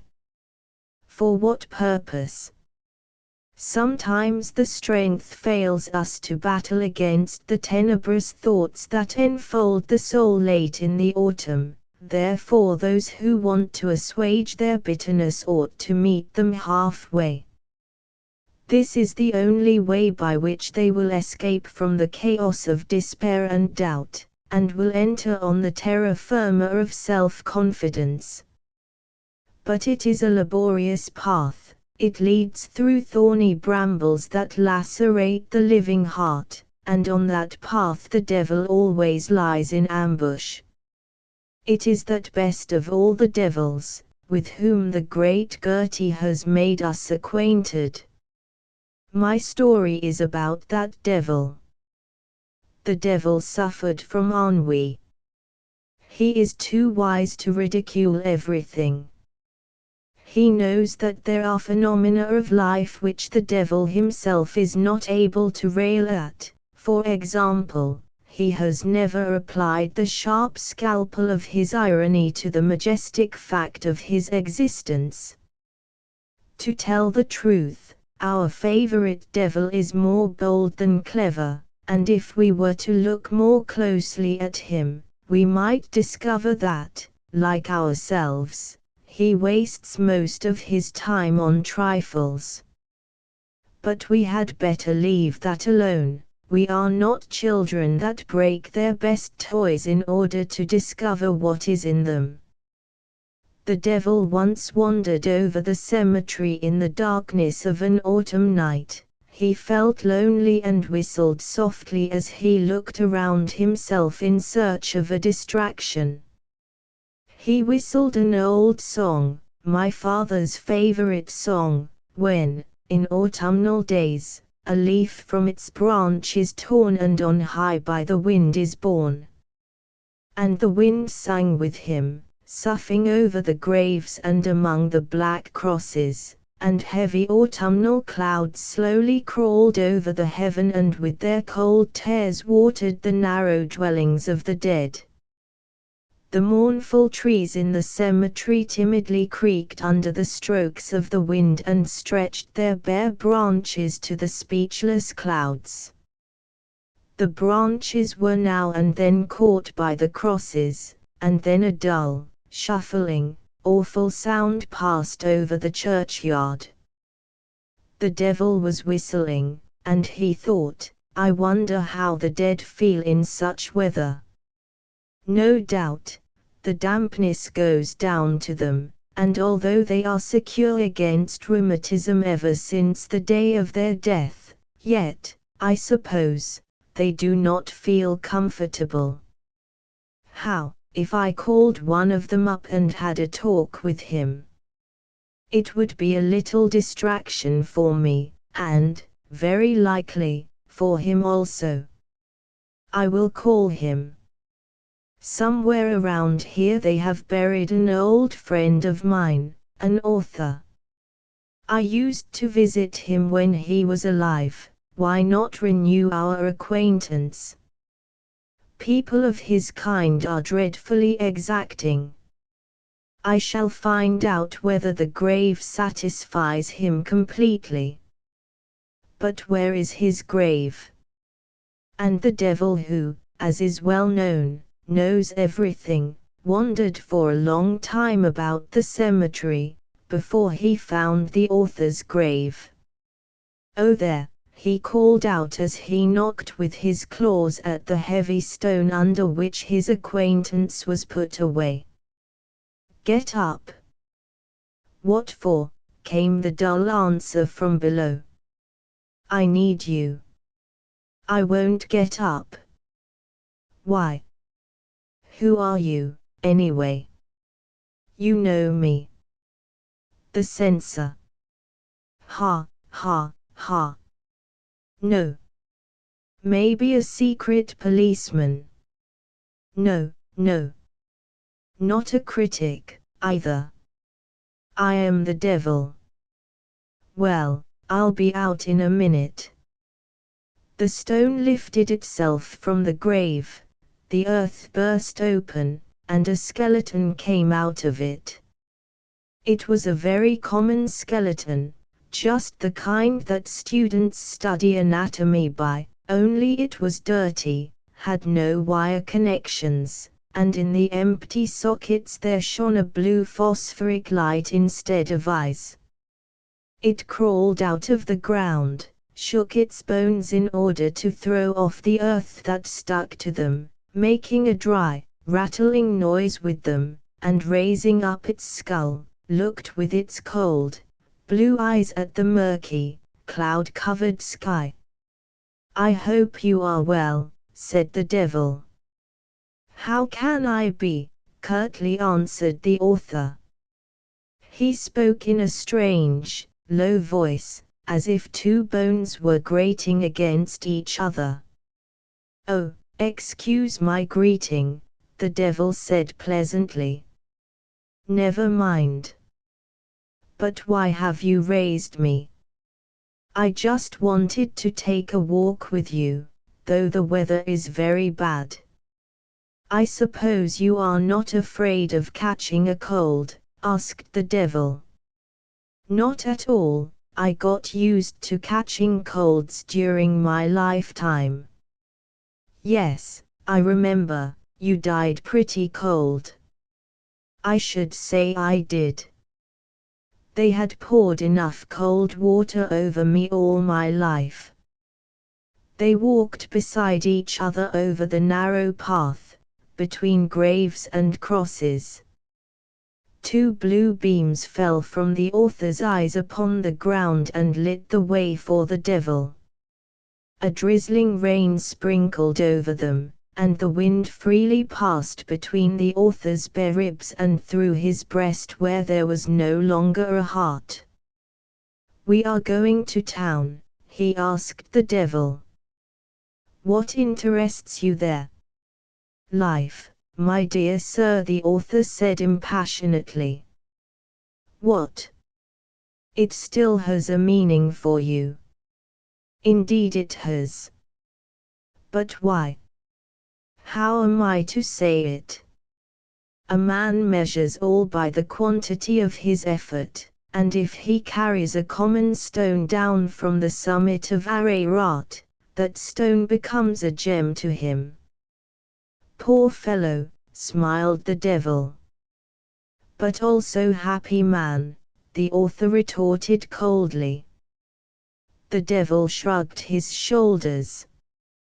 They left the churchyard, and before them lay a street, 2 rows of houses, and between them was darkness in which the miserable lamps clearly proved the want of light upon earth. Tell me, the devil spoke after a pause, how do you like your grave? Now I am used to it, and it is all right, it is very quiet there. Is it not damp down there in the fall? Asked the devil. A little. But you get used to that. The greatest annoyance comes from those various idiots who ramble over the cemetery and accidentally stumble on my grave.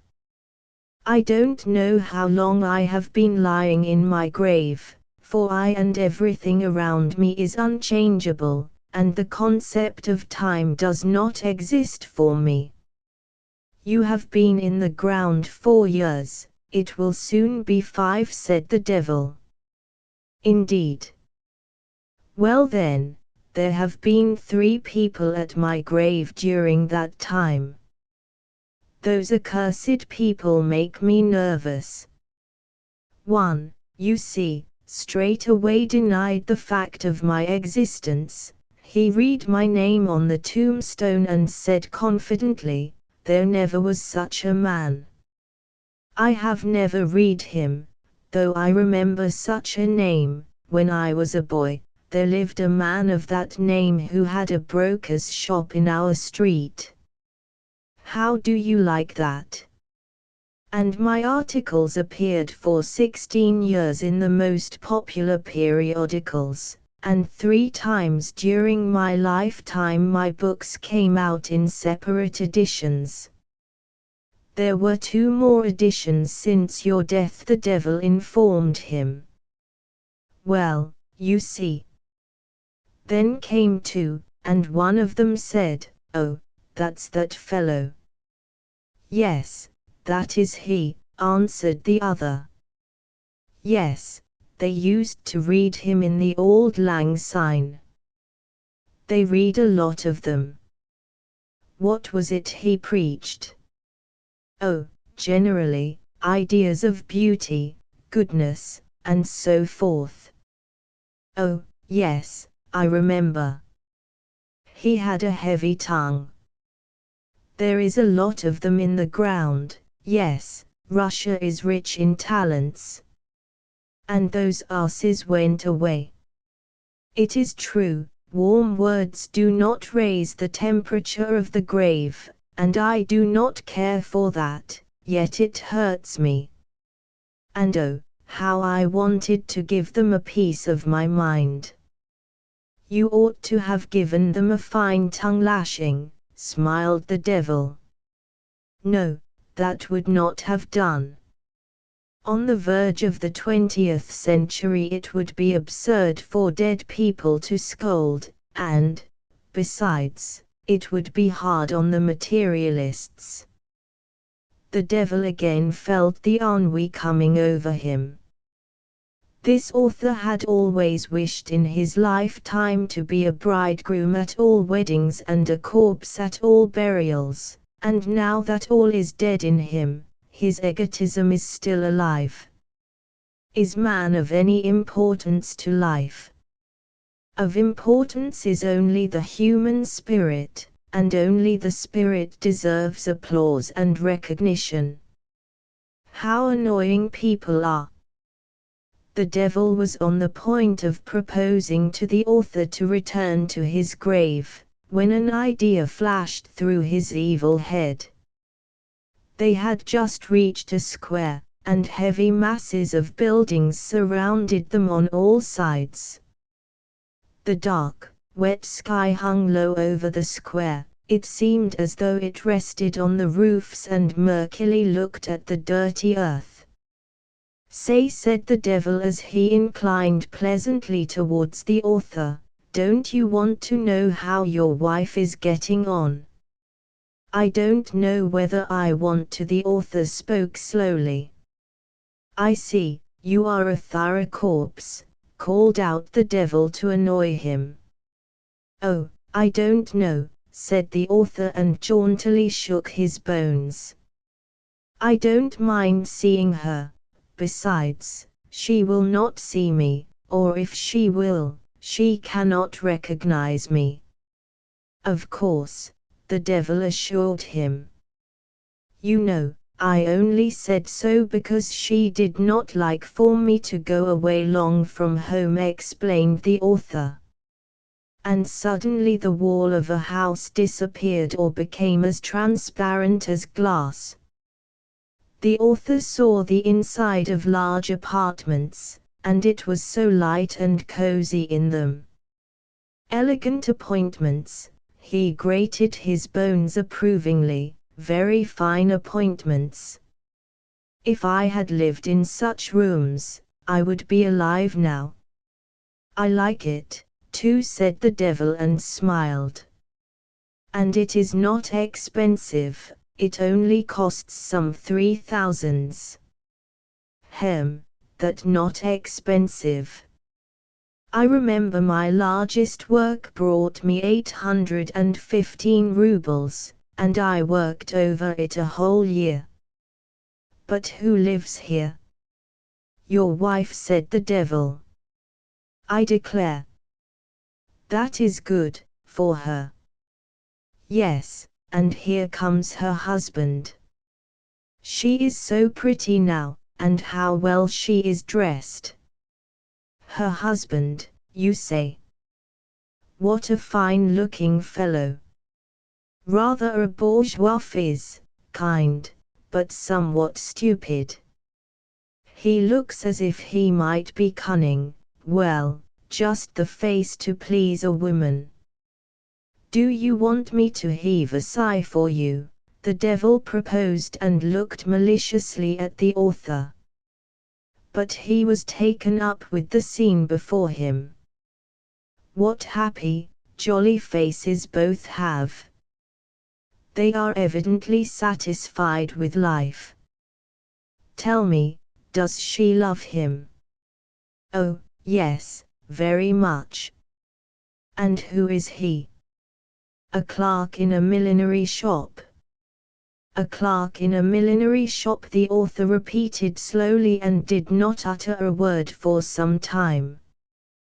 The devil looked at him and smiled a merry smile. "Do you like that?" he asked. The author spoke with an effort. "I had some children. I know they are alive. I had some children, a son and a daughter. I used to think then that my son would turn out in time a good man. There are plenty of good men, but what the world needs is perfect men," said the devil coolly and whistled a jolly march. "I think the clerk is probably a poor pedagogue, and my son." The author's empty skull shook sadly. "Just look how he is embracing her. They are living an easy life," exclaimed the devil. "Yes. Is that clerk a rich man?" "No, he was poorer than I, but your wife is rich."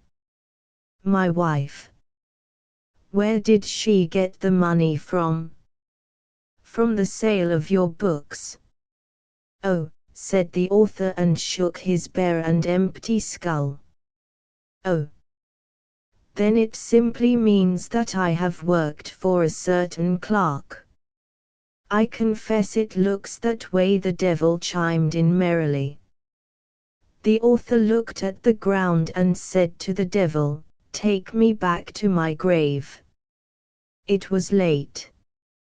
A rain fell, heavy clouds hung in the sky, and the author rattled his bones as he marched rapidly to his grave. The devil walked behind him and whistled merrily. My reader is, of course, dissatisfied. My reader is surfeited with literature, and even the people that write only to please him, are rarely to his taste. In the present case my reader is also dissatisfied because I have said nothing about hell. As my reader is justly convinced that after death he will find his way there, he would like to know something about hell during his lifetime. Really, I can't tell anything pleasant to my reader on that score, because there is no hell, no fiery hell which it is so easy to imagine. Yet, there is something else and infinitely more terrible. The moment the doctor will have said about you to your friends, he is dead, you will enter an immeasurable, illuminated space, and that is the space of the consciousness of your mistakes. You lie in the grave, in a narrow coffin, and your miserable life rotates about you like a wheel. It moves painfully slow, and passes before you from your first conscious step to the last moment of your life.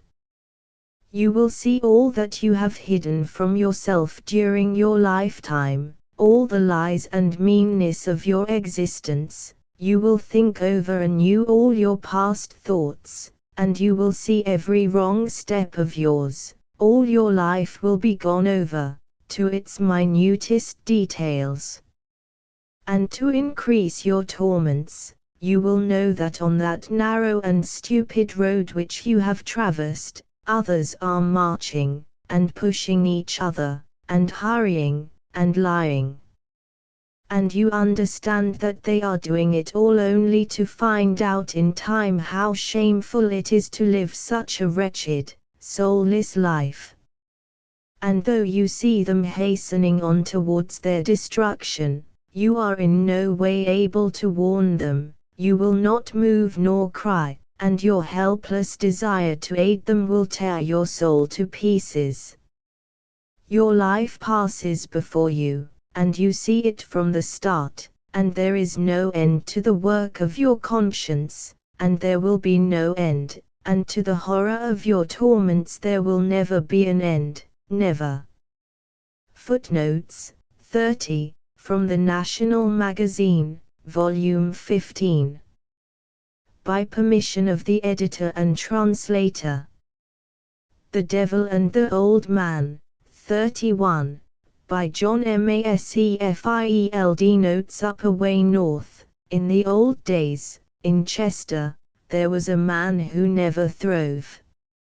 Nothing he put his hand to ever prospered, and as his state worsened, his friends fell away, and he grew desperate. So one night when he was alone in his room, thinking of the rent due in 2 or 3 days and the money he couldn't scrape together, he cried out, "I wish I could sell my soul to the devil like that man the old books tell about." Now just as he spoke the clock struck 12, and, while it chimed, a sparkle began to burn about the room, and the air, all at once, began to smell of brimstone. And a voice said, "Will these terms suit you?"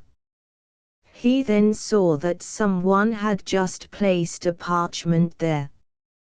He picked it up and read it through, and being in despair, and not knowing what he was doing, he answered, "Yes," and looked round for a pen. "Take and sign," said the voice again, "but first consider what it is you do. Do nothing rashly. Consider." So he thought a while, then "Yes," he said, "I'll sign," and with that he groped for the pen. "Blood from your left thumb and sign," said the voice. So he pricked his left thumb and signed. "Here is your earnest money," said the voice, 29 silver pennies. This day 20 years hence I shall see you again. Now early next morning our friend came to himself and felt like one of the drowned.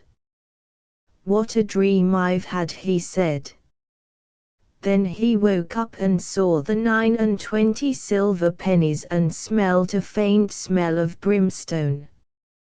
So he sat in his chair there, and remembered that he had sold his soul to the devil for 20 years of heart's desire, and whatever fears he may have had as to what might come at the end of those 20 years, he found comfort in the thought that, after all, 20 years is a good stretch of time, and that throughout them he could eat, drink, merry-make, roll in gold, dress in silk, and be carefree, heart at ease and jib sheet to windward. So for 19 years and 9 months he lived in great state, having his heart's desire in all things, but, when his 20 years were nearly run through, there was no wretcheder man in all the world than that poor fellow. So he threw up his house, his position, riches, everything, and away he went to the port of Liverpool, where he signed on as a bee, aboard a black ball packet, a tea clipper, bound to the China seas. They made a fine passage out, and when our friend had only 3 days more, they were in the Indian Ocean lying lazy, becalmed. Now it was his wheel that forenoon, and it being dead calm, all he had to do was just to think of things, the ship of course having no way on her. So he stood there, hanging on to the spokes, groaning and weeping till, just 20 minutes or so before 8 bells were made, up came the captain for a turn on deck. He went aft, of course, took a squint aloft, and saw our friend crying at the wheel. "Hullo, my man," he says, "why, what's all this? Ain't you well? You'd best lay aft for a dose o' salts at 4 bells tonight." "No, Cap'n," said the man, "there's no salts'll ever cure my sickness." "Why, what's all this?" says the old man. "You must be sick if it's as bad as all that. But come now, your cheek is all sunk, and you look as if you ain't slept well. What is it ails you, anyway? Have you anything on your mind?" "Captain," he answers very solemn, "I have sold my soul to the devil." "Oh," said the old man, "why, that's bad. That's powerful bad. I never thought them sort of things ever happened outside a book." "But," said our friend, "that's not the worst of it, Captain. At this time 3 days hence the devil will fetch me home." "Good Lord," groaned the old man. "Here's a nice hurrah's nest to happen aboard my ship. But come now," he went on, "did the devil give you no chance, no saving clause like? Just think quietly for a moment." "Yes, Captain," said our friend, "just when I made the deal, there came a whisper in my ear. And he said, speaking very quietly, so as not to let the mate hear, if I can give the devil 3 jobs to do which he cannot do, why, then, Captain," he says, "I'm saved, and that deed of mine is cancelled." Well, at this the old man grinned and said, "You just leave things to me, my son. I'll fix the devil for you. Aft there, 1 you, and relieve the wheel. Now you run forward, and have a good watch below, and be quite easy in your mind, for I'll deal with the devil for you. You rest and be easy. And so that day goes by, and the next, and the one after that, and the one after that was the day the devil was due. Soon as 8 bells was made in the morning watch, the old man called all hands aft. Men, he said, I've got an all hands job for you this forenoon. Mr. Mate, he cried, get all hands onto the maintopsail halyards and bowse the sail stiff up and down. So they passed along the halyards, and took the turns off, and old John Chantimon piped up, there's a black ball clipper coming down the river. And away the yard went to the masthead till the buntro bands jammed in the sheave. Very well, that said the old man. Now get my dinghy off o' the half deck and let her drag alongside. So they did that, too. Very well, that said the old man. Now forward with you, to the chain locker, and rouse out every inch of chain you find there. So forward they went, and the chain was lighted up and flaked along the deck all clear for running. Now, Chips, says the old man to the carpenter, just bend the spare anchor to the end of that chain, and clear away the forecastle rails ready for when we let go. So they did this, too. Now, said the old man, get them tubs of slush from the galley. Pass that slush along there, doctor. Very well, that. Now turn to, all hands, and slush away every link in that chain a good inch thick in grease. So they did that, too, and wondered what the old man meant. Very well, that cries the old man. Now get below, all hands. Chips, onto the forecastle ahead with you and stand by. I'll keep the deck, Mr. Mate. Very well, that. So all hands tumbled down below. Chips took a fillow baccy to leeward of the capstan, and the old man walked the weather poop looking for a sign of hellfire. It was still dead calm, but presently, towards 6 bells, he raised a black cloud away to leeward, and saw the glimmer of the lightning in it, only the flashes were too red, and came too quick. Now, says he to himself, stand by. Very soon that black cloud worked up to windward, right alongside, and there came a red flash, and a strong sulphurous smell, and then a loud peal of thunder as the devil steps aboard. Morning, Cap'n, says he. Morning, Mr. Devil, says the old man, and what in blazes do you want aboard my ship? Why, Captain, said the devil, I've come for the soul of one of your hands as per signed agreement, and, as my time's pretty full up in these wicked days, I hope you won't keep me waiting for him longer than need be. Well, Mr. Devil, says the old man, the man you come for is down below, sleeping, just at this moment. It's a fair pity to call him up till it's right time. So suppose and I set you them 3 tasks. How would that be? Have you any objections? Why, no, said the devil, fire away as soon as you like. Mr. Devil, said the old man, you see that maintopsail yard.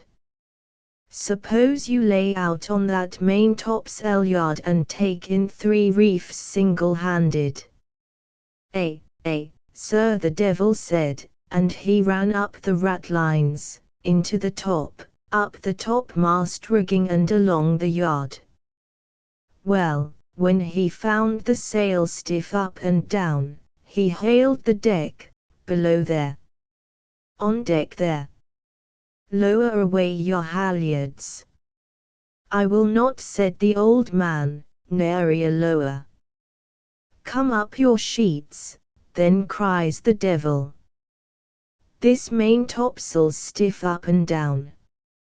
How am I to take in 3 reefs when the sail's stiff up and down?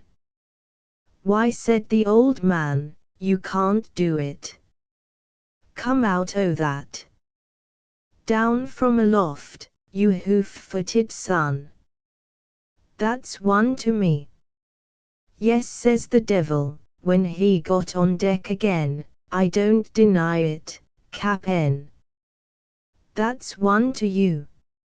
Now, Mr. Devil, said the old man, going towards the rail, suppose you was to step into that little boat alongside there. Will you please? Sir, he said, and he slid down the forward fall, got into the stern sheets, and sat down.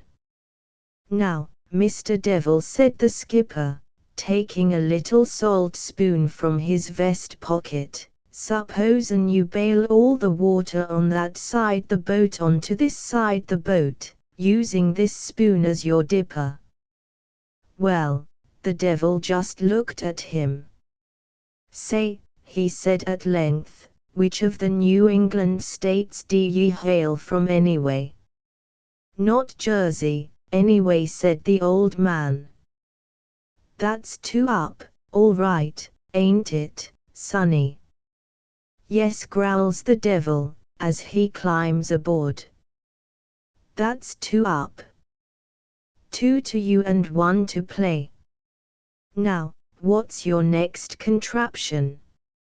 Mr. Devil, said the old man, looking very innocent, you see, I've ranged my chain ready for letting go anchor. Now Chips is forward there, and when I sing out, he'll let the anchor go. Supposen you stopper the chain with them big hands o' yen and keep it from running out clear. Will you, please? So the devil takes off his coat and rubs his hands together, and gets away forward by the bights, and stands by. All ready, Cap'n, he says. All ready, Chips? Asked the old man. All ready, sir, replies Chips. Then, stand by, let go the anchor and clink, clink, old Chips knocks out the pin, and away goes the spare anchor and greased chain into a 5-mile deep of God's sea. As I said, they were in the Indian Ocean. Well, there was the devil, making a grab here and a grab there, and the slushy chain just slipping through his claws, and at whiles a bite of chain would spring clear and wrap him in the eye. So at last the cable was nearly clean gone, and the devil ran to the last big link, which was seized to the heel of the foremast, and he put both his arms through it, and hung on to it like grim death. But the chain gave such a yank when it came to, that the big link carried away, and oh, roll and go, out it went through the hawse hole, in a shower of bright sparks, carrying the devil with it. There is no devil now. The devil's dead. As for the old man, he looked over the bows watching the bubbles burst, but the devil never rose. Then he went to the forecastle scuttle and banged thereon with a handspike. Rouse out, there, the port watch, he called, and get my dinghy inboard. Footnotes 31, from a mainsail haul, by John Masefield, copyright 1913 by the Macmillan Company. Reprinted by permission of the author and the publishers. Notes: The Devil in a Nunnery by Francis Oscar Mann. Story according to a German legend. The devil is master of all arts, and certainly he has given sufficient proof of his musical talent. Certain church fathers ascribed, not without good reason, the origin of music to Satan. The devil, says Mr. Huneker in his diabolical story The Supreme Sin, 1920, is the greatest of all musicians, and Rowland Hill long ago admitted the fact that the devil has all the good tunes. Perhaps his greatest composition is the Sonata del Diavolo, which Tartini wrote down in 1713. This diabolical masterpiece is the subject of Gerard de Nerval's story La Sonate du Diable, 1830. While the devil plays all instruments equally well, he seems to prefer the violin. Satan appears as fiddler in the poem Der Teufel mit der Geige, which has been ascribed to the Swiss antipapist Pamphilus Gengenbach of the 16th century. In Linnaeus' Faust, 1836, Mephistopheles takes the violin out of the hands of one of the musicians at a peasant wedding and plays a diabolical chadasse, which fills the hearts of all who hear it with voluptuousness. An opera Un violon du diable was played in Paris in 1849. The Devil's Violin, an extravaganza in verse by Benjamin Webster, was performed the same year in London.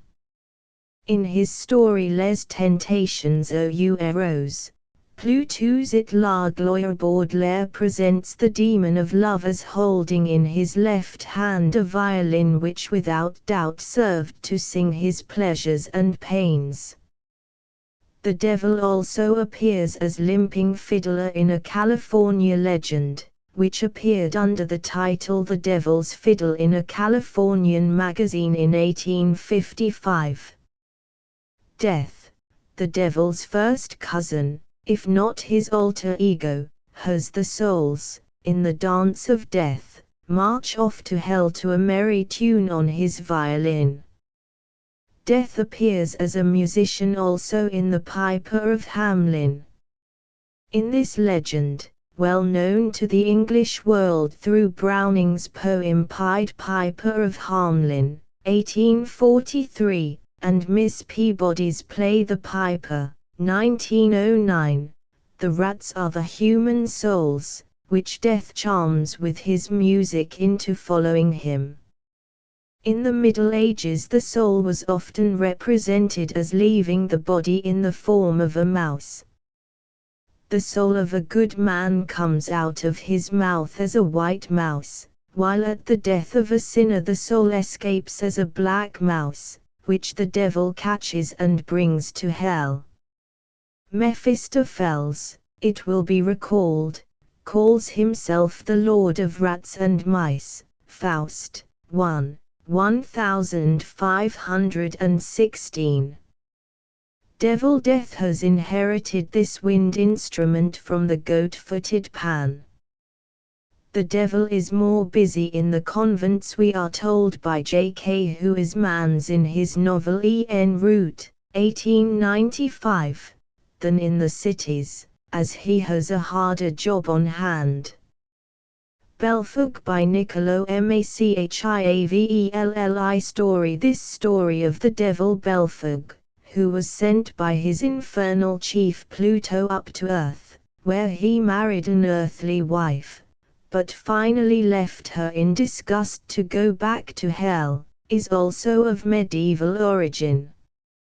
It was first printed by Giovanni Brevio in 1545, and appeared for the second time with the name of Machiavelli in 1549, 22 years after the death of the diabolical statesman.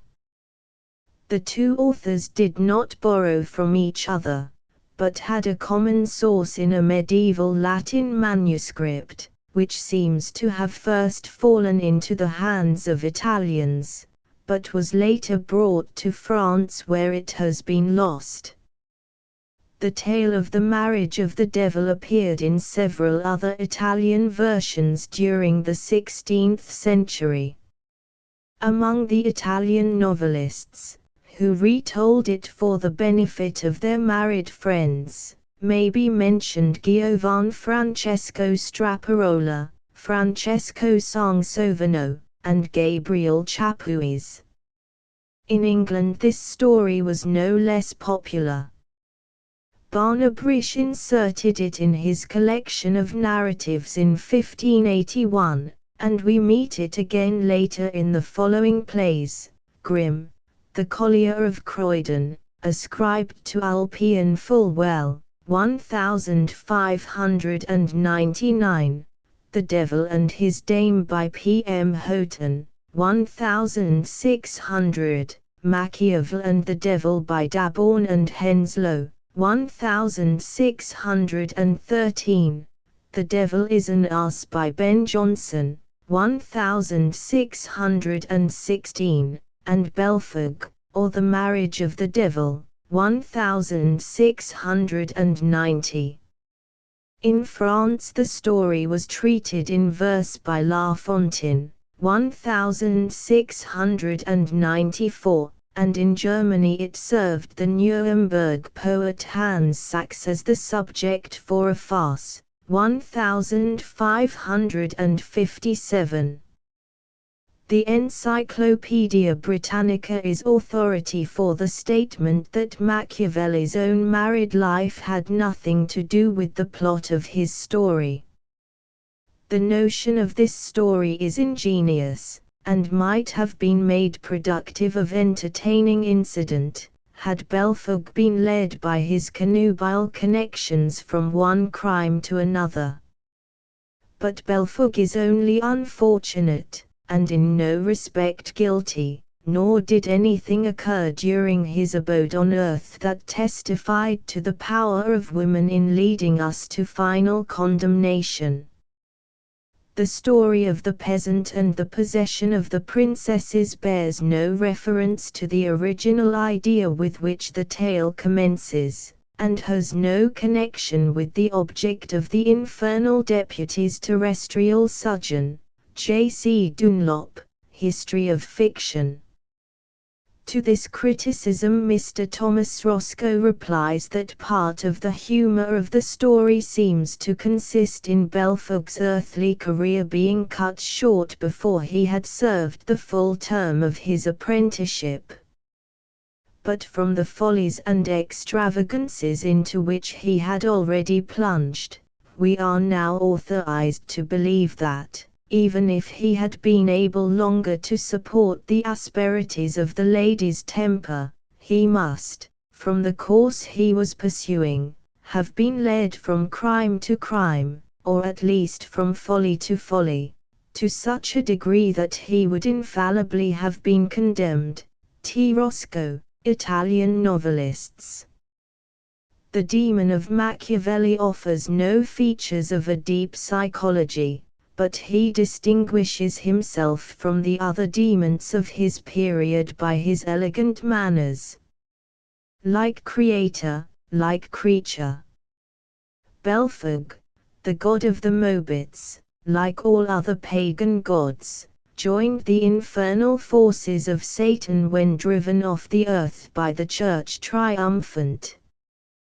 The Parliament of Devils, which we find in this story, was taken from the mystery plays where the ruler of hell is represented as holding occasional receptions when he listens to the reports of their recent achievements on his behalf, and consults their opinion on matters of state. Satan, who has always wished to rival God, has instituted the infernal council in imitation of the celestial council described in the Book of Job. The source for the Parliament of Devils is the apocryphal book Evangelium Nicodemi. An early metrical tract under the title of the Parliament of Devils was printed 2 or 3 times in London about 1520. A pandemonium is also found in Tasso, Milton, and Chateaubriand. The Parlement of Fowls, 14th century, is but a modification of the Parlement of Devils, for the devil and the fool were originally identical in person and may be traced back to the demonic clown of the ancient heathen cult. Compare the present writer's book, The Origin of the German Carnival Comedy, p. 37. A far echo is Thomas Chatterton's poem The Parliament of Sprites. This story recalls to us the saying that the heart of a beautiful woman is the most beloved hiding place of at least 7 devils. The Devil and Tom Walker by Washington Irving story by his interest in popular legends. The first of the great American writers shows his sympathy with the Romantic movement, which prevailed in his time in all the countries of Europe. His devil, however, has not been imported from the lands across the Atlantic, but is a part of the superstitions of the New World. The author himself did not believe in Old Scratch. The real devils for him were the slave traders and the witch hunters of Salem fame. It is interesting now to read a contemporary critic of Washington Irving's devil story. If Mr. Irving believes in the existence of Tom Walker's master, we can scarcely conceive how he can so earnestly jest about him. At all events, we would counsel him to beware lest his own spells should prove fatal to him. Eclectic Review, 1825. Few people in those days had the courage to take Old Nick good-naturedly. Even the clever Madame de Staël, said Gertie, was greatly scandalized that I kept the devil in such good humor. The devil appears in many colors, principally, however, in black and red. It is a common belief in Scotland that the devil is a black man, as may also be seen in Robert Louis Stevenson's story Thrawn Janet. There is no warrant in the biblical tradition for a black devil. Satan, however, appeared as an Ethiopian as far back as the days of the Church Fathers. The black color presumably is intended to suggest his place of abode, whereas red denotes the scorching fires of hell. The devil was considered as a sort of eternal salamander. In the New Testament he is described as a fiery fiend. Red was considered by Oriental nations as a diabolical color. In Egypt, red hair and red animals of all kinds were considered infernal. The Apis was also red-colored. Satan's red beard recalls the Scandinavian god Dana or Thor, who is of Phoenician origin. Judas was always represented in medieval mystery plays with a red beard, and down to the present day red hair is the mark of a suspicious character. The devil also appears as yellow, and even blue, but never as white or green. The yellow devil is but a shade less bright than his fiery brother. The blue devil is a sulfur-constitutioned individual. He is the demon of melancholy, and fills us with the blues. As the spirit of darkness and death, the devil cannot assume the colors of white or green, which are the symbols of light and life. The devil's dragon tail is, according to Sir Walter Scott, of biblical tradition, coming from a literal interpretation of a figurative expression. A few interesting remarks on the expression "the devil" and Tom Walker current in certain parts of this country as a caution to usurers will be found in Dr. Blondheim's article "The Devil" and Dr. Foster in Modern Language Notes for 1918. from the Memoirs of Satan by Wilhelm Hauff. Story. Wilhelm Hauff, the author of this book, ranks honorably among the members of the Romantic school in Germany. As the work of a man of only 22 years, just out of the university, the book is a credit to its author. It must be admitted, however, that it was not altogether original with him. The idea was taken from E.T.H.A. Hoffmann, Devil Hoffmann, as he was called by his contemporaries, who in his short story Der Teufel in Berlin also has the devil travel incognito in Germany, and the title was borrowed from Jean-Paul Richter, who also claimed to edit selections from the Devil's Papers, or Swale us des Teufels Papieren, 1789. There were others, too, who claimed to have been honored by His Satanic Majesty to edit his journal. J.R. Beard, a Unitarian minister, published in 1872 an autobiography of Satan.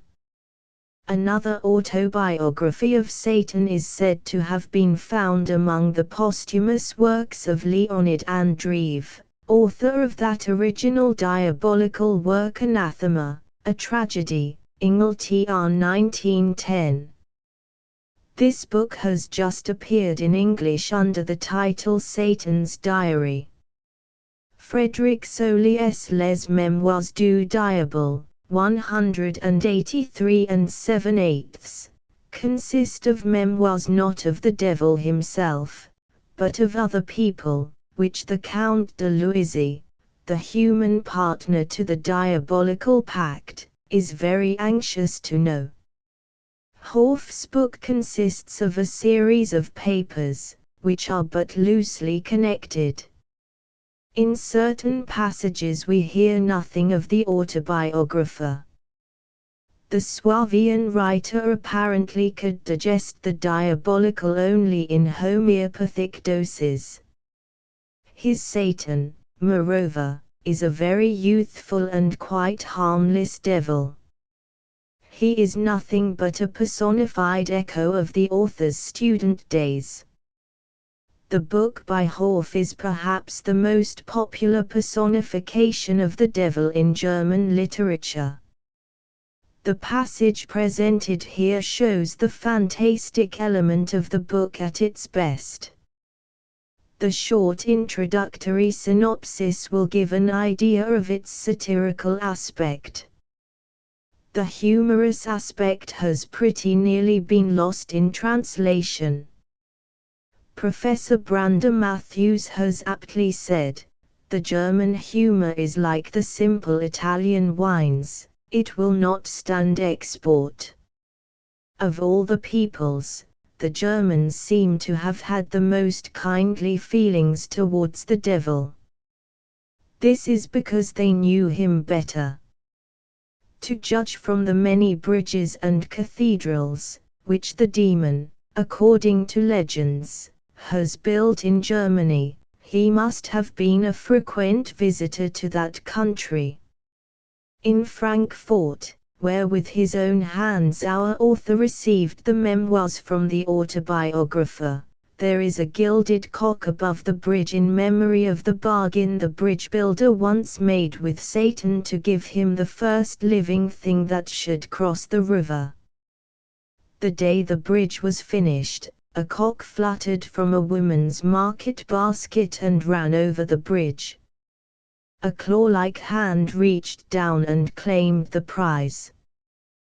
The distinguished personage, whose adventures form the subject of this book, does not figure in it under his own name, nor does he appear here in the gala attire of tail, horns and cloven foot with which he graces the revels on the Blocksberg. He borrows for the nonce a tall, gentlemanly figure, surmounted by delicate features, dresses well, is fastidious about his ring and linen, travels post and stops at the best hotels, He begins his earthly career by studying at the renowned University of. As he can boast of abundant means, a handsome wardrobe and the name of Herr von Bob, it is no wonder that on the first evening he should be politely received, the next morning have a confidential friend, and the second evening embrace brothers till death. He becomes much puzzled at the extraordinary manners of the students, and at their language, so different from that of every rational German. He remarks, over a glass of beer they often fell into singularly transcendental investigations, of which I understood little or nothing. However, I observed the principal words, and when drawn into a conversation, replied with a grave air, freedom, fatherland, nationality. He attends the lectures of a celebrated professor, whose profundity of thought and terseness of style are so astounding, that the German world set him down as possessed. The critical student, however, differs somewhat from that conclusion, observing, "I have borne a great deal in the world. I have even entered into swine." The devil, said Luther, knows Scripture well and he uses it in argument, but into such a philosopher. No, indeed. I had rather be excused. The episode here reprinted occurred in a hotel in Frankfurt, where our incognito is known as Herr von Natters, which, it will be noticed, is his more familiar name read backwards. His brilliant powers of conversation, his adroit flattery, courteous gallantry, and elegant, though wayward flights of imagination, soon rendered him the delight of the whole table d'hôte. All guests, including our author, were fascinated by the mysterious stranger. But we will let the author himself tell his story. St. John's Eve by Nikolai Vasilevich Gogolsky. This story, taken from Evenings on a Farm near Dikanka, a series of sketches of the life of the Ukrainian peasants, offers a good illustration of the author's art, which was a combination of the romantic and realistic elements. In these pages Gogol wished to record the myths and legends still current among the plain folk of his beloved Ukraine. The devil naturally enough peeps out here and there through the pages of this book. Gogol's devil is a product of the Russian soil, the spirit of mischief and cunning, whom Russian literature is always trying to outplay and overcome. Eger Russian Poets and Poems. According to European superstition, St. John's Eve is the only evening in the year when His Satanic Majesty reveals himself in his proper shape to the eyes of men. If you wish to behold His Highness face to face, stand on St. John's Eve at midnight near a mustard plant. It is suggested by Sir James Fraser in his Golden Bough that, in the chilly air of the upper world, this prince from a warmer clime may be attracted by the warmth of the mustard. It is believed in many parts of Europe that treasures can be found on St. John's Eve by means of the fern seed. Even without the use of this plant, treasures are sometimes said to bloom or burn in the earth, or to reveal their presence by a bluish flame on Midsummer Eve. As guardian of treasures, the devil is the successor of the gnome. The Devil's Wager by William Makepeace. Thackeray story. The Devil's Wager is Thackeray's earliest attempt at story writing. Was contributed to a weekly literary paper with the imposing title The National Standard, and Journal of Literature, Science, music, theatricals, and the fine arts, of which he was proprietor and editor, and was reprinted in the Paris Sketch Book, 1840. The story first ended with the very Thackerayesque touch. The moral of this story will be given in several successive numbers. In the Paris Sketchbook the last 3 words are changed into the second edition. This comical tale was illustrated by an excellent woodcut, representing the devil as sailing through the air, dragging after him the fat Sir Roger de Rollo by means of his tail, which is wound round Sir Roger's neck. In the advertisement to the first edition of his Paris Sketchbook, Thackeray admits the French origin of this as well as of his other devil story, The Painter's Bargain, to be found in the same volume. It was Thackeray's good fortune to live in Paris during the wildest and most brilliant years of Romanticism, and while his attitude towards this movement and its leaders, as presented in the Paris Sketchbook, is not wholly sympathetic, he is indebted to it for his interest in supernatural subjects. The romanticism of Thackeray has been denied with great obstinacy and almost passion, for like Heinrich Heine, the chief of German romantic ironists, he poked fun at this movement. But to laugh at what you love, as Mr. George Saintsbury has pointed out in his History of the French Novel, is not only permissible, but a sign of the love itself. Mercurius makes a pun on the familiar quotation rara avis from Horace, Saturday 2:26, where it means a rare bird. This expression is commonly applied to a singular person. It is also found in the Satires of Juvenal, 165. The Painter's Bargain by William Makepeace Thackeray story. The belief in compacts with the devil is of great antiquity. Satan, contending with God for the possession of the human race, was supposed to have developed a passion for catching souls. At the death of every man a real fight takes place over his soul between an angel, who wishes to lead it to heaven, and a devil, who attempts to drag it to hell. Jude 9. In order to assure the soul for himself in advance, Satan attempts to purchase it from the owner while he is still living, vivant corpore, as he tells the restaurateur in Poe's story. As prince of this world he can easily grant even the most extravagant wishes of man in exchange for his soul. Office, wealth and pleasure are mainly the objects for which a man enters into a pact with the evil one.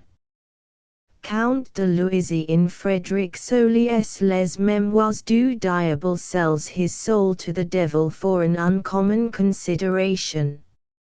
It is not wealth or pleasure that tempts him. What he wants in exchange for his soul is to know the past lives of his fellowmen and women, a thing, as Mr. Saintsbury well remarks, which a person of sense and taste would do anything, short of selling himself to the devil, not to know. The devil fulfills every wish of his contractor for a stipulated period of time, at the expiration of which the soul becomes his. Pope Innocent VIII, in his fatal bull Summis Desiderates of the year 1484, officially recognized the possibility of a compact with the devil. Increase Mather, the New England preacher, also affirms that many men have made cursed covenants with the Prince of Darkness. Saint Theophilus, of Cilicia, in the 6th century, was the first to make the notable discovery that a man could enter into a pact of this nature. The price he set for his soul was a bishopric. This story has been superseded during the Renaissance period by a similar legend concerning the German doctor Faustus. Other famous personages reputed to have sold their souls to the devil for one consideration or another are Don Juan in Spain, Twardowski in Poland, Merlin in England, and Robert le Diable in France. Socrates, Apuleius, Scaliger and Cagliostro are also said to have entered into compacts with him. In Devil Contracts, the Evil One insists that his human negotiator sign the deed with his own blood, while the man never requires the devil to sign it even in ink. The human party to the transaction has always had full confidence in the word of the fiend. There is a universal belief that the devil invariably fulfills his engagement. In no single instance of folklore has Satan tried to evade the fulfillment of his share in the agreement. But the man, in violation of the written pact, has often cheated the devil out of his legal due by technical quibbles. It is peculiar to the German tradition, says Gustav Freytag, that the devil endeavors to fulfill zealously and honestly his part of the contract. The deceiver is man. In regard to fidelity to his word, the father of lies has always set an example to his victims. You men, said Satan, are cheats. You make all sorts of promises so long as you need me, and leave me in the lurch as soon as you have got what you wanted. Medieval man had no scruples about his breach of contract with the devil. He always considered the legal document signed with his own blood as a scrap of paper. But still the pact is with the enemy. The man is not bound beyond the letter, and may escape by any trick. It is still the ethics of war. We are very close to the principle that a man by stratagem or narrow observance of the letter may escape the eternal retribution which God decrees conditionally and the devil delights in. H. D. Taylor, Medieval Mind. We now can understand why in Eugene Field's story Daniel and the Devil it seems to Satan so strange that he should be asked for a written guarantee that he too would fulfill his part of the contract. Apparently this was the first time that the devil had any transactions with an American businessman, who has not even faith in Old Nick. Reference is made in this story by the devil himself to the popular saying that the devil is not so black as he is painted. Even the devout George Herbert wrote, "We paint the devil black, yet he hath some good in him, all agree." This story recalls to us the proverb, "Talk of the devil, and he will either come or send." Washington Irving, as we have seen, thinks that he is not always very obliging. Satan, the father of lies, is said to be the patron of lawyers.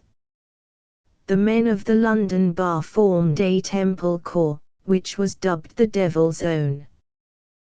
The Tavern of the Lawyers on Fleet Street in London was called the Devil. Bon Bon by Edgar Allan Poe. Story. This writer, to whom the inner world was more of a reality than the external world, had many visions, especially of the devil. The two seem to have been on a familiar footing. The devil, we must admit, filled Poe's imagination, even if we will not go so far as to agree with his critics that he had Satan substituted for soul. His contemporaries, as is well known, would say of him, "He hath a demon, yet 7 devils are entered into him." His detractors actually regarded this unhappy poet as an incarnation of the ruler of Hades.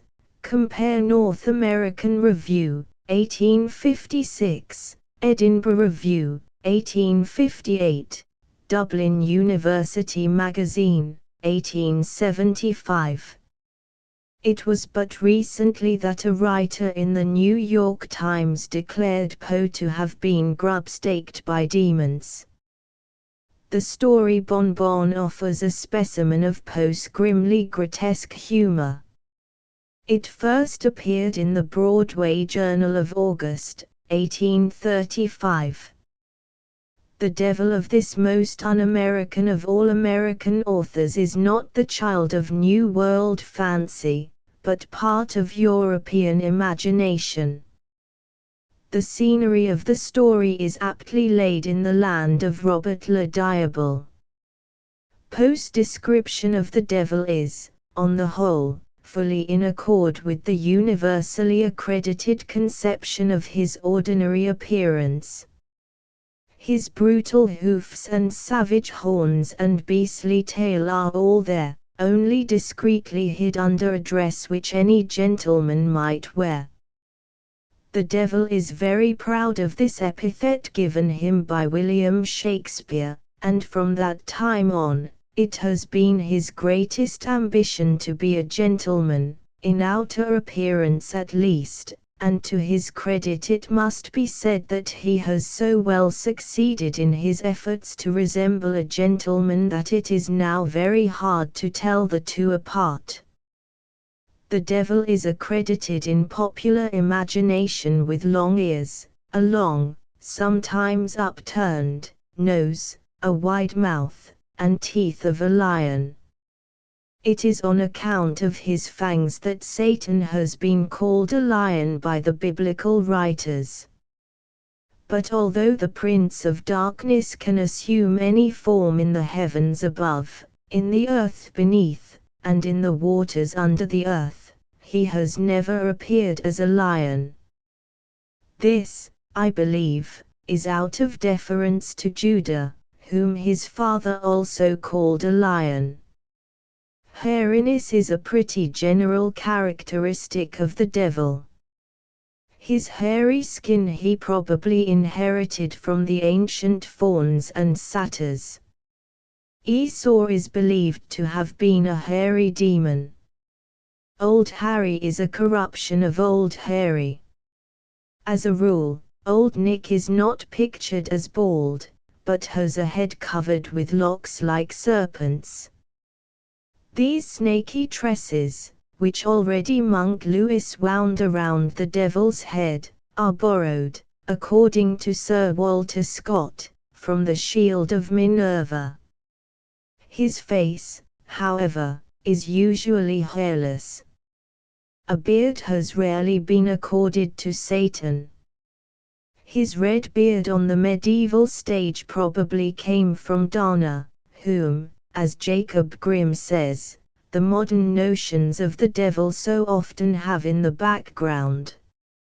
Long-bearded devils are nowhere normal except in the representations of the Eastern Church of the monarch of hell as counterpart of the monarch of heaven. The eyeless devil is original with our writer. His disciple Baudelaire in his story Les Tentations aux Héros, Plutus et la Gloire presents the second of these 3 tempters as an eyeless monster. The medieval devil had saucer eyes. According to a Russian legend, the all-seeing spirit of evil is all covered with eyes. The cadaverous aspect of the devil is traditional.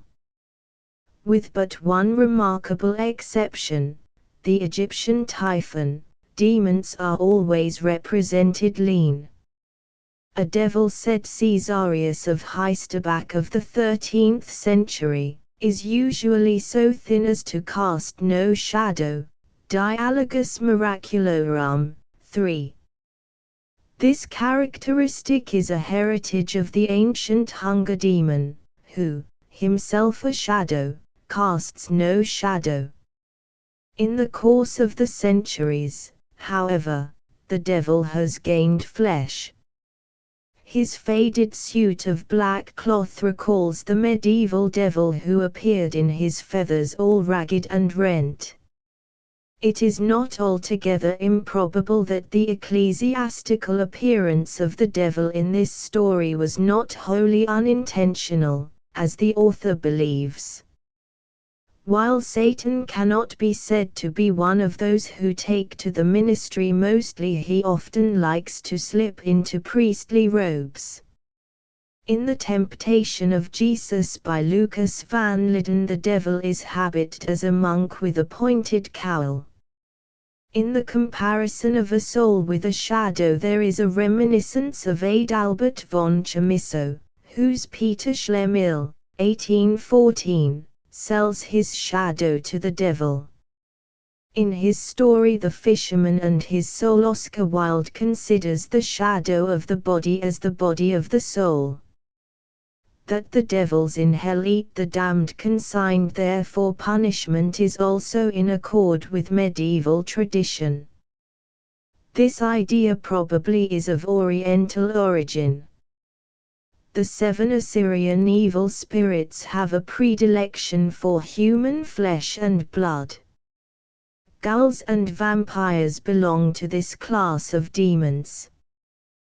The devil's pitchfork is not the forked scepter of Pluto supplemented by another tine, as is commonly assumed. It is the ancient sign of fertility, which is still used as a fertility charm by the Hindus in India and the Zuni and Aztec Indians of North America and Mexico.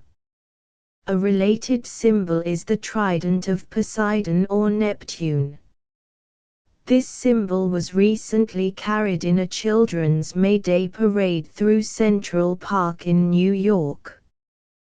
The printer's devil story. The term printer's devil is usually accounted for by the fact that Aldus Manutius, the great Venetian printer, employed in his printing shop, about 1485, a black slave, who was popularly thought to be an imp of Satan. This expression may have a deeper significance. It may owe its origin to the fact that Fust, the inventor of the printing press, was believed to have connections with the Evil One.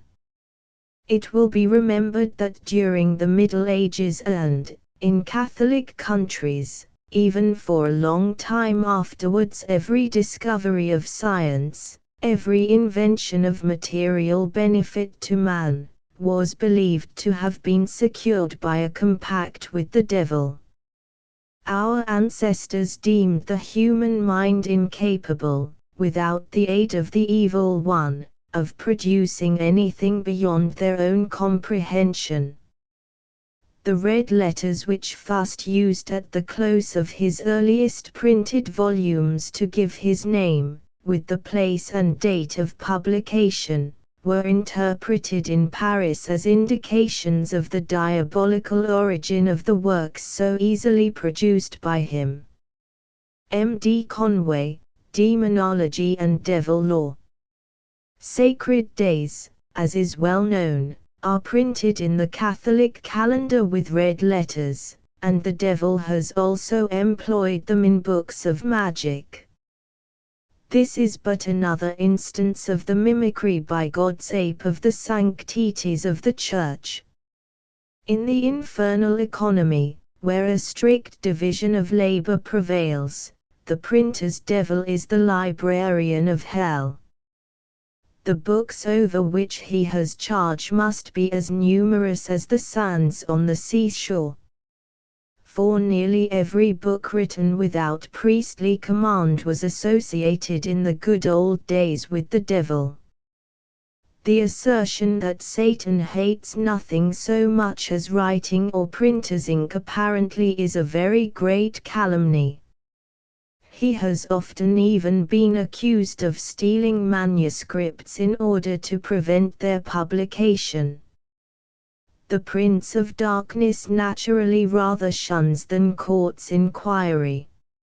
On one occasion Joseph Goebbels, the defender of Catholicism, complained that the devil, provoked by his interference in satanic affairs, he is the author of Die Chrysolite Mystik, which is a rich source for diabolism, diabolical possession and exorcism, had stolen one of his manuscripts. It was, however, found some time afterwards in his bookcase, and the devil was completely exonerated. The concluding paragraph of this story is especially interesting in the light of the present agitation for unbound books and a eulogy of the old Franklin Square Library. The Devil's Mother-in-Law by Fernán Caballero. Story Fernán Caballero is the pseudonym of Mrs. Cecilia Boll von Faber, Marchionista Arco Hermoso, who was a Swiss by birth, daughter of the literary historian Johann Boll von Faber, the Johanns of Camps Robinson, 1779. Her father initiated her early into Spanish literature, which he interpreted for her in the spirit of the Romantic movement of those early days. The interest in medieval traditions, which she owes to this early training, increased when, later, she went to Catholic Spain. The charm of her popular Andalusian tales consists in the fact that she fully shares with the Catholic peasants of that province an implicit faith in the truth of these medieval legends. In her stories we find perhaps the purest expression of medievalism in modern times. Fernán Caballero gradually drifted to the extreme right in all questions of religion, art and life. She hated every liberal expression in matters of faith or art with the fanaticism of a Torquemada. This author not only shared the somewhat general Catholic view that all Protestants were eternally damned, but she naively believed that every son of Israel had a tail. Julian Schmidt.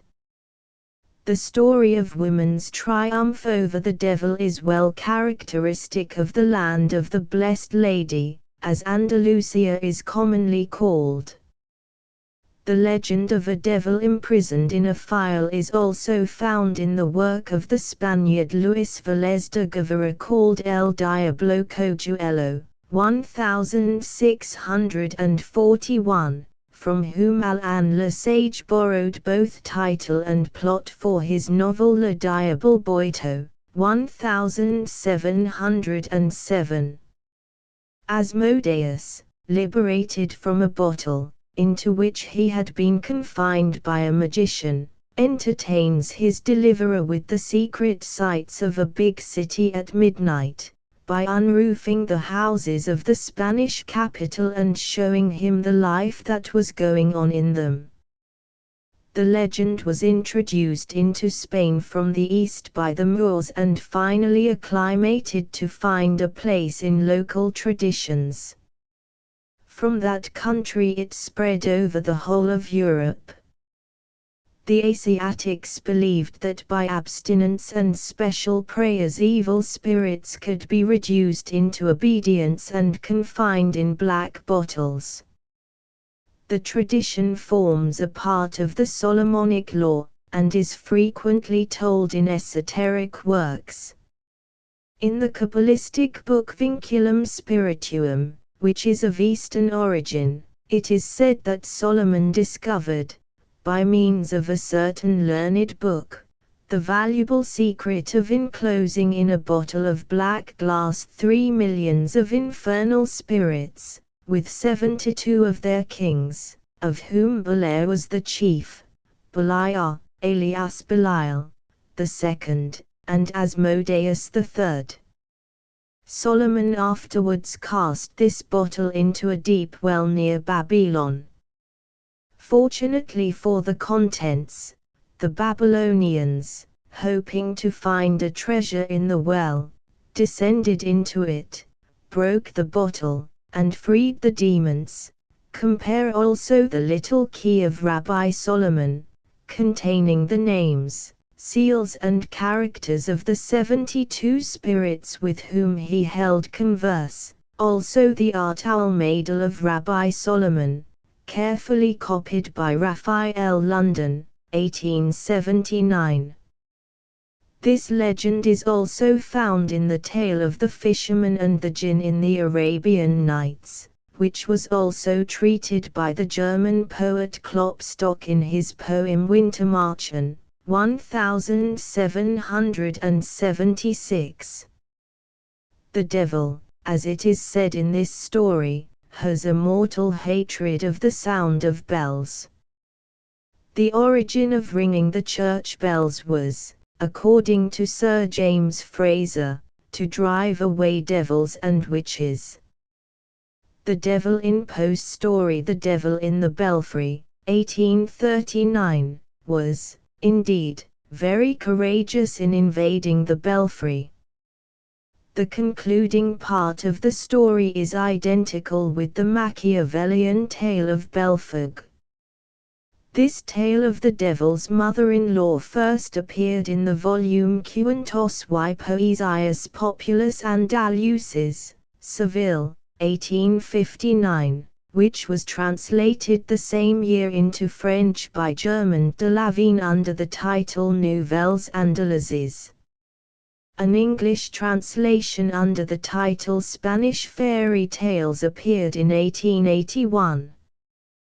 This particular story was rendered again into English 2 years later and included in Tales from 12 Tongues, translated by a British Museum librarian, Richard Garnett, London, 1883.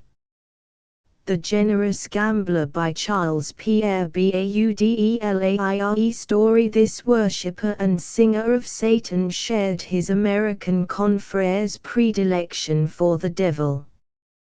He found his models in the diabolical scenes of Edgar Allan Poe, whom he interpreted to the Latin world. Baudelaire said Théophile Gautier, his master and friend, had a singular prepossession for the devil as a tempter, in whom he saw a dragon who hurried him into sin, infamy, crime, and perversity. To Baudelaire, the trier of men's souls, the tempter, was as real a person as he was to Job. He believed that the devil had a great deal to do with the direction of human destinies. C'est le diable qui tient les fils qui nous remuent. Men are mere puppets in the hands of the devil. Baudelaire's motto, as Mr. James Huneker has well remarked, might be the reverse of Browning's lines, "The devil is in his heaven. All's wrong with the world." Baudelaire's devil is a dandy and a boulevardier with wings. Each author, it has been said, creates the devil in his own image. The greatest boon which Satan could offer Baudelaire was to free him from that great modern monster, ennui, which selects as its prey the most highly gifted natures. The boredom of life, this was, indeed, as this unhappy poet admits, the source of all his maladies and of all his miseries. He called it the foulest of vices and hoped to escape from it by dreaming of the superlative emotional adventure, by indulging in infinite, indeterminate desire. Irving Babbitt. His preface to The Flowers of Evil, in which he addresses the reader, ends with the following statement in regard to the nature of this modern beast of prey: among the jackals, the panthers, the hounds, the apes, the scorpions, the vultures, the serpents, the yelling, howling, growling, grovelling monsters which form the foul menagerie of our vices, there is one which is the most foul, the most wicked, the most unclean of all. This vice, although it uses neither extravagant gestures nor makes a great outcry, would willingly make a ruin of the earth, and swallow up all the world in a yawn. This is ennui, who, with his eye moistened by an involuntary tear, dreams of scaffolds while smoking his hookah. Thou knowest him, this delicate monster, hypocritical reader, my brother. In Gorky's story the devil himself suffers from ennui. But Baudelaire believed he had good reason to doubt Satan's word, and, therefore, prayed to the Lord to make the devil keep his promise to him. He had little faith in the father of lies. In his book called Artificial Paradises, 1860, Baudelaire expressed the thought that the devil would say to the eaters of hashish, the smokers of opium, as he did in the olden days to our first parents, if you taste of the fruit, you will be as the gods, and that the devil no more kept his word with them than he did with Adam and Eve, for the next day, the god, tempted, weakened, enervated, descended even lower than the beast. The representation of the devil in the shape of a he-goat goes back to far antiquity. Goat-formed deities and spirits of the woods existed in the religions of India, Assyria, Greece and Egypt. The Assyrian god was often associated with the goat, which was supposed to possess the qualities for which he was worshipped. The he-goat was also the sacred beast of Dana or Thor, who was brought to Scandinavia by the Phoenicians. On the relation of satyrs to goats see also James G. Fraser, The Golden Bough, Volume 8, pp. 1 sqq. At the revels on the Blocksberg Satan always appeared as a black buck. Le bon diable, which is a favorite phrase in France, points to his simplicity of mind rather than generosity of spirit. It generally expresses the half-contemptuous pity with which the giants, these huge beings with weak minds, were regarded.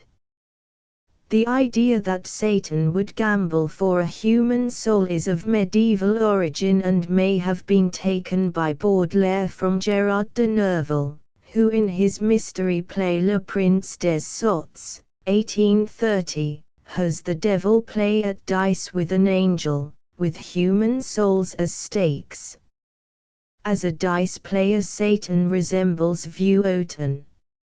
Mr. H. G. Wells in The Undying Fire, 1919, has Diabolus play chess with the deity in heaven.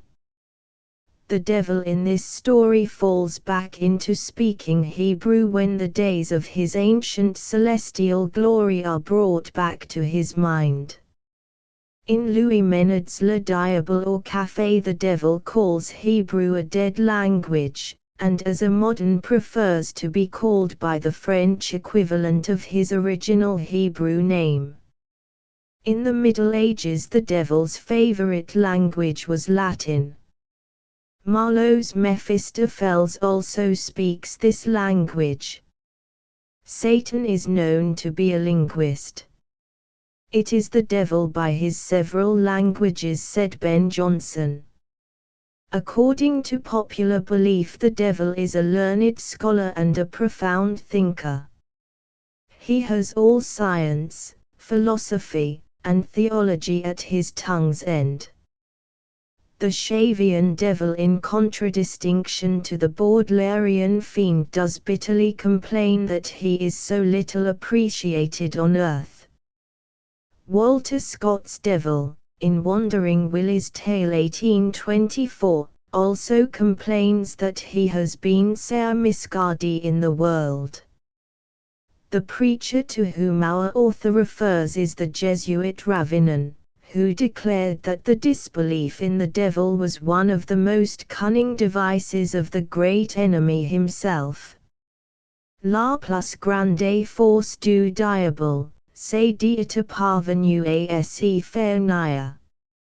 Baudelaire's disciple J.K. Huysmans similarly expresses in his novel La Base, 1891, the view that the greatest power of Satan lies in the fact that he gets men to deny him. Compare the present writer's essay The Satanism of Huysmans in the Open Court for April, 1920. The devil mocks at this theological dictum in Pierre Weber's story L'homme qui vendit son ami au diable, 1918. In Perkins's story The Devil Puzzle, as the devil expresses his satisfaction over his success in this regard. The story The Generous Gambler first appeared in the Figaro of February, 1864, was reprinted under the title of Le Diable in the Revue du XIX siècle of June, 1866, and was finally included in Poems en Prose.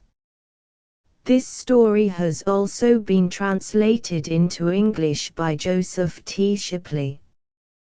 The Three Low Masses, a Christmas story by Alphonse Daudet. Story Daudet and Maupassant furnish the best proof of the assertion made in the introduction to this book that even the naturalists who, as a rule, disdained the fantastic plots of the romanticists, whose imagination was rigorously earthbound, felt themselves nevertheless attracted by devil lore.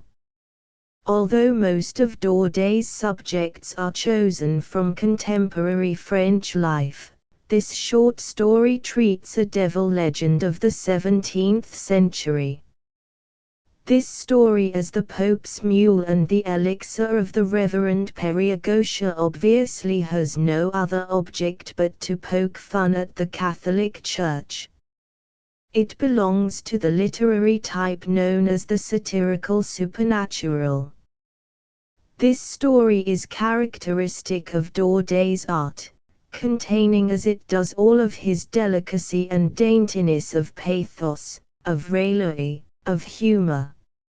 It originally appeared in that delightful group of stories Lettres de Mon Moulin, 1869. The horns and tail of his satanic majesty peep out as vividly in this book as the disguised devils in Ingoldsby's Legend of the North Country. Although hating all men, the devil has a special hatred for the priests, and he delights in bringing them to fall. Satan loathes the priests, because, as Anatole France says, they teach that God takes delight in seeing his creatures languish in penitence and abstain from his most precious gifts. Les Dieux ont soif. p. 278.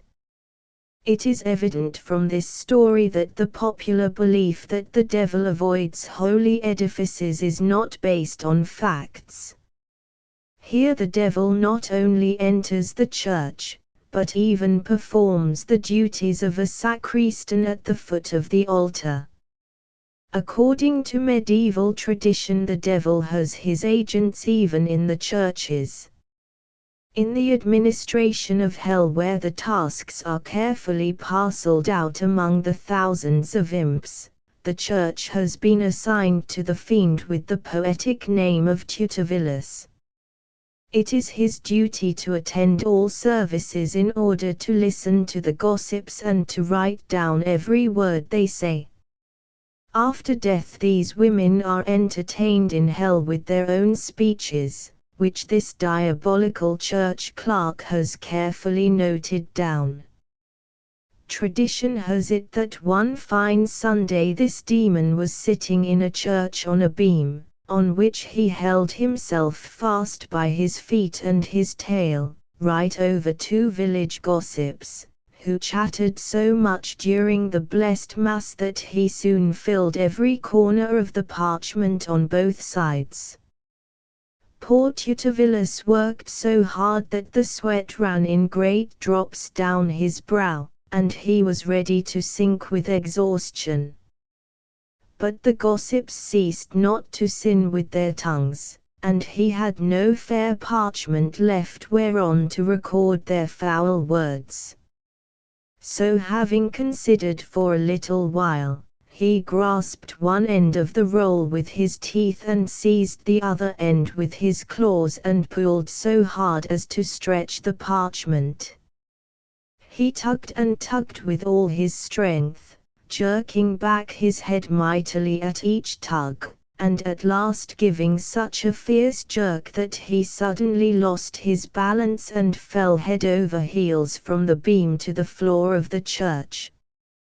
From the vision of Saint Simon of Blueberry in F. O. Mann's collection of medieval tales. Devil Puzzlers by Frederick Beecher Perkins. Story through Asmodeus the devil became associated with humor and gallantry. Asmodeus sharpened his wits in his conversations with the wisest of kings. It will be recalled that this demon was the familiar spirit of Solomon, whose throne, according to Jewish legend, he occupied for 3 years. Perhaps it was not Solomon after all but this diabolical usurper who gathered around himself 1,000 wives. It is said that Asmodeus is as dangerous to women as Lilith is to men. He loves to decoy young girls in the shape of a handsome young man. His love for the beautiful Sarah is too well known to need any comment. He is a fastidious devil, and will not have the object of his passion subject to the embrace of any other mortal or immortal. Reference is made by the author to Albert Reville's epitome of Georg Roscoff's Geschichte des Teufels, Leipzig, 1869, a standard work on the history of the devil. The review by this French Protestant first appeared in the Revue des Deux Mondes for 1870, and was translated into English the following year. A second edition appeared 6 years later. Roscoff's book, on the other hand, has never appeared in translation. It is not easy to grasp the scholastic subtleties of medieval schoolmen. Dr. Ethel Brewster suggests the following interpretations: Ancimoa abominans in vacuo deverat secundas intentions. Whether a demon buzzing in the air devours our good intentions. This will correspond to our saying that hell is paved with good intentions. Anavaria cariusi capta invetito no miro scintilla plegibilia. Whether the carriers of a bishop's carriage caught in a forbidden district should be punished. We can well understand how even the devil might be puzzled by such questions. Professor Brander Matthews aptly calls this story diabolically philosophical. The Devil's Round, A Tale of Flemish Golf by Charles Deulin. Story: The modern devil is an accomplished gentleman. He is the most all-round being in creation. Mynheer van Belzebuth, as he is called in this story, is indeed the greatest gambler that there is upon or under the earth. On the golf field as at the roulette table he is hard to beat. It was the devil who invented cards, and they are, therefore, called the Devil's Bible, and it was also he who taught the Roman soldiers how to cast lots for the arraignment of Christ. John 19:24. Dice are also called the devil's bones. The devil carries the souls in a sack on his back, also in the legend of Saint Medard. It is told that this saint, while promenading one day on the shore of the Red Sea in Egypt, saw Satan carrying a bag full of damned souls on his back. The heart of this saint was filled with compassion for the poor souls, and he quickly slit the devil's bag open, whereupon the souls scrambled for liberty. Away went the Quaker, away went the baker, away went the friar, that fine fat ghost, whose marrow old Nick had intended to pick, dressed like a woodcock, and served on toast. Away went the nice little cardinal's niece and the pretty grisettes, and the dons from Spain, and the corsair's crew, and the coin-clipping Jew, and they scampered like lamplighters, over the plain. The witches' Sabbath is the annual reunion of Satan and his worshippers on earth. The witches, mounted on goats and broomsticks, flock to desolate heaths and hills to hold high revel with their devil. Beelzebub swears in this story by the horns of his grandfather. While the devil is known to have a grandmother, there has never been found a trace of his grandfather. Satan has probably been adopted by the grandmother of Grendel, the Anglo-Saxon evil demon. The horns have been inherited by Satan from Dionysos. This Greek god had bull feet and bull's horns.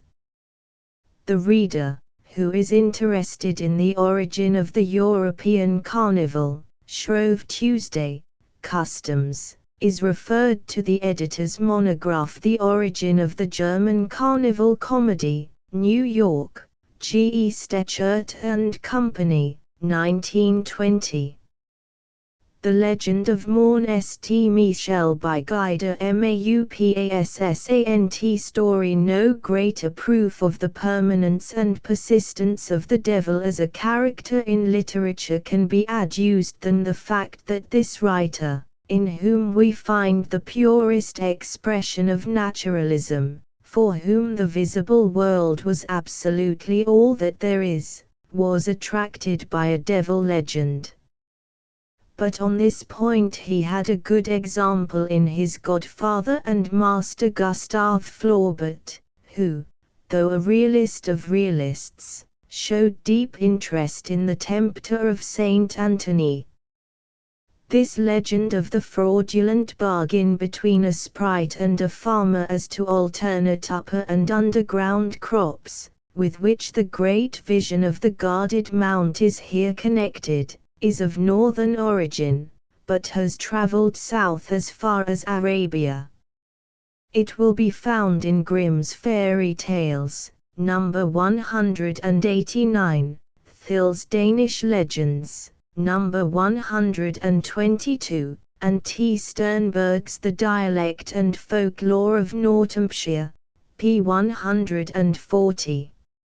Rabelais used it as a French legend, and in its Oriental form it served as a subject for a poem by the German Friedrich Ruckert, Der Betrüger Teufel.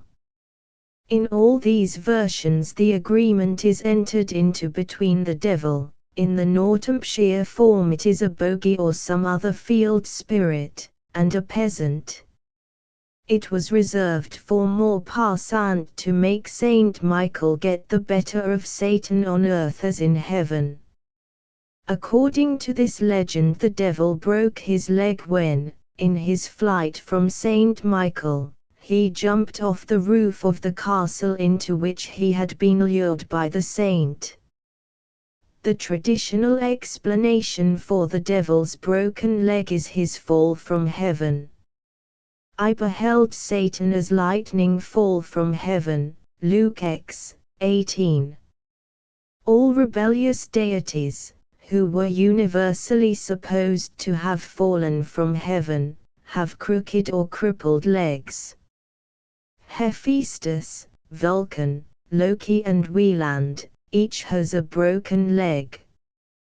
This idea has probably been derived from the crooked lightning flashes. The Devil's Mother in the medieval German mystery plays walks on crutches. Asmodeus, the Persian demon Ishmadeva, also had a lame foot. In Le Sage's book Le Diable Boito, Asmodeus appears as a limping gentleman, who uses 2 sticks as crutches. According to rabbinical tradition, this demon broke his leg when he hurried to meet King Solomon. In addition to his broken leg, the devil inherited the goat foot from Pan, the bull foot from Dionysius and the horse foot from Loki. The Ethiopic devil's right foot is a claw, and his left a hoof. The devil is erroneously represented in this story as very lazy. Industry, it has been said, is the great satanic virtue. If we were all as diligent and as conscientious as the devil, observed an old Scotch woman to her minister, it would be muckle better for us. The highest peak of a mountain is always consecrated to Saint Michael. The Morn Street Michel on the Norman coast played a conspicuous part in the wars of the sons of William the Conqueror. Maupassant uses it as the background for several of the chapters of his novel Notre Coeur, 1890. The mountain also figures in his story La Horla, 1886. The Demon Pope by Richard Garnett story. The following 2 stories by Richard Garnett have been taken from his book The Twilight of the Gods, which was first published anonymously in 1888, and in a new and augmented edition with the author's name, in 1902. The title recalls Richard Wagner's opera Götterdämmerung, but may have been directly suggested by Elamir Burgess, whose novel Le Crépuscule des Dieux appeared 4 years earlier than Garnett's collection of stories. In his book, Richard Garnett plays havoc with all religions. The demons, naturally enough, fare worse at his hands than the gods. The Twilight of the Gods is a panorama of human folly and farce. Franz Cumont has said that human folly is a more interesting study than ancient wisdom. The author finds a great joy in pointing out all the mysterious cobwebs which have collected on the ceiling of man's brain in the course of the ages. Mr. Arthur Symons rightly calls this book a Punch and Judy show of the comedy of civilization. The story of the demon pope is based upon a legend of a compact between a pope and the devil. It is believed that Gerbert, who later became Pope Sylvester II, sold his soul to Satan in order to acquire a knowledge of physics, arithmetic and music. The fullest account of this legend will be found in J. Dollinger's Fables Respecting the Popes of the Middle Ages, Ing. Translation, 1871. The History of the Devil and the Idea of Evil by Paul Carus, 1900, contains the following passages on this legend. An English Benedictine monk, William of Malmesbury, says of Pope Sylvester II, who was born in France, his secular name being Gerbert, that he entered the cloister when still a boy. Full of ambition, he flew to Spain where he studied astrology and magic among the Saracens. There he stole a magic book from a Saracen philosopher, and returned flying through the air to France. Now he opened a school and acquired great fame, so that the king himself became one of his disciples. Then he became Bishop of Reims, where he had a magnificent clock and an organ constructed. Having raised the treasure of Emperor Octavian which lay hidden in a subterranean vault at Rome, he became Pope. As Pope he manufactured a magic head which replied to all his questions. This head told him that he would not die until he had read Mass in Jerusalem. So the Pope decided never to visit the Holy Land. But once he fell sick, and, asking his magic head, was informed that the church's name in which he had read Mass the other day was the Holy Cross of Jerusalem. The Pope knew at once that he had to die. He gathered all the cardinals around his bed, confessed his crime, and, as a penance, ordered his body to be cut up alive, and the pieces to be thrown out of the church as unclean. Sigebert tells the story of the Pope's death in a different way. There is no penance on the part of the Pope, and the devil takes his soul to hell. Others tell us that the devil constantly accompanied the Pope in the shape of a black dog, and this dog gave him the equivocal prophecy. The historical truth of the story is that Gerbert was unusually gifted and well educated.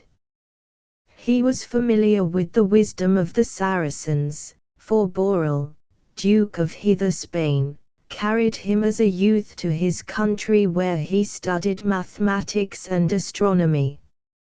He came early in contact with the most influential men of his time, and became Pope in 999. He was liberal enough to denounce some of his unworthy predecessors as monsters of more than human iniquity and as Antichrist, sitting in the temple of God and playing the part of the devil. The text inadvertently reads, and playing the part of God. But at the same time he pursued an independent and vigorous papal policy, foreshadowing in his aims both the pretensions of Gregory the Great and the Crusades. Madame Lucifer by Richard Garnett story perhaps the most fascinating, and the most dangerous, character in the infernal world is this Mater Tenebrarum, Our Lady of Darkness. A lady devil, says Daniel Defoe, is about as dangerous a creature as one could meet. When Lucifer fails to bring a man to his fall, he hands the case over to his better half, and it is said that no man has ever escaped the siren seductions of this Diabolady. A poem, The Diabolady, or A Match in Hell, appeared in London in 1777. According to Teutonic mythology, this diabolical Madonna is the mother or the grandmother of Satan. The mother or grandmother of Grendel, the Anglo-Saxon evil demon, became Satan's mother or grandmother by adoption. A mother was a necessary part of the devil's equipment.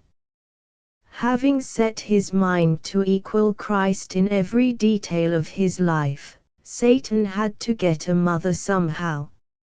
In his story The Vision Malefic, 1920, Mr. Huneker tells of the appearance of this counterfeit Madonna on a Christmas Eve to the organist of a Roman Catholic church in New York.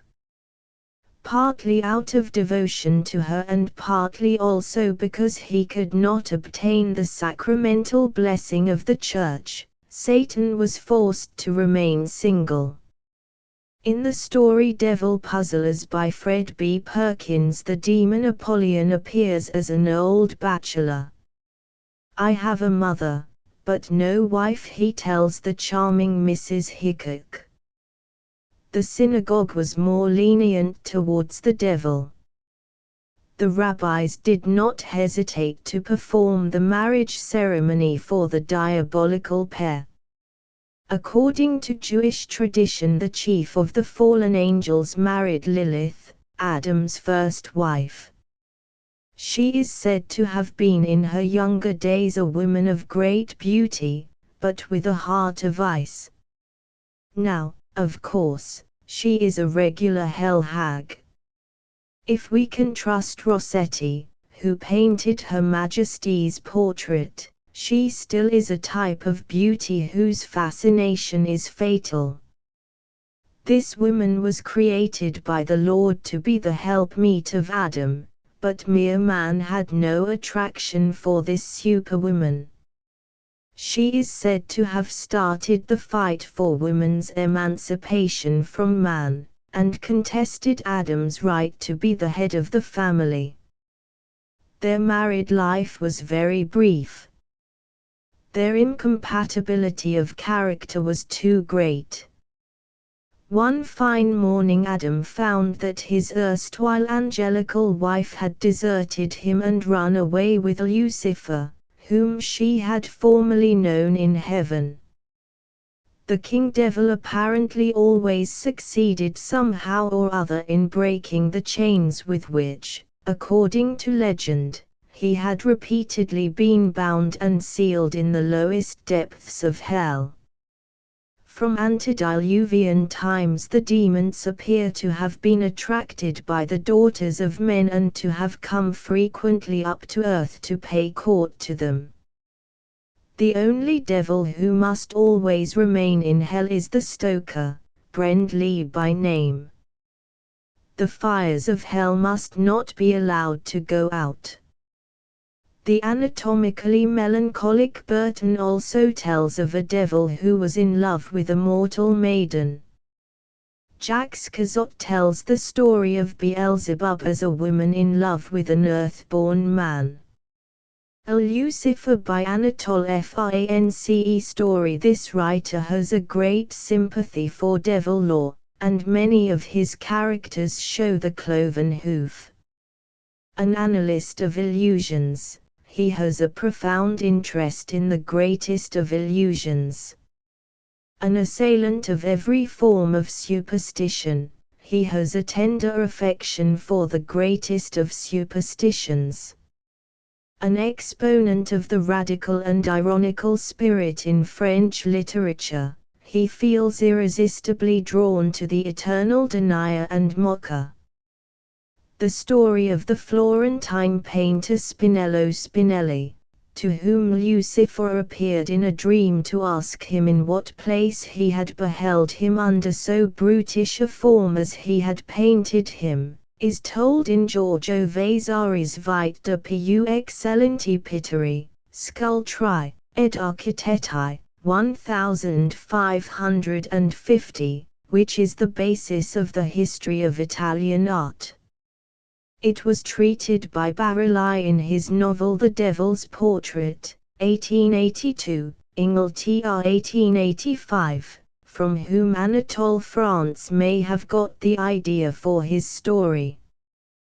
But there is also a medieval French legend about a monk, Dumoin qui contefait l'image du diable, qui sen Caralca, who was forced by the indignant devil to paint him in a less ugly manner. The devil is very sensitive in regard to his appearance. On a number of occasions he expressed his bitter resentment at the efforts of a certain class of artists to represent him in a hideous form. Compare M. D. Conway, Demonology and Devil Lore. Daniel Defoe has well remarked that the devil does not think that the people would be terrified half so much if they were to converse face to face with him. Really, this biographer of Satan goes on to say, it were enough to fright the devil himself to meet himself in the dark, dressed up in the several figures which imagination has formed for him in the minds of men. It makes us, indeed, wonder why the devil was always represented in a hideous and horrid form. Rationally conceived, the devil should by right be the most fascinating object in creation. One of his essential functions, temptation, is destroyed by his hideousness. To do the work of temptation, a demon might be expected to approach his intended victim in the most fascinating form he could command. This fact is an additional proof that the devil was for the early Christians but the discarded pagan god, whom they wished to represent as ugly and as repulsive as they could. The earliest known representation of the devil in human form is found on an ivory diptych of the time of Charles the Bald, 9th century. Many artists have since then painted His Majesty's portrait. Scongora, Gira, Michelangelo, Titian, Raphael, Rubens, Poussin, Van Dyck, Bruegel and other masters on canvas vied with each other to present us with a real likeness of Satan. None has, however, equaled the power of Gustave Doré in the portrayal of the diabolical. This Frenchman was at his best as an artist of the infernal, Dante's Great Dis and Milton's Satan at the Gates of Hell. Modern artists frequently represent the devil as a woman. Felician Rops, Max Klinger, and Franz Stuck may be cited as illustrations. Apparently the devil has in modern times changed sex as well as custom and costume. Victor Hugo has said, "Dieu est fait homme, soit. Le diable est fait femme." Lucifer, as well as the other stories which form the volume The Well of St. Clair, is told by the Abbé Jérôme Coignard on the edge of Santa Clara's Well at Siena. The book was first published serially in the Echo de Paris, 1895. It has just been rendered into Spanish, El Paso de Santa Clara. The Devil by Maxime Gorky story. This story shows reminiscences of Le Sage's Le Diable Boito. It will be recalled that Asmodeus also lifts the roofs of the houses of Madrid and exhibits their interior to his benefactor. The fate of a Russian author was, indeed, a very sad affair. In all lands have the writers drunk of life's cup of bitterness, have they been bruised by life's sharp corners and torn by life's pointed thorns. Chill penury, public neglect, and ill health have been the lot of many an author in countries other than Russia. But in the land of the Czars, men of letters had to face problems and perils which were peculiarly their own, and which have not been duplicated in any other country on the globe. Every man of letters was under suspicion. The government of Russia treated every author as its natural enemy, and made him feel frequently the weight of its heavy hand. The wreath of laurels on the brow of almost every poet was turned by the tyrants of his country into a crown of thorns. From the present writer's essay The Gloom and Glory of Russian Literature in the Open Court for July, 1918. The Devil and the Old Man by John Masefield. Story postscript for the benefit of the gentle reader, who is about to shed a tear or two over the demise of the devil. The following episode from Anatole France's My Friend's book is retold here. Pierre Nozière, Anatole France, takes his baby girl to a Punch and Judy show, the culmination point of which always consists of the duel to the death between Punch and the devil. The terrible battle ends, of course, with the death of the devil. The spectators applaud the heroic act of Punch, but Pierre Nozière is not happy over the result of the fight. He thinks that it is rather a pity that the devil has been slain. Paying no heed to Suzanne sitting by his side, he goes on musing, the devil being dead, goodbye to sin. Perhaps beauty, the devil's ally, would have to go, too. Perhaps we should never more behold the flowers that enchant us, and the eyes for love of which we would lay down our lives. What, if that is so, what in the world would become of us? Should we still be able to practice virtue? I doubt it.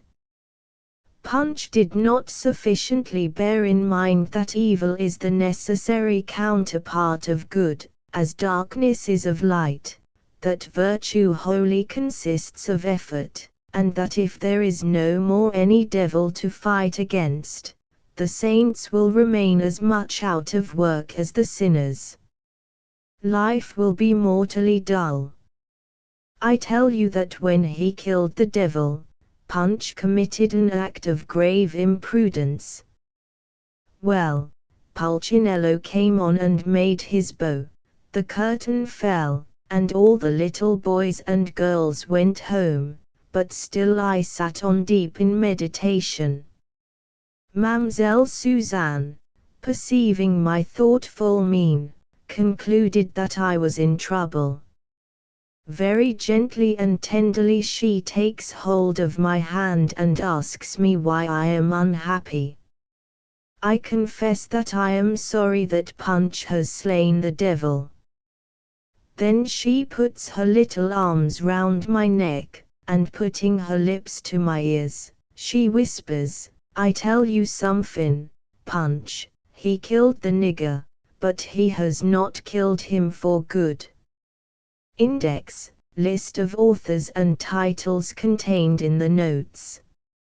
Names are alphabeted after omission of de or von, and titles are entered without their initial article. Each title is followed by the author's name in parentheses.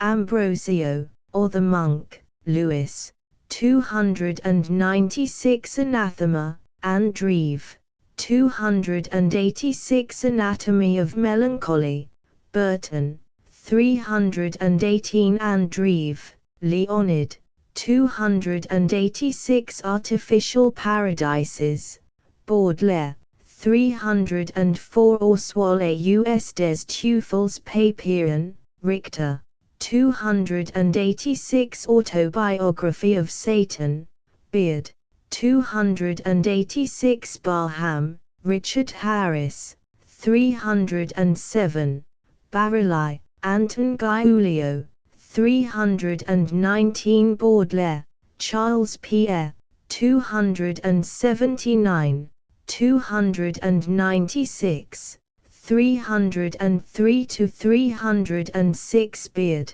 J.R., 286 Belfog, or The Marriage of the Devil, Machiavelli, 281 to 283, 301 Belfog, an English play, 281 Betrogena Teufel, Ruckert, 313 Bonn.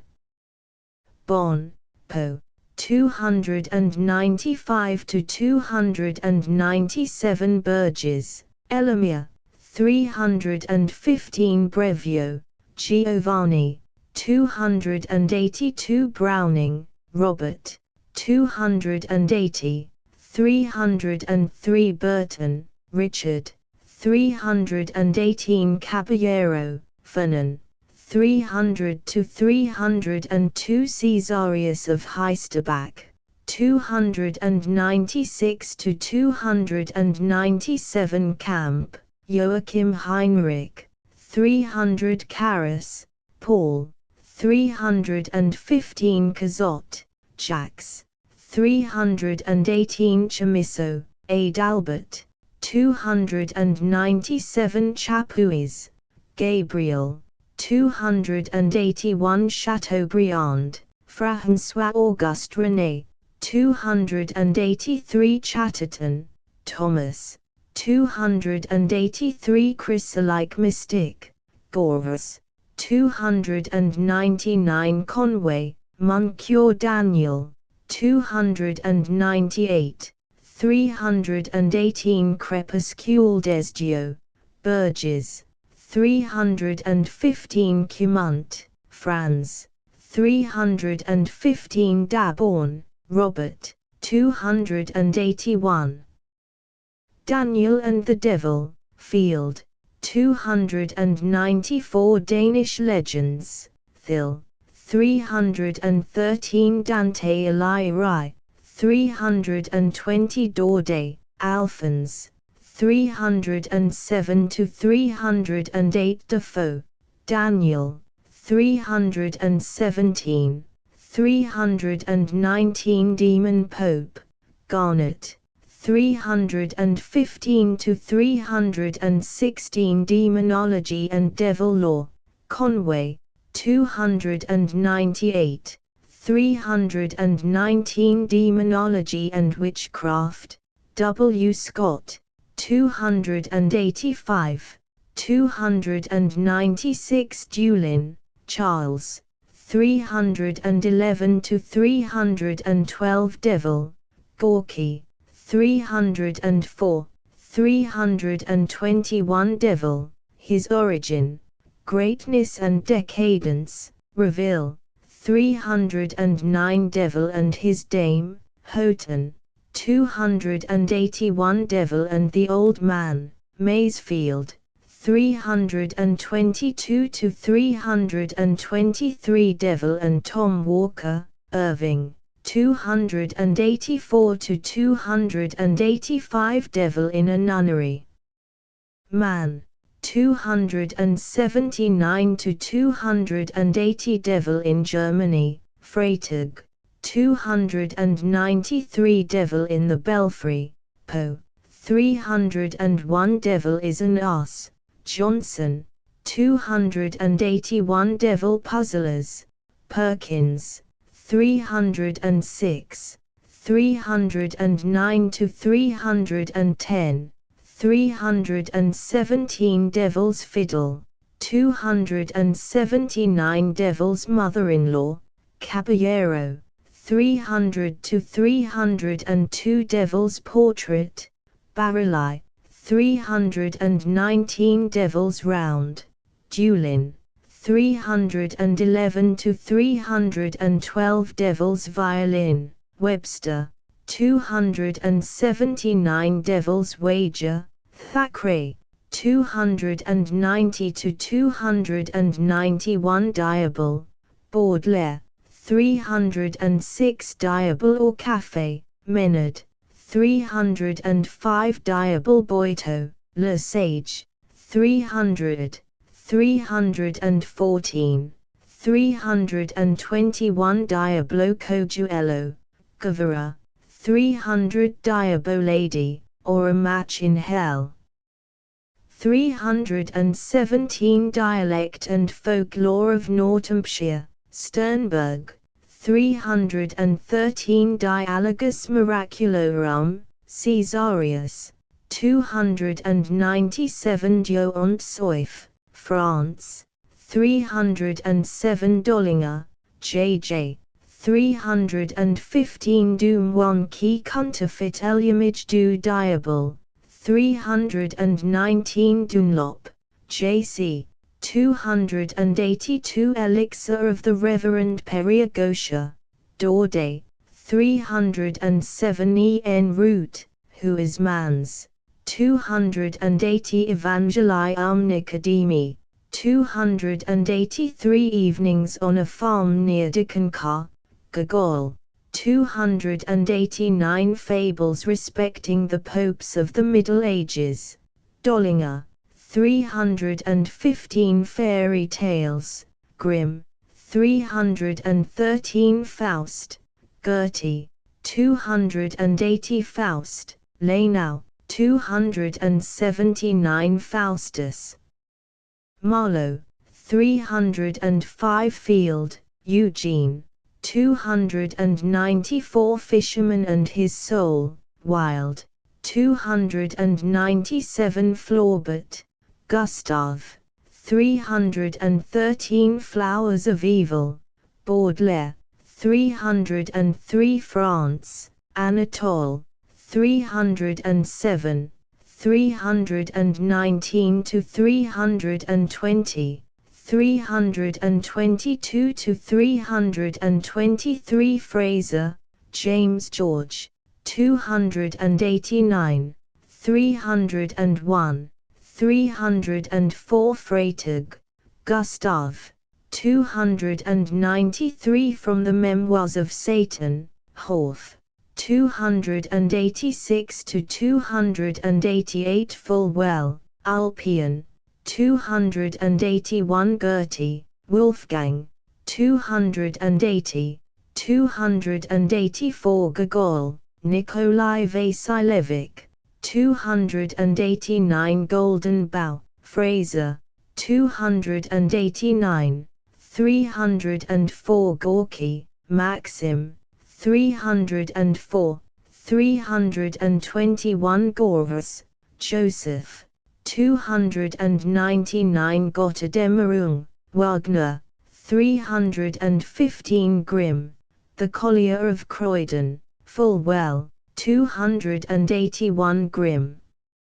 Jacob, 296, 313 Guevara, Luis Velez, 300 Horth, Wilhelm, 286 to 288 Hein, Heinrich, 290 Henslow, Philip, 281 Herbert, George, 294 Hill, Roland, 279 History of Fiction, Dunlop, 282 History of the Devil and the Idea of Evil, Carus, 315 to 316 History of the French Novel, Saintsbury, 290 to 291, 292 Hoffman, E.T.H. 286 Hom qui vendit son ami au diable, Weber, 306 Horace, Quintus Horatius Flaccus, 291 Haller, Maupassant.